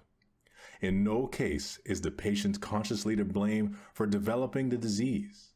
Such persons are not suffering from any disease of the mind, but rather a disorder of their feelings, often linked to a marital or parent-child problem. In this same magazine article, the story is told of a certain Mrs. X who came to the doctor's office complaining of a breaking out on her hands, which was diagnosed as eczema. The doctor encouraged Mrs. X to talk about herself. It developed that she was a very rigid person. Her lips were thin and unyielding. She was also rheumatoid. The doctor sent Mrs. X to a psychiatrist who saw at once that there was some irritating situation in her life, which she was translating outwardly in the form of a skin rash, thus taking out on her own person the urge to scratch something or person. The doctor finally put it to her bluntly. "What is eating you?" he asked. "You're peeved at something, aren't you?" She stiffened up like a ramrod and marched right out of the office, so I knew I'd hit the target too closely for comfort. A few days later, she came back. Due to agony of the eczema, she was ready to let me help her even if it meant she had to give up a hate. It turned out to be a family row over a will, with Mrs. X feeling she had been treated unfairly by a younger brother. When she got rid of the hostility, she got well, and when she made up the quarrel with her brother, within 24 hours the eczema vanished. That there is even a relationship between emotional disturbance and the common cold is indicated by Dr. L.J. Saul of the University of Pennsylvania Medical School, who has made a study of this subject. Emotional disturbances are believed to affect the blood circulation in the linings of the nose and throat. They also affect glandular secretions. These factors make the mucous membranes more susceptible to attack by cold viruses or germ infection. Dr. Edmund P. Fowler, Jr. of Columbia University's College of Physicians and Surgeons stated, "There are colds which develop in medical students at the time of their examinations and colds which develop in many persons before or after a trip. Colds develop in housewives when they must care for a large family, and one often sees a cold develop in a patient when his mother-in-law comes to live in the house, and it often disappears when she leaves." One of the cases Dr. Fowler reports concerned a 25-year-old salesgirl. When she visited his office, her nose was stuffy, the lining was red and congested, and she suffered from a headache and a mild temperature. These symptoms had persisted for nearly 2 weeks. Questioning disclosed that they had started a few hours after a violent quarrel with her fiancé. Local treatments cleared up the cold, but the young woman was back in a few weeks with another attack. This time, the trouble had started after an argument with the butcher. Again, local treatments brought relief, but the girl continued to have recurrent colds, and each time they were traced to a fit of anger. Finally, Dr. Fowler was able to persuade the girl that her bad temper was at the root of her chronic cold symptoms. When she learns to lead a calmer existence, her sneezes and sniffles disappeared. And yet, people still think that when the Bible tells you not to hate or to get angry, that it is theoretical advice. The Bible is not theoretical. It is our greatest book of wisdom. It is filled with practical advice on living and on health. Anger, resentment, and guilt make you sick, modern physicians tell us, which proves once again that the most up-to-date book on personal well-being is the Holy Bible, neglected by so many or regarded by them as purely a religious book, and certainly as one that is not practical. No wonder more copies are read than all other books. That is because in this book we discover not only what is wrong with us, but how to correct it as well. Dr. Fowler calls attention to the emotional colds suffered by children who feel insecure. He reports that many cases of chronic colds occur in children who come from broken homes. An older child often has recurring respiratory infection when a new baby is born because he feels neglected and jealous. A 9-year-old boy had an extremely dictatorial father and an indulgent mother. The conflict between the strictness of one parent and the lenience of the other obviously was disturbing to the child.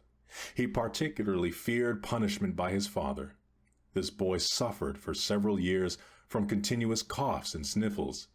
It was noted that the colds disappeared when he went to camp, away from his parents. Since irritation, anger, hate, and resentment have such a powerful effect in producing ill health, what is the antidote?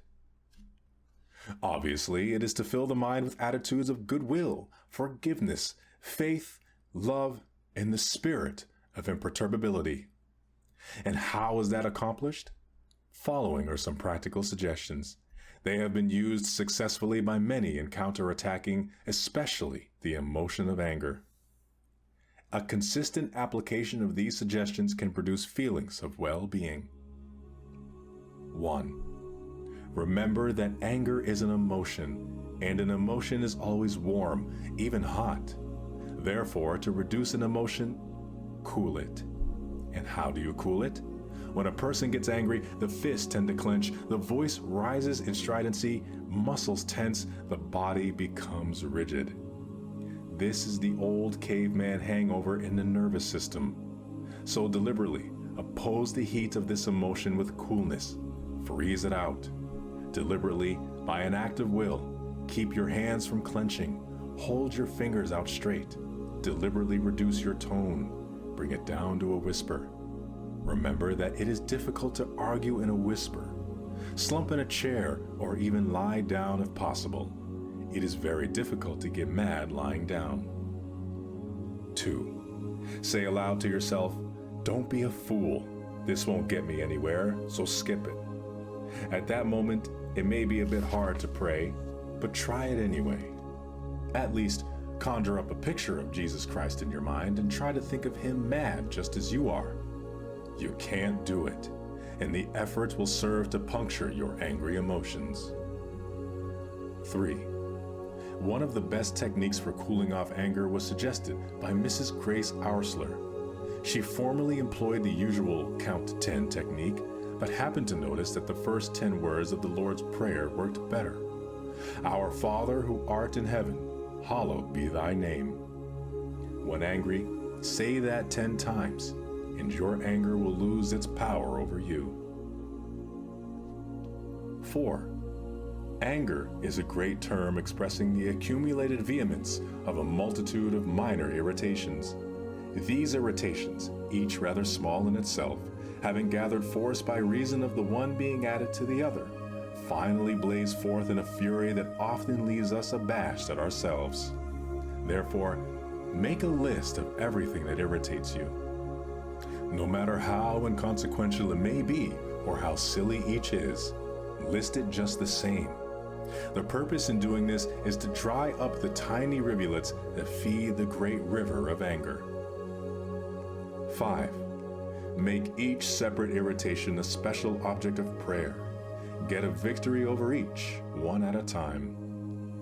Instead of attempting to destroy all of your anger, which as we have pointed out is a consolidated force, snip away by prayer each annoyance that feeds your anger.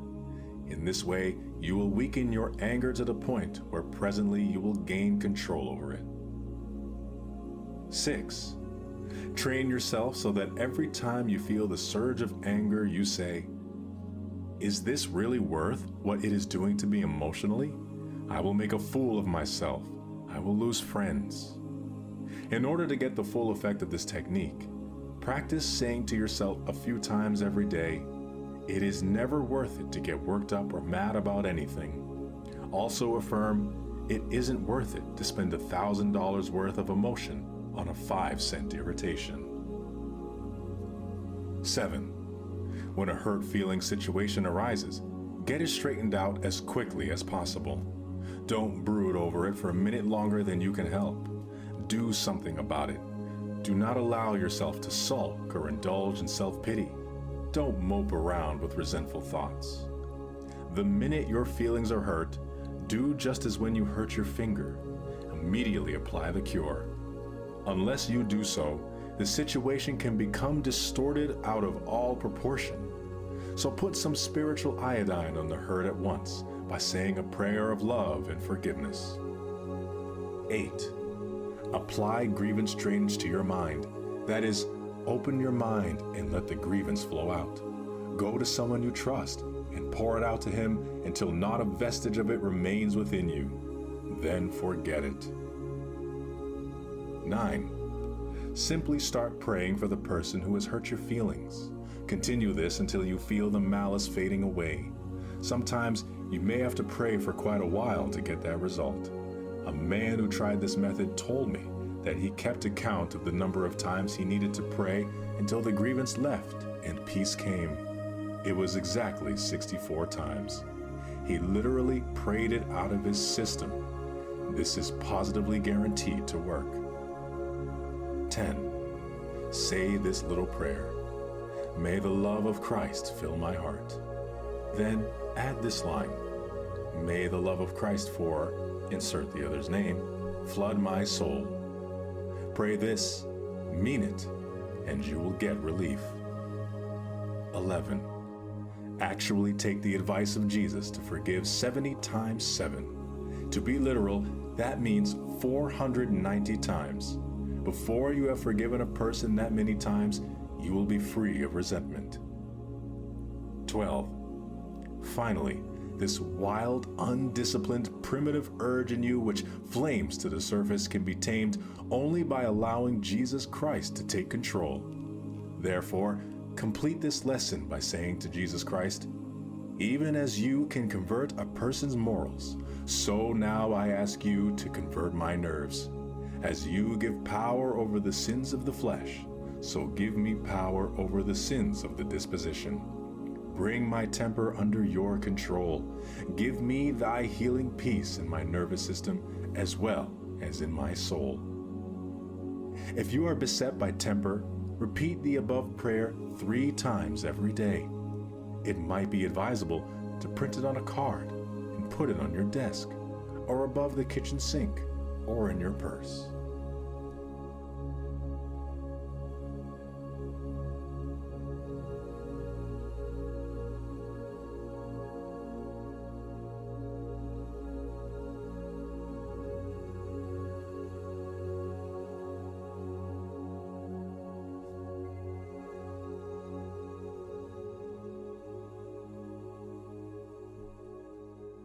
Chapter 13. Inflow of new thoughts can remake you. One of the most important and powerful facts about you is expressed in the following statement by William James, who is one of the wisest men America has produced. William James said, "The greatest discovery of my generation is that human beings can alter their lives by altering their attitudes of mind." As you think, so shall you be. So flush out all old, tired, worn-out thoughts. Fill your mind with fresh, new creative thoughts of faith, love, and goodness. By this process, you can actually remake your life. And where do you find such personality remaking thoughts? I know a business executive, a modest man, but the type of individual who is never defeated. No problem, no setback, no opposition ever gets him down. He simply attacks each difficulty with an optimistic attitude and a sure confidence that it will work out right, and in some strange way, it always does for him.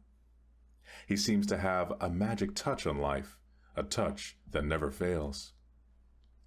Because of that impressive characteristic, this man always interested me. I knew there was a definite explanation of his being this way, and of course wanted to hear his story. But in view of his modesty and reticence, it was not easy to persuade him to talk about himself. One day, when he was in the mood, he told me his secret, an amazingly simple but effective secret. I was visiting his plant, a modern, up-to-date structure, much of it air-conditioned. Latest type machinery and methods of production make it a factory of outstanding efficiency. Labor management relations seem as nearly perfect as is possible among imperfect human beings. A spirit of goodwill pervades the entire organization. His office is ultra-modernistically decorated and furnished with handsome desks, rugs, and paneled with exotic woods. The decorating scheme is 5 startling colors blended together pleasantly. All in all, it is the last word and then some. Imagine, then, my surprise to see on his highly polished white mahogany desk an old battered copy of the Bible. It was the only old object in those ultra-modern rooms. I commented on this seemingly strange inconsistency. "That book," he replied, pointing to the Bible, "is the most up-to-date thing in this plant. Equipment wears out and furnishing styles change, but that book is so far ahead of us that it never gets out of date. When I went to college, my good Christian mother gave me that Bible with the suggestion that if I would read and practice its teachings, I would learn how to get through life successfully. But I thought she was just a nice old lady," he chuckled. "At my age, she seemed old. She wasn't really, and to humor her, I took the Bible, but for years practically never looked at it. I thought I didn't need it. Well," he continued slangily, "I was a dope. I was stupid, and I got my life in a terrible mess. Everything went wrong primarily because I was wrong. I was thinking wrong, acting wrong, doing wrong. I succeeded at nothing, failed at everything. Now I realized that my principal trouble was wrong thinking. I was negative, resentful, cocky, opinionated. Nobody could tell me anything. I thought I knew everything. I was filled with gripes at everybody. Little wonder nobody liked me. I certainly was a washout." So ran his dismal story. "One night, in going through some papers," he continued, "I came across a long-forgotten Bible. It brought up old memories, and I started aimlessly to read it. Do you know, it is strange how things happen, how in just a flashing moment of time, everything becomes different. Well, as I read, a sentence leaped up at me, a sentence that changed my life. And when I say changed, I mean changed. From the minute I read that sentence, everything has been different, tremendously different." "What is this wonderful sentence?" I wanted to know, and he quoted it slowly. "The Lord is the strength of my life. In this will I be confident." I don't know why that one line affected me so, he went on, but it did. I know now that I was weak and a failure because I had no faith, no confidence. I was very negative, a defeatist. Something happened inside my mind. I guess I had what they call a spiritual experience. My thought pattern shifted from negative to positive. I decided to put my faith in God and sincerely do my best, trying to follow the principles outlined in the Bible. As I did, so I began to get hold of a new set of thoughts. I began to think differently. In time, my old failure thoughts were flushed out by this new spiritual experience, and an inflow of new thoughts gradually but actually remade me. So concluded the story of this businessman. He altered his thinking, and with new thoughts which flowed in, displaced the old thoughts which had been defeating him, and his life was changed. This incident illustrates an important fact about human nature. You can think your way to failure and unhappiness, but you can also think your way to success and happiness. The world in which you live is not primarily determined by outward conditions and circumstances, but by thoughts that habitually occupy your mind. Remember the wise words of Marcus Aurelius, one of the great thinkers of antiquity, who said, "A man's life is what his thoughts make of it." It has been said that the wisest man who ever lived in America was Ralph Waldo Emerson, the sage of Concord. Emerson declared, "A man is what he thinks about all day long." A famous psychologist says, "There is a deep tendency in human nature to become precisely like that which you habitually imagine yourself to be." It has been said that thoughts are things, and they actually possess dynamic power. Judged by the power they exercise, one can readily accept such an appraisal. You can actually think yourself into or out of situations. You can make yourself ill with your thoughts, and by the same token, you can make yourself well by the use of a different and healing type of thought. Think one way and you attract the conditions which that type of thinking indicates. Think another way, and you can create an entirely different set of conditions. Conditions are created by thoughts far more powerfully than conditions create thoughts. Think positively, for example, and you set in motion positive forces which bring positive results to pass. Positive thoughts create around yourself an atmosphere propitious to the development of positive outcomes. On the contrary, think negative thoughts, and you create around yourself an atmosphere propitious to the development of negative results. To change your circumstances, first, start thinking differently. Do not passively accept unsatisfactory circumstances, but form a picture in your mind of circumstances as they should be. Hold that picture, develop it firmly in all details. Believe in it, pray about it, work at it, and you can actualize it according to that mental image emphasized in your positive thinking. This is one of the greatest laws in the universe. Fervently do I wish I had discovered it as a very young man.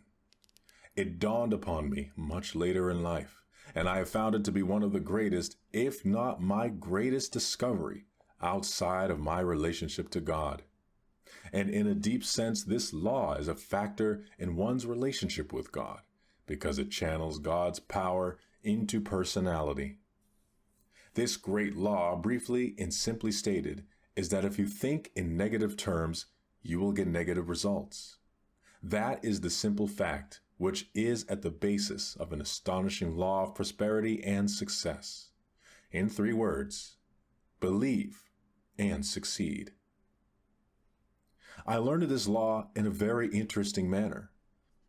Some years ago, a group of us consisting of Lowell Thomas, Captain Eddie Rickenbacker, Branch Rickey, Raymond Thornburg, and others established an inspirational self-help magazine called Guideposts.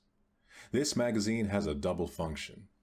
First, by relating stories of people who through their faith have overcome difficulties, it teaches techniques of victorious living, victory over fear, over circumstances, over obstacles, over resentment. It teaches faith over all manner of negativism. Second, as a non-profit, non-sectarian interfaith publication, it teaches the great fact that God is in the stream of history and that this nation was founded on belief in God and his laws. The magazine reminds its readers that America is the first great nation in history to be established on a definitely religious premise, and that unless we keep it so, our freedoms will deteriorate. Mr. Raymond Thornburg as publisher and I as editor in starting the magazine had no financial backing to underwrite it. It was begun on faith. In fact, its first offices were in rooms above a grocery store in the little village of Pawling, New York. There was a borrowed typewriter, a few rickety chairs, and that was all. All except a great idea and great faith. Slowly, a subscription list of 25,000 developed. The future seemed promising. Suddenly, one night, fire broke out, and within an hour, the publishing house was destroyed, and with it, the total list of subscribers. Foolishly, no duplicate list had been made. Lowell Thomas, loyal and efficient patron of Guideposts from the very start, mentioned this sad circumstance on his radio broadcast, and as a result, we soon had 30,000 subscribers, practically all the old ones and many new ones. The subscription list rose to approximately 40,000, but costs increased even more rapidly. The magazine, which has always been sold for less than cost in order to widely disseminate the message, was more expensive than anticipated, and we were faced with difficult financial problems. In fact, at one time it seemed almost impossible to keep it going. At this juncture, we called a meeting, and I'm sure you never attended a more pessimistic, negative, discouraging meeting. It dripped with pessimism. Where were we going to get the money to pay our bills? We figured out ways of robbing Peter to pay Paul. Complete discouragement filled our minds. A woman had been invited to this meeting whom we all regarded most highly. But one reason she was included in this meeting was because, on a previous occasion, she had contributed $2,000 to help inaugurate Guidepost magazine. It was hoped that lightning might strike twice in the same place.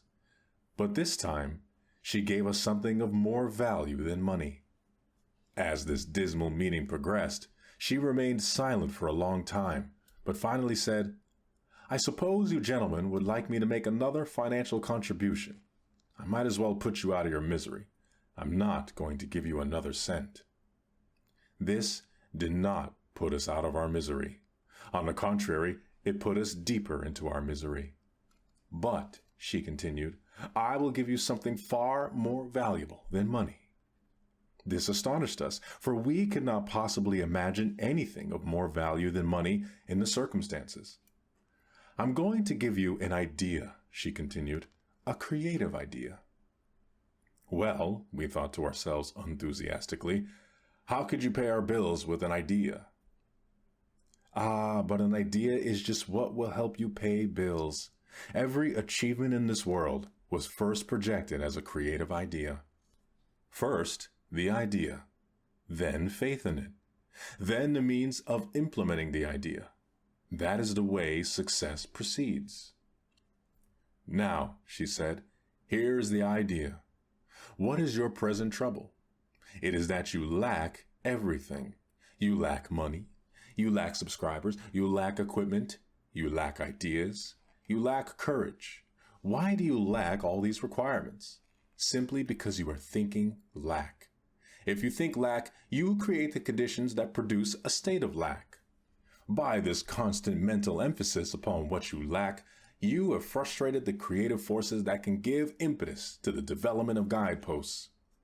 You have been working hard from the standpoint of doing many things, but you have failed to do the one all-important thing that will lend power to all your other efforts. You have not employed positive thinking. Instead, you have thought in terms of lack. To correct that situation, reverse the mental process and begin to think prosperity, achievement, success. This will require practice, but it can be done quickly if you will demonstrate faith. The process is to visualize, that is, to see Guideposts in terms of successful achievement. Create a mental picture of Guideposts as a great magazine sweeping the country. Visualize large numbers of subscribers, all eagerly reading this inspirational material and profiting thereby. Create a mental image of lives being changed by the philosophy of achievement which Guidepost teaches monthly in its issues. Do not hold mental pictures of difficulties and failures, but lift your mind above them and visualize powers and achievements. When you elevate your thoughts into the area of visualized attainment, you look down on your problems rather than from below up at them, and thus you get a much more encouraging view of them. Always come up over your problems. Never approach a problem from below. Now let me continue further, she said. How many subscribers do you need at the moment to keep going?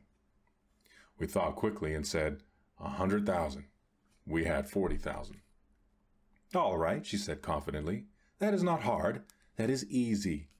Visualize 100,000 people being creatively helped by this magazine, and you will have them.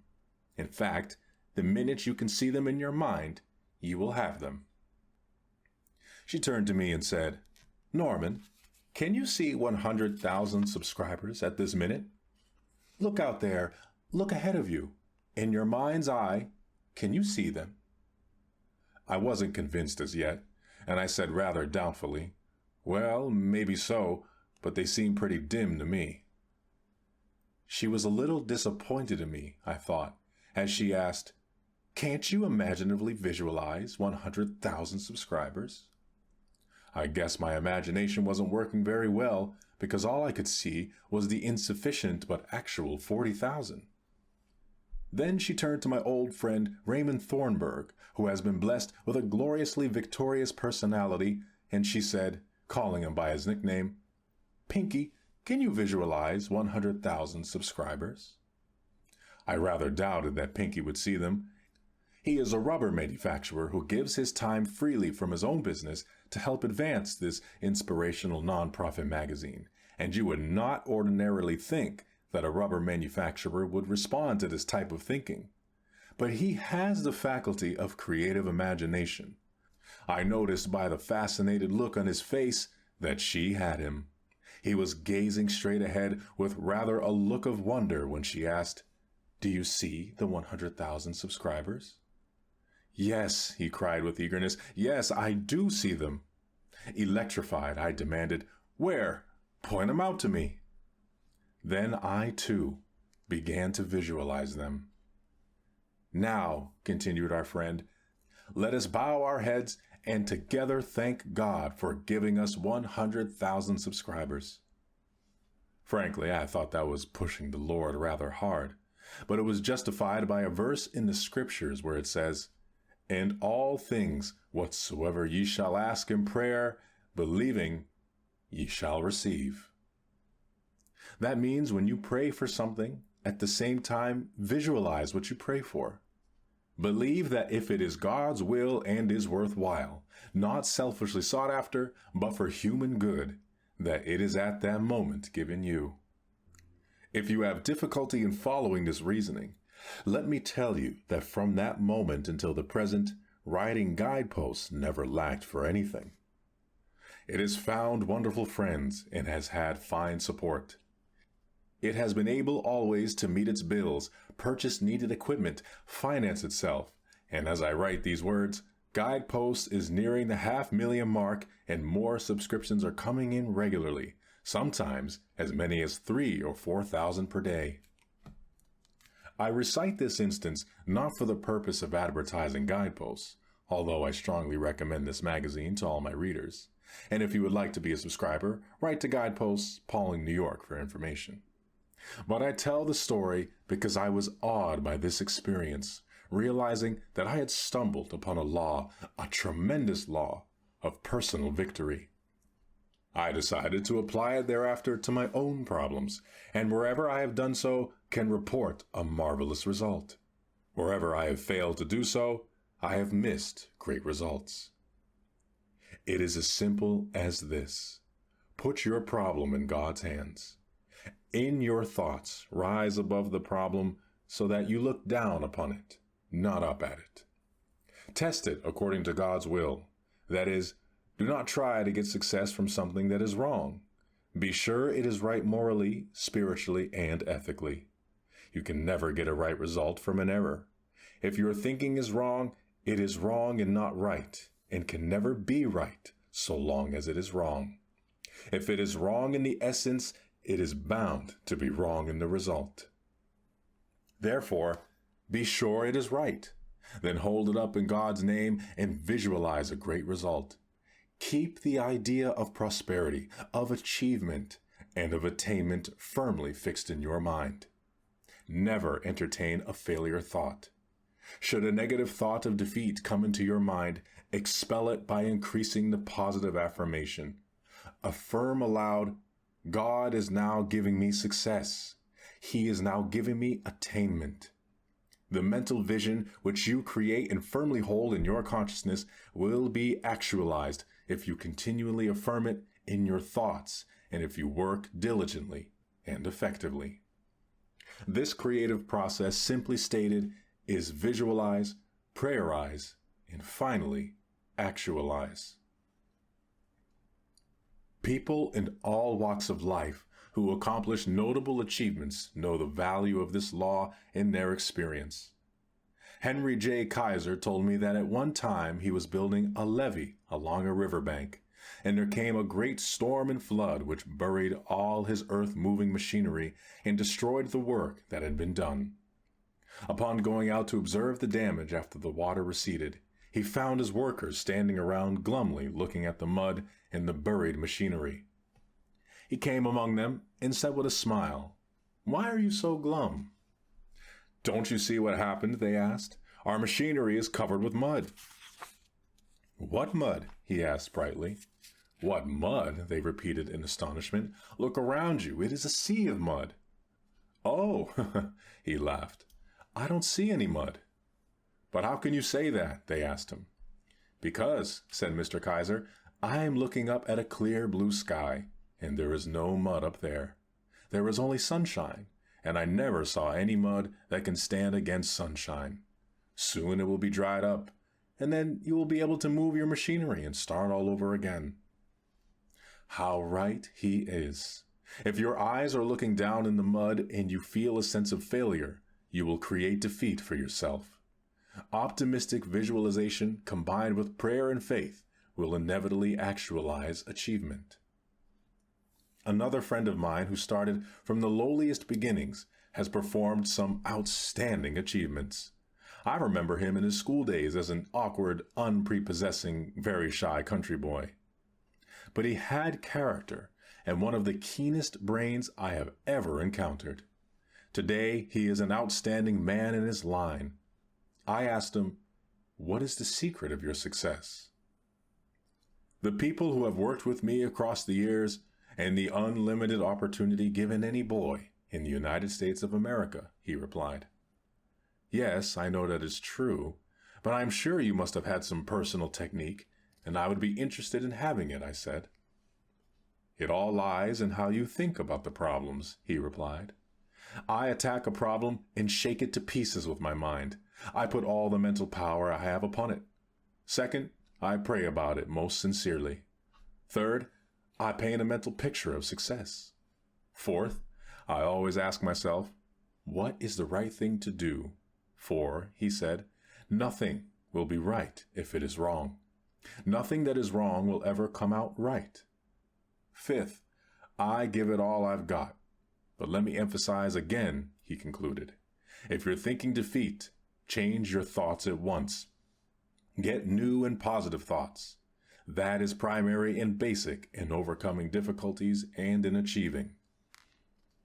At this very minute, as you read this book, potential ideas are in your mind.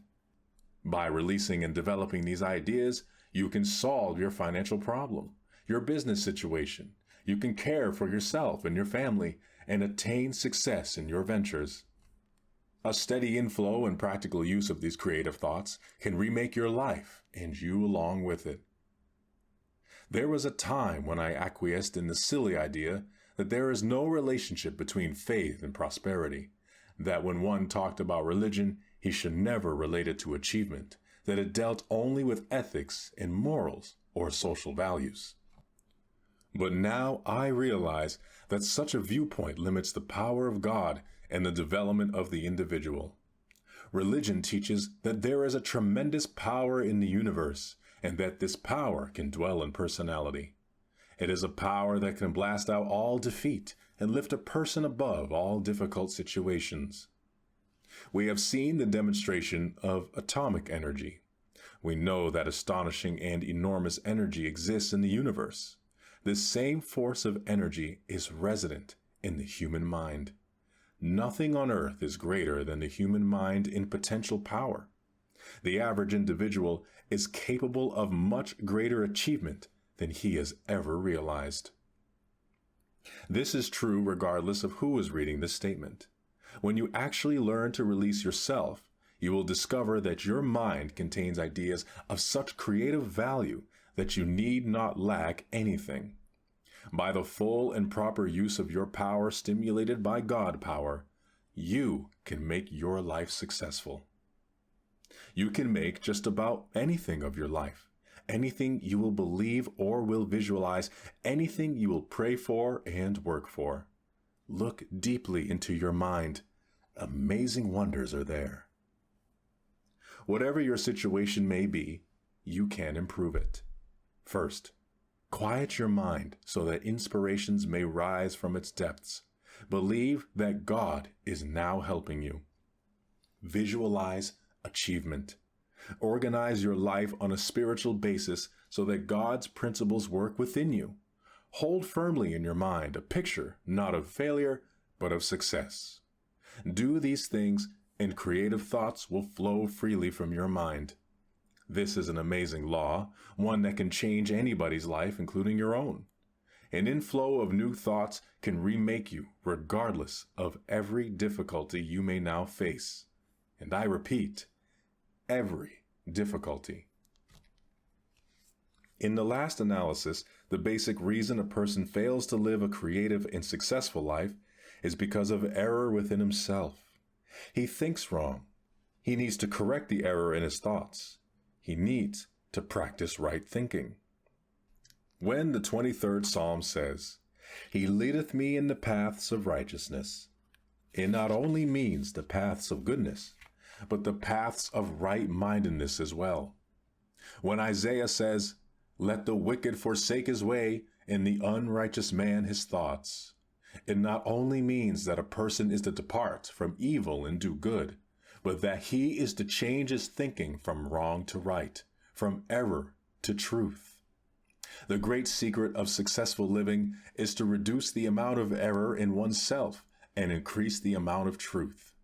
An inflow of new, right, health-laden thoughts through the mind creatively affects the circumstances of life, for truth always produces right procedures and therefore right results.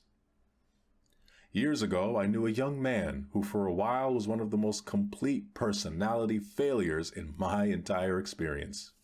He had a delightful personality, but he failed at everything. A person would employ him and be enthusiastic about him, but soon his enthusiasm would cool, and it was not long until the young man was out of that position. This failure pattern was repeated many times. He was a failure as a person as well as an employee. He missed connections with everything. He just couldn't do anything right, and he used to ask me, "What is wrong with me that everything goes wrong?" Still, he had a lot of conceit. He was cocky and smug and had the irritating habit of blaming everybody but himself. Something was wrong with every office with which he was connected or every organization that employed him. He blamed everybody else for his failures, never himself. He would never look inside himself. It never occurred to him that anything could be wrong with him. One night, however, he wanted to talk with me, and as I had to make a drive of about 100 miles to deliver a speech, he drove there and back with me. On our return, we stopped along about midnight at a roadside stand for a hamburger and a cup of coffee. I don't know what was in that hamburger sandwich, but since this incident, I have a new respect for hamburgers. For a sudden, he shouted, "I've got it! I've got it!" "You've got what?" I asked in astonishment. "I've got the answer.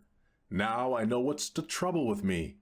It's that everything goes wrong with me because I myself am wrong. I clapped my hand on his back and said, "Boy, at last you are on your way." "Why, it's as clear as a crystal," he said. "I have been thinking wrong, and as a result, I have created wrong outcomes." By this time, we were out in the moonlight standing alongside my car, and I said to him, "Harry, you must go one step further and ask God to make you right inwardly." I quoted this passage from the Bible: "Ye shall know the truth, and the truth shall make you free." Get the truth into your mind, and you will be free of your failures. He became an enthusiastic practicing follower of Jesus Christ. Through real faith and a complete change of thoughts and personal habits, wrong thinking and wrong acting were removed from his nature. He straightened out by developing a right pattern instead of an error pattern. When he was made right, then everything began to go right for him. Following are 7 practical steps for changing your mental attitudes from negative to positive, for releasing creative new thoughts, and for shifting from error patterns to truth patterns. Try them.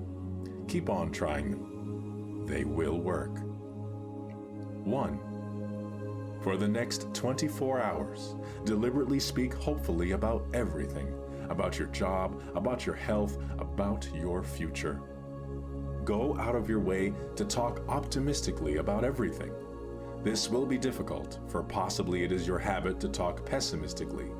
From this negative habit, you must restrain yourself, even if it requires an act of will. 2. After speaking hopefully for 24 hours, continue the practice for 1 week. Then you can be permitted to be realistic for a day or 2. You will discover that what you meant by realistic a week ago was actually pessimistic. But what you now mean by realistic is something entirely different. It is the dawning of the positive outlook. When most people say they are being realistic, they delude themselves. They are simply being negative. 3. You must feed your mind even as you feed your body. And to make your mind healthy, you must feed it nourishing, wholesome thoughts. Therefore, today, start to shift your mind from negative to positive thinking. Start at the beginning of the New Testament and underscore every sentence about faith. Continue doing this until you have marked every such passage in the 4 books: Matthew, Mark, Luke, and John. Particularly, note Mark 11, verses 22, 23, and 24. They will serve as samples of the verses you are to underscore and fix deeply into your consciousness. 4. Then commit the underscored passages to memory. Commit one each day until you can recite the entire list from memory. This will take time, but remember, you have consumed much more time becoming a negative thinker than this will require. Effort and time will be needed to unlearn your negative pattern. 5. Make a list of your friends to determine who is the most positive thinker among them and deliberately cultivate his society. Do not abandon your negative friends, but get closer to those with a positive point of view for a while, until you have absorbed their spirit.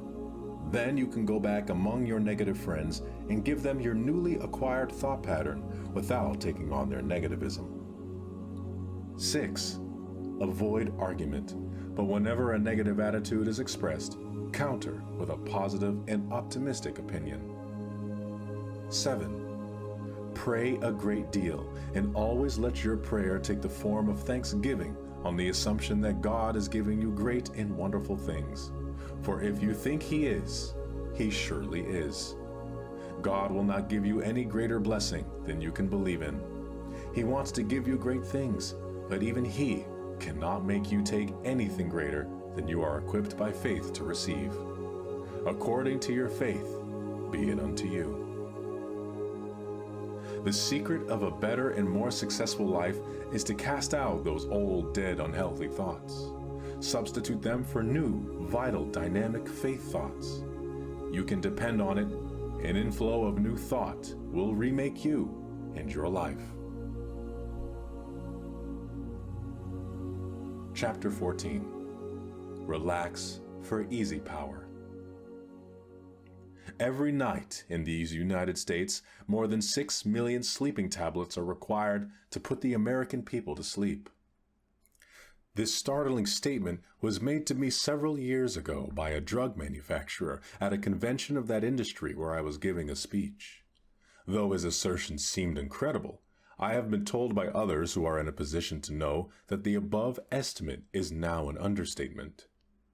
In fact, I heard another good authority assert that the American people are using about 12 million doses of sleeping tablets per day. That is enough to put every 12th American to sleep tonight. Statistics show that the use of sleeping tablets has risen 1,000% in recent years. But a more recent statement is even more startling. According to the vice president of a large drug manufacturing concern, approximately 7 billion half-grain tablets are consumed yearly, which works out at about 19 million tablets per night. What a pathetic situation. Sleep is a natural restorative process. One would think that any person after a day's work would be able to sleep peacefully, but apparently Americans have even lost the art of sleeping. In fact, so keyed up are they that I, a minister with ample opportunity to test the matter, must report that the American people are so nervous and high-strung that now it is almost next to impossible to put them to sleep with a sermon. It has been years since I have seen anyone sleep in church, and that is a sad situation. A Washington official who loves to juggle figures, especially astronomical figures, told me that last year in the United States there was a total of 7.5 billion headaches. This works itself out at approximately 50 headaches per head per annum. Have you had your quota yet this year? Just how this official arrived at these figures, he did not say. But shortly after our conversation, I noticed a report that in a recent year, the drug industry sold 11 million pounds of aspirin. Perhaps this era might be appropriately be termed the aspirin age, as one author has called it. An authoritative source declares that every other hospital bed in the United States is occupied by a patient who was put there not because he encountered a germ or had an accident or developed an organic malady, but because of his inability to organize and discipline his emotions. In a clinic, 500 patients were examined, and 386, or 77%, were found to be ill of psychosomatic difficulties, physical illness caused largely by unhealthy mental states.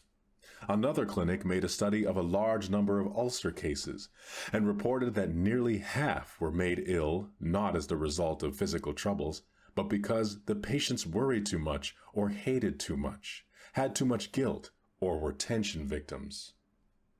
A doctor from still another clinic made the observation that in his opinion, medical men, despite all extraordinary scientific developments, are now able to heal by the means of science alone less than half the maladies brought them.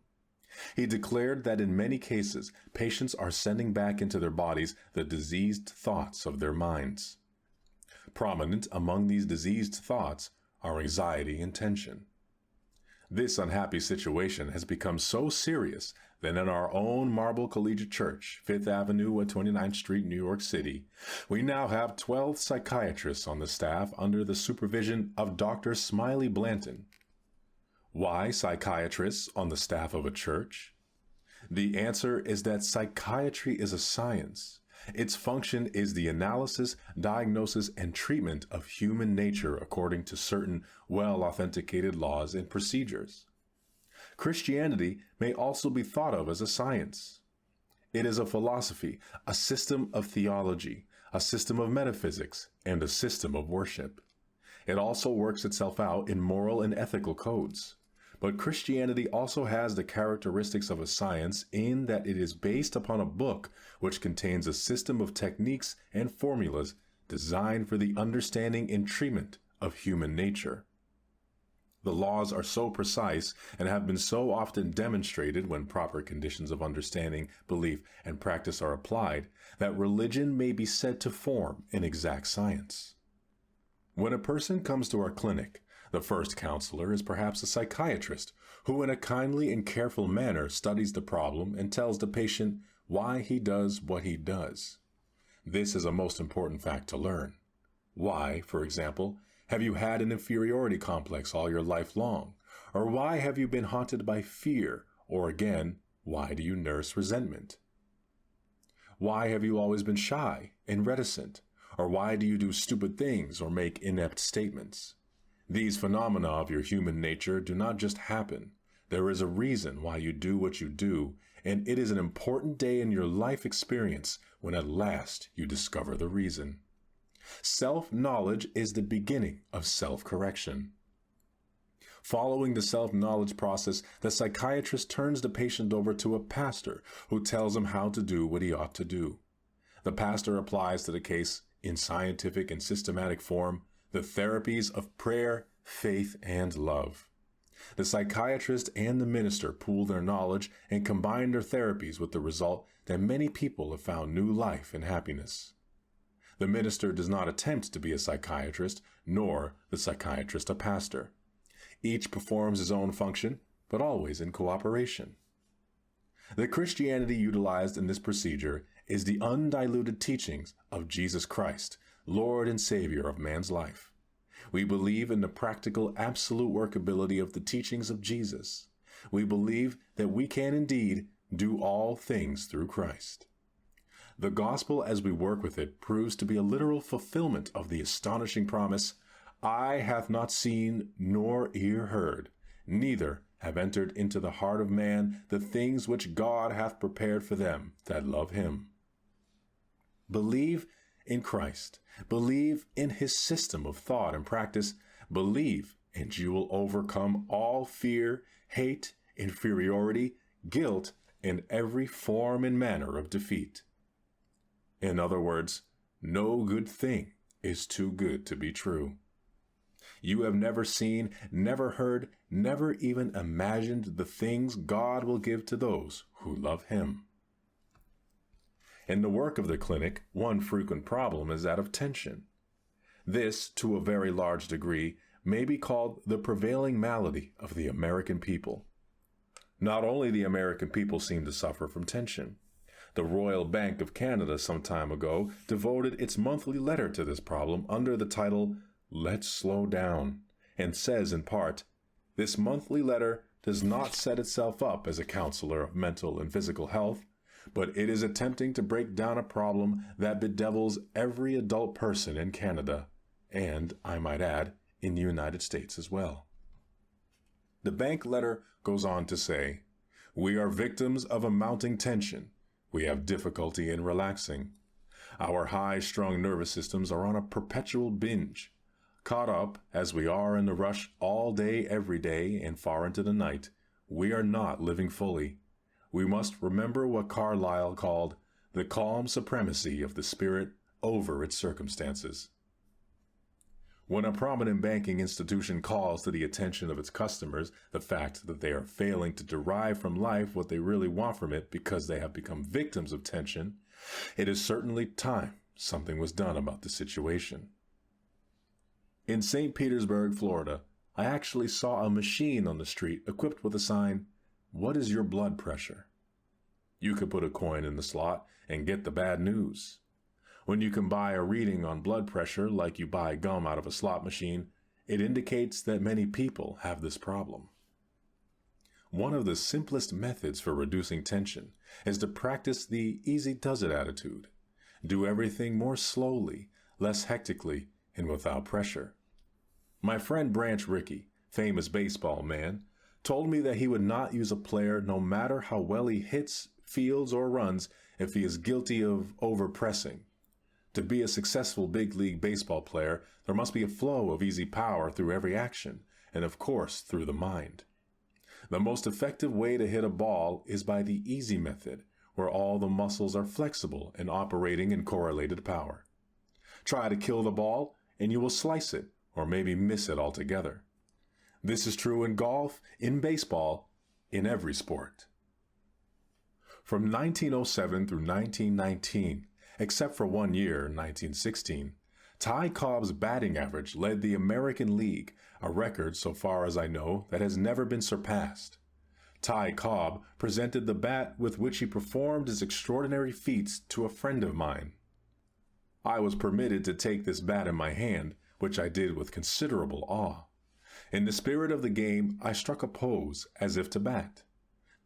Doubtless, my batting stance was not in any sense reminiscent of the immortal slugger. In fact, my friend, who was himself at one time a minor league baseball player, chuckled and said, "Ty Cobb would never do it that way. You're too rigid, too tense. You are obviously overtrying. You would probably strike out." It was beautiful to watch Ty Cobb. The man and the bat were one. It was a study in rhythm, and one marveled at the ease with which he got into the swing. He was a master of easy power. It is the same in all success. Analyze people who are really efficient, and they always seem to do things easily with a minimum of effort. In so doing, they release maximum power. One of my friends, a famous businessman who handles important affairs and varied interests, always seems to be at ease. He does everything efficiently and quickly, but is never in a dither. He never has that anxious, frazzled look on his face which marks people who cannot handle either their time or their work. I inquired the secret of his obviously easy power. He smiled and replied, "Oh, it isn't much of a secret. I just try to keep myself in tune with God, that's all. Every morning after breakfast," he explained, "my wife and I go into the living room for a period of quietness. One of us reads aloud some inspirational piece to get us into the mood of meditation. It may be a poem or a few paragraphs of a book. Following that, we sit quietly, each praying or meditating according to his own mood and manner. Then together we affirm the thought that God is filling us with strength and quiet energy. This is a definite 15-minute ritual, and we never miss it. We couldn't get along without it. We would crack up. As a result, I would always seem to feel that I have more energy than I need and more power than is required." So said this efficient man who demonstrates easy power. I know a number of men and women who practice this or similar techniques for reducing tension. It is becoming quite a general and popular procedure nowadays. One February morning, I was rushing down the long veranda of a Florida hotel with a handful of mail just in from my office in New York. I had come to Florida for a midwinter vacation, but hadn't seemed to get out of the routine of dealing with my mail the first thing in the morning. As I hurried by, headed for a couple of hours' work with the mail, a friend from Georgia who was sitting in a rocking chair with his hat partially over his eyes stopped me in my headlong rush and said in his slow and pleasant southern drawl, "Where are you rushing for, doctor? That's no way to do down here in the Florida sunshine. Come over here and sit in one of these rocking chairs and help me practice one of the greatest of the arts." Mystified, I said, "Help you practice one of the greatest of the arts?" "Yes," he replied, "an art that is passing out. Not many people know how to do it anymore." "Well," I asked, "please tell me what it is. I don't see you practicing any art." "Oh, yes, I am," he said. "I am practicing the art of just sitting in the sun. Sit here and let the sun fall on your face. It is warm like and it smells good. It makes you feel peaceful inside. Did you ever think about the sun?" he asked. "It never hurries, never gets excited. It just works slowly and makes no noise. Doesn't push any buzzers, doesn't answer any telephones, doesn't ring any bells. Just goes on a-shining, and the sun does more in a fraction of an instant than you and I could ever do in a lifetime. Think of what it does. It causes the flowers to bloom, keeps the trees growing, warms the earth, causes the fruit and vegetables to grow and crops to ripen, lifts water to send back to the earth, and it makes you feel peaceful like. I find that when I sit in the sun and let the sun work on me, it puts some rays into me that give me energy. That is, when I take time to sit in the sun. So throw that mail over in the corner," he said, "and sit down here with me." I did so, and when finally I went to my room and got up my mail, I finished it in no time at all. and there was a good part of the day left for vacation activities and more for sitting in the sun. Of course, I know a lot of lazy people who have been sitting in the sun all their lives and never amounted to anything. But there is a difference between sitting and relaxing and just sitting.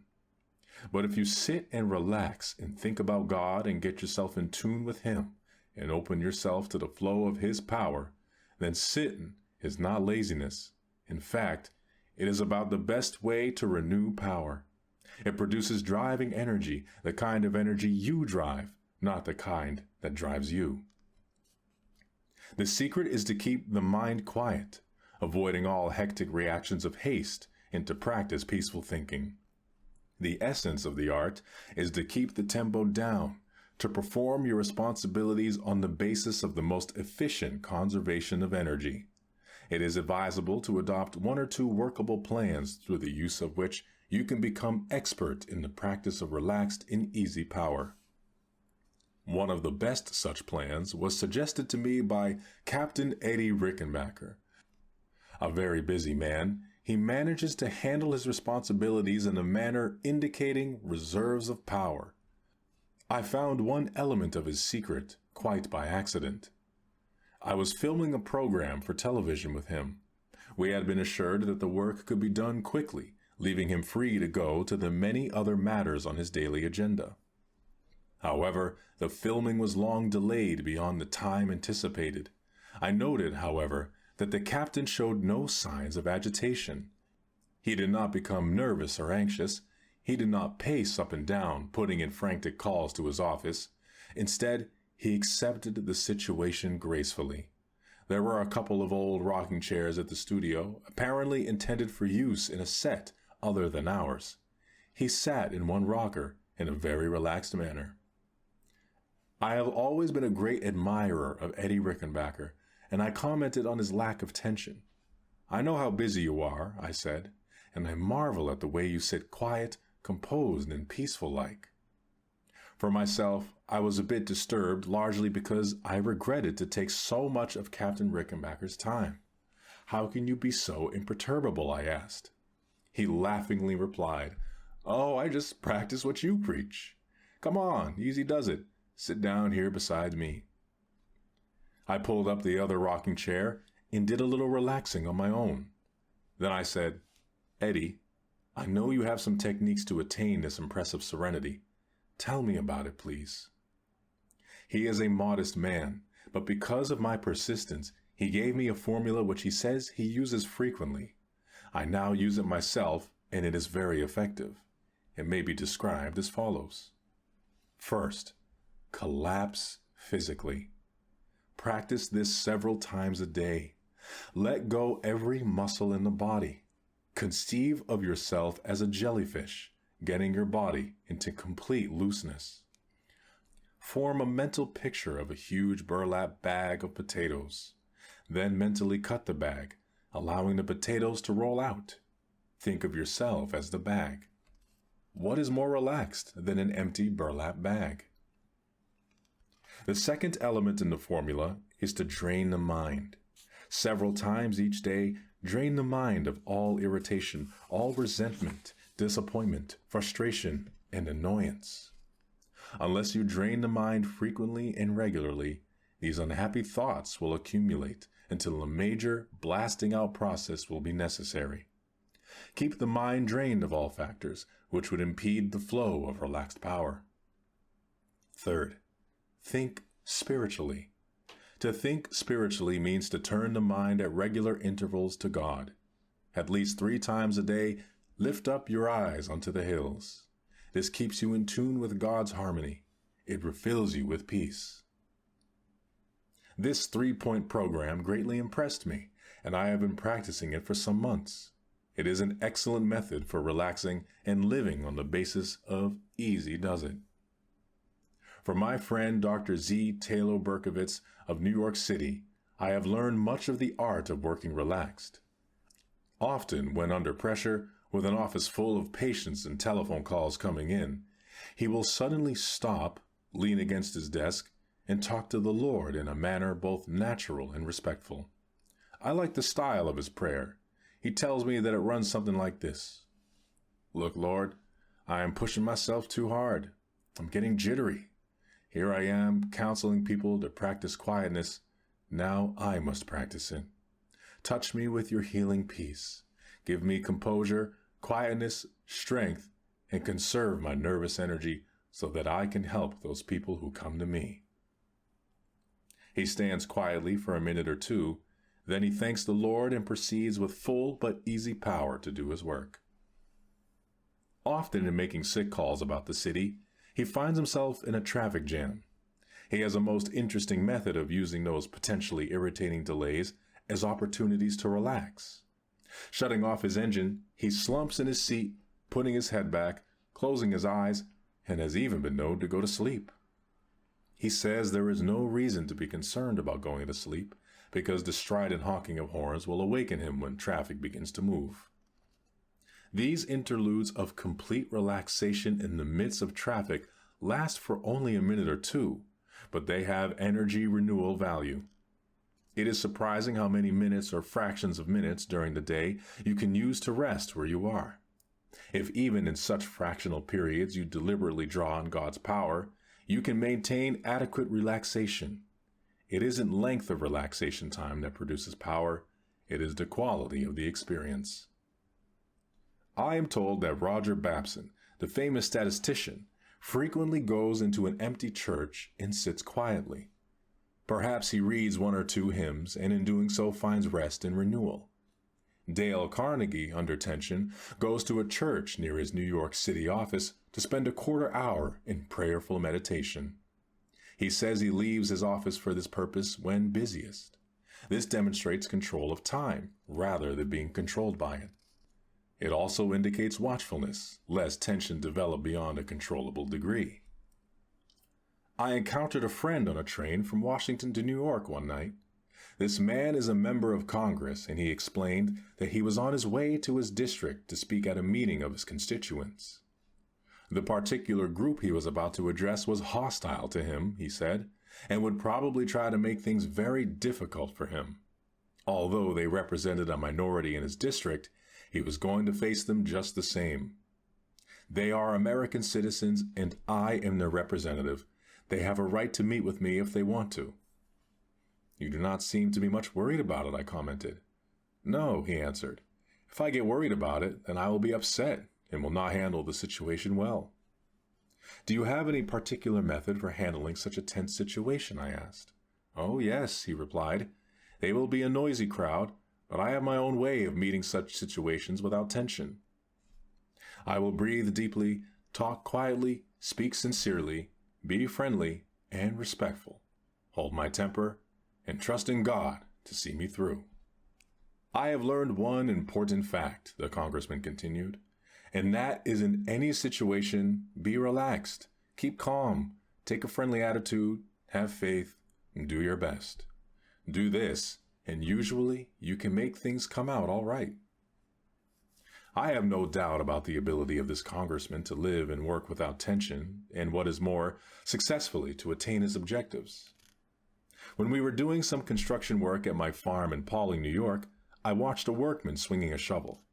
He was shoveling a pile of sand. It was a beautiful sight. Stripped to the waist, his lean and muscular body worked with precision and correlation. The shovel rose and fell in perfect rhythm. He would push the shovel into the pile, lean his body against it, and drive it deep into the sand. Then, in a clear, free swing, it came up, and the sand was deposited without a break in the motion. Again, the shovel went back into the sand. Again, his body leaned against it.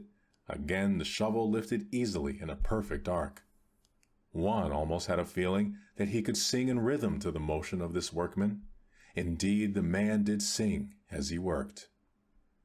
I was not surprised when the foreman told me that he is considered one of his best workmen. The foreman also spoke of him as good-humored, happy, and a pleasant person with whom to work. Here was a relaxed man who lived with joyous power, master of the art of easy does it. Relaxation results from recreation, and the process of recreation should be continuous. The human being is meant to be attached to a continual flow of force that proceeds from God through the individual and back to God for renewal. When one lives in tune with this constantly recreative process, he learns the indispensable quality to relax and work on the basis of easy does it. Now, how to master this skill. Here are 10 rules for taking the hard way out of your job. Try these proven methods for working hard easily. They will help you to relax and have easy power.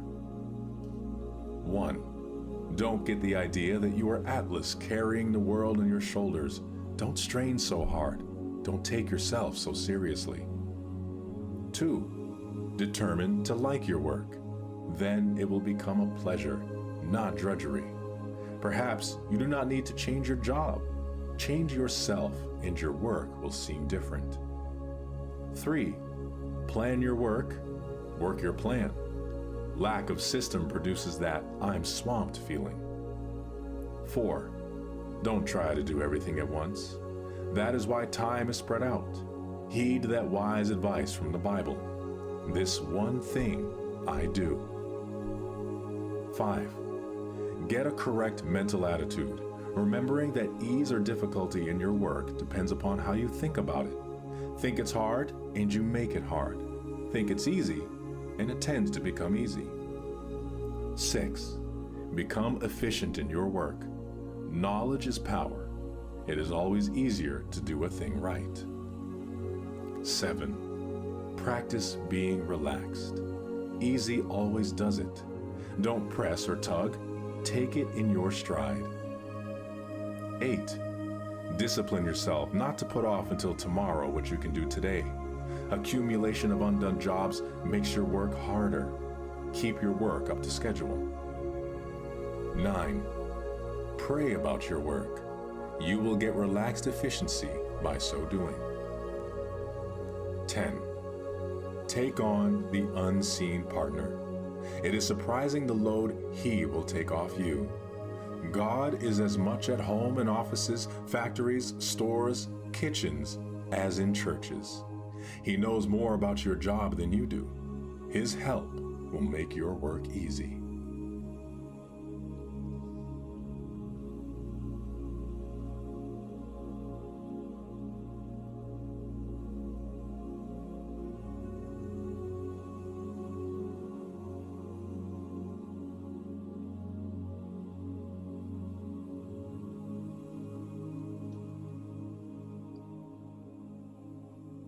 Chapter 15. How to get people to like you. We might as well admit it. We want people to like us. You may hear someone say, I don't care whether people like me or not. But whenever you hear anyone say that, just put it down as a fact that he is not really telling the truth. The psychologist William James said, one of the deepest drives of human nature is the desire to be appreciated. The longing to be liked, to be held in esteem, to be a sought-after person is fundamental in us. A poll was taken among some high school students on the question, what do you most desire? By overwhelming majority, the students voted that they wanted to be popular. The same urge is in older people as well. Indeed, it is doubtful if anybody ever outlives the desire to be well thought of, to be highly regarded, or to have the affection of his associates. To be master of the art of popularity, be artless. Strive deliberately after popularity, and the chances are you will never attain it. But become one of those rare personalities about whom people say, he certainly has something, and you can be certain you are on the way to having people like you. I must warn you, however, that despite your attainments in popularity, you will never get everybody to like you. There is a curious quirk in human nature whereby some people just naturally won't like you. A quatrain inscribed on a wall at Oxford says, I do not love thee, Dr. Fell. The reason why I cannot tell, but this alone I know full well. I do not love thee, Dr. Fell. That verse is very subtle. The author did not like Dr. Fell. He didn't know why, but he just knew he didn't like him. It was most likely an unreasonable dislike, for undoubtedly Dr. Fell was a very nice person. Perhaps if the author had known him better, he would have liked him, but poor Dr. Fell never did become popular with the author of those lines. It may have been due simply to a lack of rapprochement, that baffling mechanism by which we either do or do not click with certain people. Even the Bible recognizes this unhappy fact about human nature, for it says, "If it be possible, as much as lieth in you, live peacefully with all men." The Bible is a very realistic book, and it knows people, their infinite possibilities, as well as their imperfections. The Bible advised the disciples that if they went into a village and after trying their best to get along with people still couldn't do so, they were to shake off the very dust of the village from their feet. "And whosoever will not receive you, when ye go out of that city, shake off the very dust from your feet for a testimony against them." This is all by way of saying that you will be wise if you do not let it too seriously affect you if you do not achieve perfect popularity with everyone. However, there are certain formulas and procedures which, if followed faithfully, can make you a person whom other people like. You can enjoy satisfactory personal relationships, even if you are a difficult person or by nature shy and retiring, even unsocial. You can make of yourself one who enjoys easy, normal, natural, and pleasing relationships with others. I cannot urge you too strongly to consider the importance of this subject and to give time and attention to its mastery, for you will never be fully happy or successful until you do. Failure in this capacity will adversely affect you psychologically. To be liked is one of profounder importance than mere ego satisfaction. As necessary as that is to your success in life, normal and satisfactory personal relations are even more important. The feeling of not being wanted or needed is one of the most devastating of all human reactions. To the degree to which you are sought after or needed by other people will you become a fully released person. The lone wolf, the isolated personality, the retiring individual. These people suffer of misery, which is difficult to describe. In self-defense, they retire ever further within themselves. Their ingrowing introverted nature is denied the normal development which the outgoing, self-giving person experiences. Unless the personality is drawn out of itself and can be of value to someone, it may sicken and die. The feeling of not being wanted or needed produces frustration, aging, illness. If you have a feeling of uselessness, if nobody needs or wants you, you really ought to do something about it. It is not only a pathetic way to live, but is serious psychologically. Those who deal with the problems of human nature constantly encounter this problem and its unfortunate results. For example, at a Rotary Club luncheon in a certain city, 2 physicians were at my table. One an elderly man who had been retired for several years, the other the most popular young doctor in town. The young doctor, looking frazzled, dashed in late and slumped down with a weary sigh. "If only the telephone would stop ringing," he complained. "I can't get anywhere because people call me all the time. I wish I could put a silencer on that telephone." The old doctor spoke up quietly. "I know how you feel, Jim," he said. "I used to feel that way myself, but be thankful the telephone does ring. Be glad people want and need you." Then he added pathetically, "Nobody ever calls me anymore. I would like to hear the telephone ring again. Nobody wants me, and nobody needs me. I'm a has-been." All of us at the table who sometimes feel a bit worn by numerous activities did a lot of thinking as we listened to the old doctor. A middle-aged woman complained to me that she didn't feel well. She was dissatisfied and unhappy. "My husband is dead, the children are grown, and there's no place for me anymore. People treat me kindly, but they are indifferent. Everyone has his own interest, and nobody needs me. Nobody wants me. I wonder, could that be the reason I do not feel well?" she asked. Indeed, that could very likely be an important reason. In a business office, the founder of the firm, just past 70, was walking restlessly and aimlessly around. He talked with me while his son, present head of the business, whom I had come to see, was on the telephone. The older man said gloomily, "Why don't you write a book on how to retire? That is what I need to know." "I thought it was going to be wonderful to give up the burdens of the job," he continued. "But now I find that nobody is interested in anything I say. I used to think I was a popular fellow, but now when I come down here and sit around the office, everyone says hello, then they forget me. I might as well stay away altogether for all they care.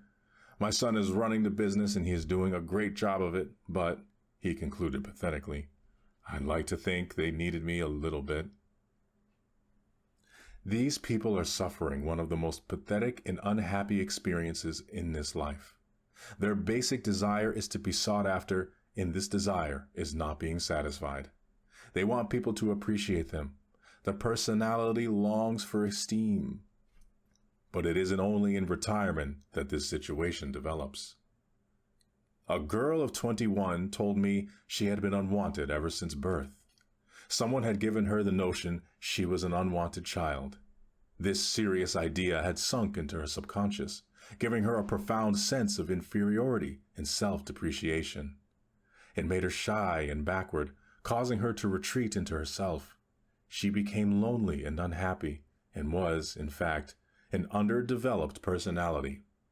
The cure for her condition was to revamp her life spiritually, especially her thinking, which process in time made her a well-liked person by setting her personality free of herself. Countless other people, not particularly victims of deep, unconscious psychological conflicts, have never mastered the knack of being popular. They try hard enough. They even go to extremes, often acting in a manner they do not really enjoy, but which they employ only because of their intense desire to have people like them. Everywhere today, we see people putting on an act because of their inordinate desire for popularity in the superficial sense in which the word is often used in modern society. The fact is that popularity can be attained by a few simple, natural, normal, and easily mastered techniques. Practice them diligently, and you can become a well-liked person. First, become a comfortable person. That is, one with whom people can associate without a sense of strain. Of some persons it is said, you can never quite get next to him. There is always a barrier that you can't get over. A comfortable person is easygoing and natural. He has a pleasant, kindly, genial way about him. Being with him is not unlike wearing an old hat or an old pair of shoes or an easy old coat. A stiff, reserved, unresponsive individual never meshes into the group. He is always just a bit out of it. You never quite know how to take him or how he will react. You just aren't easy-like with him. Some young people were talking about a 17-year-old boy whom they liked very much. Of him, they said, he is good company. He is a good sport. He is easy to be with. It is very important to cultivate the quality of being natural. Usually, that sort of individual is large-souled. Little people who are much concerned about how you treat them, who are jealous of their place or position, who meticulously stand on their prerogatives, are stiff and easily offended. A man who is an outstanding example of these truths is James A. Farley, former Postmaster General of the United States. I met Mr. Farley for the first time a number of years ago. Months later, I met him in a large crowd of people, and he called me by name. Being human, I never forgot that, and it is one reason I have always liked Mr. Farley. An interesting incident illustrates the secret of this man who was an expert at how to get people to like him. I was to speak in Philadelphia at a book and author luncheon along with Mr. Farley and 2 other authors. I did not actually witness the scene I am about to describe, as I was late in arriving, but my publisher did. The speakers at this luncheon were walking along the hotel corridor together when they passed a housekeeper standing by a cart loaded with sheets, towels, and other equipment with which she was servicing the rooms. She was paying no attention to this group of people as they turned aside to avoid her cart. Mr. Farley walked up to her, put out his hand, and said, "Hello there, how are you? I'm Jim Farley. What's your name? I'm glad to see you. My publisher looked back at her as the group passed down the hall. The girl's mouth was wide with astonishment, and her face broke into a beautiful smile. It was an excellent example of how an unegotistical, comfortable, outgoing person is successful in personal relationships. A university psychology department conducted an analysis of the personality traits by which people are liked or disliked. 100 traits were scientifically analyzed, and it was reported that one must have 46 favorable traits in order to be liked. It is rather discouraging to realize that you must have so large a number of characteristics to be popular. Christianity, however, teaches that one basic trait will go far toward getting people to like you. That trait is a sincere and forthright interest in and love for people. Perhaps if you cultivate this basic trait, other traits will naturally develop. If you are not the comfortable type of person, I suggest that you make a study of your personality with a view toward eliminating conscious and unconscious elements of strain which may exist. Do not assume that the reason other people do not like you is because of something wrong with them. Assume, instead, that the trouble is within yourself and determine to find and eliminate it. This will require scrupulous honesty, and it may also involve the assistance of personality experts. The so-called scratchy elements in your personality may be qualities which you have taken on through the years. Perhaps they have been assumed defensively, or they may be the result of attitudes developed in your younger days. Regardless of origin, they can be eliminated by a scientific study of yourself and by your recognition of the necessity for change, followed by a process of personality rehabilitation. A man came to our clinic at the church seeking help in the problem of personal relationships. About 35 years of age, he was the type of person whom you would certainly look at twice, if not 3 times. He was splendidly proportioned and impressive. Superficially regarding him, it was surprising that people should not like him.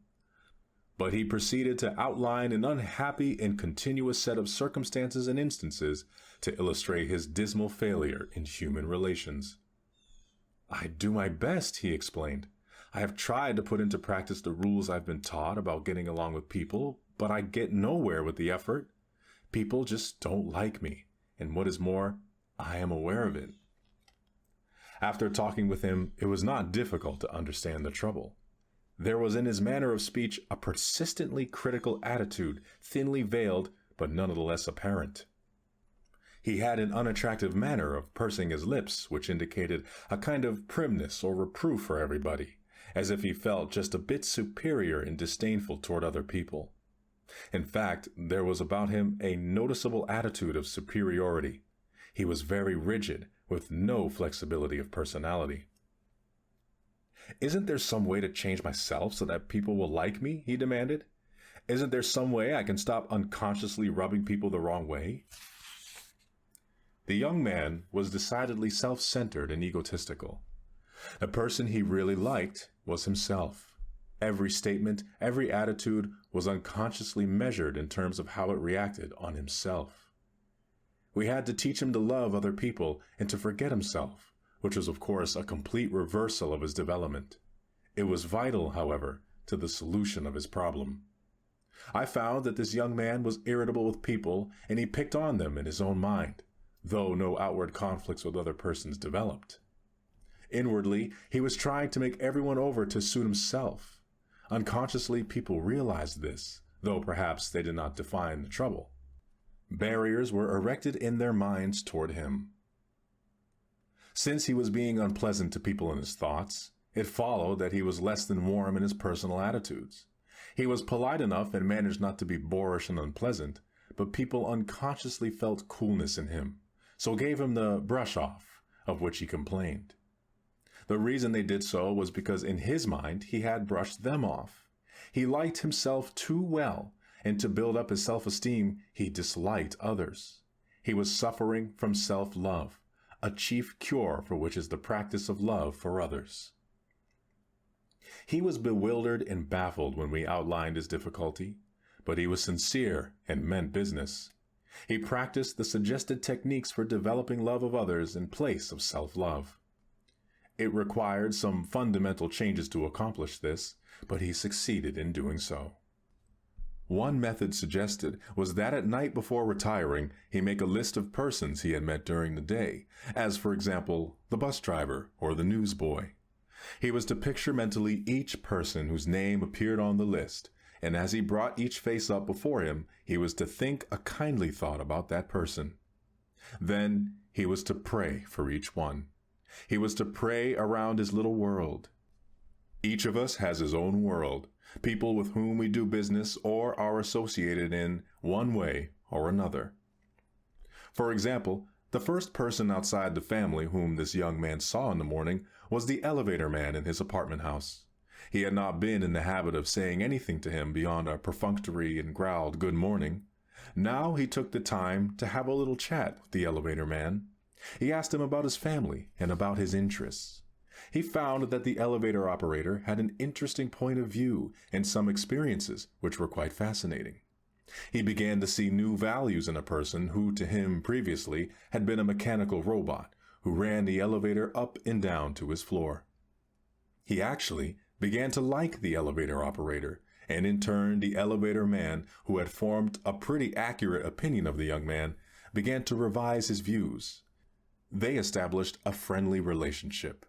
So the process went from person to person. One day the young man said to me, "I have found that the world is filled with interesting people, and I've never realized it before." When he made that observation, he proved that he was losing himself. And when he did that, as the Bible so wisely tells us, he found himself.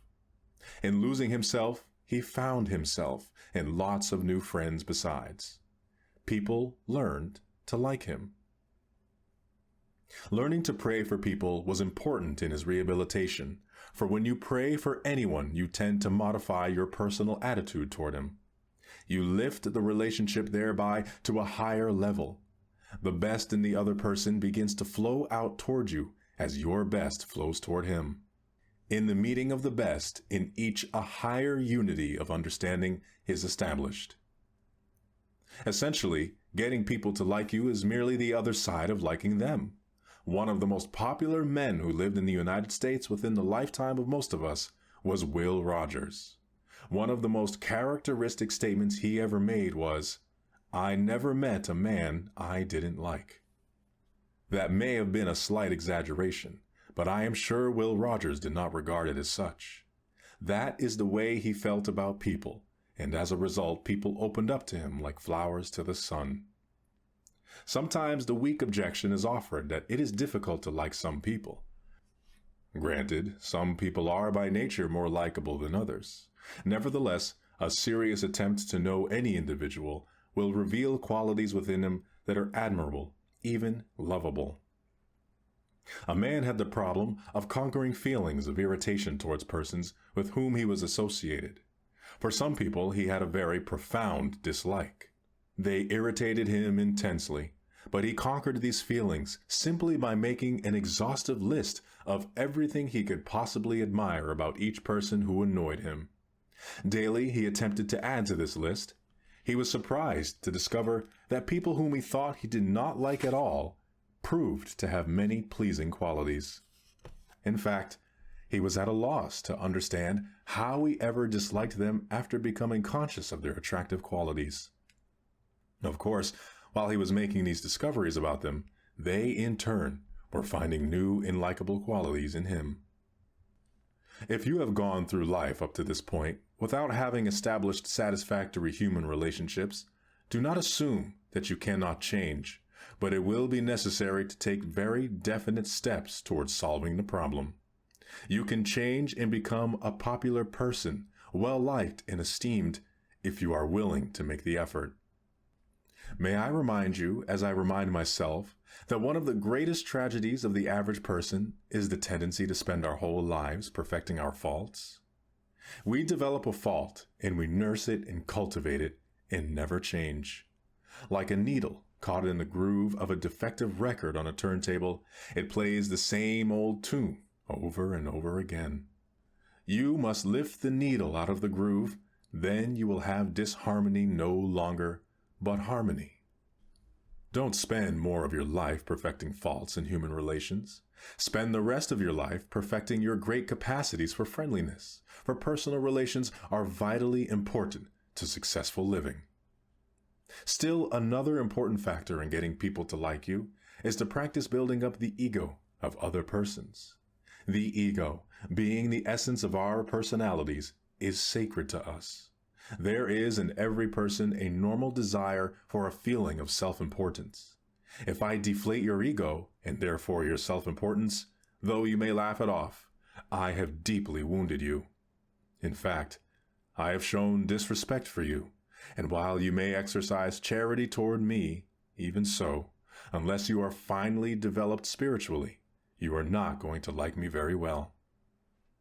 On the other hand, if I elevate your self-respect and contribute to your feeling of personal worth, I am showing high esteem for your ego. I have helped you to be your best self, and therefore you appreciate what I have done. You are grateful to me. You like me for it. The deflation of another person's ego may be mildly done, perhaps, but one can never evaluate how deep the depreciation goes from even a remark or an attitude that is not meant to be unkind. Here is the way in which ego is often deflated. The next time you are in a group and someone tells a joke and everybody laughs with appreciation and pleasure except yourself, when the laughter has died down, say patronizingly, "Well, that is a pretty good joke, all right. I saw it in a magazine last month." Of course, it will make you feel quite important to let others know of your superior knowledge. But how does it make the man feel who told the joke? You have robbed him of the satisfaction of having told a good story. You have crowded him out of his brief moment in the limelight and usurped attention to yourself. In fact, you have taken the wind out of his sails and left him flat and deflated. He enjoyed his momentary little prominence, but you took it away from him. Nobody in that group is going to like you for what you did, and certainly not the man whose story you spoiled. Whether you like the joke or not, let the storyteller and the others enjoy it. Remember, he may be a little bit embarrassed and shy. It would have done him good to have received a response. Don't deflate people. Bring them up, and they will love you for it. While writing this chapter, I enjoyed a visit with an old and dear friend, Dr. John W. Hoffman, one-time president of Ohio Wesleyan University. As I sat with him in Pasadena, I realized once again how much this great personality has always meant to me. Many years ago, on the night before my graduation from college, we had a banquet at our fraternity house at which he was present and made a talk. After dinner, he asked me to walk with him to the president's house. It was a beautiful, moonlit night in June. All the way up the hill, he talked to me about life and its opportunities and told me what a thrill awaited me as I entered the outside world. As we stood in front of his house, he put his hand on my shoulder and said, "Norman, I have always liked you.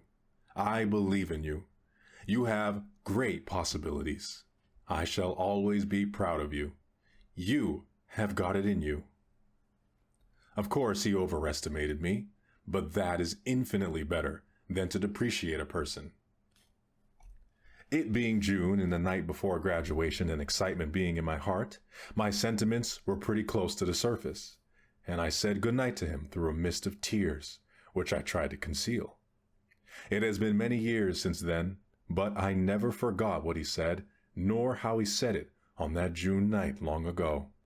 I have loved him all across the years. I discovered that he made similar statements to many other boys and girls long since become men and women, and they too love him because he respected their personalities and was constantly building them up. Through the years, he would write to me and to others congratulating us on some little thing that we had done, and a word of approval from him meant much. Little wonder this honored guide of youth has the affection and devotion of thousands of people whose lives he touched.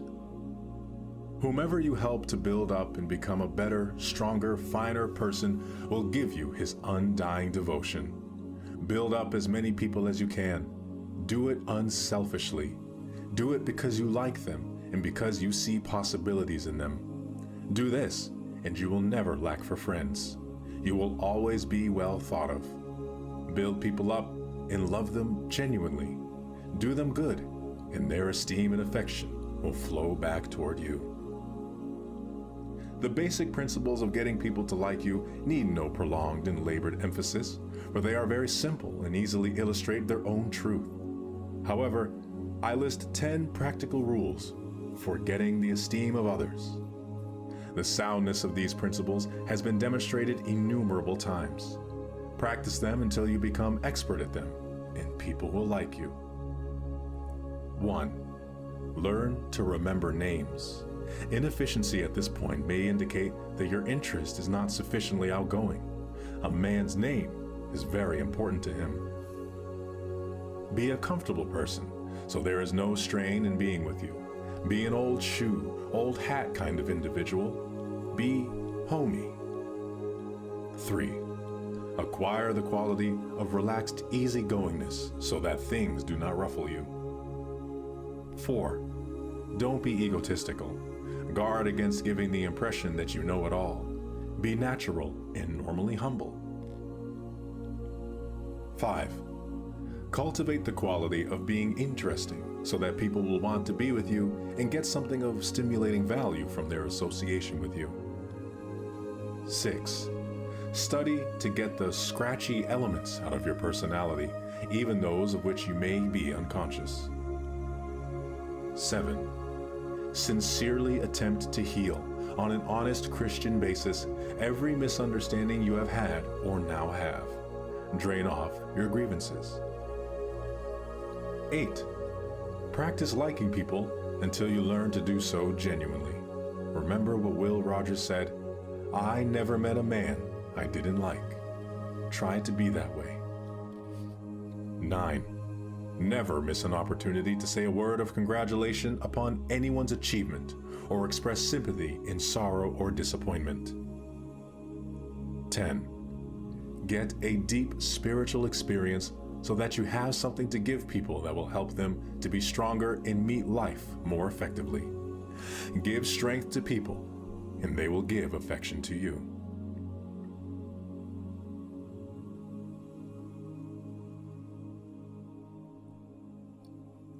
Chapter 16. Prescription for Heartache. Please, give me a prescription for heartache. This curious and rather pathetic request was made by a man who had been informed by his doctor that the feelings of disability of which he complained were not of a physical nature. His trouble lay in an inability to rise above sorrow. He was suffering from an ache in his personality as a result of grief. His doctor advised him to secure spiritual consultation and treatment. So, continuing to use the terminology of medicine, he repeated his question, "Is there a spiritual prescription in which will reduce my constant inner suffering? I realize that sorrow comes to everyone, and I should be able to meet it the same as others. I have tried my best, but find no peace." Again, he asked with a sad, slow smile, "Give me a prescription for heartache." There is indeed a prescription for heartache. One element in the prescription is physical activity. The sufferer must avoid the temptation to sit and brood. A sensible program which substitutes physical activity for such fruitless brooding reduces the strain on the area of the mind where we reflect, philosophize, and suffer mental pain. Muscular activity utilizes another part of the brain and therefore shifts the strain and gives relief. An old country lawyer who had a sound philosophy and much wisdom told a sorrowing woman that the best medicine for a broken heart is to take a scrubbing brush and get down on your knees and go to work. The best medicine for a man, he declared, is to get an axe and chop wood until physically tired. While this is not guaranteed to be a complete cure for headache, yet it does tend to mitigate such suffering. Whatever the character of your heartache, one of the first steps is to resolve to escape from any defeatist situation which may have been created around yourself, even though it is difficult to do so, and return once again to the normal course of your life. Get back into the mainstream of life's activities. Take up your old associations. Form new ones. Get busy walking, riding, swimming, playing. Get the blood coursing through your system. Lose yourself in some worthwhile project. Fill your days with creative activity and emphasize the physical aspect of activity. Employ healthy mind-relieving busyness, but be sure that it is of a worthwhile and constructive nature. Superficial escapism through feverish activity merely deadens pain temporarily and does not heal, as, for example, parties and drinking. An excellent and normal release from heartache is to give way to grief. There is a foolish point of view current today that one should not show grief, that it is not proper to cry or express oneself through the natural mechanism of tears and sobbing. This is a denial of law and nature. It is natural to cry when pain or sorrow comes. It is a relief mechanism provided in the body by Almighty God and should be used. To restrain grief, to inhibit it, to bottle it up, is to fail to use one of God's means for eliminating the pressure of sorrow. Like every other function of the human body and nervous system, this must be controlled, but it should not be denied altogether. A good cry by either a man or woman is a release from heartache. I should warn, however, that this mechanism should not be used unduly nor allowed to become a habitual process. Should that happen, it partakes of the nature of abnormal grief and could become a psychosis. Unrestraint of any kind should not be allowed. I receive many letters from people whose loved ones have died. They tell me that it is very difficult for them to go to the same places they were in a habit of frequenting together, or to be with the same people with whom they associated as a couple or as a family. Therefore, they avoid the old-time places and friends. I regard this as a serious mistake. A secret of curing heartache is to be as normal and natural as possible. This does not imply disloyalty or indifference. This policy is important in avoiding a state of abnormal grief. Normal sorrow is a natural process, and its normality is evidenced by the ability of the individual to return to his usual pursuits and responsibilities and continue therein as formerly. The deeper remedy for heartache, of course, is the curative comfort supplied by trust in God. Inevitably, the basic prescription for heartache is to turn to God in an attitude of faith and empty the mind and heart to Him. Perseverance in the act of spiritual self-emptying will finally bring healing to the broken heart. This generation, which has suffered fully as much if not more heartache than people in preceding eras, needs to relearn that which the wisest men of all time have known, namely, that there is no healing of the pain suffered by humanity except through the benign ministrations of faith. One of the greatest souls of the ages was Brother Lawrence, who said, "If in this life we would know the serene peace of paradise, we must school ourselves in familiar, humble, and loving converse with God." It is not advisable to attempt to carry the burden of sorrow and mental pain without divine help, for its weight is more than the personality can bear. The simplest and most effective of all prescriptions for heartache, then, is to practice the presence of God. This will soothe the ache in your heart and ultimately heal the wound. Men and women who have experienced great tragedy tell us that this prescription is effective. Another profoundly curative element in the prescription for heartache is to gain a sound and satisfying philosophy of life in death and deathlessness. For my part, when I gained the unshakable belief that there is no death, that all life is indivisible, that the here and hereafter are one, that time and eternity are inseparable, that this is one unobstructed universe, then I found the most satisfying and convincing philosophy of my entire life. These convictions are based upon sound foundations, the Bible for one. I believe that the Bible gives us a very subtle, and as will be proved ultimately, a scientific series of insights into the great question, what happens when a man leaves this world? Also, the Bible very wisely tells us that we know these truths by faith. Henry Bergson, the philosopher, says that the surest way into truth is by perception, by intuition, by reasoning to a certain point, then by taking a mortal leap, and by intuition attaining the truth. You come to some glorious moment where you simply know. That is the way it happened to me. I am absolutely, wholeheartedly, and thoroughly convinced of the truth of which I write, and have no doubt of it, even to an infinitesimal degree. I arrived at this positive faith gradually, yet there came one moment when I knew. This philosophy will not ward off the sorrow which comes from when a loved one dies and physical, earthly separation ensues, but it will lift and dissipate grief.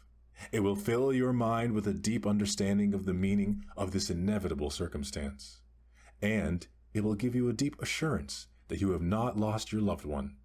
Live on this faith, and you will be at peace, and the ache will leave your heart. Take into your mind and heart one of the most marvelous texts in the Holy Bible. Eye hath not seen, nor ear heard, neither have entered into the heart of man, the things which God hath prepared for them that love him. This means that you have never seen, no matter what you have seen, how wonderful it is. You have never seen anything to compare with the marvelous things that God has prepared for those who love him and who put their trust in him. Moreover, it says that you have never heard anything to compare with the astonishing marvels that God has laid up for those who follow his teachings and live according to his Spirit. Not only have you never seen nor ever heard, but you have never even dimly imagined what he is going to do for you. This sentence goes all out in promising comfort in immortality and reunion and every good thing to those who center their lives in God. After many years of reading the Bible and being intimately connected with all the phases of the lives of hundreds of people, I wish to state unequivocally that I have found this biblical promise to be absolutely true. It applies even to this world. People who really practice living on a Christ-like basis have the most incredible things happen to them. This passage also relates to the state of existence of those now living on the other side and our relationship, while we live, to those who have preceded us across that barrier which we call death. I use the word barrier somewhat apologetically. We have always thought death as a barrier with a concept of a separatist nature. Scientists working today in the field of parapsychology and extrasensory perception and experimenting in precognition, telepathy, clairvoyance, are expressing themselves as believing that the soul survives the barrier of time and space. In effect, we are on the edge of one of the greatest scientific discoveries in history, which will substantiate, on a laboratory exploratory basis, the existence of the soul and its deathlessness. For many years, I have been accumulating a series of incidents, the validity of which I accept, in which bear out the conviction that we live in a dynamic universe where life, not death, is the basic principle. I have confidence in the people who have described the following experiences and am convinced that they indicate a world impinged upon or intertwined with our own through the meshes of which human spirits on both sides of death live in unbroken fellowship. The conditions of life on the other side, as we know them in mortality, are modified. Undoubtedly, those who have crossed to the other side dwell in a higher medium than we do, and their understanding is amplified beyond ours. Yet all the facts point to the continued existence of our loved ones and the further fact that they're not far away, and still another fact implied, but no less real, that we shall be reunited with them. Meanwhile, we continue in fellowship with those who dwell in the spirit world. William James, one of America's greatest scholars, after a lifetime of study, said he was satisfied that the human brain is only a medium for the soul's existence, and that the mind as now constituted will be exchanged at last for a brain that will allow the owner to reach out into untapped areas of understanding. As our spiritual being is amplified here on earth, and as we grow in age and experience, we become more conscious of this vaster world all around us. And when we die, it is only to enter into an enlarged capacity.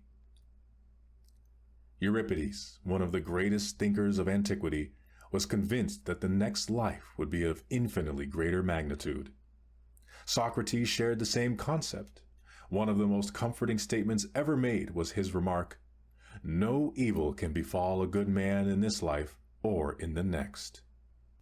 Natalie Kalmus, scientific expert in Technicolor, tells about the death of her sister. The following account, given by this scientifically trained woman, appeared in the inspirational magazine Guideposts. Natalie Kalmus quotes her dying sister as saying, "Natalie, promise me that you won't let them give me any drugs. I realize that they are trying to help relieve my pain, but I want to be fully aware of every sensation. I am convinced that death will be a beautiful experience." I promised. Alone, later, I wept, thinking of her courage. Then, as I tossed in bed on through the night, I realized that what I thought to be a calamity, my sister intended to be a triumph. 10 days later, the final hour drew near. I had been at her bedside for hours. We had talked about many things, and always I marveled at her quiet, sincere confidence in eternal life. Not once did the physical torture overcome her spiritual strength. This was something that the doctors simply hadn't taken into account. "Dear kind God, keep my mind clear and give me peace," she had murmured over and over again during those last days. We had talked so long that I noticed she was drifting off to sleep. I left her quietly with the nurse and retired to get some rest. A few minutes later, I heard my sister's voice calling for me. Quickly, I returned to her room. She was dying. I sat on her bed and took her hand. It was on fire. Then she seemed to rise up in bed, almost to a sitting position. "Natalie," she said, "there are so many of them. There's Fred and Ruth. What's she doing here? Oh, I know." An electric shock went through me. She had said Ruth. Ruth was her cousin who had died suddenly the week before. But Eleanor had not been told of Ruth's sudden death. Chill after chill shot up and down my spine. I felt on the verge of some powerful, almost frightening knowledge. She had murmured Ruth's name. Her voice was surprisingly clear. "It's so confusing, so many of them." Suddenly her arms stretched out as happily as when she had welcomed me. "I'm going up," she said. Then she dropped her arms around my neck and relaxed in my arms. The will of her spirit had turned final agony into rapture. As I laid her head back on the pillow, there was a warm, peaceful smile on her face. Her golden brown hair lay carelessly on the pillow. I took a white flower from the vase and placed it in her hair. With her petite, trim figure, her wavy hair, the white flower, and the soft smile, she looked once more, and permanently, just like a schoolgirl. The mention of her cousin Ruth by the dying girl, and the evident fact that she saw her clearly, is a phenomenon that recurs again and again in the incidents which have come to my attention.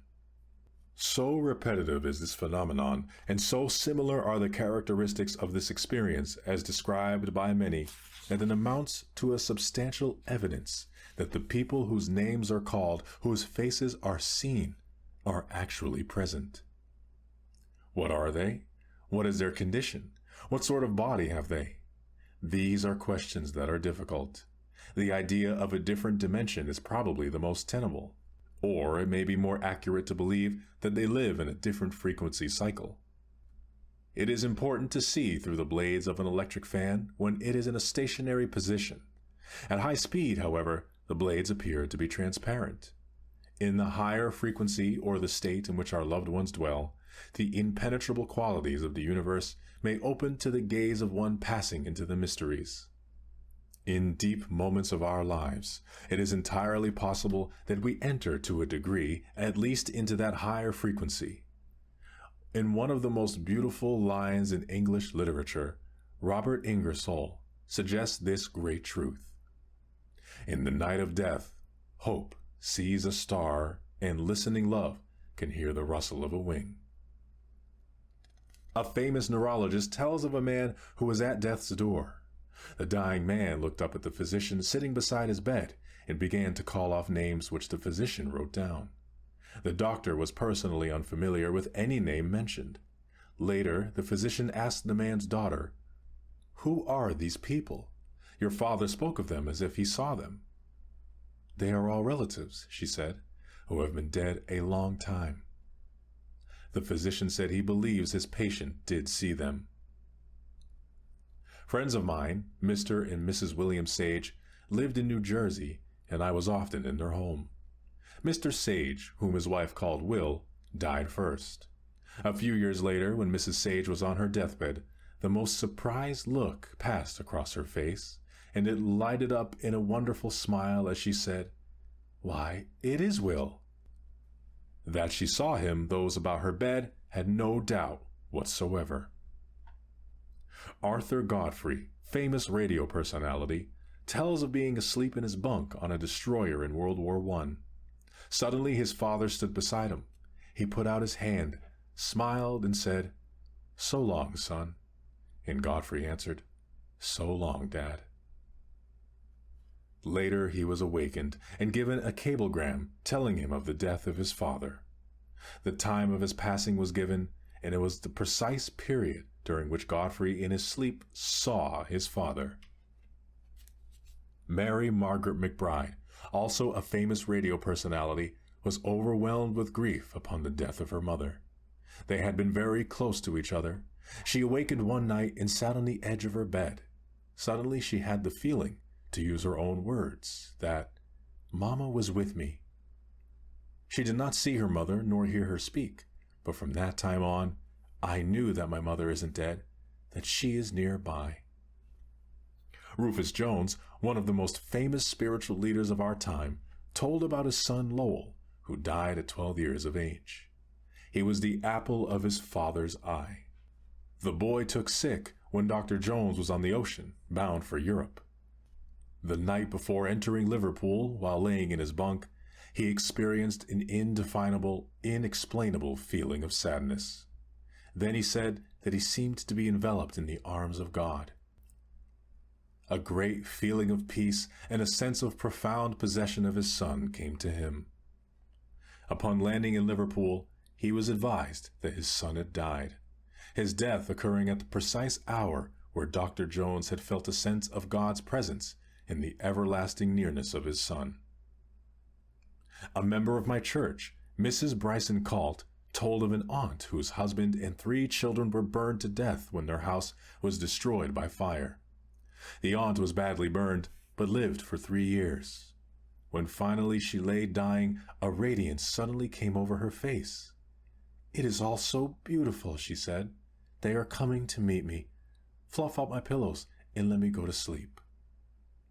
Mr. H.B. Clark, an old friend of mine, was for many years a construction engineer, his work taking him into all parts of the world. He was of a scientific turn of mind, a quite restrained, factual, unemotional type of man. I was called one night by his physician, who said that he did not expect him to live but a few hours. His heart action was slow, and the blood pressure was extraordinarily low. There was no reflex action at all. The doctor gave no hope. I began to pray for him, as did others. The next day his eyes opened, and after a few days he recovered his speech. His heart action and blood pressure returned to normal. After he recovered strength, he said, "At some time during my illness, something very peculiar happened to me. I cannot explain it. It seemed that I was a long distance away. I was in the most beautiful and attractive place I have ever seen. There were lights all around me, beautiful lights. I saw faces dimly revealed, kind faces they were, and I felt very peaceful and happy. In fact, I have never felt happier in my life. Then the thought came to me, I must be dying. Then it occurred to me, perhaps I have died. Then I almost laughed out loud and asked myself, why have I been afraid of death all my life? There is nothing to be afraid of in this.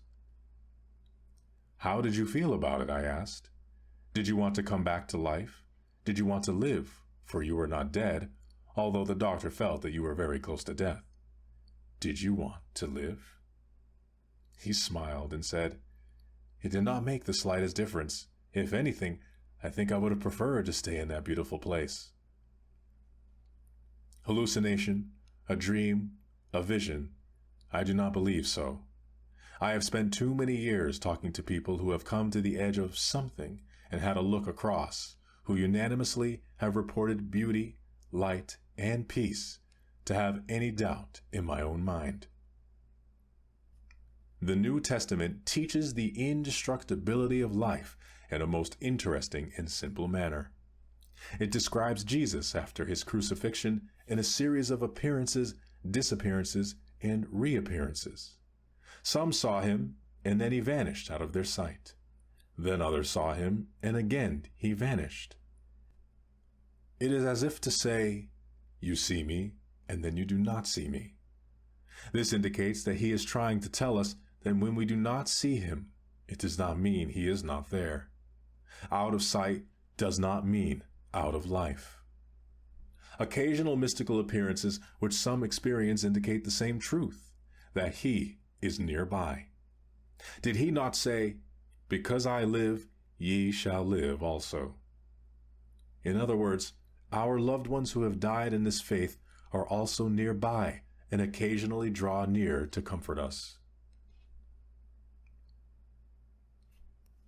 A boy serving in Korea wrote to his mother saying, the strangest thing happened to me. Once in a while at night, when I am afraid, Daddy seems to be with me. Daddy had been dead for 10 years. Then the boy wistfully asks his mother, do you think that Daddy can actually be with me here on these Korean battlefields? The answer is, why not? How can we be citizens of a scientific generation and not believe that this could be true? Again and again, proofs are offered that this is a dynamic universe, surcharged with mystic, electric, electronic, atomic forces, and all are so wonderful that we have never yet comprehended them. This universe is a great spiritual sounding house, alive and vital. Albert E. Cliff, well-known Canadian writer, tells of the death of his father. The dying man had sunk into a coma, and it was thought he was gone. Then a momentary resurgence of life occurred. His eyes flickered open. On the wall was one of those old-time mottos which said, I know that my Redeemer liveth.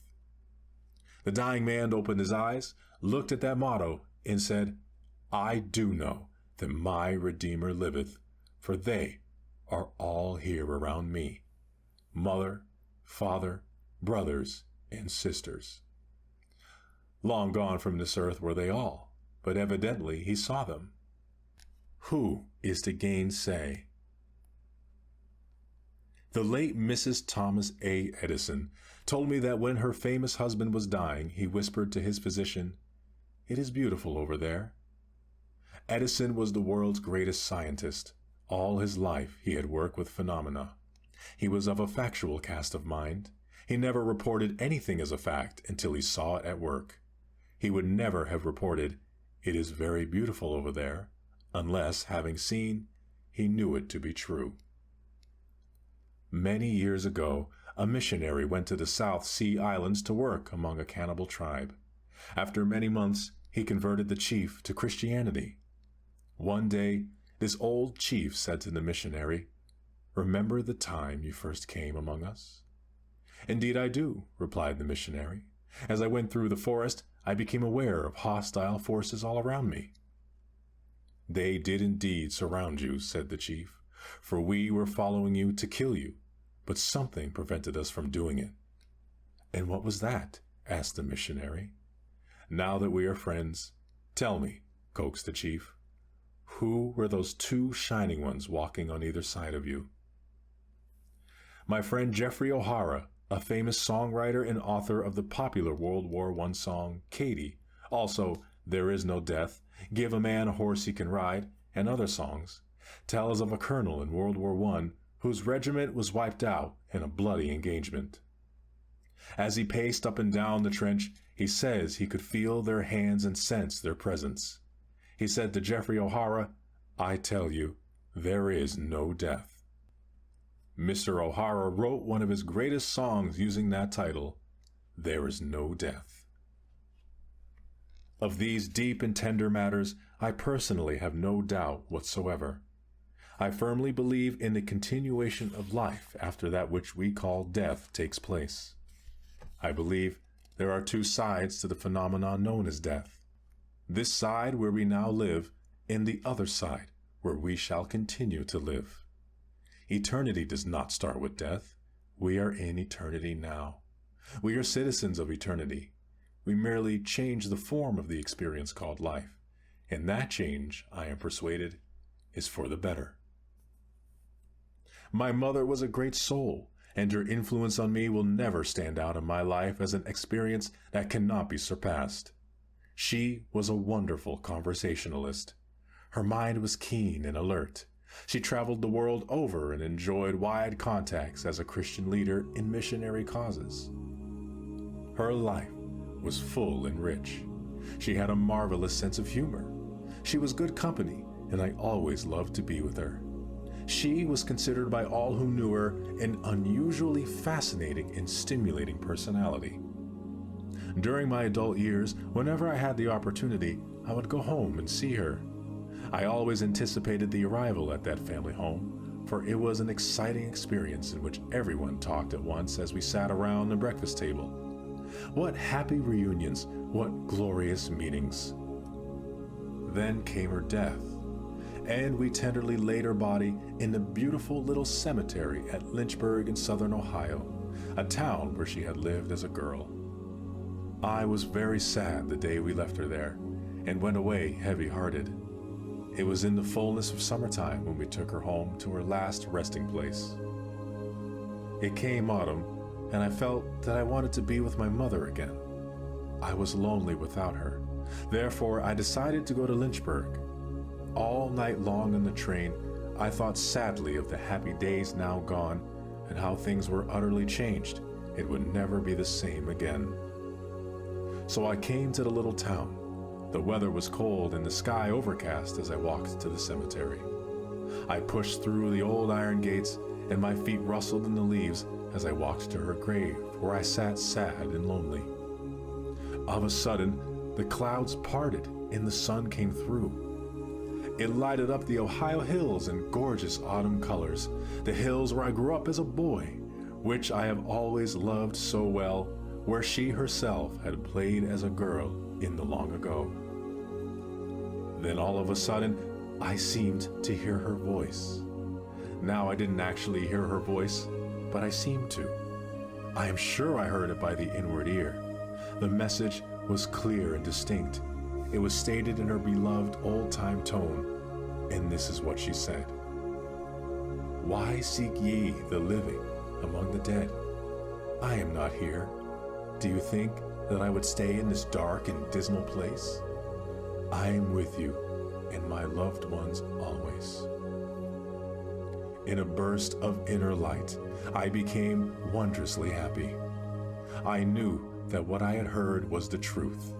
The message came to me with all the force of actuality. I could have shouted, and I stood up and put my hand on the tombstone and saw it for what it is, only a place where mortal remains lie. The body was there, to be sure, but it was only a coat that had been laid off because the wearer needed it no longer. But she, that gloriously lovely spirit, she was not there. I walked out of that place, and only rarely since I have returned. I like to go back there and think of her in the old days of my youth, but no longer is it a place of gloom. It is merely a symbol, for she is not there. She is with us, her loved ones. Why seek ye the living among the dead? Read and believe the Bible as it tells about the goodness of God and the immortality of the soul. Pray sincerely and with faith. Make prayer and faith the habit of your life. Learn to have real fellowship with God and with Jesus Christ. As you do this, you will find a deep conviction welling up in your mind that these wonderful things are true indeed. If it were not so, I would have told you. You can depend upon the reliability of Christ.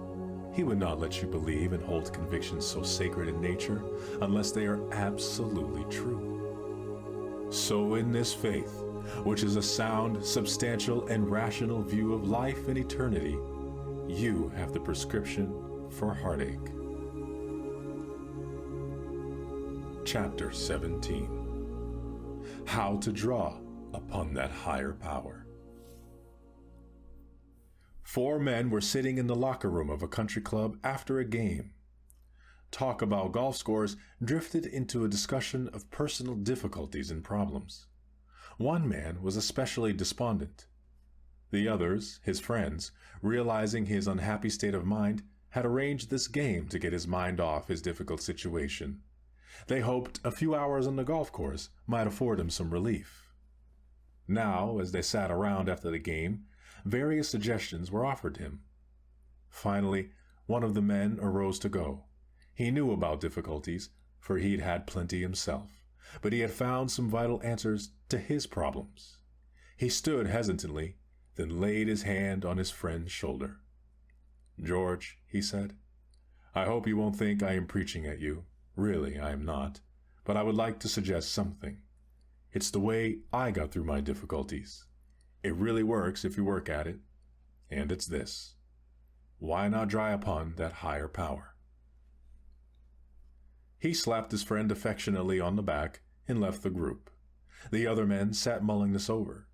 Finally, the discouraged man said slowly, "I know what he means, and I know where the higher power is. I only wish I knew how to draw upon it. It's what I need, all right." Well, in due course he discovered how to draw upon that higher power, and it changed everything for him. Now he is a healthy, happy man. The advice given at the golf club is really very wise. There are many people today who are unhappy and depressed and just not getting anywhere with themselves or with conditions. And they do not need to be that way. Really, they don't. The secret is to draw upon that higher power. And how is that done? Let me tell you about a personal experience.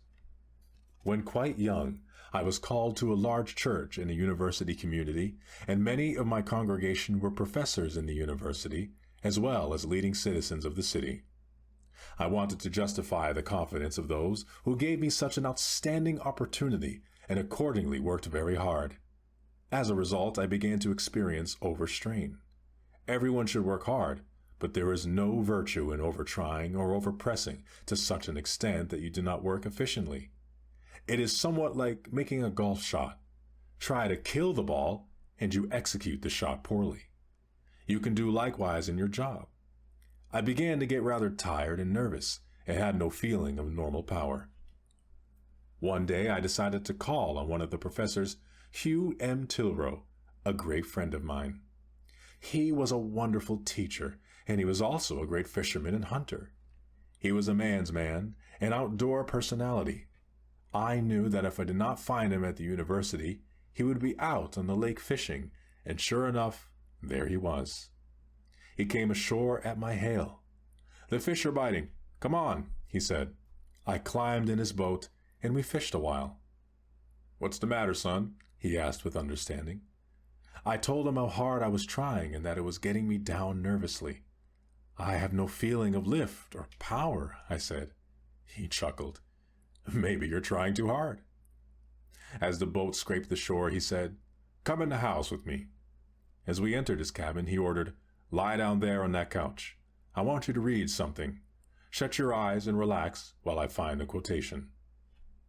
I did as directed, and thought he was going to read me some philosophical or perhaps diverting piece.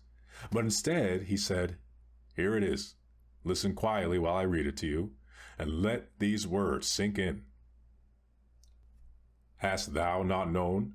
Hast thou not heard that the everlasting God, The Lord, the creator of the ends of the earth, fainteth not, neither is weary. There is no searching of his understanding. He giveth power to the faint, and to them that have no might he increaseth strength. Even the youth shall faint and be weary, and the young men shall utterly fall. But they that wait upon the Lord shall renew their strength. They shall mount up with wings as eagles. They shall run and not be weary, and they shall walk and not faint. Then he asked, "Do you know from what I am reading?" "Yes, the 40th chapter of Isaiah," I answered. "I'm glad you know your Bible," he commented. "Why don't you practice it? Now relax. Take 3 deep breaths in and out slowly. Practice resting yourself in God. Practice depending upon him for his support and power. Believe he is giving it to you now, and don't get out of touch with that power. Yield yourself to it. Let it flow through you. Give your job all you've got. Of course you must do that, but do it in a relaxed and easy manner, like a batter in a big league ball game. He swings the bat easy-like and doesn't try to knock the ball out the park. He just does the best he can and believes in himself because he knows that he has lots of reserve power." Then he repeated the passage again. "They that wait upon the Lord shall renew their strength." That was a long time ago, but I never forgot that lesson. He taught me how to draw upon that higher power, and believe me, his suggestions worked. I continue to follow my friend's advice, and it has never failed me in the more than 20 years that I have passed since then. My life is crowded with activity, but that power formula gives me all the strength I need. A second method for drawing upon that higher power is to learn to take a positive, optimistic attitude toward every problem. In direct proportion to the intensity of the faith which you muster, will you receive power to meet your situations. According to your faith, be it unto you, is a basic law of successful living. There is a higher power, and that power can do everything for you. Draw upon it and experience its great helpfulness. Why be defeated when you are free to draw upon that higher power? State your problem, ask for a specific answer. Believe that you are getting that answer. Believe that now, through God's help, you are gaining power over your difficulty. A man and his wife who were in real trouble came to see me. This gentleman, a former magazine editor, was a distinguished figure in music and artistic circles. Everyone liked him for his generosity and friendliness. His wife was held in similar high regard. She was in poor health, and as a result, they had retired to their country where they were living in semi-seclusion. This man told me he had experienced 2 heart attacks, one quite severe. His wife was in a steady decline, and he was deeply concerned about her. The question he put was this: "Can I get a hold of some power that can help us recover ourselves physically and give us new hope and courage and strength?" The situation, as he described, it was a series of discouragements and defeats. Frankly, I felt that he was a bit too sophisticated to permit himself to adopt and utilize this simple trust that would be necessary if faith were to rehabilitate him. I told him I rather doubted he had the capacity to practice simple faith enough to open the sources of power according to the techniques of Christianity. But he assured me he was in earnest and was open-minded and would follow any direction given. I saw his honesty and the real quality of his soul, and have had a great affection for him ever since. I gave him a simple prescription. He was to read the New Testament and the Psalms until his mind was saturated with them. I gave him the usual suggestion of committing passages to memory. Principally, I urged him to utilize the formula of putting his life in the hands of God, at the same time believing that God was filling him with power, and his wife also, and that the 2 of them were to believe unfalteringly that they were being guided in even the most commonplace details of their lives. They were also to believe that in cooperation with their physician, whom I happened to know and admire, that the healing grace of Jesus Christ was being given them. I suggested that they picture the healing power of the great physician as already working within them. Seldom have I seen two people who became more gloriously childlike in their faith and whose trust was more complete. They became enthusiastic about the Bible and would often telephone me about some wonderful passage they had just found. They gave me fresh insights into the truth of the Bible. It was a truly creative process working with this man and his wife. The next spring, Helen, that is the wife's name, said, "I have never experienced a more wonderful springtime. The flowers this year are the loveliest I have ever seen. And have you noticed the sky with its extraordinary cloud formations and the delicate colors at dawn and sunset? The leaves seem greener this year, and I have never heard the birds sing with such ecstasy and melody." When she said this, there was an ecstatic light on her face, and I knew she had been reborn in the Spirit. And she began to improve physically, regaining a large share of her old-time strength. Her native creative power began to flow forth once again, and life took on new meaning. As for Horace, there has been no more heart trouble, and physical, mental, and spiritual vigor mark him as extraordinarily vital. They have moved into a new community and have become a center of its life. Wherever they go, they touch people with a strange, uplifting force. What is the secret which they discovered? Simply that they learned to draw upon that higher power. This higher power is one of the most amazing facts in human existence.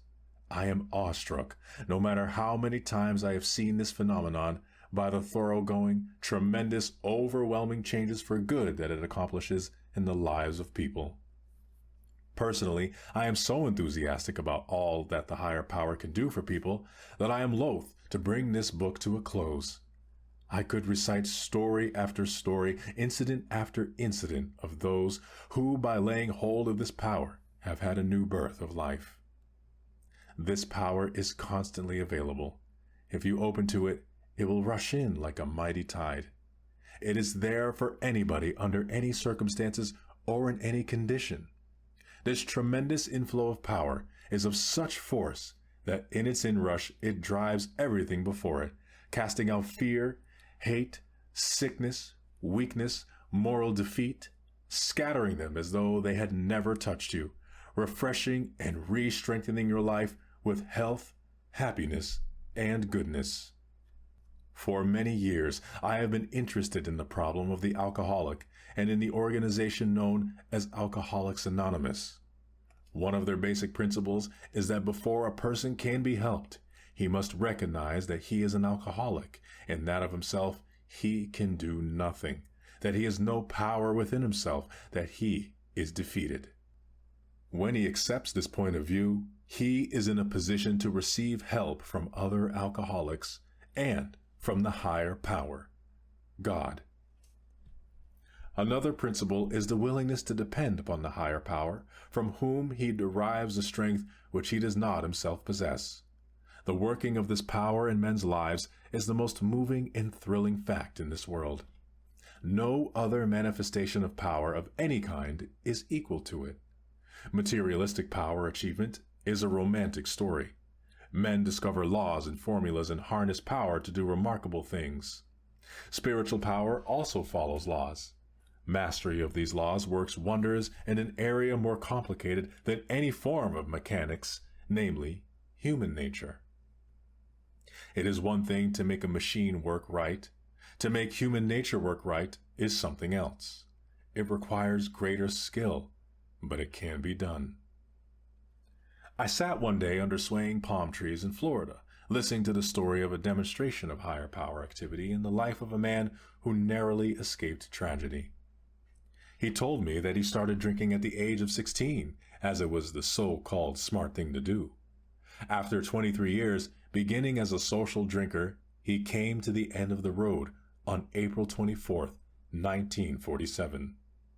A growing hatred and bitterness toward his wife, who had deserted him, and toward his mother-in-law and sister-in-law, culminated in his decision to kill these 3 women. I relate the story as he told it to me in his own language. To strengthen myself for this gory task, I went into a bar. A few more drinks would give me the courage to commit this triple murder. As I entered the bar, I saw a young man by the name of Carl drinking coffee. Although I hated Carl from boyhood, I was utterly astounded to note his immaculate appearance, and I was also astonished to see him drinking coffee in a bar where he had spent on an average of $400 a month for drinks alone. Also, I was mystified by what seemed a strange light on his face. Being fascinated by his appearance, I approached Carl and asked, "What happened to you that you were drinking coffee?" "I have not had a drink for a year," Carl replied. I was utterly amazed, because Carl and I had been on many drinking bouts together. A strange incident in this affair is that even though I hated Carl, I was strangely moved. I could not help but listen when he asked, "Ed, did you ever want to quit drinking?" "Yes, I have quit 1,000 times," I replied. Carl smiled and said, "If you really want to do something about your problem, get sober and attend a meeting at the Presbyterian Church at 9 on Saturday. It is a meeting of Alcoholics Anonymous." I told him I had no interest in religion, but that maybe I would come. I was unimpressed, but still I could not get that light in his eyes out of my mind. Carl did not insist that I attend the meeting, but repeated that if I wanted to do something for myself, he and his associates had an answer to my problem. After making that statement, Carl left, and I stood up to the bar to order a drink, but somehow it had lost its appeal. So instead, I went home, the only home I had remaining, my mother's home. May I explain that I had been married for 17 years to a very fine girl, but being an impatient person and having no faith in me due to my drinking, she finally decided upon getting a divorce. So not only my job and all my material assets, but my home also were completely lost. Upon getting to my mother's home, I wrestled with a bottle until 6 a.m., but still could not take the drink. I kept thinking of Carl's appearance. So on Saturday morning, I went to Carl and asked him what I could do to keep from taking a drink until 9 o'clock that night, when the meeting would be held. Carl said, "Every time you come to a bar or whiskey sign or beer garden, just say one little prayer. 'Please, God, get me past this place.'" And then he added, "Run like hell. That would be cooperating with God. He will hear your prayer, and the running will be your part." I did exactly as Carl told me to do. For many hours, anxious and shaky, accompanied by my sister, I walked around the streets of the town. Finally, at 8 o'clock, my sister said, "Ed, there are 7 drinking joints between here and the place where you are to attend the meeting. You go by yourself, and if you don't make it and come home drunk, we will still love you and hope for the best. But somehow, I feel that this meeting will be different than any you have ever attended." With God's help, I got by those 7 places.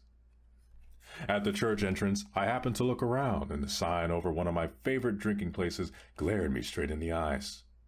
The battle to decide whether to go into that bar or into the Alcoholics Anonymous meeting is one I shall never forget, but a power greater than myself pulled me to the meeting. Upon entering the meeting room, I was utterly astounded to receive the firm handshake of my ex-hated friend Carl. My resentment toward him was disappearing. A round of introductions began to many men in all walks of life: doctors, lawyers, bricklayers, millwrights, coal miners, construction workers, plasterers, laborers. All types were there. I had been drinking with some of those men for the last 10 to 25 years, and here they were, all sober on a Saturday night, and above all, they were happy. What happened at that meeting is rather vague. All I know is that a rebirth had taken place. I felt different deep within. Happily leaving the meeting room at midnight, I went home with a glorious air-lifting feeling and slept peaceably for the first time in more than 5 years. Upon awakening the next morning, I recall something clearly saying to me, "There is a power greater than yourself. If you will turn your will and your life over to the care of God as you understand Him, He will give you strength."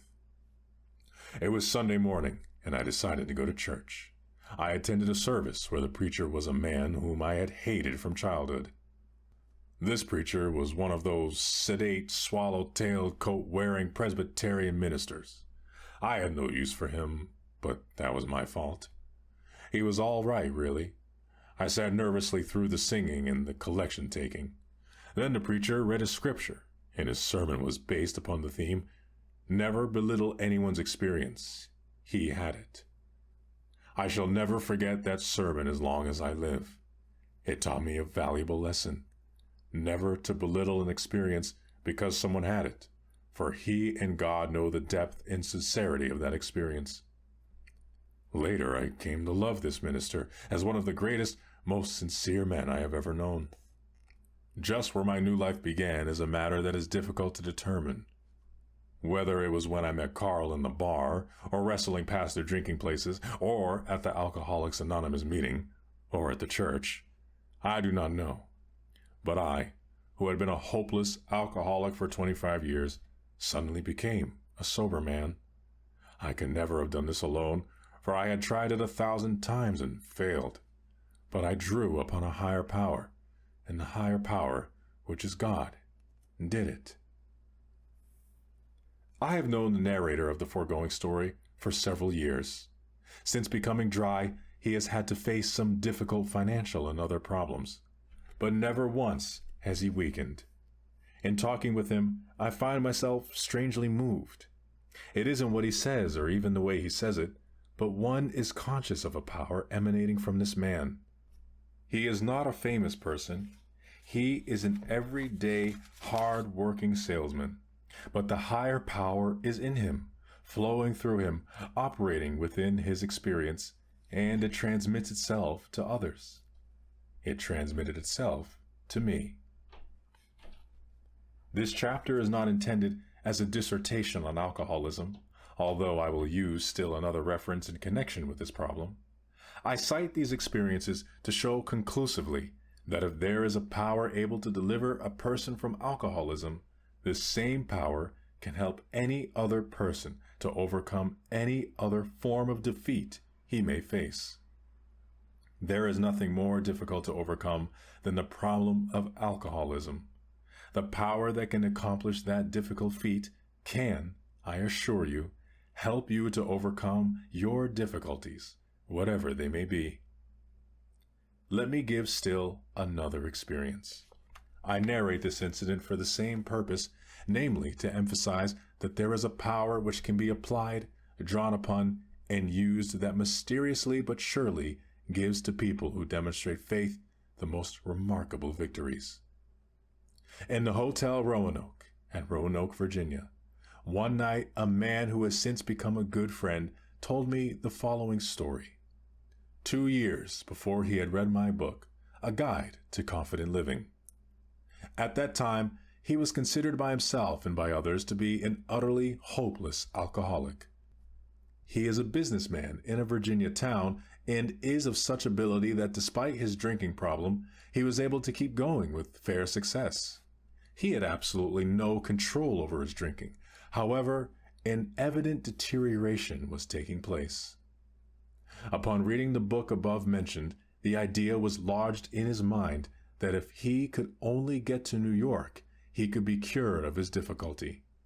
He came to New York, but was dead drunk when he arrived. A friend took him to a hotel and left him. He recovered sufficient consciousness to call a bellboy and told him that he wanted to go to the town's hospital, a famous institution for alcoholics presided over by Dr. William Silkworth, one of the greatest men in the field of alcoholism, now deceased but never to be forgotten. After robbing him of $100 or more which he had in his pocket, the bellboy delivered him to the hospital. After several days of treatment, Dr. Silkworth came in to see him and said, "Charles, I think we have done for you all that we can do. I have a feeling that you are well." This was not Dr. Silkworth's usual practice, and the fact that he handled this case in this manner causes one to sense the guiding hand of a higher power. Still somewhat shaky, Charles made his way downtown until he found himself outside the office door of the Marble Collegiate Church, 1 West 29th Street, New York City. It happened to be a legal holiday, and the church was closed. He stood there hesitantly. He had hoped that he might go into church and pray. Not being able to gain entrance, he did a strange thing. He took from his wallet one of his business cards and dropped it through the mail slot in the door. The instant he did that, a tremendous wave of peace came over him. He had an amazing sense of release. He put his head against the door and sobbed like a baby, but he knew that he was free, that some tremendous change had happened to him, the validity of which is attested by the fact that from that minute on, there has been no turning back. He has lived in complete sobriety from that moment. There are several features about this incident which mark it as impressive. For one, Dr. Silkworth seemed to have released him from the hospital at the proper psychological, spiritual, and shall we say, supernatural moment, indicating that the doctor himself was the subject of divine guidance. When Charles told me this story in the Hotel Roanoke 2 years after it happened, I had a feeling as he related it that I had heard it before in precise detail. But he had never told me this story. In fact, I had never previously talked to him. It occurred to me that perhaps he had written the story to me and I had read it, but he said he had never written me. I then asked if he had told the story to one of my secretaries, associates, or any other person who could have related it to me, but he said he had never told the story to any other individual save his wife, and I had not met her until that night. Apparently, this incident had been transmitted to my subconscious at the time it happened, for now I remembered it. Why did he drop the card in the mail slot? Perhaps he was symbolically reporting to his spiritual home, reporting to God. It was a dramatic and symbolic separation of himself from his defeat, and the turning to a higher power which immediately took him out of himself and healed him. The incident indicates that if there is a deep desire, intensity of longing, and a sincere reaching out after the power, that it will be given. In this chapter, I have related victory stories out of human experience, each in its own way indicating the continual presence and availability of a life-renewing power beyond but resident within ourselves. Your problem may not be alcoholism, but the fact that the higher power can heal a person of this most difficult malady emphasizes the tremendous truth related in this chapter and throughout the entire book, that there is no problem, difficulty, or defeat that you cannot solve or overcome by faith, positive thinking, and prayer to God. The techniques are simple and workable.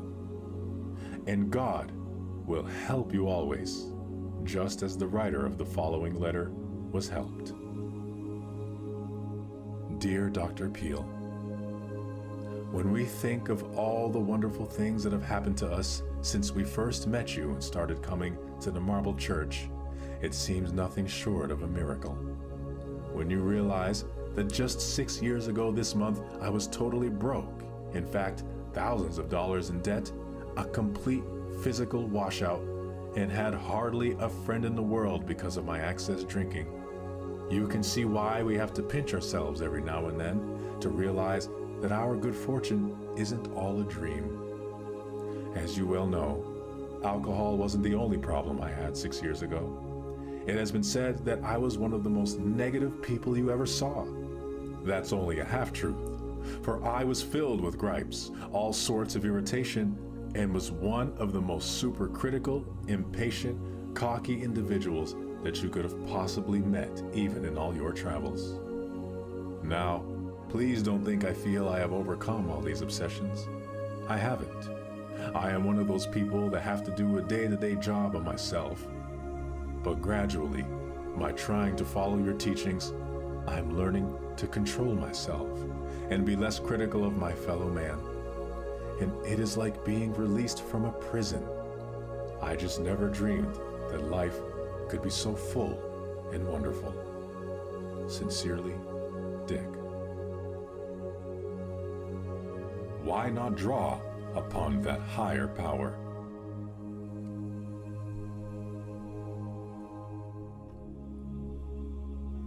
You have finished this book. What have you read? Simply a series of practical and workable techniques for living a successful life.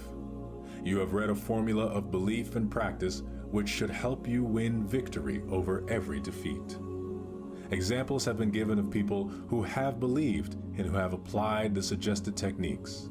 These stories have been told to demonstrate that through the same methods you can obtain the same results as they did. But reading is not enough. Now please, go back and persistently practice each technique given in this book. Keep at it until you obtain the desired results. I wrote this book out of a sincere desire to help you. It will give me great happiness to know that the book has helped you. I have absolute confidence and belief in these principles and methods outlined in this volume. They have been tested in the laboratory of spiritual experience and practical demonstration. They work when worked. We may never meet in person, but in this book we have met. We are spiritual friends. I pray for you. God will help you. So believe and live successfully. Norman Vincent Peale.